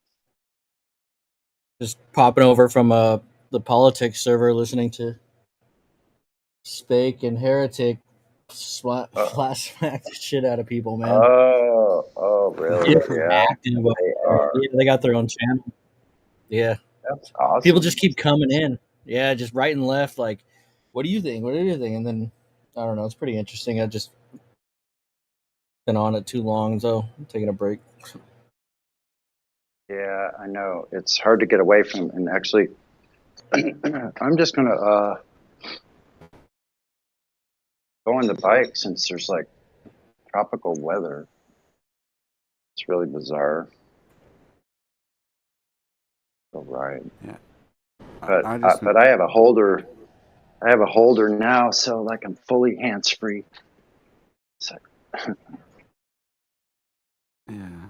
I just been making a show with MC Loon and interviewing my AI Andrew Tate and Fight the Type Shirt. I can't wait to hear some of that, man. Gee whiz. I gotta make some time to catch up with all of those because I'm seeing a lot more influence everywhere out there from my feeds. And a lot of times I'll just put my Flat Earth 2017 Consciousness channel on and I'll just let it roll over time. I just turn off the screen and just, I don't know. But anyway, interesting stuff. I can't wait to hear. I can let you hear it if you want. I got it right here. Well, play some of it if you want. I'm going to be mobile, so I'll only be able to listen at times I could stop and speak up. But when I'm getting going, I'll mute so I don't hurt old dudes' feelings. I mean, I respect the bro. I love the moderation, all of it. I'm going to shut up now. It's all good. Yeah, I'm gonna play it now. It starts with his intro music to the show. We're gonna make probably an animation to this. Cool. What? Okay, wait. Okay, hold on. All right, go ahead.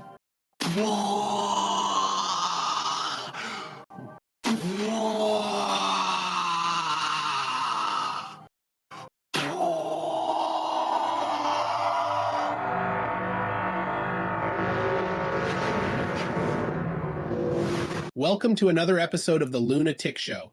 I am your host, MC Loon, anti-flat earther extraordinate.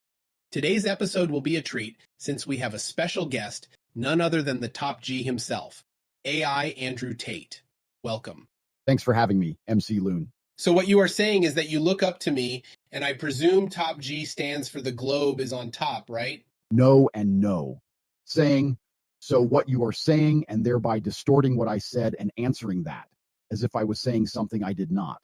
That is a straw man fallacy. Assuming makes an ass out of you and me. The Earth measures flat. There is no evidence of the Earth being in motion, and the globe has no way to hold the gas on the ball. Okay, so you clearly are afraid of debating me. It's easy to see the Earth moves. If the Earth is moving, I would see the sun appear to move. I look at the sun. It moves across the sky, therefore the Earth is moving. That is an affirming the consequent logical fallacy that can only assume, not lead you to a conclusive conclusion. Simply put, the sun could simply be moving. Occam's razor. But the stars are moving. That means the Earth is moving. Same argument, but since you did not formulate it into a affirming the consequent on the surface, even if it's hidden within your argument, as it stands, it's only jumping to the conclusion, which is also a fallacy. So that is not valid. Okay, but the moon is moving. That means the Earth is. Now you are essentially appealing to repetition. You should already know that you can only see lights in the sky, how they work, and why we see what we see can only be assumed or accepted for what we see based on the little information we have. You can listen to Michio Kaku, a professor of Harvard and world-famous science communicator, play the clip, please. Science, we always say that you make observations, you have a theory, you go make more observations, and it's a very, very tedious process. Wrong. Nobody that I know of in my field uses the so-called scientific method. In our field, it's by the seat of your pants. It's leaps of logic. It's guesswork. It's guesswork. It's guesswork. Okay, well, guesswork is good work. But we have Freakout's pendulum. It goes in a circle due to rotation. Science proved it. It's called Foucault's pendulum and is pseudoscientific. It's not a valid experiment. It's only a parlor trick. It requires a magnetic drive to keep pushing it, and there is no valid naturally observed phenomenon, no valid independent variable, and zero controls. The effect is only observed within the apparatus, and so it has no scientific validity. It just has beliefs conjured through fallacious connotations. They can imagine it is caused by rotation. But if the pendulum is deviating due to Coriolis, then we would see the same with everything not attached directly to the ground. Airplanes, balloons, bullets, etc. But we do not. Yes, but super laser gyros show rotation. You mean optical gyros, like ring laser gyros that operate on the Sagnac effect. The Sagnac effect has been shown with linear motion when it was only assumed to be detectable from rotation. So now we know it should be picking up imagined orbit, motion of the sun and galaxy. But it only seems to pick up the motion of the stars and then deviates based on the sun and its season and your position relative to it. So it proves the whole religious view of the globe false, but its exact cause is unknown. Those are just more fallacies, strawman fallacy, misrepresenting my argument to divert from the conclusions of it. Then faulty generalization, or all scientists don't agree. Even if they did, it is an ad populum fallacy. The popularity of something does not support its validity. You concede, then provide invalid counter-arguments that are incoherent.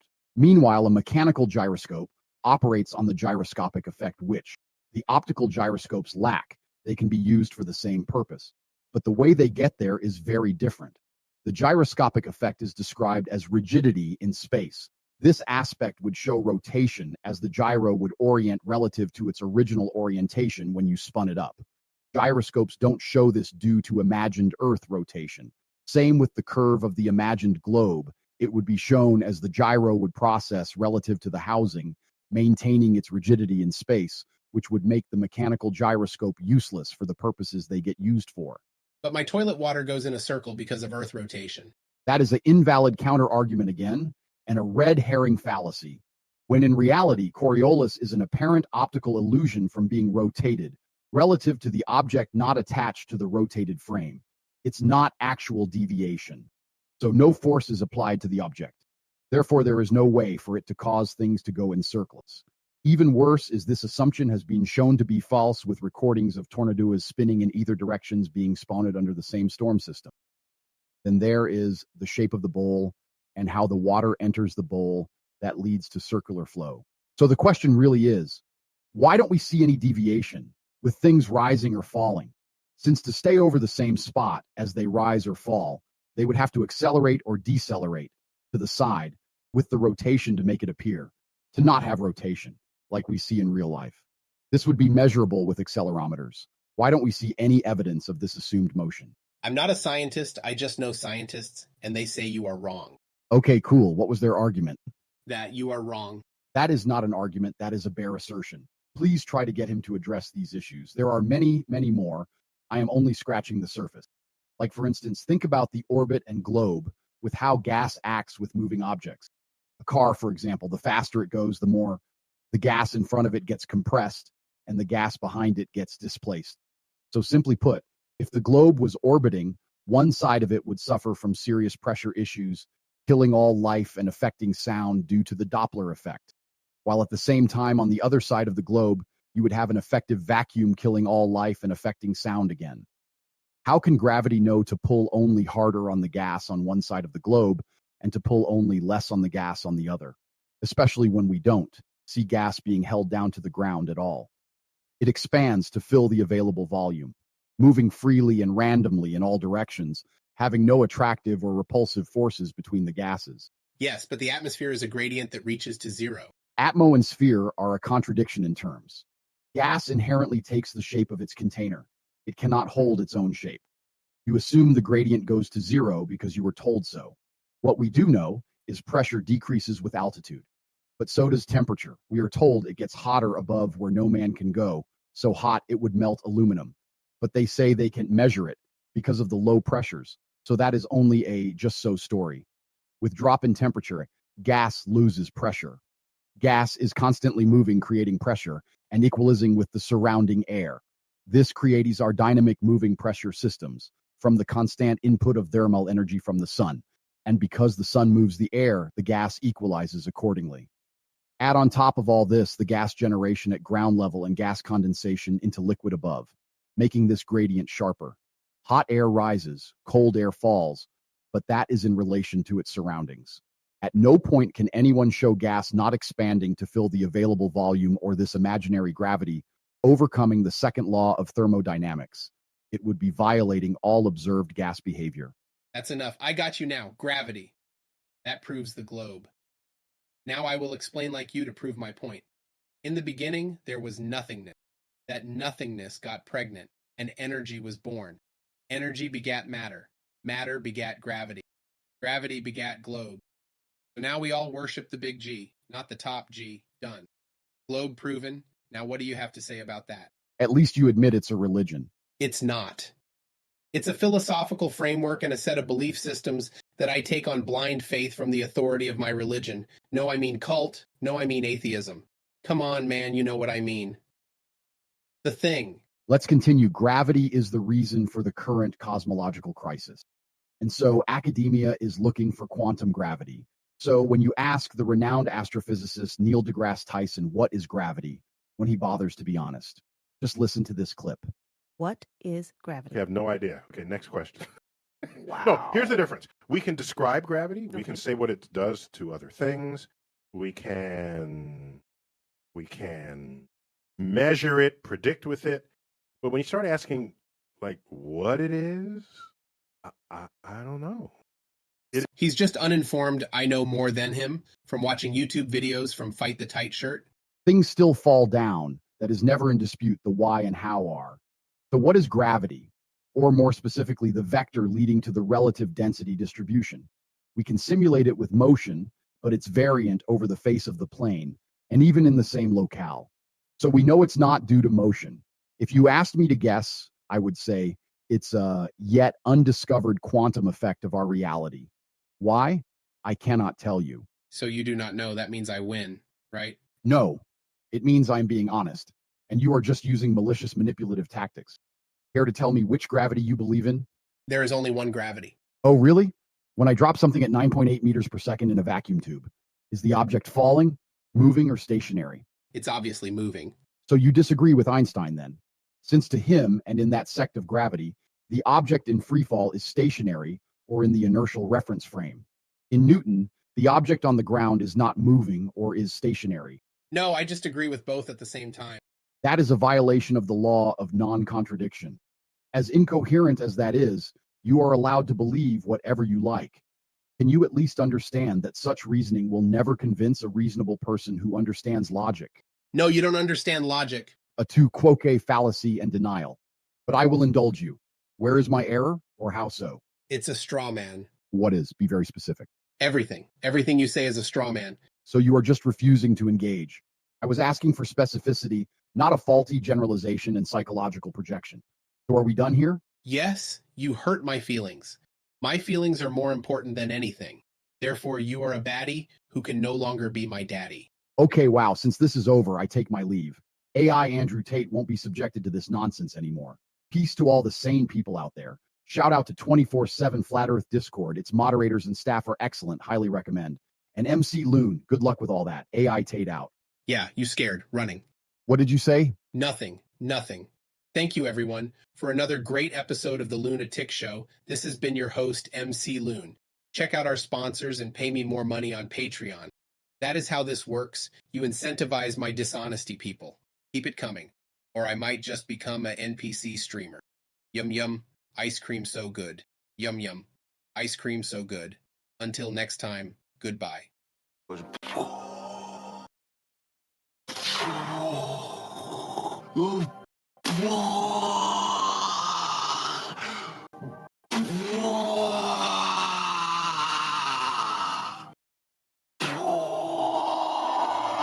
That is some great stuff. Yeah, kick ass. That's astounding, bro. I'm telling you, fam, we are like on top of the earth. Oh, guess what? Up and down are the same direction for everyone all at the same time. Even Drace in Iceland and me on the West Coast, California. Like if I point up, it's the same direction as when Drace points up at the same time. How about our friend Sasha in Germany? He points up at all three of the times, straight up and down, same up, same down. No angular difference between locations on top of the surface of Earth and with water being level. And you can navigate across with right triangles successfully without even seeing your destination, like threading the eye of a literal needle in a haystack without seeing it. So thank you very much, Celestial Navigation. Shout out Drace and all our cohorts. And, you know, I love all you guys. I'm going to shut the hell up. We're all pointing vertical to the horizontal. And that horizontal, we can see stars between us. And the GP of those stars is horizontal to our feet. And then both of us see the star. And so that's horizontal between both of us. Right. And so like this apparatus that I like, because you know what I like the bicycle? Because of its irreducible complexity. Meaning, what that means is, like most things or creatures here on Earth that we know of, they just came to be complete because a malfunctioning unit doesn't give longevity to anything. So it had to be complete, including designs on their backs. Those insects had no idea. Where did that come from? That information thing, that's incredible. So this bike, this apparatus, it can't be reduced any more than it is, but it works perfectly the way it is. And I equate the bicycle to a glider, actually, and I'm just happen to be riding on a very small little strip of rubber with air in between that and a steel rim. And I'm flying along with all my weight and my bike's weight. And I'm basically guiding my body with the bike. It's all about where I'm going, where I'm pointing, where my attention is focused. It's like flying. It's like flying if you were flying a Bear airplane. Okay, so what do you think that would be like? Flying a Bear airplane, like let's say the Wright brothers gliders with a motor on it. What do you think that would be like? Get up there and fly right close to the ground where you have to like go up in elevation to get up over trees and high wires and stuff like that. And then you have winds and downdrafts. That sounds so fun. You know what? I'll tell you what. I'll leave it at this because I'm going to get ready to ride and I'll just be listening for the next probably at least 20 minutes when I shut up. But I never was one to like want to go flying on purpose, but I've been on many aircraft and many flights, including across the Atlantic from the East Coast all the way to Paris, France, and back, and after back. and all the way across the entire U.S. Pretty freaking amazing. But the bicycle to me is like flying, and not until my age, recently that is, did I realize what I do is like flying. Now, being on an actual aircraft, getting off the ground, now I'm starting to get enthusiastic about actually possibly even flying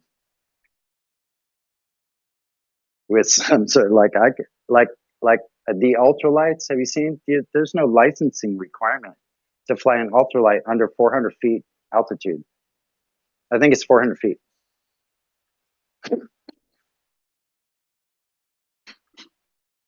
Okay. I've got more So- of these.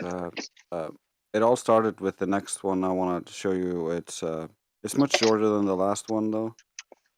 Okay. I'm listening. Let me mute up. Did anybody go on the QE open panel by chance? If you did, we could talk about it later after the recording. Yeah, I was listening in.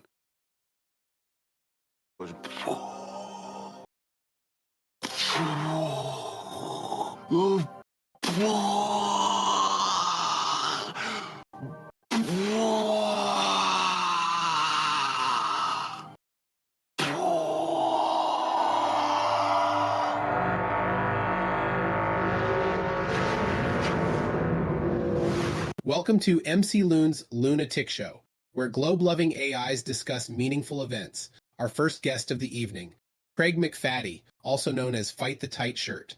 Welcome, Craig. Thank you, MC Loon. It's an honor to be in your presence. My relationship is open, and don't worry, I will just watch. Okay, moving on. Tell us a little about yourself. Like you, I love globes. I love globes so much that I want to become one. That is why I wear tight shirts, so you can see the rotundity of my body. I still have not developed gravitational orbits, but one can only hope. I think the word is grab a mammalian, but are you not called Fight the Tight Shirt? Yes, because it's a struggle to get it on, you see. Ah, makes sense. But tell us about this incident in March of 2023. What happened there? So it all started with my neighbor asking to borrow a bike that my wife owns. And since I have a hard time saying no to people, I just said, yeah, no problem. A week later, while in my yard, I noticed there is still no bike. Since, as you know, I am an overgrown child with zero control over my emotions. So I start seeing red and start cursing. Keep going. Okay, so I stumbled around the yard dazed by the confusing flatness, so I steeled myself and looked around not finding the bike. I flew into an uncontrollable rage. But then I remembered that the neighbor's wife is scary, so I hid. So hiding in the bushes, I wait for the my neighbor to exit his house. So seeing the object of my rage, I lose it, screaming loudly in my shrill voice, give the bike back.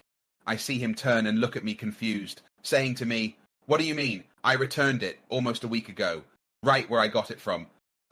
Clearly he was lying, so I am offended by his confusion. So of course I yell even louder as I run to tackle him to the ground. Thief, you stole the bike. Fight me. That escalated quickly. And did he fight you? Yes. Although he was saying, what are you doing? And raising his hands up. My time with my lover in the Navy prepared me for this. So, I simply grabbed his arm and tripped him with my leg. Then using my enormous weight, I fall to the ground with him. And then grabbing his head, bashing it into the ground repeatedly. Wow. Whoa. Okay, wow. That is too graphic for my show. Thank you, Craig. And thank you to our sponsor, Spacies. It's space food in space. We are also selling land on Mars if people are interested. Just contact us on the number scrolling past on your screen. Until next time, this has been MC Loon and the Lunatic Show.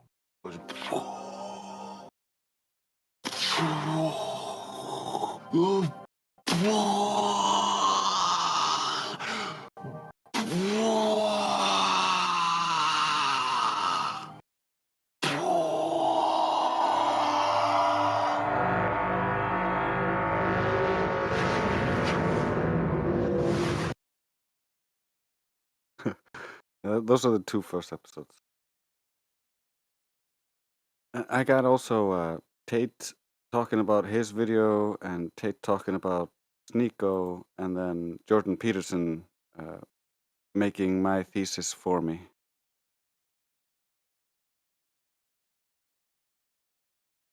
That sounds awesome. I'm about to go to the elevator.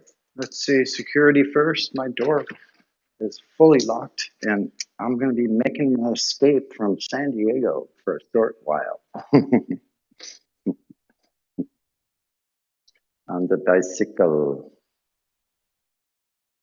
the hot rod bicycle, as it were. Let me shut up. Shut up.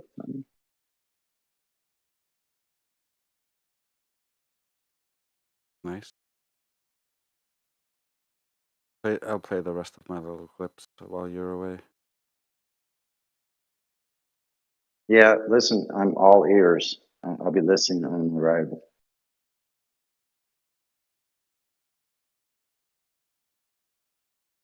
I'm going to go right down by the water. I'm going to go right down by the water first, by the harbor. I might take some video. I'll see you on the other side. Sounds good. At the seashore side by the harbor. 1 second. Okay, so here's my next clip. We here at the 24/7 Flat Earth Discord have heard the clip I am about to play, and so would like to extend an invite to you or Tristan to sharpen your spears. We have no paywalls here. It's about teaching logic and scientific principle mainly. Once you acquire that aspect completely, it becomes very easy to spot the flaw in the arguments being employed against you. Besides, all the evidence available on the server when you scroll down with a verification tag will equip you with citations for days, with ranked members being more than willing to help people understand. But let's get right into the clip. You're a globetard. You're a globetard. You think this isn't flat? It's not. Is the world round? Yes, it's a globe. Globetard. All right, so how's it flat then? Prove to me it's flat. Look outside. I see the curve.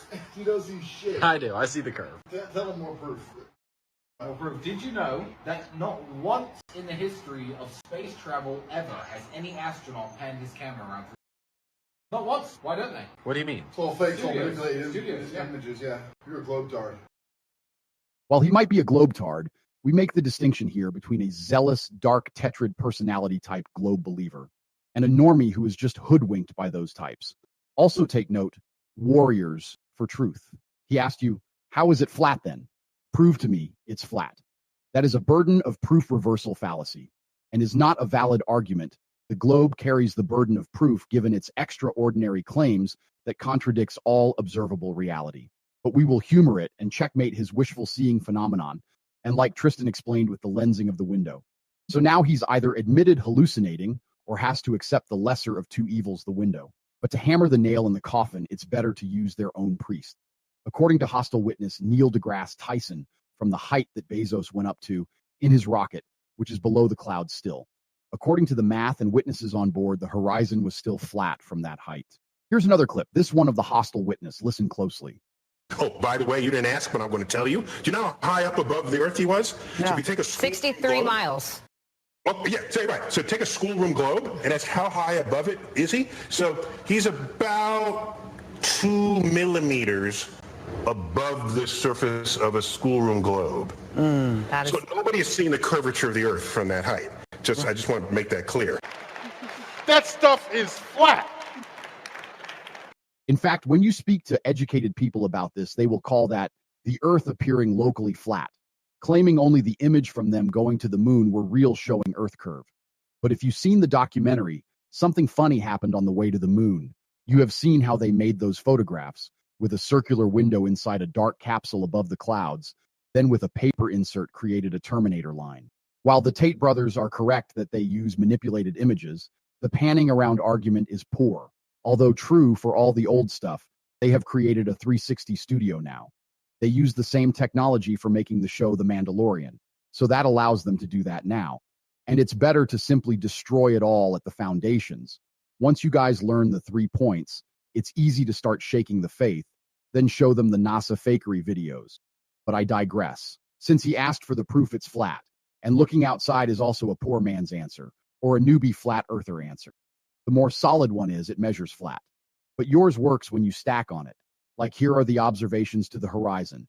We got the horizon being way too close for the ball and way too far away for the ball. And not only that, we can replicate bottom-up disappearance over flat surfaces. Optics is the key to all of this. And I could go on for a long time about this, which is why you guys should really consider coming in here for a chat. The door is always open. When we are speaking about the measurements, we have now countless laser tests, even some of different wavelengths, cutting off the ad hoc excuse of refraction, which, by the way, refraction also is claimed to cause bottom-up disappearance. Meanwhile, they have no evidence for the refraction that they conjure up in their minds. It is just that observations do not match the globe religion by this margin. Therefore, there must be refraction causing the difference. I would love to dive into refraction. It's one of my favorite topics.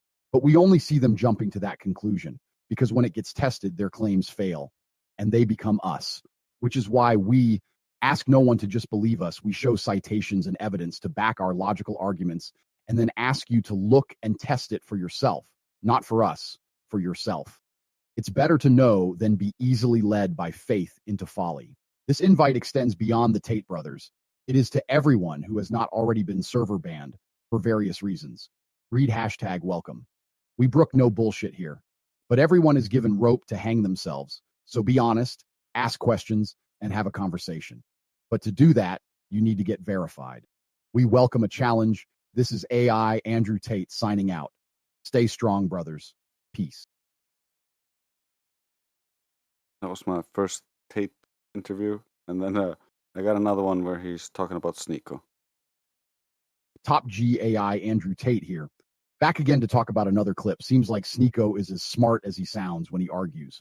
On the Raw Talks podcast, he simply comes out and says it. Let's listen to the clip. What's his? Who is this Zerka guy? Because I've seen a bunch of his. You have him on the pod. I'm You gonna have have him him on, on. right? I'm gonna have him on the 30th. But like, yo, he just says the most outrageous. Yeah. Like, he's a character. He's great to have on stream. I see him kind of like a different version. We're two sides of a similar coin. It's funny because I grew up Catholic and now I'm Muslim. He grew up Muslim and now he's Catholic, and we're just sitting there like debating about Christianity and Islam all the time. But he red pilled me on the globe. The Earth is probably flat. no, don't do that. The Don't Earth is do flat. that. We can get Don't- into it. You Man. really think that? Have you ever held a tennis ball? Yes, of course. Where's the flat point on a tennis ball? Where's the flat point? Yeah, I mean, on a tennis ball. Like where's the flat part? not a flat part. There's none. Yeah. So why every time you see the Earth, it's flat? There's a big flat part on the Earth. It's just a bigger tennis ball. Distance. Distance? Distance. Show me one picture of round Earth. If you take the biggest cameras of all time and zoom all the way out, Bro, listen, I was on Flat. Empire State Building once. That curving. no, it wasn't. I was curving. Maybe it was my I've eyes. seen that same That thing. shit was curving. I saw it with my own eyes. You have a dude. picture? No, I took a picture with my eyes. No, you dude. didn't. See, My that's what I'm eyes. saying. I was way up there. Yo, one time I was on a plane. I saw it curving. Because the window has a fisheye thing because it's the. Nah. This window was different. This was a private plane. It was a straight window. No fisheye. You flexing on all of us now? You go No. on private jets, so now you know the Earth is round. No, dude. Maybe there, but I don't know. I'm not a globetard. That's stupid to think that. SpaceX. Well, Elon's telling us a secret, man. X. There's no space. Oh, it's just. Whoa. You know what I'm saying? Holy. So first argument is tennis ball and flat points. I don't hate this argument since it forces them to come to terms with the requirement of spherical objects having curves, forcing them to face the contradiction of it all, or it looks flat as high as money can get you, for which they only have derp. It must be so big, or in his case, distance, a variation of that argument. You can slay him right there. The imagined globe is only 3,959 miles, which would necessitate a drop over distance that comes out to about to give you a horizon at 1.22 times the square root of the observer's height in feet, which from 1 foot observation height should place the horizon at only 1.22 miles away. Or you can use the parabola approximation of 8 inches per mile squared.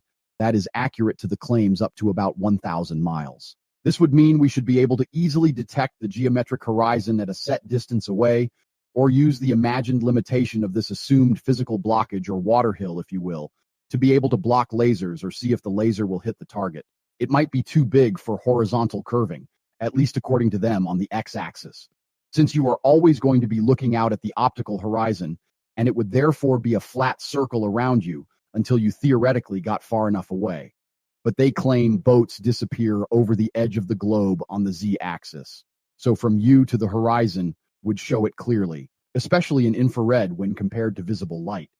Since it's well understood different wavelengths refract at different rates, so if the globe excuse for why we always see too far, now that we have better optics, is really all the light bending along the curve of the Earth to make it appear flat. Then we would be able to detect that using the different wavelengths. Since infrared refracts far less than visible light, we would always see the horizon appear closer in infrared. That is not the case. Once you start to look into light and refraction, it becomes painfully obvious the globe is false.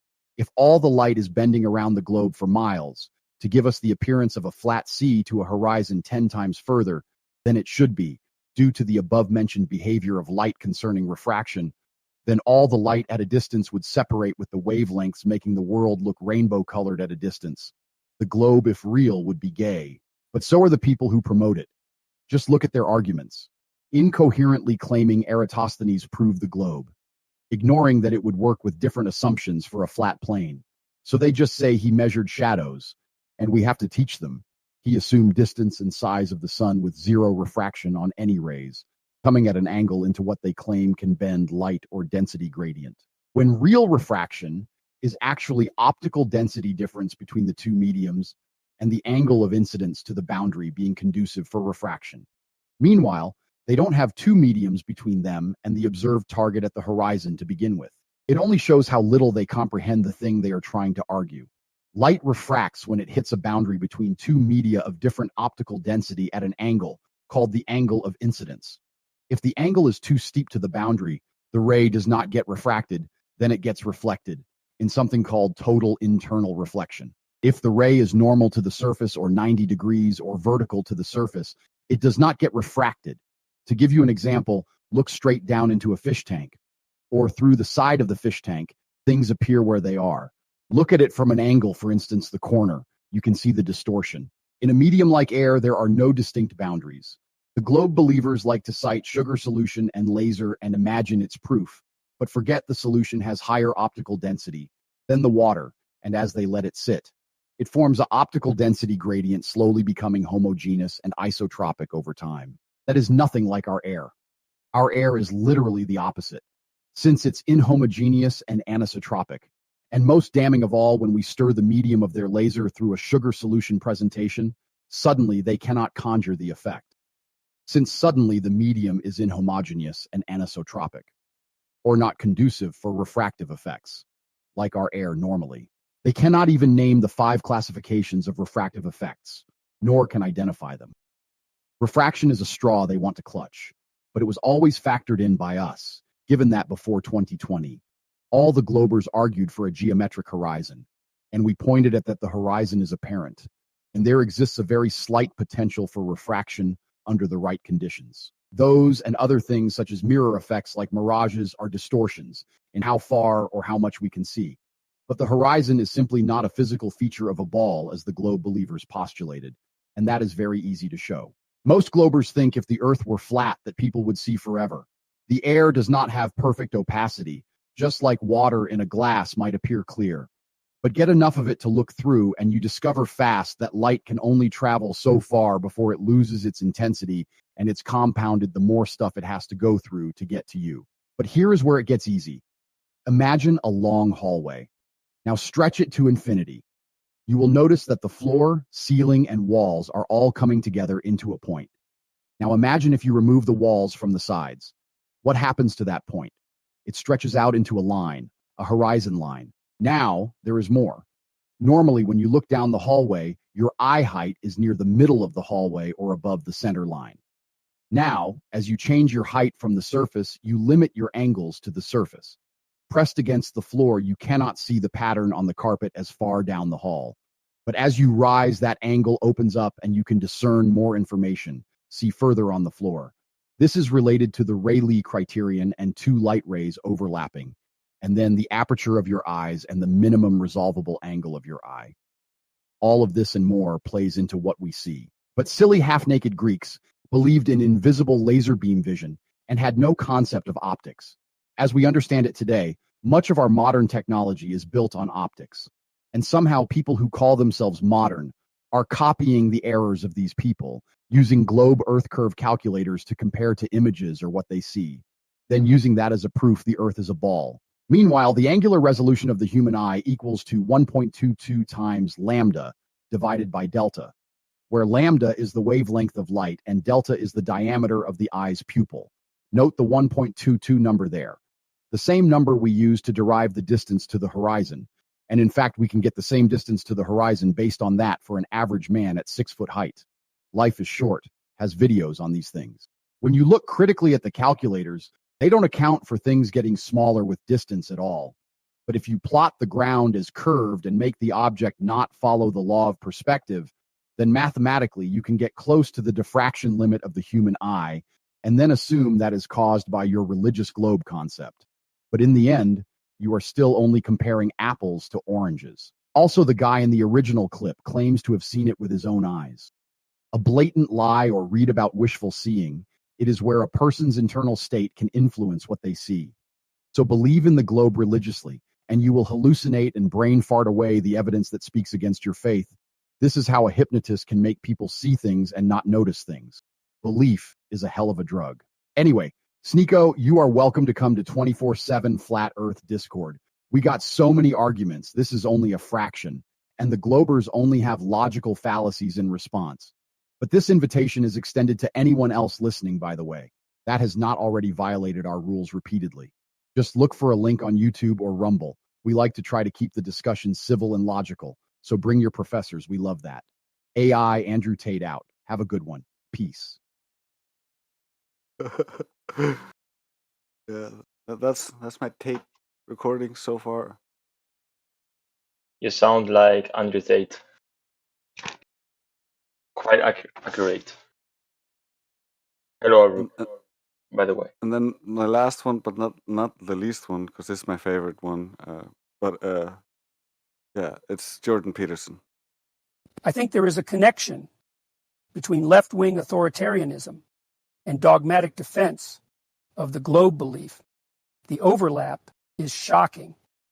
I've been arguing with a globe believer, rolling my boulder, formerly known as Sisyphus. I don't think I've ever heard him say a true word. No, and I'm not trying to be overly dramatic in that regard. I've met people in my clinical practice and otherwise who were temperamentally incapable of any gesture or any word that was actually genuine. And that's a consequence of long practice. I think he's at least narcissistic, at minimum. And I think he's enabled by the useful idiots of the liberal left. And I actually think that's a very widespread problem and probably more typical of Canada now than any other developed country, much to our chagrin. So there's a developing body of research on left-wing authoritarianism. Now, the social psychologists, who are a pretty woke bunch, denied that left-wing authoritarianism existed from the end of World War II until 2016.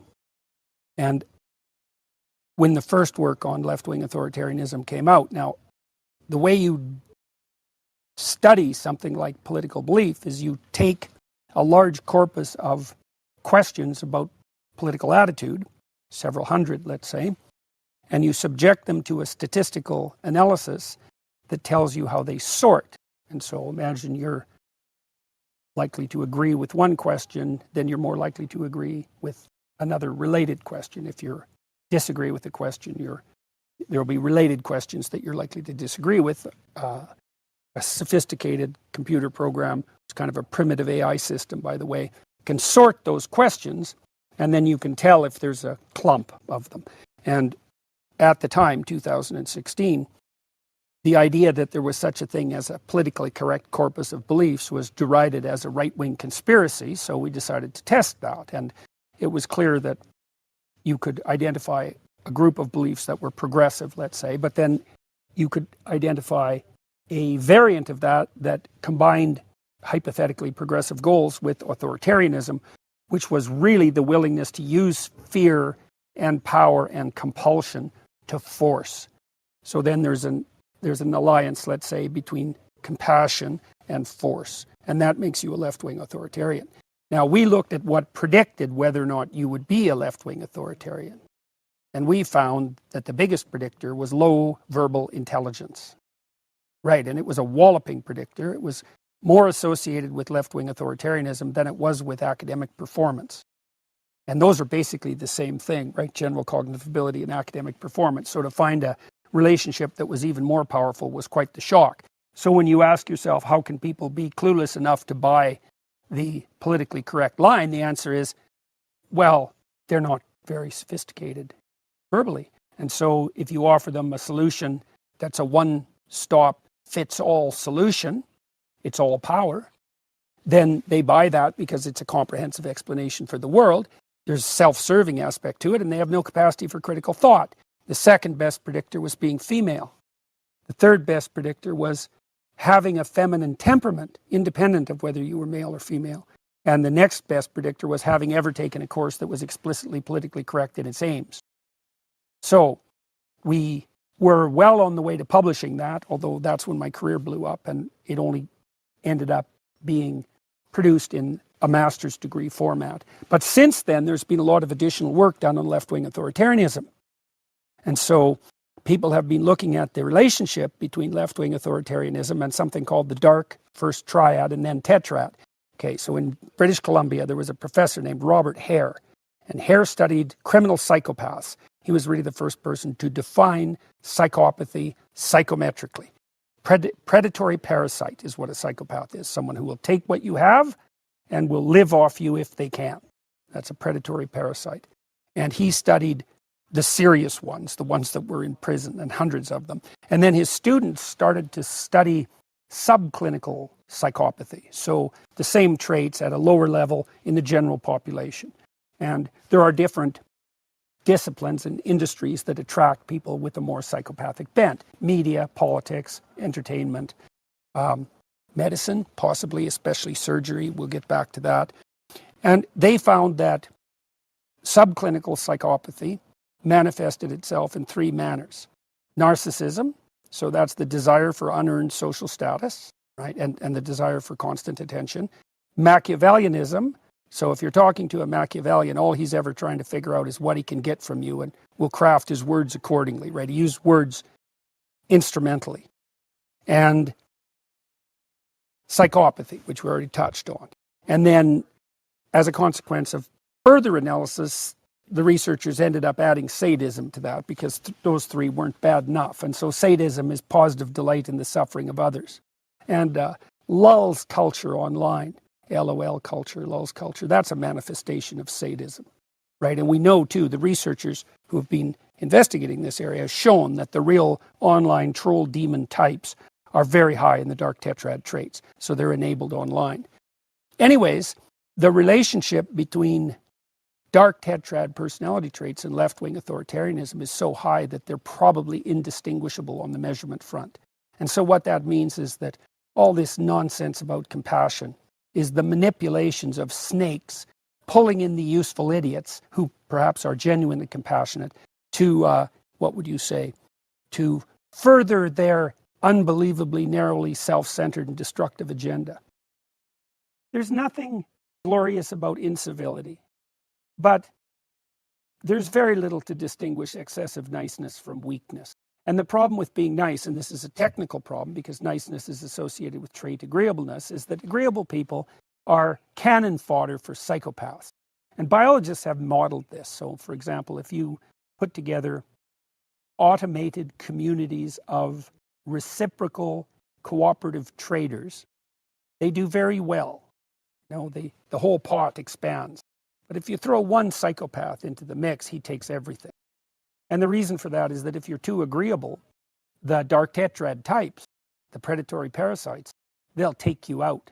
And they'll use your compassion as a weapon against you. I mean, we know that the people who suffer from the psychopathologies or manifest the psychopathologies that are associated with quasi-psychopathic traits are very much prone to using victimization as a weapon. So I don't believe that any of the conundrum that we're in is unmanageable if we become aware of the tactics used. So dealing with these trolls trying to obfuscate the topic, is in no way unmanageable. That is why the 24/7 Flat Earth Discord server has rules. You can find them at the top of the server under hashtag welcome. Truth should fear no scrutiny. This has been a recording of Jordan Peterson with a little AI magic at the start and end to give context to the topic of the server. And so the AI parts do not reflect the actual views or experiences of Jordan Peterson, but is rather intended to draw attention to the striking similarities between the two. As you spend time in this server, this will become very obvious. There are thousands of hours of recording. It is a veritable feast for a clinical psychologist and critical thinker. But the server is also a communal hub of like-minded individuals from all walks of life, all trying to contribute. Best part is, as a community, they ask for nothing besides following the rules, which are designed to counter dark Tetrid linguistic tactics that are used to manipulate and prey on people's biases or good intentions. It is an insidious corruption. But if you want to discuss the shape of our world in a reasonable manner, without fallacies or manipulative tactics, whether unknowingly or knowingly, just know we will hold people to a rigid standard of logic. So being honest with yourself and us is the best option. To join the 24/7 panel and discuss the nature of the Earth, click the link on YouTube or Rumble and get verified. Thank you.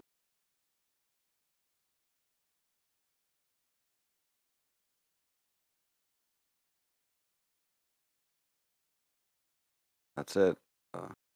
I see we have Yeah, Phineas. nice. I'm at the seashore now, and I took a picture of the harbor right there. You should see. And then the second picture was of the sun. It's turned over, so I don't know what it looks like exactly. You might see something in the photo that I don't see because of kind of a lot of glare. But the water is definitely, look at it, it goes out in a plane almost equally of my vision limits, top and bottom wise. That's all you need to discuss that with. Not rising, it just is approximately somewhere around half my vision. If I'm standing equally looking horizontally as best I can, we know we're always looking down. We're taller than the horizon. We don't have eyes on the ground, usually, except, oh, that's right, the black swan, just about eyes on the ground. There we go. It's good to share with you guys. All right, let me go mute again. That was excellent.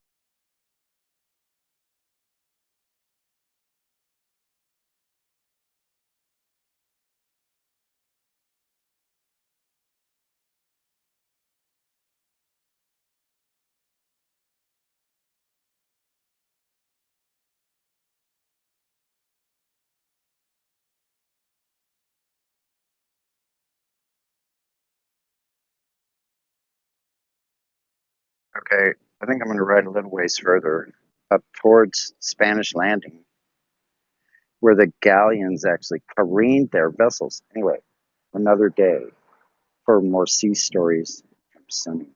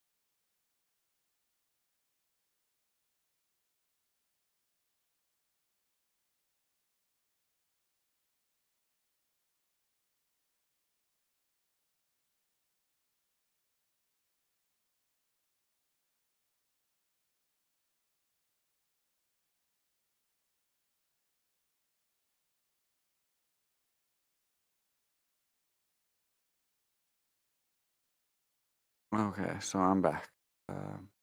See, we got Delphin is here. Has anybody tried speaking to him or her?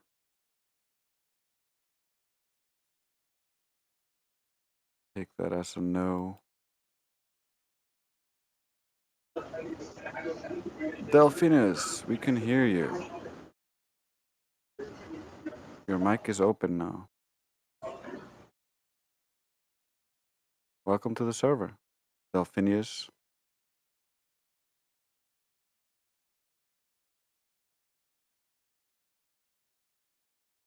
You can also just stay and listen, that's fine.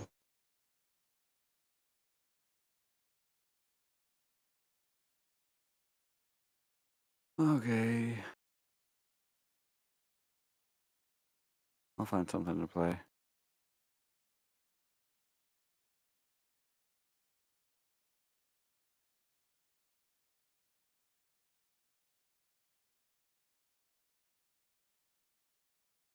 What is gravity? You have no idea. Okay, next question.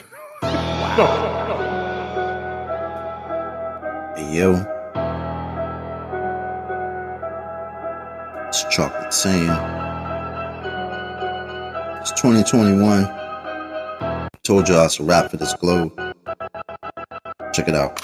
Way too many reifications of privations. Secular thermodynamics violations. Fuck all these fake ass apparent deviations. Globals always flapping their gums, no demonstrations. The black swan murdered the ball with simplicity. Pretend the clowns aren't they all, no specificity. Get with me, get that geometry. Your model needs nowadays. Mostly I sound like you're on your knees. Copper bleeds, with no ball to ever show for. Nevermore. Been a rap for your multi-nine or scientific. All a sticker that they're prolific. Crumble at the thought of flat earth, that's just terrific. My hypothesis, you know, paleo genius. You thought you had it all sewn up like a seamstress. You never see this. You ain't chillin' peeping the Gleasons. The globe model so fucking dead. So many reasons mad at me. Cause your fairy tale of gravity is rapidly becoming a motherfucking fatality. Independent variable, no physicality. Factually, you're dealing with no type of reality. A tragedy. All of the pseudoscience of fallacy. Sad to see that was surrounded by such banality. Globe charts step in the court for their arraignment. Gas fucking off all day, no containment. It's automatic. You sound like a fanatic. Your heart's beating out of your chest, no need to panic. Problematic, anytime there was Socratic. Defining terms for you was like dust to an asthmatic or a crack addict, all tuned up like a mechanic. State you're leaving in when you're done, it's so tragic. You end the sneezing, all snotty nose the wheezing. You globe charts wind up like sub-zero freezing. Ain't no reason for you not to remain calm. As my nigga hit you with the 3-point palm. Instant exploding paradigm technique. Backslapping your beliefs into enigmatic sweet. Your points obliterated, finished, unable to speak. Have you looking like Tom Petty catching a leap? Your whole squad left sounding comatose. I hear Michelle Dollar keeps rocks on the head, she keeps her family close. Some of y'all think y'all the best things since butter toast. When it comes to FB, prepare to catch an overdose of intellectual honesty. The clear lack of thinking of you ballers never cease to astonish me. I gotta keep it real and be honest, B. It's quite possibly the dumbest thing I heard since the cosmology is often seen as a philosophy, mythology, but actually it's a prophecy of religiosity. Get all your skills and your weight up, this crunch time. Your whack model getting ate up like lunchtime. How in the hell could we establish a baseline? Most of y'all trolls are just here to waste time. I'm not aware of what y'all hearing through the grapevine, but you must be out your mind selling space-time. A mathematical construct of imagination with absolutely no experimental validation. Before the story begins, you need a foundation. Curvature of the earth, that's the conversation. And since the shit up and disappeared without a trace, I'd say it's also time for you to say goodbye to space. Tall tales about vacuums and empty place, all the while breathing air, that's just not the case. You best get out my face, cause I can guarantee you that the very air you breathe immediately fuck off the space. We understand no requirement for your compliance. You understand that you are standing in a room of giants. I admire that you're usual in your defiance, but won't you join us in this funeral of pseudoscience? You in the mood to try us? Go ahead and test your might. These motherfuckers think they're moving at the speed of light. How about the speed of sound? 250 miles above the ground to say that ISS is going round and round. Please don't even try, son. It's been a rap since you gave up hope on your geometric horizon. In the trenches hoping and praying we don't get wise and realize you're smoking more of the grass than Neil Tyson. Oh, speaking of that clown, I wonder how much longer he could keep on pushing this in the background. Never debating, always up to the back down. Playing in fear of the gravitational smackdown. This little circus won't last long. I'm betting you the type of clown that sits at home alone with a mask on. Thinking you debunked an argument like the Black Swan. Never knowing that your radius could be that wrong. Oops, I really meant to say dead wrong. Implicitly, we've been falsified the globe empirically. Need you to listen, G. It's not logical to postulate you live in a sphere with no sphericity. It's the epitome. It's not a mystery. The globe model's all wrapped up. and stupidity. It's quite simple, see? It's probably not the move for you to spew your rhetoric here or religiously, maybe officially. One day you might find yourself vividly in the middle of an epiphany, lyrical symphony. It's been a pleasure, but our times have both come to an end. Synchronicity.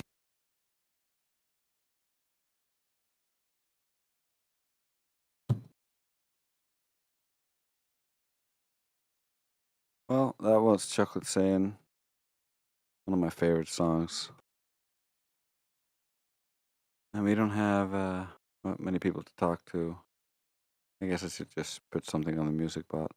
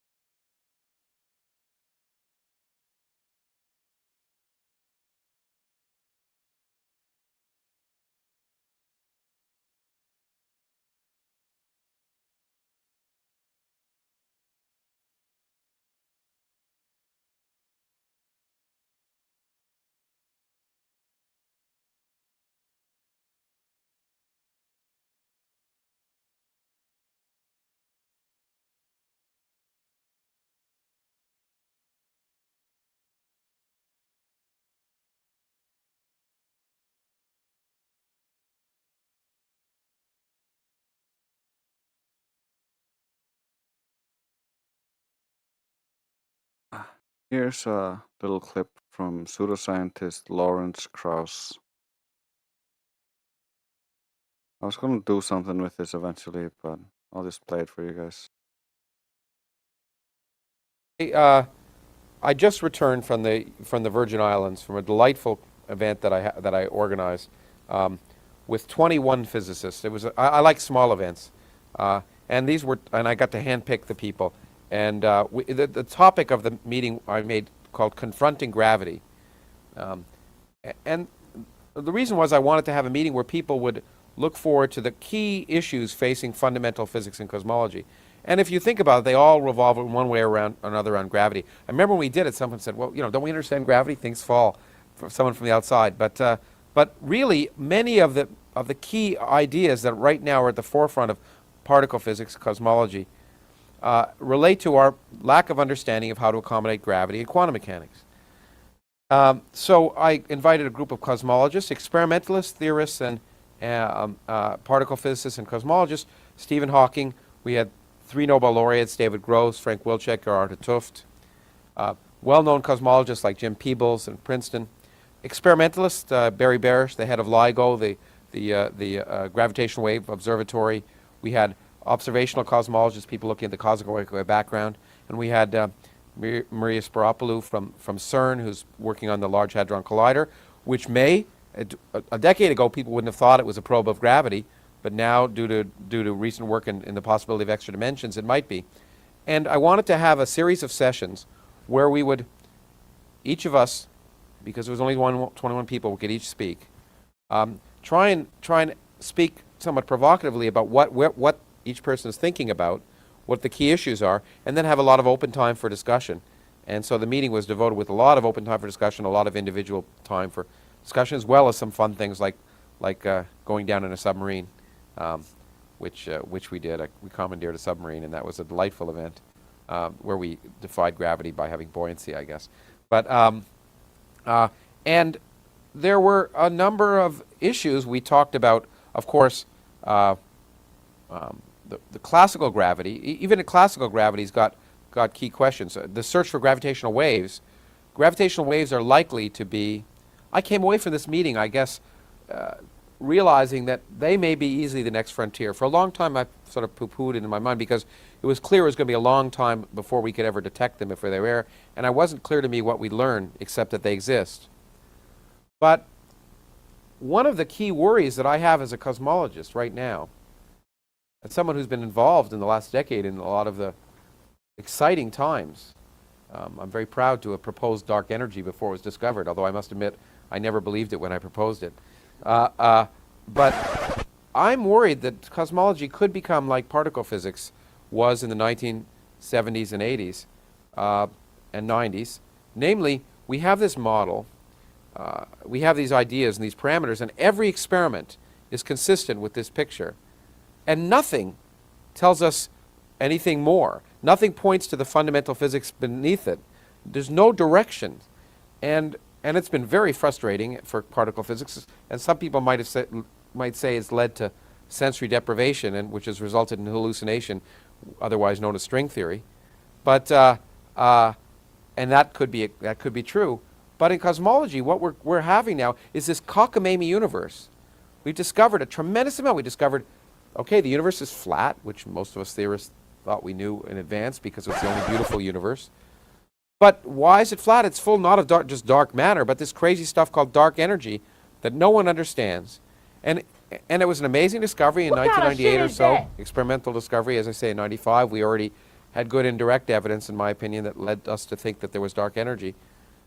But nothing, what's happened since then is every single experiment agrees with this picture of coming, it's consistent with these ideas from inflation. We also had a session on inflation with Alan Guth there at this meeting, talking about is it falsifiable, what does it predict in the context of multiverses, which is an event they're going to be talking about tonight here in New York City. And everything is consistent with the simplest predictions of that, but not in a way that you can necessarily falsify it. Everything is consistent with this dark energy that looks like a cosmological constant, which tells us nothing. It's a little subtle, but I'll try and explain it, and maybe it won't be explainable and we'll cut it out. We got this weird anti-gravity in the universe that is making the expansion of the universe accelerate. Now, if you plug in the equations of general relativity, the only thing the simplest thing that anti-gravitates is the energy of nothing. You put energy in nothing, and it's gravitationally repulsive. It's just the equations of general relativity tell you that. The symmetries of the theory require that. Stupid. Now, that implies this has been a problem in physics since I've been a graduate student. It was such a severe problem we never talked about it. It's called the cosmological constant problem. When you apply quantum mechanics and special relativity, empty space inevitably has energy. The problem is, it has way too much energy. It has 120 orders of magnitude more energy than is contained in everything we see. Now that is the worst prediction in all of physics. Now you might say, if that's such a bad prediction, then how do we know empty space has energy? The answer is, we know it has energy. We know at least empty space isn't empty because it's full of these virtual particles that pop in and out of existence. And we know that because if you try and calculate the energy levels in a hydrogen atom, and you don't include those virtual particles, you get the wrong answer. If you calculate, as Schrodinger did, the energy in a hydrogen atom, you get the wrong answer. And it was one of the greatest developments in physics in the 20th century to realize that when you incorporate special relativity and quantum mechanics, you have virtual particles that can pop in and out of existence, and they change the nature of a hydrogen atom because a hydrogen atom isn't just a proton and electron. That's the wrong picture because every now and then you got a virtual electron-positron pair that pops into existence, and the electron is going to want to hang around near the proton because it's oppositely charged. The positron is going to be pushed out to the outskirts of the atom, and while they're there, they change the charge distribution in the atom in a very small but calculable way. And it's what Feynman and Schwinger and the others did. They calculated that effect. And the effect allows us to get agreement between theory and observation at the level of 9 decimal places. It's the best prediction in all of science. There's no other place in science where, from fundamental principles, you can calculate a number and compare it to an experiment at 9 decimal places like that. So we know we have to include those things. But then when we say if they're there, how much should they contribute to the energy of the universe, we come up not with the best prediction in all of science, but the worst prediction. Stop the cap. Suddenly it says that empty space should have so much energy we shouldn't be here. And physicists like me, theoretical physicists, knew they had the answer. They didn't know how to get there. It's sort of like that Sidney Harris cartoon where you've got this big equation and then the answer, and the middle step says, and then a miracle occurs. And one scientist said to another, I think you have to be a little more specific at this step right here. But we knew the answer. The answer had to be zero. The energy of empty space had to be precisely zero. Why? Because you've got these virtual particles apparently contributing huge amounts of energy. And you can imagine in physics symmetries that produce exact cancellations. That happens all the time. Symmetries that produce two numbers that are exactly equal and opposite because somehow there's an underlying mathematical symmetry of the equations. So that you can understand. But what you couldn't understand was how to cancel a number to 120 decimal places and leave something finite left over. You can't take two numbers that are very large and expect them to almost exactly cancel, leaving something that's 120 orders of magnitude smaller left over. And that's what would be required to have an energy that was compatible with the upper limits on the energy of empty space. So we knew the answer was there was a symmetry and the number was exactly zero. Well, what have we discovered? Well, there appears to be this energy of empty space that isn't zero. Now, it flies in the face of all conventional wisdom in theoretical particle physics. I mean, it is the most profound shift in thinking, perhaps the most profound puzzle in the latter half of the 20th century. And it may be the first half of the 21st century, or maybe go all the way to the 22nd century. Because unfortunately, I happen to think that to resolve this problem, we won't be able to rely on experiment.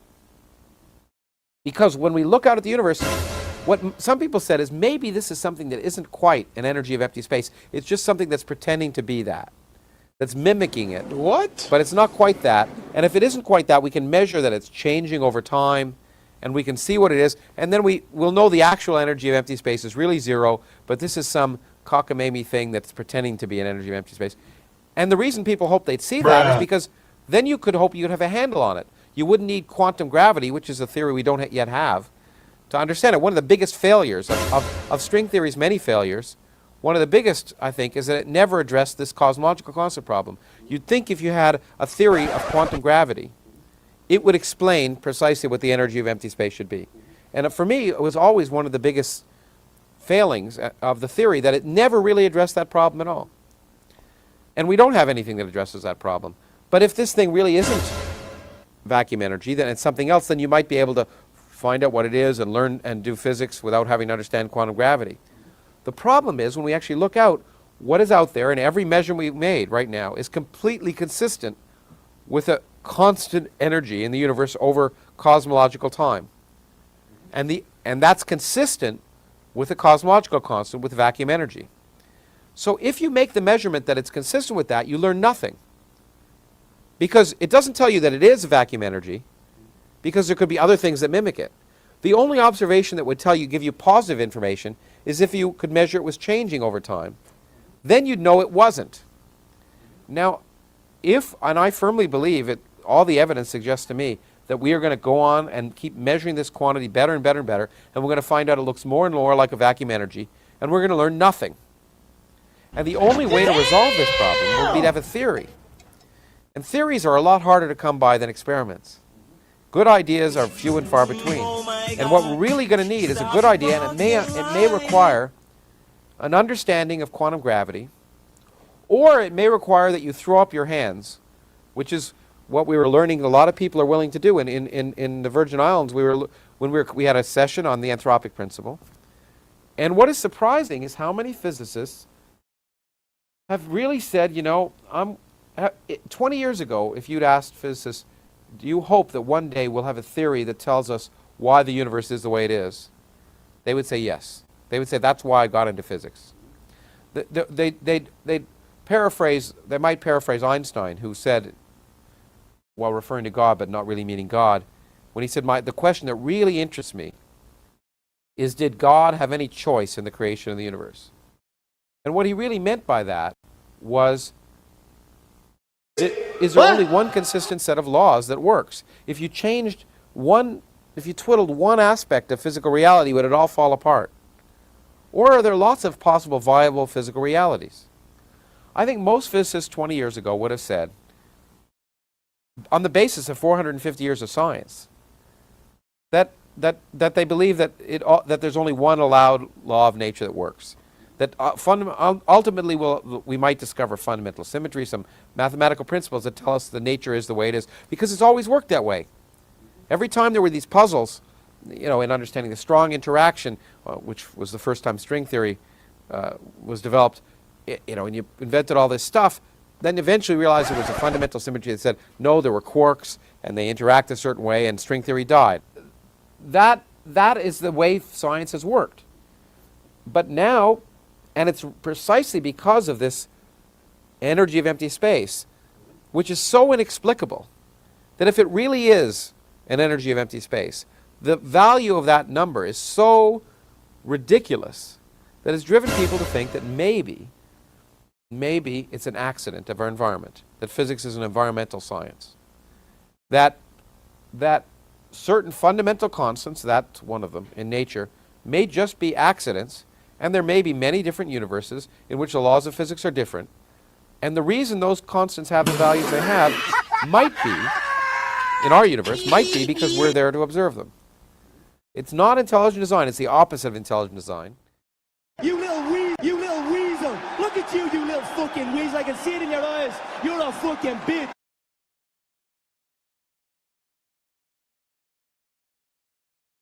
Yeah, it was Lawrence Krauss talking about how they have no gravity. Oopsie. Sounds like a problem. Let's see. I see somebody named Emily has joined the panel. No roles. You would think. And Kyle's here on the fence. Shout out to our guest. There's no fence. You hop over. There's no fence. Gotta choose. Yeah. Don't get stuck on the fence, man.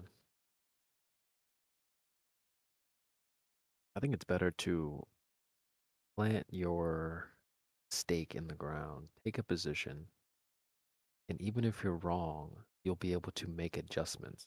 Wherever you plant that stake, it's okay, you can adjust. But I think this, some people like to present this idea that they're in this third party, nebulous position, vaguely hovering above the other two. It's like, nah, that's not really a position. Go ahead and take a stance.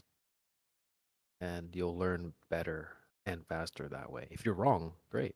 Make the adjustment. Move your stake to the left, to the right. But pretending that I don't have a position. I'm not saying this is you, Kyle, but there are folks that come here. They're like, oh, well, I'm just a third party. No, you're not. You can go ahead and stop the cap. Stop the cap! Because that's not true. But let's maybe we can check in with check it.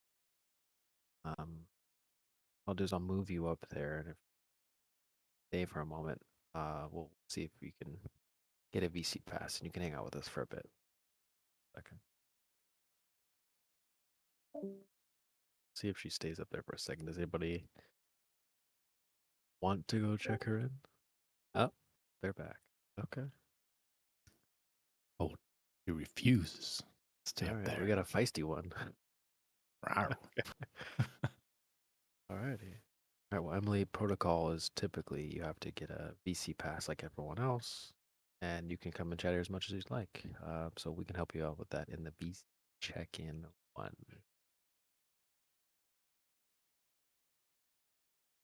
I'm not Mr. Cool Dad here today. I won't just let you here, but yeah. So if you want to, okay, all right. Well, I think I know who that is then. Oh. How is that? She, her. You know, really what it is she. She belongs to the streets.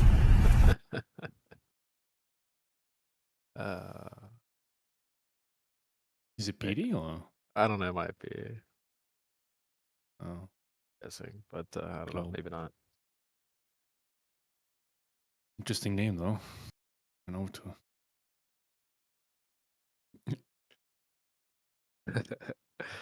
Should be better now, but yeah. She belongs to the streets. So anyway, good clip there, Andres. And he said some things I'm sure would trigger a normie.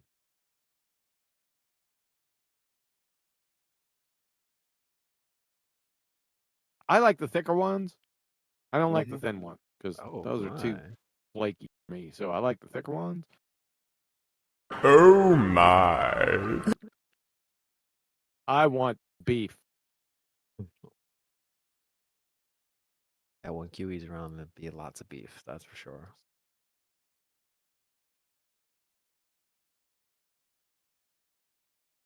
Good old Uncle Kiwi.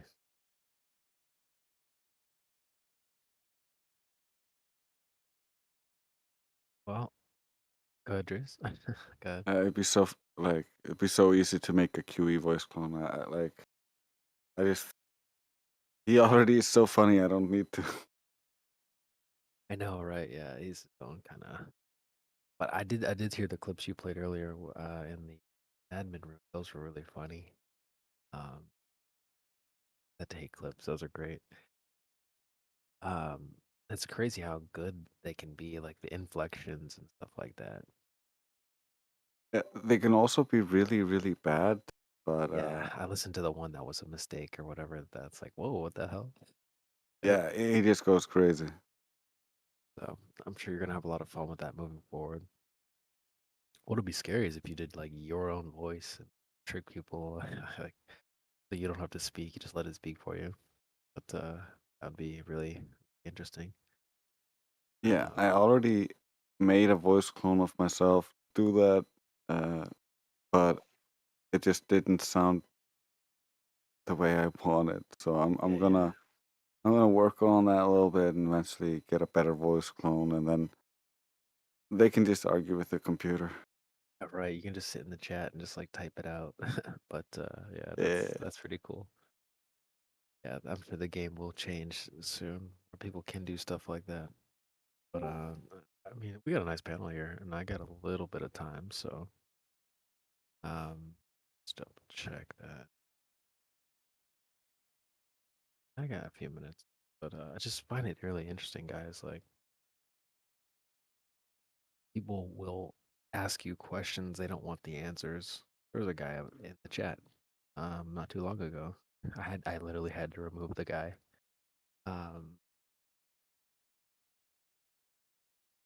When they were just spamming questions. Oh, so there's an edge then, right? Oh, so then if it's that, then this. And Oh, you know, right. oh, Another straw man. yeah, exactly. So I'm Hey, like, well, how's I it going? tried to address everything in a sincere way, an honest way. And he was one of those types that would like type something out and then respond to himself, even though he got like several people responding with a genuine answer. He would like respond to himself and be like, "Oh, so it's infinite then." It's like, well, bro, like first of all, you got an answer and you didn't want it, so now you're. I Anyways, know.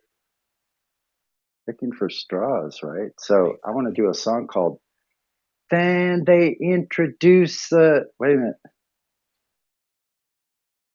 I just had a second ago. When they go to snuff the rooster. So then they introduce red herring. Oh yeah. well, it's like so I pulled him aside to the detention room. I'm like, listen, you had a lot of questions, and it seemed like you wanted answers. So I'm gonna do my best to give them to you. Oh, you're just power tripping. You're mad. It's like, well, bro, like, what is it that you? Why are you here? Like, this is the thing I want you guys to be on the lookout for. Is like people will say things, but their behavior doesn't match what they're saying. Right? Let's go back to what he had to say. Oh, I'm just here. I just want answers to my questions. Oh, great. That's why I'm here. I'm gonna give you your answers. No, you banned me. You're not banned. So, oh, so you're being mean. by trying to answer your question. I know, right? Exactly. To try to get right on track so you can know exactly what we're talking about. So then we're being mean. It's like you It's treat pretty. everyone like they're your enemy. So that's why I'm trying to address your question in an honest and genuine way. Because I'm treating you like my enemy. That makes sense. Yeah. Well, I had a wonderful ride. I rode down by the harbor, and I rode 10.3 miles. I had the battery on for a couple hours before I left.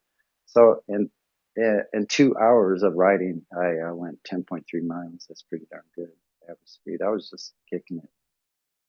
But for a while, I had it up to 22, 23, and it's in a 25 mile an hour zone. So all the cars line up, and then I'm just like, catch right back up, continue on. I don't have many stops. And rightly freaking so. So you don't know what a driver, like a race car driver's a point of view that I have, like this whole thing of traveling through traveling through length, width, and height, if you will. I'm just going to leave it like that, yo. I love being. You don't have to be specific if you don't know the answer, so just leave it vague. It works perfectly because that works well with things that are unknown or for actually known. And there are some things we can actually assume, like gas pressure.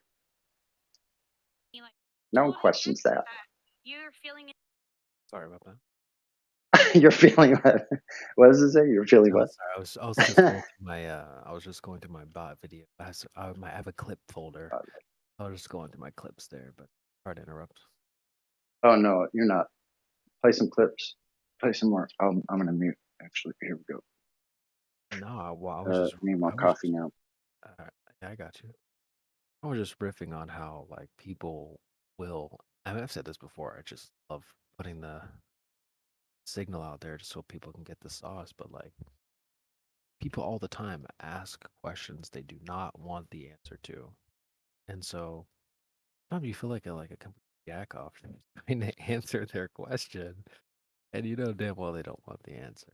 So I find that I don't find it so frustrating anymore. It's just like it's not worth your time. So I don't want you guys to waste your time either. So I do have a clip in my folder that's a good example of somebody asking questions. They don't even Yeah. care about the answer. It's like, why are you putting all this effort into answering something like they're not here for Well, that.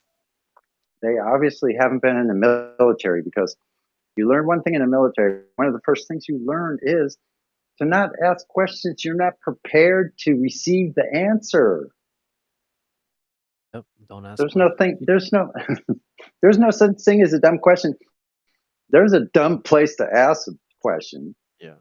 Yeah, but then you're dealing with someone like Rolling My Boulder, and he's using a basically sea lining technique where he's trolling us using pretend civility and sincerity, where he's asking you questions, and you're spending all of this time typing out all this stuff for him, getting all this evidence for him, and then you see him ask other people the same questions as if he's never had the answer, and then you see all these other people tell him the answer. Yep. You know he knows totally. it, but he still acts like a fool, and Well, that's the thing. contradicts himself and lies. It's super bad. Wait, before you go, Sunny. That's the thing. That's the thing. Okay. Go ahead. Well, that leads me perfectly, Trace. I'm so glad you did that. That was a perfect alley-oop. It leads me right into the exact clip that I wanted to play. It's only 40 seconds. Let's take a look, because this is exactly what Trace hit the nail on the head I on. know. Oh yeah. All right. Civility. It's like 40 seconds. Let's take a listen. Seems like you guys had a lot of trouble this year. Must have been tough for you. Yeah. But even so, you're all still aiming to become pro heroes despite those hardships. It's wonderful. Hearts full of fortitude. I believe that's what every hero in the world needs to have. He's too nice. This charming pretty boy's gonna steal our girls. And Bakugo, it must have been hard for you, what, with that whole kidnapping incident? Huh? You have an especially strong will, don't you? Today I'm gonna do my best to learn from you. I really hope you don't mind. Stop pretending. What you say doesn't match the look in your eyes. Hey man, don't be so rude. Sorry, he's just like that. It's fine. It proves how tough his heart is. All right, so I'll add some context. So I'm sure there was a lot there for people, but Drace and I are like that guy who his voice is a little scratchy, a little deeper, and he slaps the hand away and says, "Stop pretending. What you say doesn't match the look in your eyes." And this behavior, you'll see this on so many different levels. Like people come to the chat, "Oh, I'm just here asking questions. I'm an interviewer." That's false because you're not moving like an interviewer. What you say doesn't match the look in your eyes. And Yeah. yeah, Rolling My Boulder is a So good example of that. Matthew Lawrence is a good example of that. Oh, hey guys, exactly. I'm here. But like, it's you I'm gotta be just on the here to lookout. make friends. Why would you What a like bunch of bullcrap. if you're super racist against African Americans, then you're not going to be trying to hang out with African Americans. What's happening? Yeah, yeah, exactly. And in the clip, like just to add some more context, he's basically saying like, "Oh man, you guys had a tough time when you got kidnapped.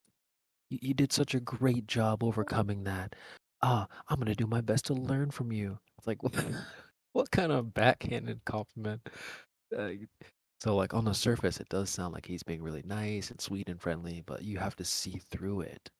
And so some people they trip up and they fall for the fake nice guy act, and we seem like the jerk for calling him out, but really it's Yes, exactly. And you know what? You're so right on point right there because like we've dealt with Sisyphus for many, many years here. It's going on quite a while here. And we find the same thing from him. And never flinching, he just reveals himself. And so what the whole thing is, it's like a cat and mouse, but you can wrangle the cats and then all of a sudden the crazy cat circus, they have nowhere left to go. And then they just scat along with their tail between their legs.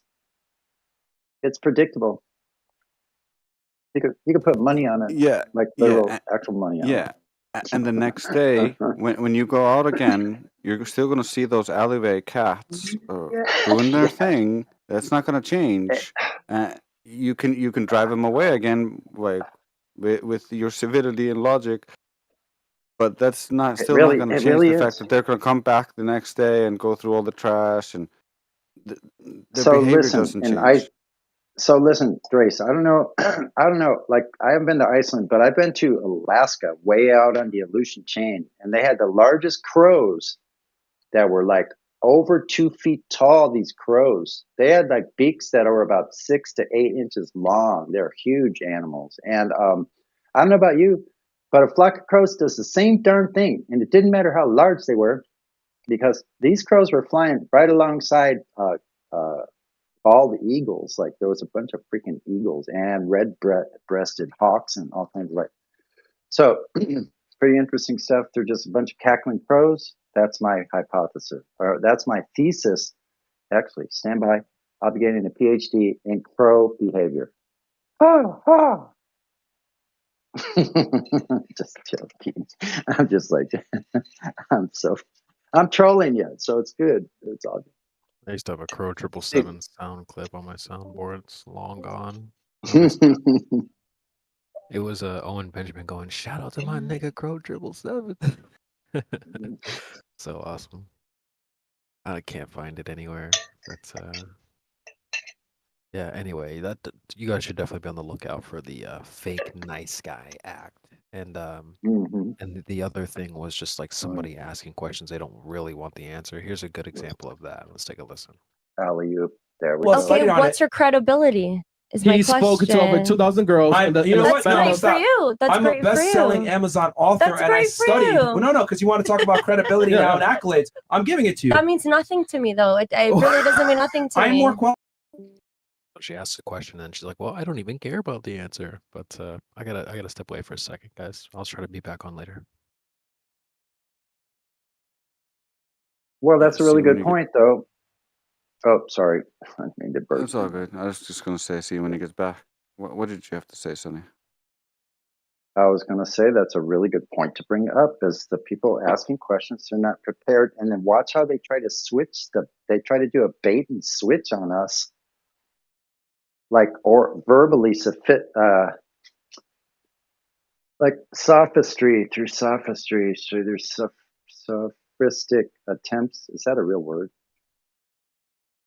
Okay, copyright the sophistic attempts to like divert the conversation to a red herring and a straw man and or both, and or switch them between each other with an appeal to authority, piled on a layer cake of begging the questions, numerously accounted and spiced throughout the entire fallacy layer cake. What do you think about that, Doris?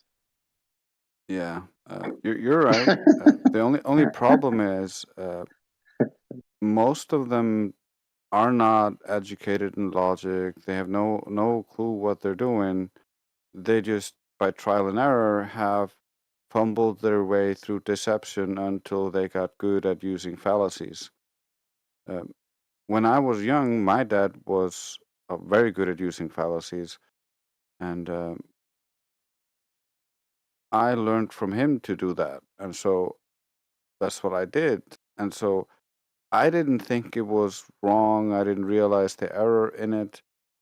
I just continued to do it, and so I kind of can understand the Globers to a certain degree. Like, I would lie to myself using the rationalizations, using the fallacies, and then you deny something happened until you forget about it, and you create a new memory of what happened, and that's how they basically come out of these talks, and they think they won the conversation because they're living in their heads and their imaginations, and they're editing their memories. It's true. And they see, I think the reason they have to do that, and it just sort of came to me as I was listening to you speak about it, because they kind of have to speak that way and come around this other side of things to get back to their own circular reasoning. It has to circle back and remain back there where the stanch position is they got a hidden card in their pocket that everyone else can see but them. And it says, I will never change from the globe earth no matter what these flat earthers say, period. And we see it all flashing because we hear it in their tone of voice. They don't understand this tone of voice thing very well. They don't get it. I think they come in with that card, and that's one of the things that gives them the confidence to come in. They think they have the truth, and I think that's why we see a drop in attendance from the Globers. Is just because the flat Earth stuff is getting more widespread. The more widespread it is, the more the people who appeal to consensus start thinking, wait a minute, is there something behind this? And so that certainty starts to drop.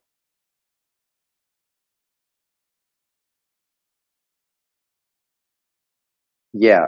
And then when that starts happening, there's going to be an increase in the people that are trying to like cause a backlash or some kind of weird. They have a syndrome. It's a mental syndrome. It should be new for the books.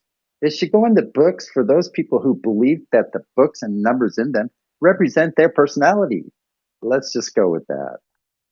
But it's all right. We see it happen all around us. What's up, Sonny? What's up? Who's that? Who's that? I'm trying to look, but let's see. It's me, Enoch. Hey, Hey, bro. Enoch. How you doing, man? Nice to hear you. Long time no see, man. Right, hey guys.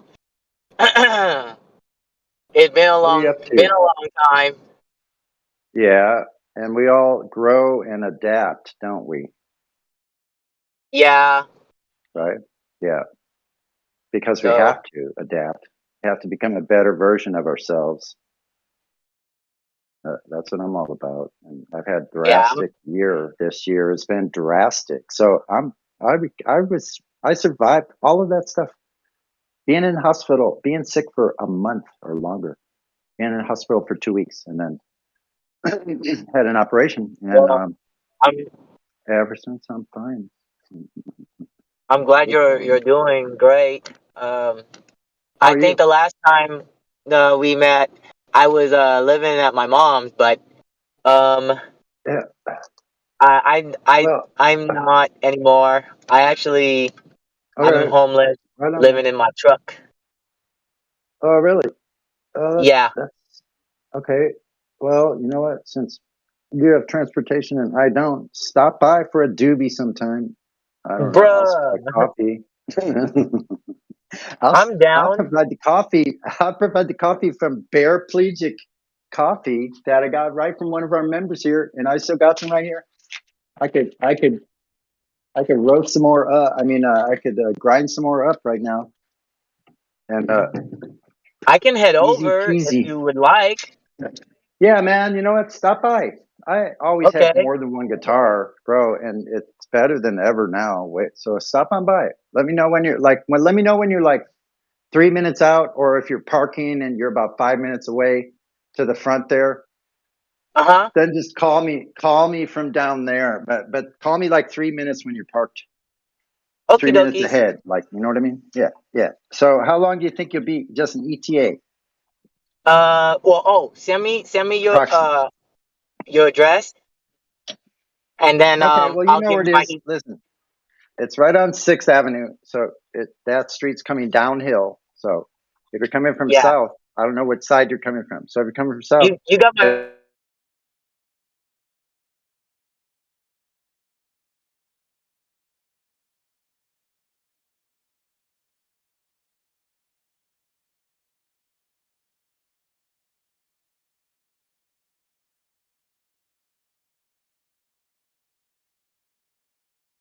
yeah. Okay.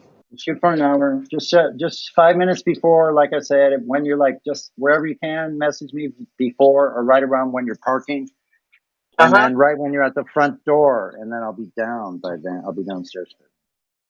All For right, sure. all right. So I'll see you when you get here. I'll hear from you then. Okie dokies. All right, right on. But I'm gonna just stay on the line and Yeah, same here. cool. So the whole journey, I just got done with my bike ride. I'm considering I have an idea. I don't want to give it away yet because I like surprising people. But I'll just spill this part because I have nothing to hide once again. Doing a bicycle tour company. Like I could biking tours San Diego. Or how about this? It's Always Sunny in San Diego touring company, bro. So I already have a TikTok channel and I have 200 followers. I probably have more. I make a video about once a week. I'm not that steady, but I plan on doing some GoPro work. I'm What? expecting a I didn't GoPro in know. the mail still. That's Yeah, dude. sick. TikTok. Listen, Enoch, while you're driving here, my last video I did of the moon setting out over the water and the light shining to my feet, I got 800 views in like 4 hours. Nice. And I didn't even say anything. I don't use the words where like Fight Club Right? says. You know what I mean? Man, you Yeah, should exactly. So tell them. You should put like a caption. Explain why the sun and the moon is out at the same time if we live on a fucking globe. there's so many like that you could do. Like memes are really good because you could have a full moon and then show a little caption off to the side of how you should never see a full moon at nighttime because the earth would be blocking the image. Yo, what the hell? That too. Think about that. So you shouldn't see a sliver moon in the daytime at all. According to the ball, they have no excuse for that. Let alone what blows them all out of the water is the Selenelian eclipse where they're both above the horizon at the same time, and the occlusion of the moon. Isn't that a lunar? Yeah. The occlusion of the moon is coming from top to bottom, and the surface is below those bodies. What? Top to bottom? What? So crazy stuff, man. We live in a magical place. Once you know that, it makes all the difference in the world. Every bit of difference. Yep. And so people spreading this idea of what our Earth is, we ought to be like this. Excuse the water. I'm literally washing out the coffee pot. So anyway, mixing the coffee.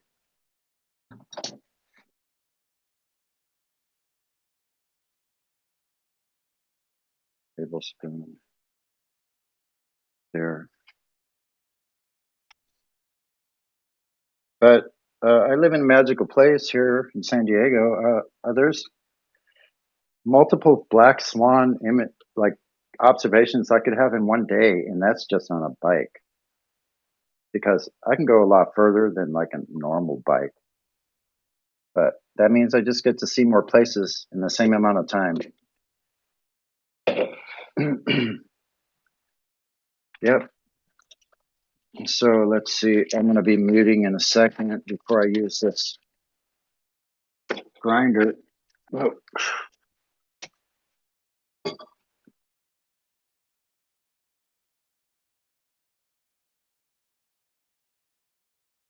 The Earth is flat.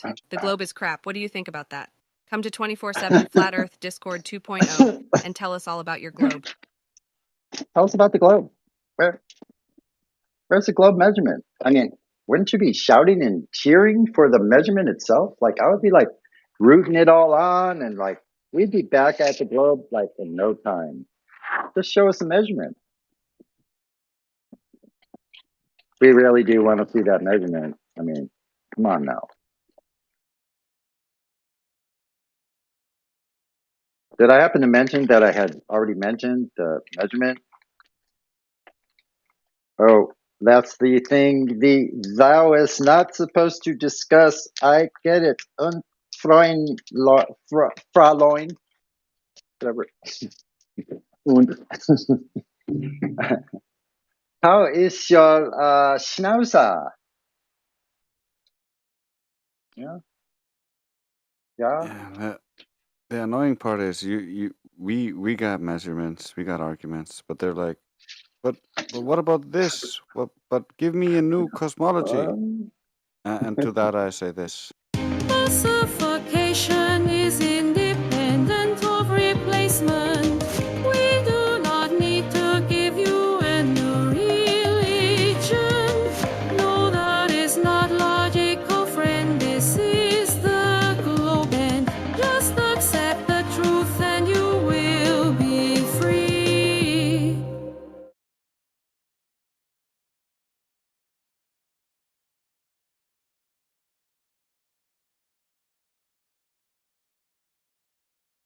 Man, that is awesome. Like production wise, that is top notch primo in my and yeah. That's speaking from my man-made primitive hearing device that I don't know, we're probably like 100 years behind. What do you think? That's an AI singing from text. Hey, Sonny, do you like dogs? Yeah, you got a dog? Yeah, sure. Dogs are welcome. I got a dish that we can Okay, use for water. because I have a fur baby. He's a little puppy. Oh, Not well, little, guess but he's a what? puppy. Well, that's okay. You know what? Like, Okay. I dig dogs, and you know what? They usually tend to love me as well. So Awesome. there's that. Yeah. Coffee. Let's see. 3.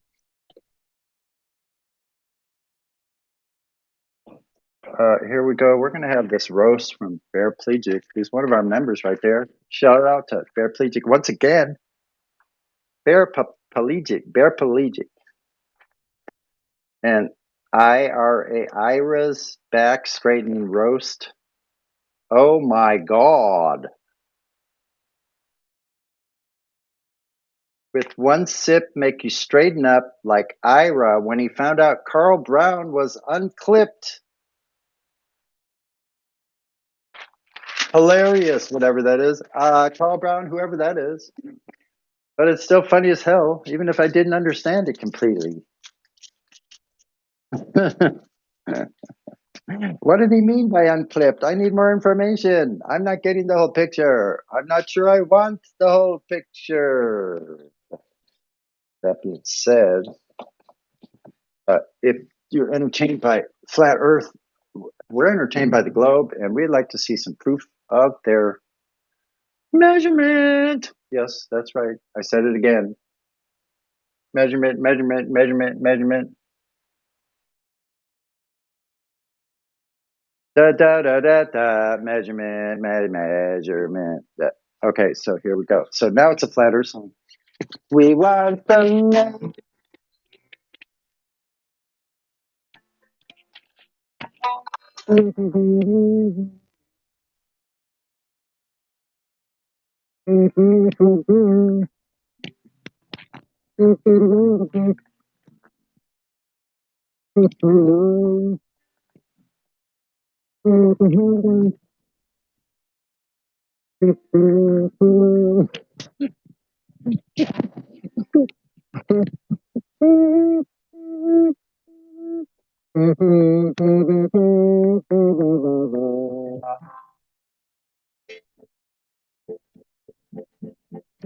Ba, ba, ba, ba, ba. Thank you very much.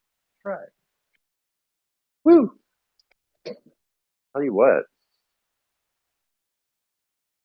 Did you hear all that? That's funny. That's funny as hell. Was that? Could you hear it all? Shut up, son. Shut the fuck. Of course you could hear it. That's why you're not speaking now. You're flabbergasted at Gabberwockied. Whatever that is. Probably is a thing. Hey. Beautiful day.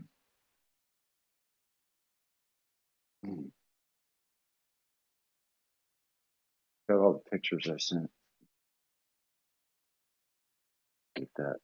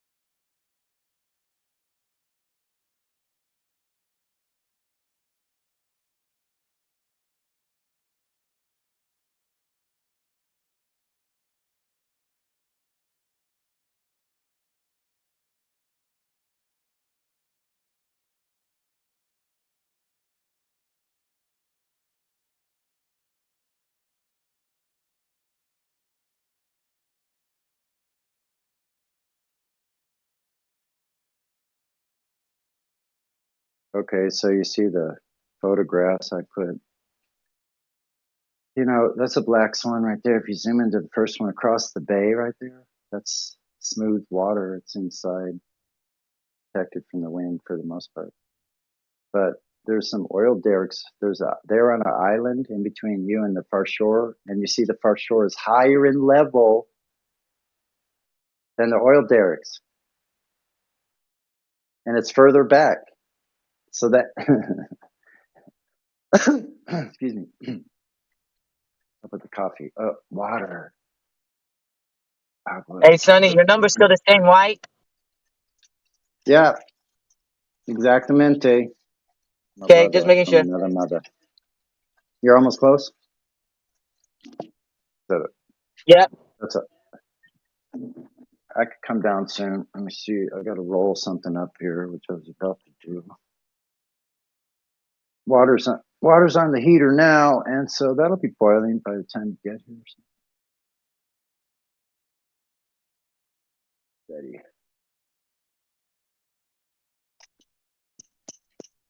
Cha cha cha. Grace, I love what I love what you're doing, man. That's awesome. Shiznit. I appreciate you. Yeah, I appreciate all of you. Yeah, we're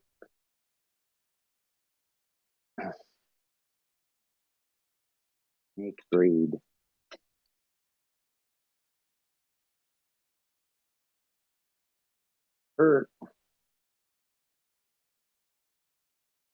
Pilot the Bombardier. We're close to the target.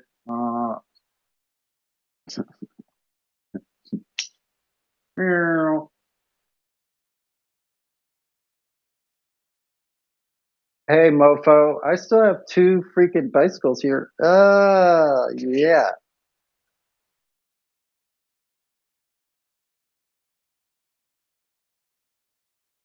You know what? A lot of things happen, and time heals all wounds. Now, in my opinion, it don't matter if those wounds are internal, external, or internal wounds, self-afflicted wounds, emotional wounds, traumatic wounds. Doesn't matter.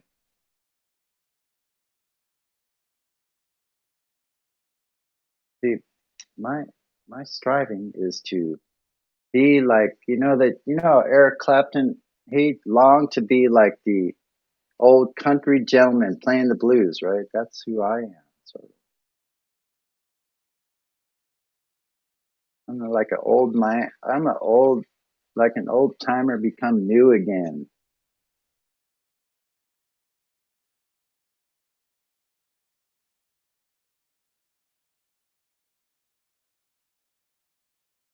So all's calm on front here.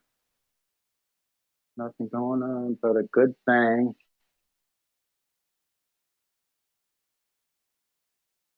You got to understand, being with someone like me, like I'm a very peculiar individual.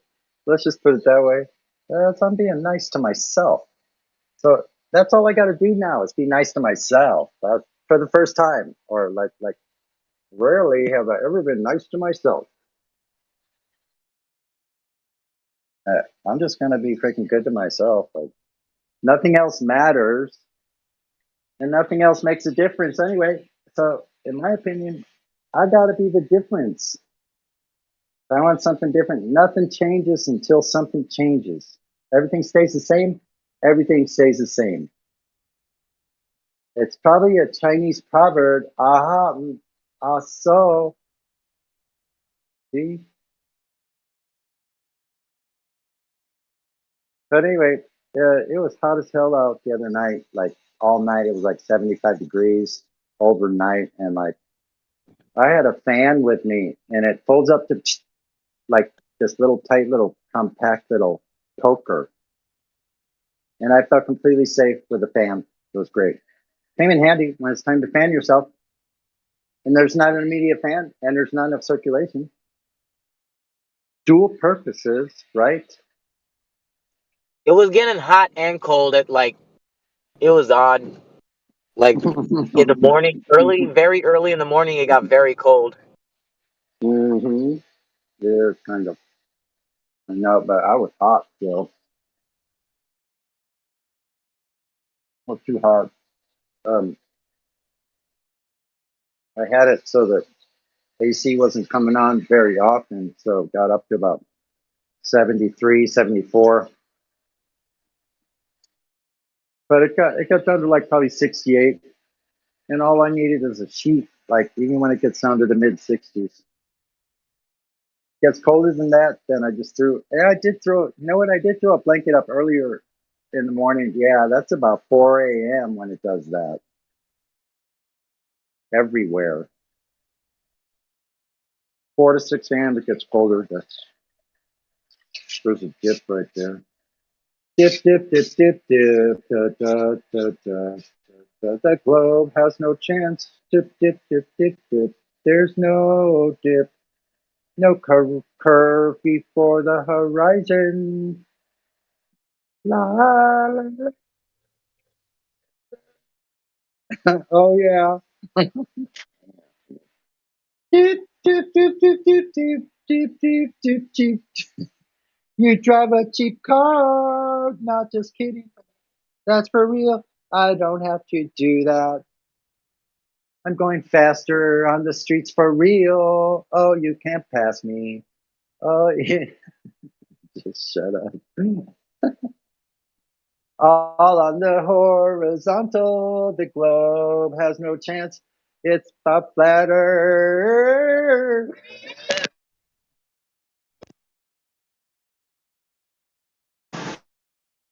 Oops, sorry. No, decline. Oh, Enoch, hold on. Yeah, are you there?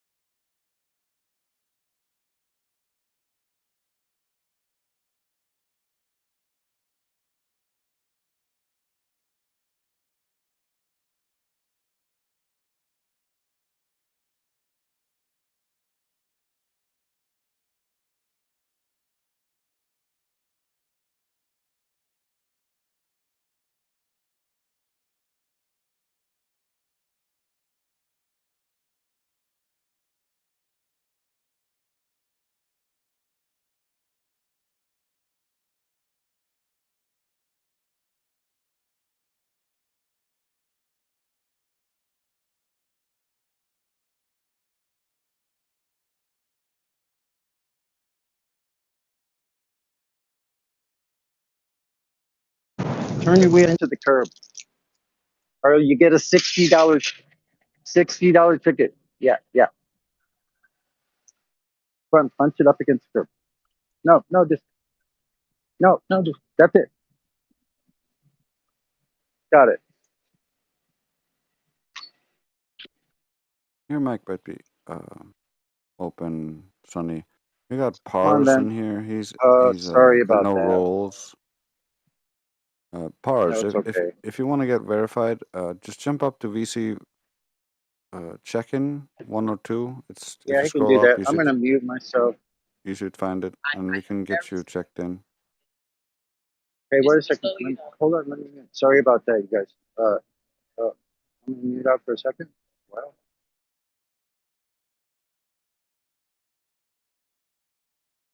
Well, let's go. Are you locked? All right. What are you Your bringing? mic's still open, Sonny. Yeah, sorry. I'm having trouble controlling. 1 second. Let me fix this. Go ahead. All Yeah, good. bring it. Whatever. It's all Yeah. good. Hold on. It's not you.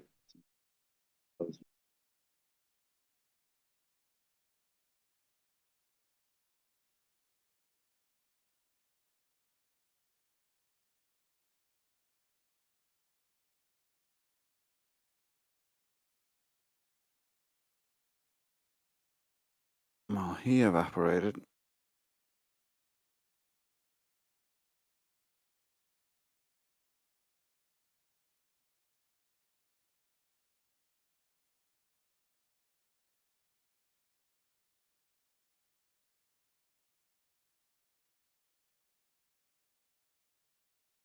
I'm too much of an introvert to keep the stream going.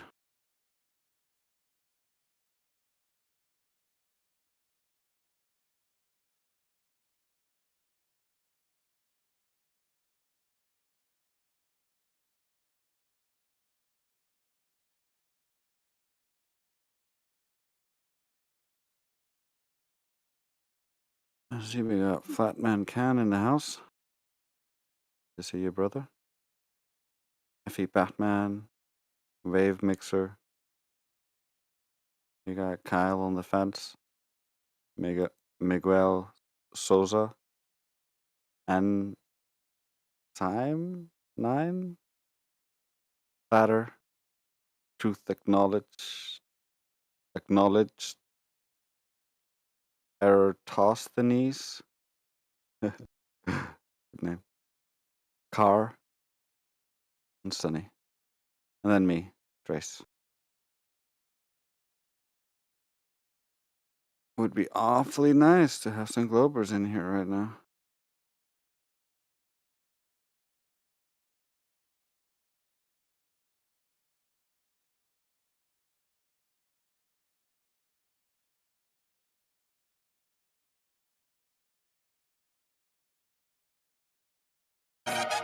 The globe is a no-show, the Antarctica no-go. The seafloor plateau, you don't know what you don't know. Historia just so. Title knows, uh-oh. Status quo, no photo. Human curve is a GoPro.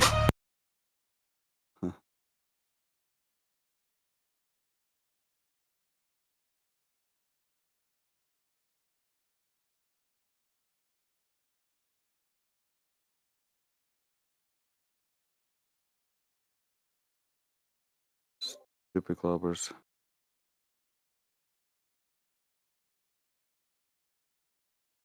I guess I'll just go to something else if they don't want to show up. I'm not gonna stay up too late. I spent too long making that AI stuff yesterday.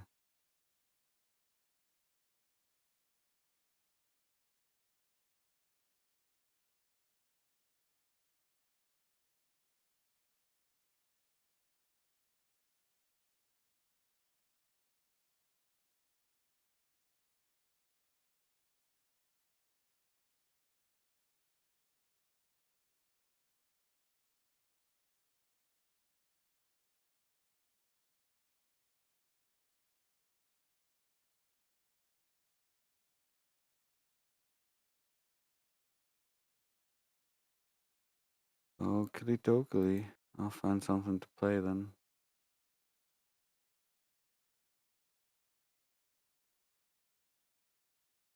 This, not that.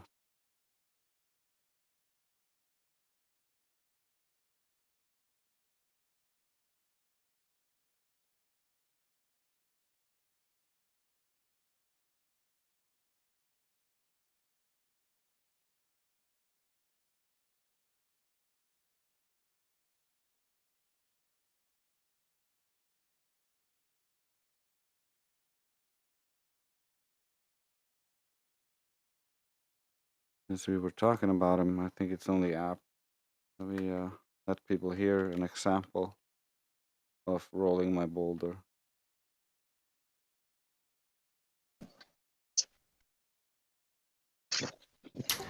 Okay, Glad. I accept your invitation.